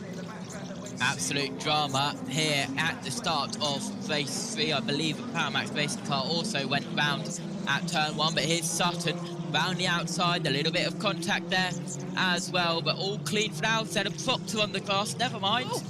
And look at Gordon Shedden, completely out of shape, Tom, and door banging with Rowbottom as he comes round into Luffield, now Woodcote. By far the most chaotic first lap out of all 3 races. Sam Osborne keeping hold of the lead, but Sutton and Ingram absolutely flying. As you can imagine, Proctor and Rowbottom, I have to say Rowbottom up from 18th to 10th on that opening lap. Brilliant gamble, brilliant run to try and continue together. This is what we like to see. Slightly fearing might happen as it's all smoke. That's Jake Hill. More smoke coming up the back as well. That was from Tom Chilton. Tom Ingram's under attack, and that's Hill under attack as well from Sutton. Ingram's defending against Rainford. He's got so much more power down the Wellington straight towards Brooklands, and now Cook's up to 3rd position ahead of Moffat, and Sutton gets ahead of Hill into the braking zone, and Ingram's having to defend again from Rainford, JT. It's all action left, right, and centre as Robo's under attack from Proctor. Yeah, Charles Rainford, by the way, his wing mirror got clipped. The left-hand side wing mirror, that was destroyed before he even got off the line as he was squeezed to the pit wall, as this is the Powermax car of Doble trying to get past a car. As we head down now, it was Josh Cook he was trying to get past, as Dan Camish has just received the fastest lap. Oh, big lock up from Josh Cook, then Mikey Doble, both of them throwing it in, and this is brilliant for Mikey Doble, Tom, in that, well, the Powermax Racing Squad, that of course had the fire in a different car, in the Cooper now, and they're running on the podium. Yeah, and Doble's under attack here from Aidan Moffat. He's coming to the outside as Sutton's coming through into 5th position. He's got ahead of Jake Hill on this lap. And Sam Osborne maintaining the lead over Josh Cook as they come out of Luffield corner. We're going to see a replay then, and I think this is where Ash Sutton made his overtake on Jake Hill. Or was this on the opening lap? I think this might be on the opening lap. Yeah, that's the contact. That's with Dan Lloyd on lap 2, I think, actually. So that's him going round, unfortunately for the Yorkshireman. But now he's going to have to pick himself up and go again. Still more drama, JT, as the action continues on. What are you making of this melee? Absolute drama is right up the inside. Buxton getting involved as Smiley moves down a couple of positions, and that's Chilton who is slowing, and that's why everything is changing up there. But now battle for 2nd with Cook under pressure. Still under attack, still pushing, and this race is just chaotic at the start. As we move along once more, I've just got this feeling as well, JT, that we're not going to be in for an unusual run as we expected. But this is going to be a 2-thrower race. Yeah, absolutely, as we are on board with Ash Sutton, who is looking ahead to Mikey Doble and trying to get involved in this battle for 2nd. Tom, what are you making of this drama? Well, we're seeing a lot already in the first 4 laps, but I'm pleased to see that Sutton's got himself up as high as he has done in such a short space of time. There's another lock-up there. I think that was from Aidan Moffat. Mikey Doble being disposed by Sutton through Beckett's and Aintree, and that's a good overtake from Sutton to get through. now his next target will be Aidan Moffat. Yeah, the target's starting to come into factor here as the racing action continues on. What is now on lap number 5 of this event so far. They'll continue to turn in and attack is the point. We'll now return to the comp box. We've opened up a bit more data for you to keep an eye on our commentary screens as Ingram looks to the inside. JT of Doble down towards turn 1. Still side by side, heading down in towards Cox we go. Ingram in front, Doble behind, and Ingram has got the position straight up the inside. So more moves done. That will benefit quite a few of the drivers to come into it. As big lock up for Doble once more. Tries to send it on straight wide. Well, brings it back, so it's not too dissimilar to what we were expecting. Still, what do you make of it, Tom, on the replay? Yeah, this is Ingram going through on Doble on the exit of Luffield through Woodcote. So he's going to be remaining tight to the inside, just about staying within track limits as well. And the move was more or less done before they even got to Cops. So that's Ingram making the move on the man fighting for the Independence Championship. So that's the, I think Dan Lloyd's now in the lead of the Independence, isn't he? Because Mikey Doble was in front heading into this weekend. Now it's Dan Lloyd who's ahead, but with Dan Lloyd down the order, that's a great opportunity for Mikey Doble and Chris Smiley to reduce the gap in that respective series. Pushing hard, JT, as Osborne leading from Cook. Sutton needs to win this race to stay in the championship fight, and he's right on the back trying to do exactly that. There's another lock-up from Cook coming to the braking zone. Yeah, Sutton trying to catch up, and let's have a look at a replay on board with the Napa trying to get past Moffat down the Wellington straight, down in towards Brooklyn, straight up the inside, and that was an easy move. Later on the brakes, and straight through.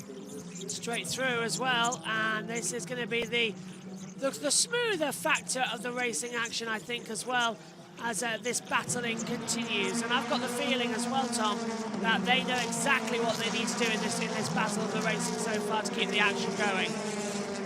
And Ingram's getting on with it by going past Jake Hill. That's probably the easiest overtake I've ever seen Tom Ingram do on Jake Hill. And he's through, although Hill feels that he can do the switchback.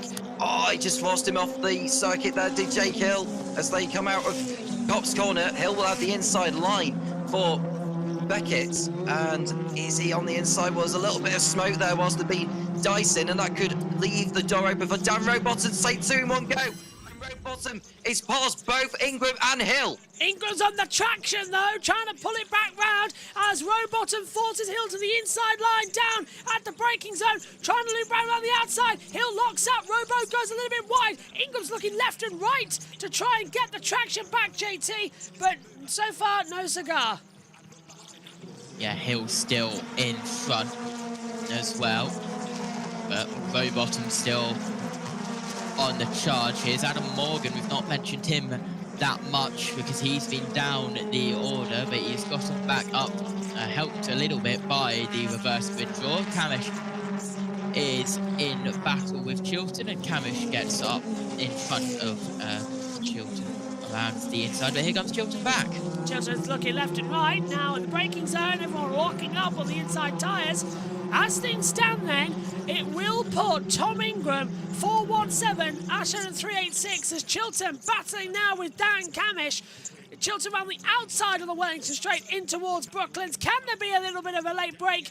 Last of the late breakers, Camish on the inside. He's got the advantage, Tom, and now nearly runs into the back. In fact, does run into the back as well of Mikey Doble.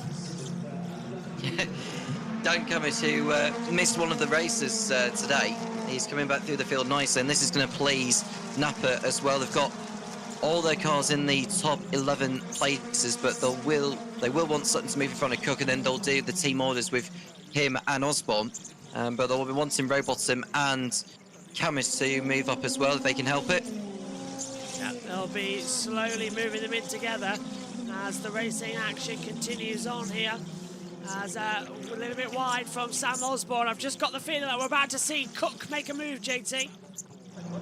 Yeah, down the straight we go, down the Wellington straight, down in towards Brooklands. He's a little bit too far back, but he'll have a look going into Cox, no doubt further back. This is Hill and Rowbottom, and Rowbottom still trying to go around the outside of Hill. Still side by side, not going to work out. They say go left, they go right, they undercut, they overcut, they jump, they go round. They're all desperately trying to find out what position works best in the Quick Fit British Touring Car Championship. But guess what? None of them are finding out the actual ones that they need to as they come down turn 1 at Copse Corner once more. Camish up to 9th, Proctor to 11th place as well. They're all changing up. Here's a replay. This is Chilton defending from Camish. Yes, just straight up the inside is Camish down into Copse. Great move. Yeah, couldn't find anything, Tom, to come back. Yeah, and this is on Doble here from, what I believe, is Camish as well. So he's gone through up another place. Next driver ahead of Camish will be Adam Morgan in P8. And there we see what looks like Tom Ingram behind Dan Rowbottom and Jake Hill in the fight for 5th position. Now, Ingram doesn't need to take too many risks here. He knows that Rowbottom wants him to take all the risks he can get for the sake of Sutton's championship chances, but he just needs to focus on bringing that car and finishing ahead of Ingram, who's got Morgan for company as well as Camish.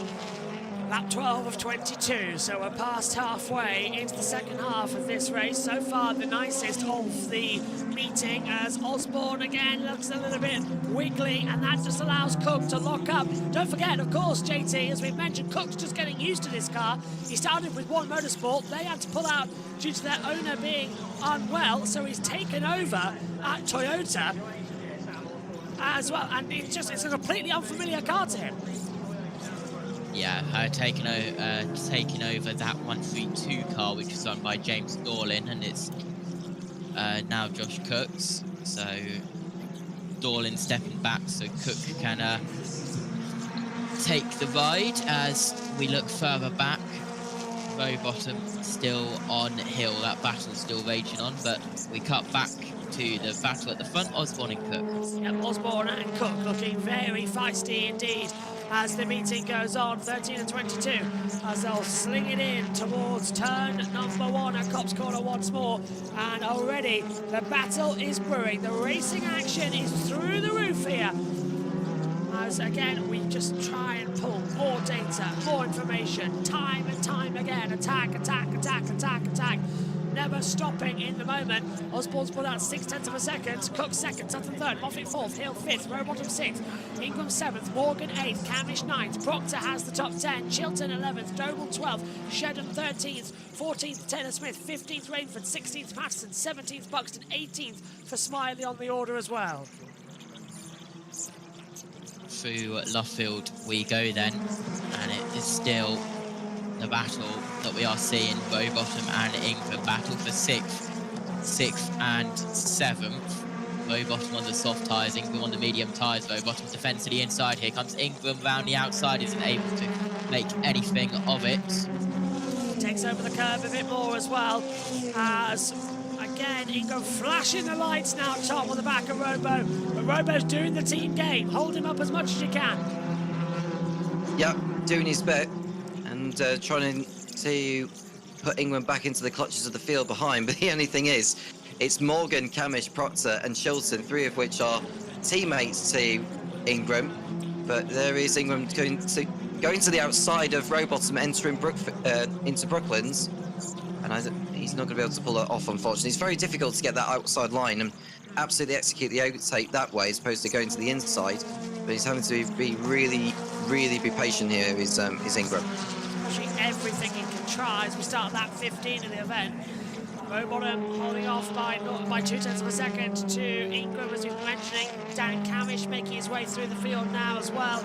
He is in 9th place, and Robo goes slightly wide, JT, as they head down to Maggott and Beckett's now. Ingram with, well, Robo's used all of his boost.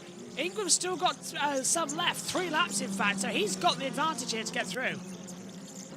Yeah, absolutely, and he will try to use that advantage to get past, as Morgan just behind trying to defend from the other napper of Dan Camish, as Ingram, as you mentioned, got more of that turbo boost. He's got 3 more laps of it as we head into Luffield on lap 15 of 22. Leader about to start lap 16 of 22. Still pushing hard as we now see Ingram with so much more traction out of Woodcock.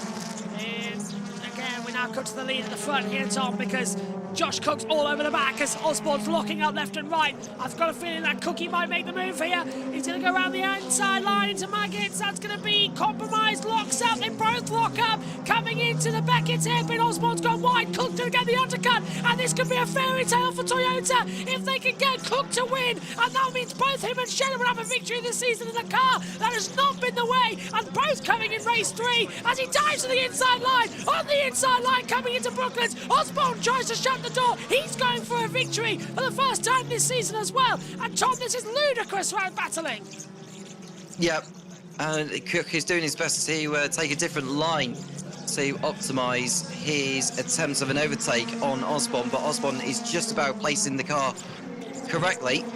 But Cook is going to have to go again on the exit of Copse Corner. If he can just do what he did last time without the lock-up, he'll get alongside and pull off a decent overtake. But I suppose the good news is if Osborne starts fighting with Cook, that will allow Sutton to close in and potentially give the victory to him if Sutton gets by Cook as well as Osborne. And we're going to see an overtake. This is on Ingram, this is Ingram around the outside row bottom, yeah.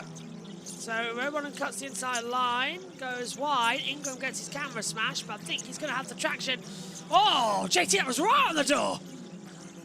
Yeah, right on the outside, as outside as you can get without actually going off of the circuit. As we head now down side by side, that is row bottom and Morgan round the outside of row bottom takes it wide. That means Morgan round the outside, on the outside line, goes off the track, then onto the grass on the inside of Luffield. They are bumper and bumper, but Daniel Rowbottom has just got a 10-second time penalty for track limits, so this battle now becomes pointless, even though Morgan will try to get ahead so he can catch up to teammate Tom Ingram. That's a shame then for that battle to become pointless, as it looks like Josh Cook's backed up ever so slightly as well, as things currently stand. I don't know what tyre compound he's on. It's not telling me on our monitor up here in the commentary box as well. JT will probably have to give me that info shortly. Between the two, and the 19 now has been given a 10-second stop-go penalty. That is Buxton, Max Buxton in 17th place with a penalty. Through we go. Had 3 in race 2, I believe. Buxton wasn't one. It was the 17 and 18 who got the penalties, not the 19 as well. So a trio of penalties there for numbers, if you want to look at it that way, across race 2 and race 3. Chris Smiley was the other, I believe, in race 2, as we get confirmation on the TV pictures of that penalty you just mentioned. Across the line we go to start lap 19 of 22. We are counting down the laps here, 4 to go. 4 to go indeed. Now look at Cook. He saved up his tyres. He saved up his token boost. He's not using any just yet. They've both got some left, him and Osborne, but a big lock up once again, and that's going to put Osborne wide. Cook got off the brakes as to not lock up even more. Tries to get the traction with a better, tighter line down the Wellington straight. And I think, Tom, as they're both on the boost, Cook's playing with Osborne a bit. I couldn't agree more, and Cook is trying every tactic he can to put Osborne off whilst we are heading into the closing laps of today's action here at Silverstone. And is Osborne going to celebrate a first win of the season? Well, I can tell you that is Chilton going through on row bottom at Brooklands. It's row bottom trying to hang it out. He's running into Chilton now. Chilton needs to learn from what happened last time when he came together with, I can't remember who it was he came together with at that corner that put him out of the race. But was it Proctor? Yeah. Look at that, that's Osborne flashing the lights to the car ahead to get out of the way because they're approaching the lap traffic. That's Dowell de Jong, who is 3 laps down on the event. Osborne now knows he needs to get a better exit. Well done, Dowell. He's pulled out of the way down the Wellington straight. Cook's trying to close in, and they've both got, JT, exactly the same amount of hybrid left each as well for the final 2 laps. So it's just basically all-out war. Yeah, absolutely, but that gap extended a little bit, but Cook's still trying to play with his tactics, play all the cards in his deck, and he slides out. He goes too hot into Luffield, and well, that could have just been the moment that seals the win for Osborne. We shall see. 2 laps to go. Battle hard as they come through. They've both got another 2 laps of Toka boost. Sutton has 2 as well, so does Moffat. So I think we're locked in. Morgan up 12 places, an amazing run for him. But Tom, it's just ever so slightly, Cook just drifts off as the lights come on in some areas. Now he's locked up big time and nearly runs on down at Beckett's hairpin. Yeah. Whereabouts is Sutton behind him? Oh, he's quite a long way behind him, isn't he? Sadly so, yeah. The gap is a lot between them. As they fly now in towards Brooklands, then into Luffield and Woodcock, and it will be the last lap. Sam Osborne on for a race victory. I'll quickly get JT to Google how many ones he's had, because I don't think it's been that many for Sam Osborne. I can think of 3 off the top of my hand, and that is Moffat going wide and Hill diving through on the inside, Tom. Yeah, there was a locker from Moffat into Beckett's, and they was always going to go way out wide, and it was an easy overtake for Hill to get by into 4th position. Last lap. It'll be, of course, Sam Osborne's first ever win in the touring cars, according to all the data that I have. Has he had junior victories? Because I remember Sam winning on the touring car package before. I think it has been. He's been victors in Porsches before here, off the top of my brain. Well, it's going to be new then. No one deserves it more. Sam Osborne will be coming through into Brooklands.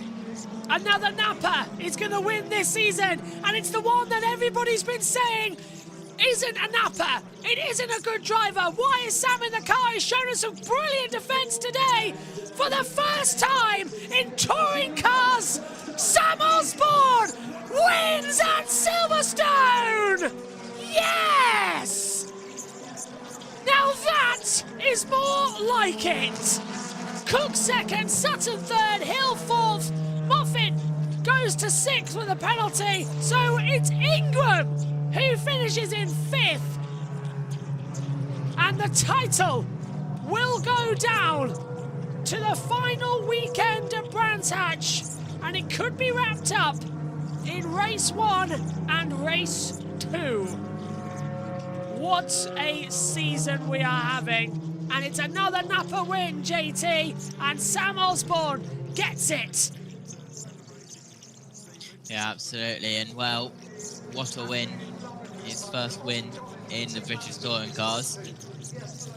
There it is, confirmation. Yeah. He's only had 1 podium in the British touring cars series before, and that was, of course, at Donington Park race 2 in 2023 with the Napa. He was in the Renault Clio Cup UK in 2017 and 2018, and the Mini Challenge UK before that in the 2015 to 2016. But, well, there was your full results. And now they've disappeared from the ITV graphics, so we'll see if we can get that back. But let's go for the results. Here's the results. It is Sam Osborne victorious for the first ever time in the Quick Fit British Touring Car Championship. Josh Cook is 2nd. 3rd for Ash Sutton. Jake Hill goes 4th. 5th for Tom Ingram. 6th, Aidan Moffat. 7th, Anna Morgan. 8th, Tom Chilton. 9th, Dan Camish and Mikey Noble in 10th. Aaron Taylor Smith is 11th from Charles Rainford in 12th. Senna Proctor 13th and Robot 14th. Dexter Patterson 15th. Gordon Shannon 16th, followed by Dan Lloyd 17th. Chris Smiley 18th. Max Buxton 19th, Darryl Young 20th, and Nick Holstead finished in 21st position in that one as well. In terms of the championship then, Tom Ingram leads by 33 points to Ash Sutton going into the last weekend of the year at Brands Hatch, 419 to 386. Camish is ahead of Hill from Rowbottom, Chilton, Morgan, Rainford, Moffat and Shedden rounding out the top 10. In the Manufacturers' Championship, Ford leads by just 1 point to Hyundai 763 to 762. BMW 614, Toyota 472 with a win here.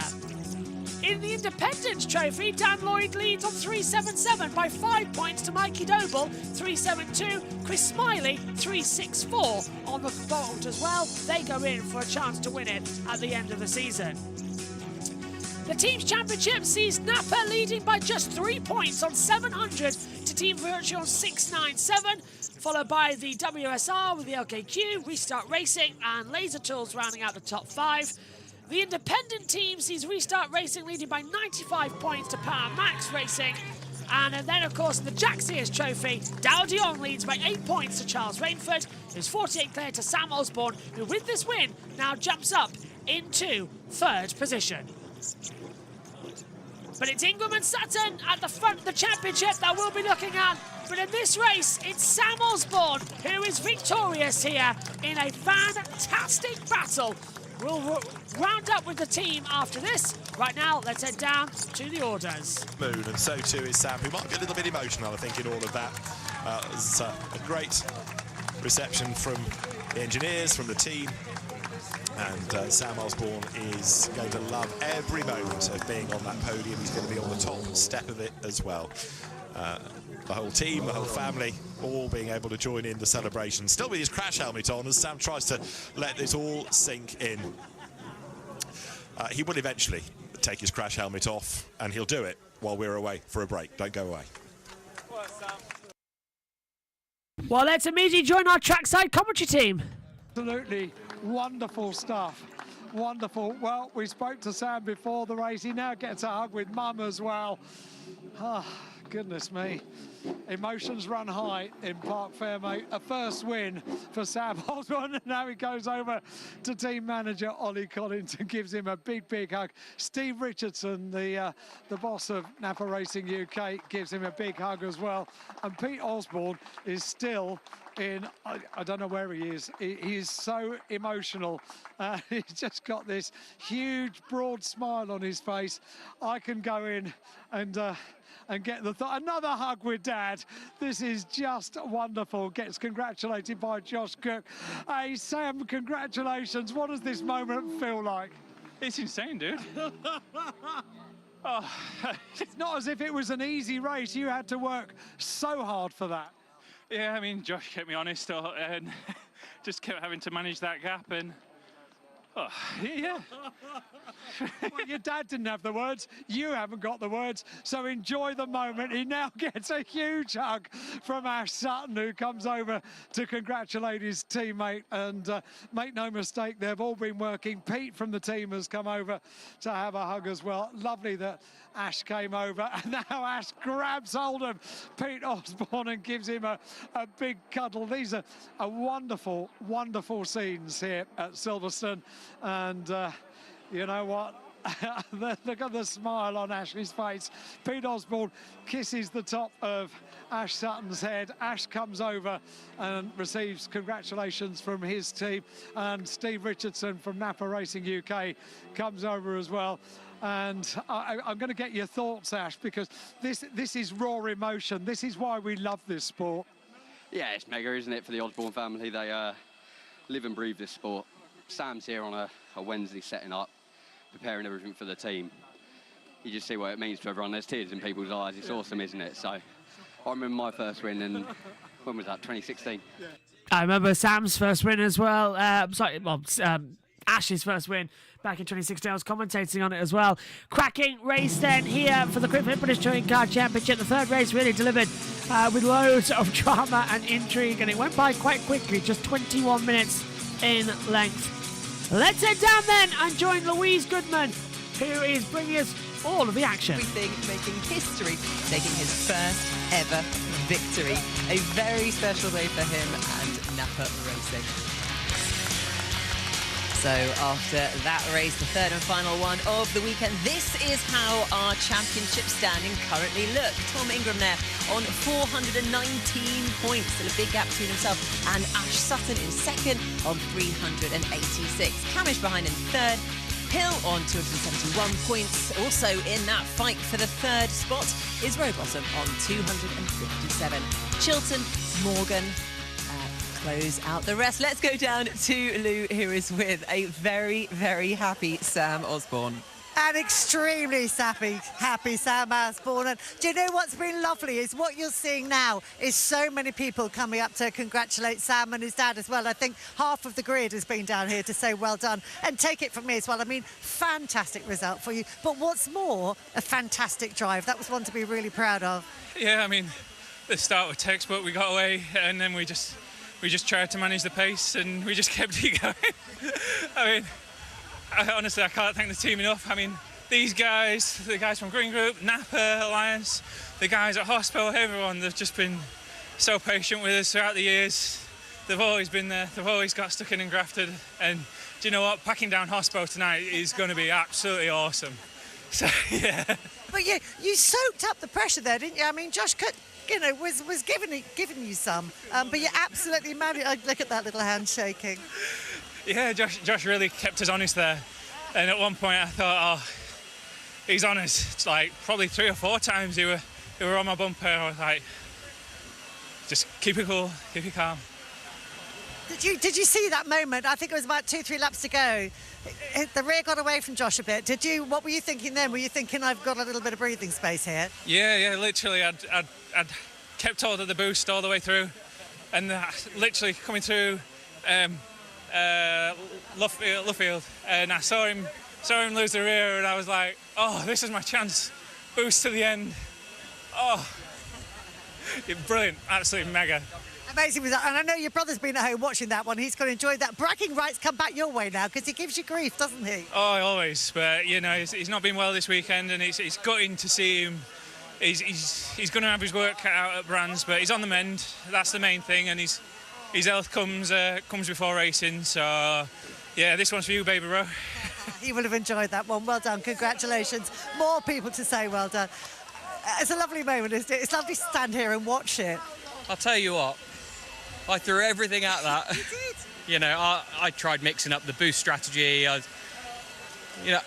But let's be honest, he did an incredible job and he fully deserves it. You know, the team put in so much hard work, so huge well done to him. That was a perfect race. But, you know, I'm real grateful for the IAA Toyota Speedworks guys. It's great to have that up here. It's been a long day. It's been tough, but, you know, the pace we had on the medium tyre there was really good. So, yeah, chuffed. And that's a relevant point. You were on the medium tyre as well, and it seemed like it, but the car was just getting a little bit loose in the last couple of laps. I was trying really hard. Yeah, you know, it's a normal thing that you get flat spots from turn 2 here, and I think I lent on it a little bit too much, and it just gave up a few times. But, you know, I wasn't going to let him have it easy, so I wanted to push hard and do the car crew, you know, really proud because they've worked so hard all weekend. But yeah, pleased with that. It's a good way to finish off Silverstone, and yeah, see how we head into the final round. Well done. Congratulations. And let's go and grab a word with our 3rd place finisher, Ash. I mean, the smile on your face sort of says it all, because that was not just a good result for you, but a fantastic result for the team as well. Yeah, smile's not from our result, it's for the Osborne family. It's phenomenal. They live and breathe this sport. I just said off camera, Sam's here on a Wednesday setting things up for the team, getting things ready. Pete and the family, they live and breathe this sport. They're at a circuit every other weekend supporting other championships. So it's fantastic to see Sam get the reward he deserves, and obviously the same for the Osborne family. It's mega. But yeah, our own result, I'm pleased with that. P3. I would have loved to have a sniff at the front, but we just didn't have the pace to keep with the guys. The deployment offset we had was just a little bit too much for us. So yeah, we were the same pace as them off deployment, but on deployment they just had that little bit more. So Brands Hatch coming up next, the finale, head-to-head. What are your thoughts looking ahead to that one? What's your approach going to be to that one? I need a few more aces up my sleeve, unfortunately, for that one. But look, we go there, we're going to give it our best shot. We need a bit of lady luck. I seem to remember that it being very much flipped back in 2023 or whatever year it was, and I'm now in that hunting game, but we've got a tough task ahead, but for sure not one I'm giving up on. But in some ways, that's a nice position to be in, because it's just shackles off, caution to the wind, isn't it? Yeah, exactly. We just got to go and give it absolutely everything. A bit like we have this weekend. OK, some results haven't shown it, but yeah, to go into Brands, but still with a shout, is phenomenal. It's a great achievement for myself, Napa Racing UK, when we've not been the strongest car on the track. So let's see if we can do anything about it. Good stuff. We will see you there. Back to you, Nikki. Plenty to talk about after that one. Lovely stuff. Thank you so much, guys. Where to start with that? I mean, first of all, it has to be a career first win. I mean, do you remember your first win, Tim? I do. It was a very long time ago. I won't say what uniform you were in, like John Watson. Yeah, it's a long time ago, but I absolutely love to see a new touring car winner. You know, we saw Charles Rainford, Darrell de Leon earlier this year, and to see a guy like Sam Osborne, who's put his heart and soul into his racing. He's worked hard, he's been overshadowed by his teammates, but this was his moment to shine, and he did not put a foot wrong. I was thinking early on, how long can he hold on? But he absorbed the pressure from a fabulous driver like Josh Cook and did everything perfectly. I'm so pleased for him. He really did.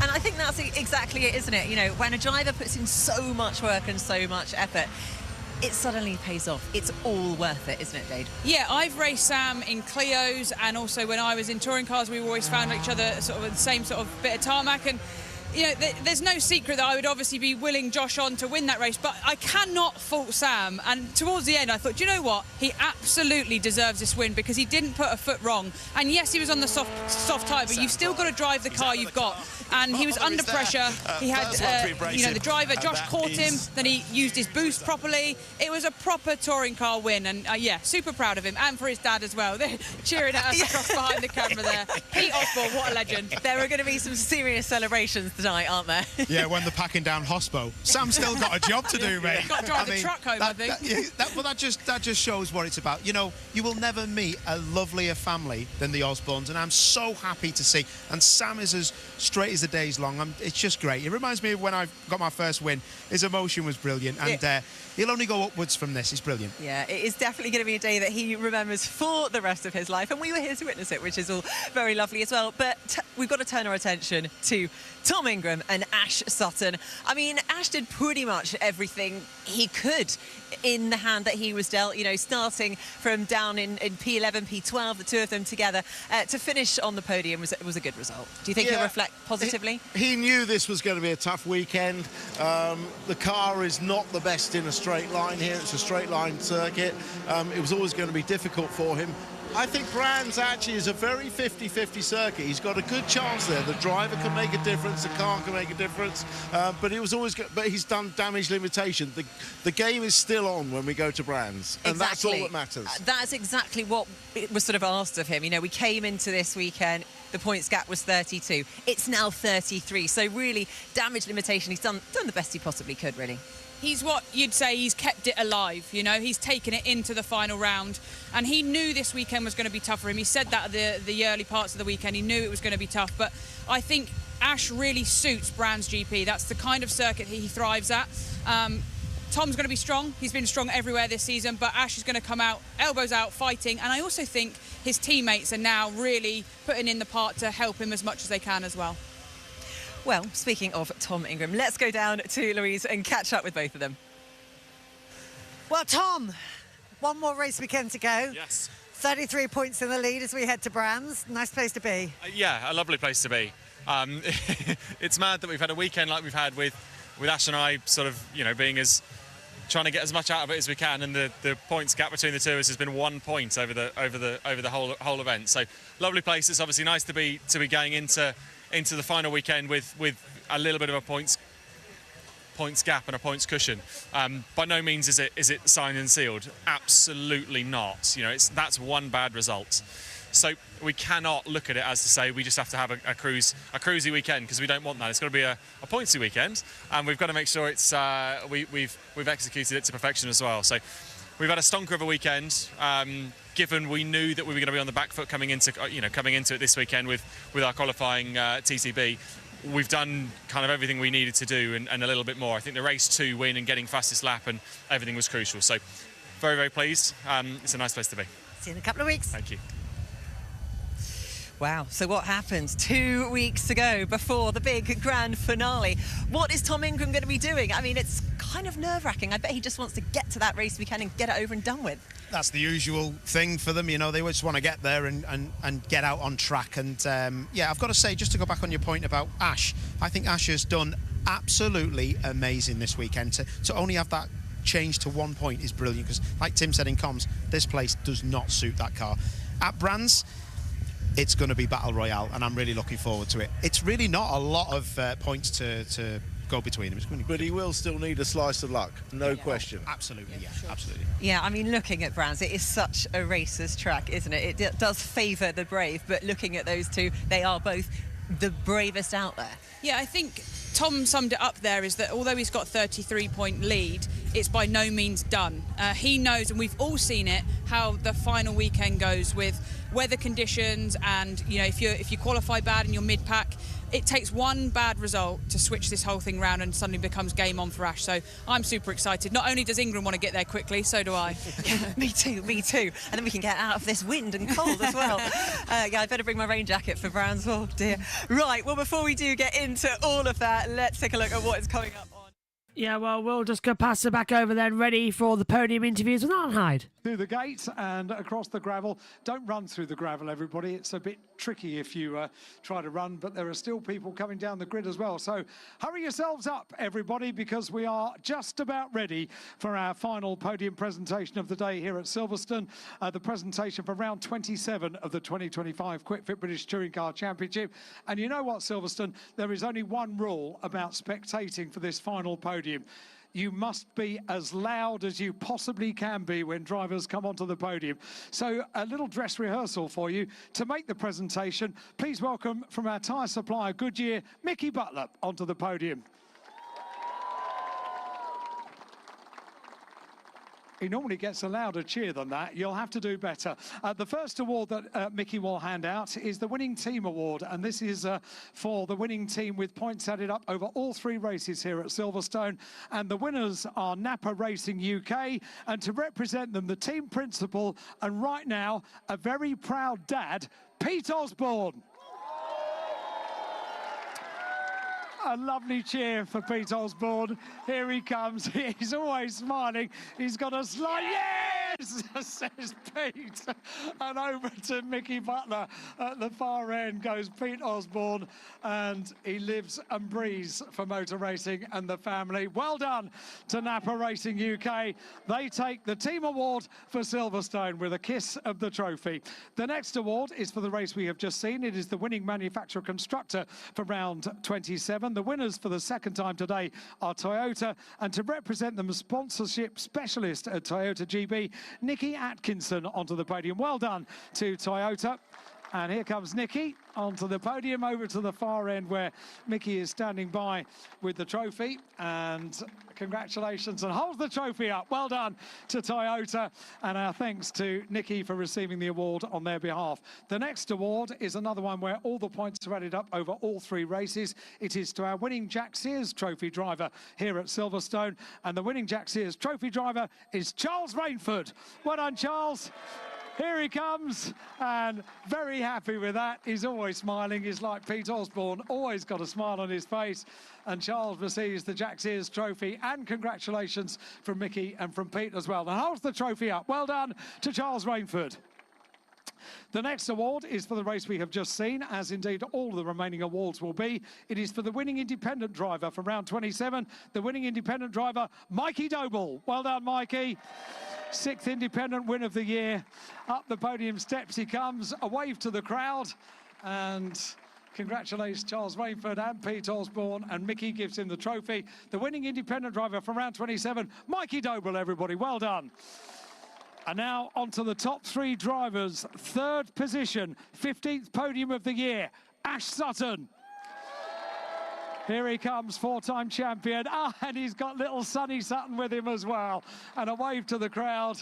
Over to congratulate Mikey. A handshake with Mikey and with Charles and with Sam Osborne and with Pete Osborne. And then over here, Ash Sutton is about to receive the 3rd place award, and a pat on the back for Sonny. Well done. Congratulations to Ash Sutton in 3rd place. In 2nd place, 3rd podium of the year, Josh Cook.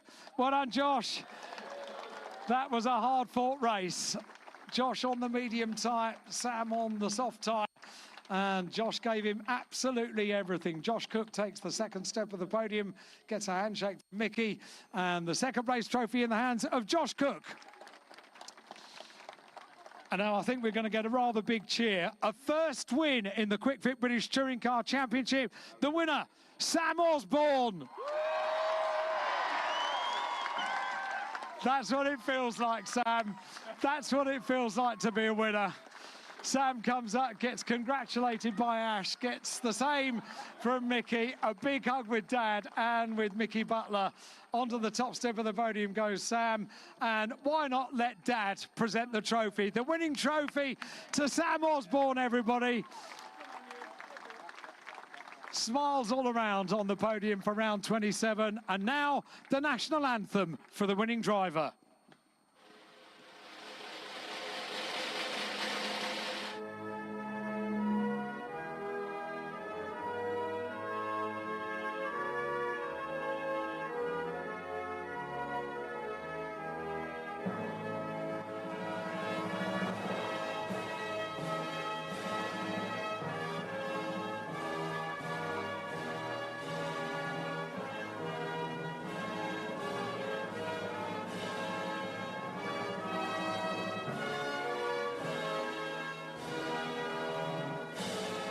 Sam Osborne wins round 27 of the 2025 Quick Fit British Touring Car Championship. And what a moment with his father alongside. No, before you do that, pose with your trophies, please, first of all, because there are a lot of people here with cameras. Cameras out, everybody. Hold them high. Let's have a round 27 photograph with everyone holding up their silverware and one of us holding up their son as well. And then when the photographs are complete, okay, now you can celebrate with champagne. Fantastic. Thanks very much indeed, Alan.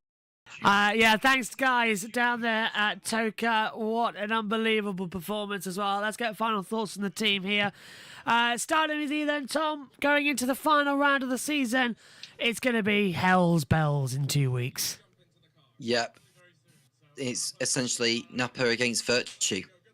That's going to be the emphasis going into brand sites. It's not just even Sutton and Ingram alone. It's how much of a part are their teammates going to play. There's 4 drivers, of which one of each are in the running for the championship. It's also down to whether Rowbottom, Camish and Osborne can help Sutton, and also if Chilton, Proctor and Morgan can help Ingram. Yeah, and I think as well, JT, this is going to be one hell of a final. Yeah, absolutely. 33 points. It's a good gap, but still isn't able. It's still possible. It's still possible to... Sorry. You right? Still possible. No. Frog in your throat? Yeah, still possible for Sutton to fight back, but we shall see in 2 weeks' time. Yes, 2 weeks' time, myself and JT will be in the booth, and we'll get Tom to record a few bits as well, ready so we can drop it in throughout. And trackside for us will be Jess Ball, and Nina will also be there on socials duties. It's going to be a great one. What a weekend. What an absolute unpredictable turn of events. Sam Osborne getting his first win as well. Thanks for your company here today on JB Motorsports and JB Motorsports 2. Glad to have brought you some of the best action of the season. Now we will wrap up in just 2 weeks' time. We will know who the champion is going to be. Thanks for your company today. We'll see you then. Take care. Bye-bye.